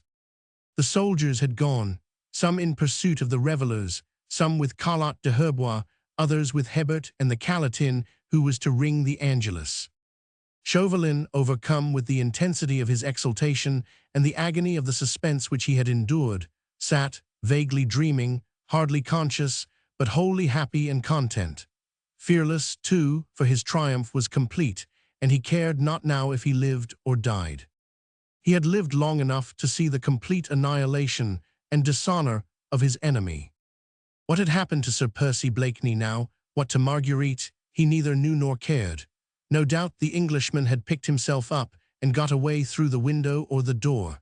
He would be anxious to get his wife out of the town as quickly as possible. The Angelus would ring directly, the gates would be opened, the harbor made free to everyone. And Carlotte was a league outside Boulogne by now, a league nearer to Paris. So what mattered the humbled wayside English flower, the damaged and withered Scarlet Pimpernel? A slight noise suddenly caused him to start. He had been dreaming, no doubt, having fallen into some kind of torpor akin to sleep after the deadly and restless fatigue of the past 4 days. He certainly had been unconscious of everything around him, of time and of place, but now he felt fully awake. And again he heard that slight noise, as if something or someone was moving in the room. He tried to peer into the darkness, but could distinguish nothing. He rose and went to the door.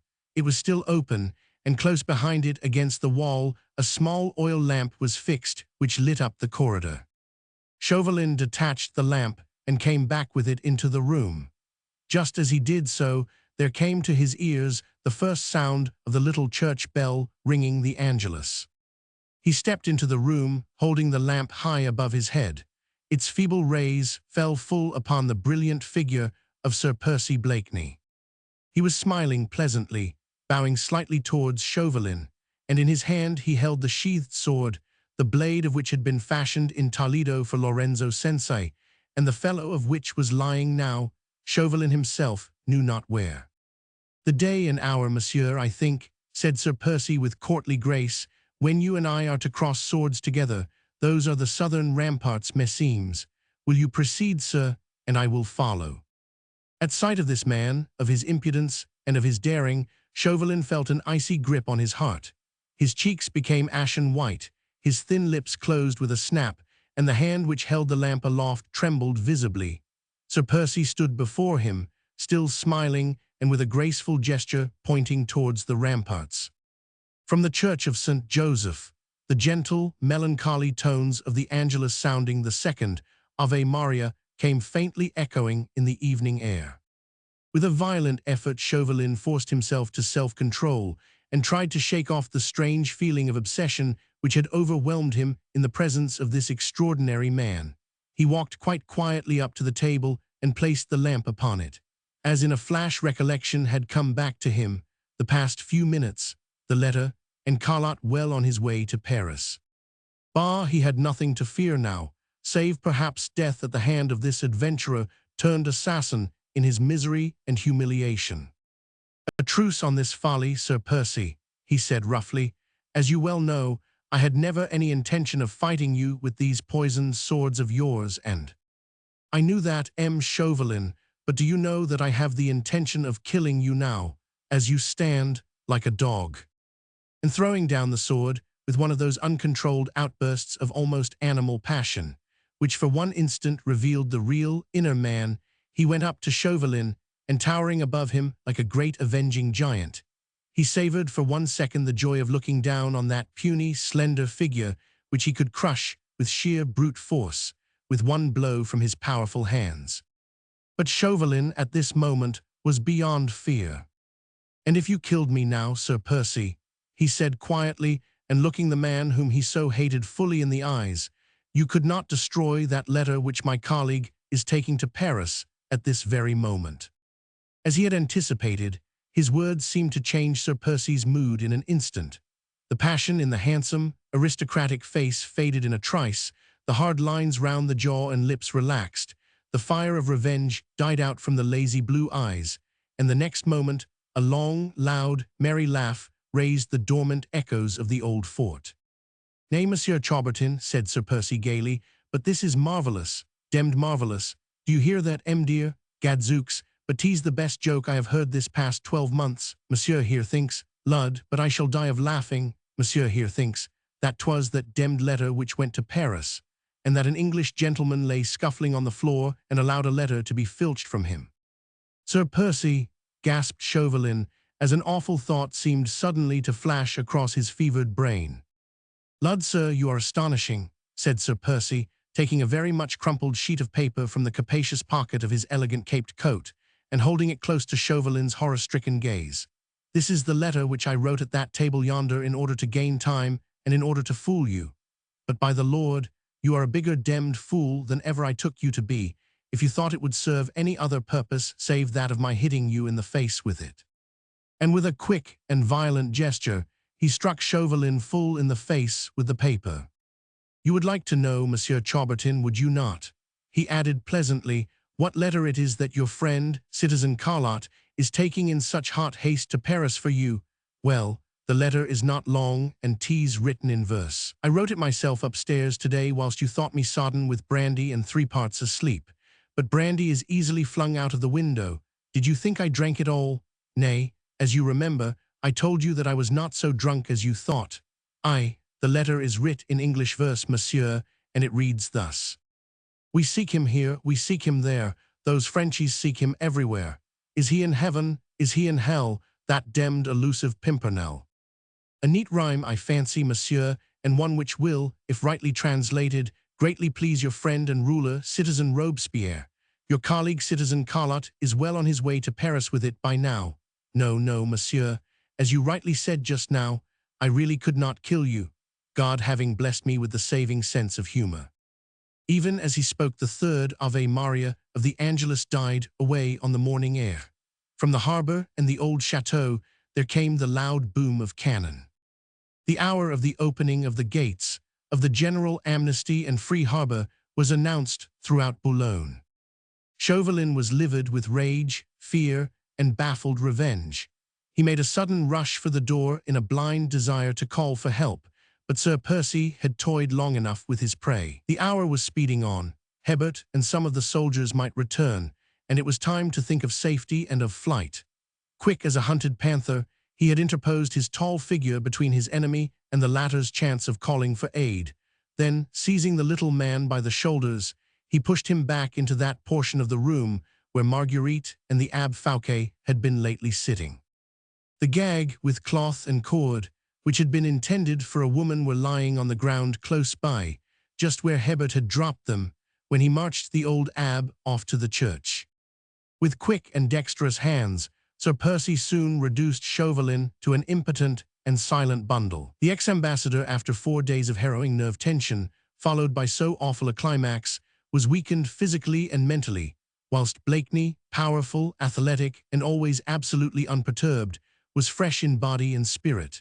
He had slept calmly all the afternoon, having quietly thought out all his plans, left nothing to chance, and acted methodically and quickly and invariably with perfect repose.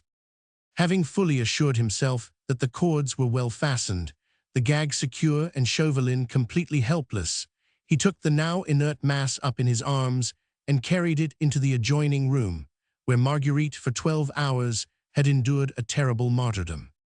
He laid his enemy's helpless form upon the couch, and for one moment looked down on it with a strange feeling of pity quite unmixed with contempt.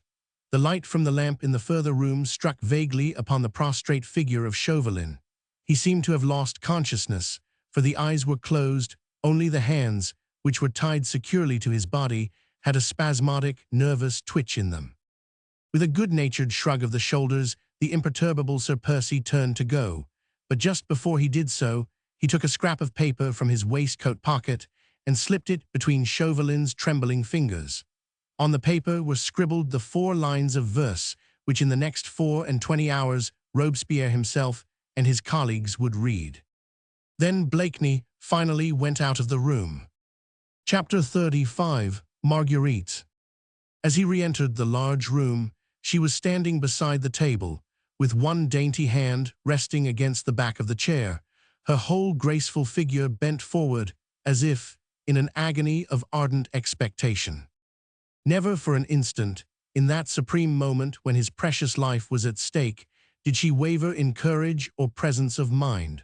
From the moment that he jumped up and took the candlesticks in his hands, her sixth sense showed her, as in a flash, what he meant to do and how he would wish her to act. When the room was plunged in darkness, she stood absolutely still. When she heard the scuffle on the floor, she never trembled, for her passionate heart had already told her that he never meant to deliver that infamous letter into his enemy's hands. Then, when there was the general scramble, when the soldiers rushed away, when the room became empty and Chauvelin alone remained, she shrank quietly into the darkest corner of the room, hardly breathing, only waiting for a sign from him. She could not see him, but she felt the beloved presence there, somewhere close to her, and she knew that he would wish her to wait. She watched him silently, ready to help if he called, equally ready to remain still and to wait. Only when the helpless body of her deadly enemy was well out of the way did she come from out the darkness. And now she stood with the full light of the lamp illumining her ruddy golden hair, the delicate blush on her cheek, the flame of love dancing in her glorious eyes. Thus he saw her as he re-entered the room, and for 1 second he paused at the door, for the joy of seeing her there seemed greater than he could bear. Forgotten was the agony of mind which he had endured, the humiliations and the dangers which still threatened. He only remembered that she loved him and that he worshipped her. The next moment she lay clasped in his arms. All was still around them, save for the gentle patter-patter of the rain on the trees of the ramparts, and from very far away the echo of laughter and music from the distant revelers. And then the cry of the seamew thrice, repeated from just beneath the window. Blakeney and Marguerite awoke from their brief dream. Once more the passionate lover gave place to the man of action. "'Tis Tony, and I mistake not," he said hurriedly, as with loving fingers still slightly trembling with suppressed passion, he readjusted the hood over her head. "Lord Tony," she murmured. "I with Hastings and 1 or 2 others. I told them to be ready for us tonight as soon as the place was quiet." "You were so sure of success then, Percy?" she asked in wonderment. "So sure," he replied simply. Then he led her to the window and lifted her onto the sill. It was not high from the ground, and 2 pairs of willing arms were there ready to help her down. Then he too followed, and quietly the little party turned to walk toward the gate. The ramparts themselves now looked strangely still and silent. The merrymakers were far away, only 1 or 2 passers-by hurried swiftly past here and there, carrying bundles, evidently bent on making use of that welcome permission to leave this dangerous soil. The little party walked on in silence, Marguerite's small hand resting on her husband's arm. Anon they came upon a group of soldiers who were standing somewhat perfunctorily and irresolutely close by the open gate of the fort. "Tyne c'est l'Anglais," said one. "Morbleu, he is on his way back to England," commented another lazily. The gates of Boulogne had been thrown open to everyone when the Angelus was rung and the cannon boomed. The general amnesty had been proclaimed. Everyone had the right to come and go as they pleased. The sentinels had been ordered to challenge no one and to let everyone pass. No one knew that the great and glorious plans for the complete annihilation of the Scarlet Pimpernel and his league had come to naught, that Carlot was taking a mighty hoax to Paris, and that the man who had thought out and nearly carried through the most fiendishly cruel plan ever conceived for the destruction of an enemy lay helpless, bound and gagged within his own stronghold. And so the little party, consisting of Sir Percy and Marguerite, Lord Anthony Dewhurst and my Lord Hastings, passed unchallenged through the gates of Boulogne. Outside the precincts of the town, they met my Lord Everingham and Sir Philip Glynde, who had met the Abbé Fouquet outside his little church and escorted him safely out of the city, whilst Francois and Felicite with their old mother had been under the charge of other members of the League.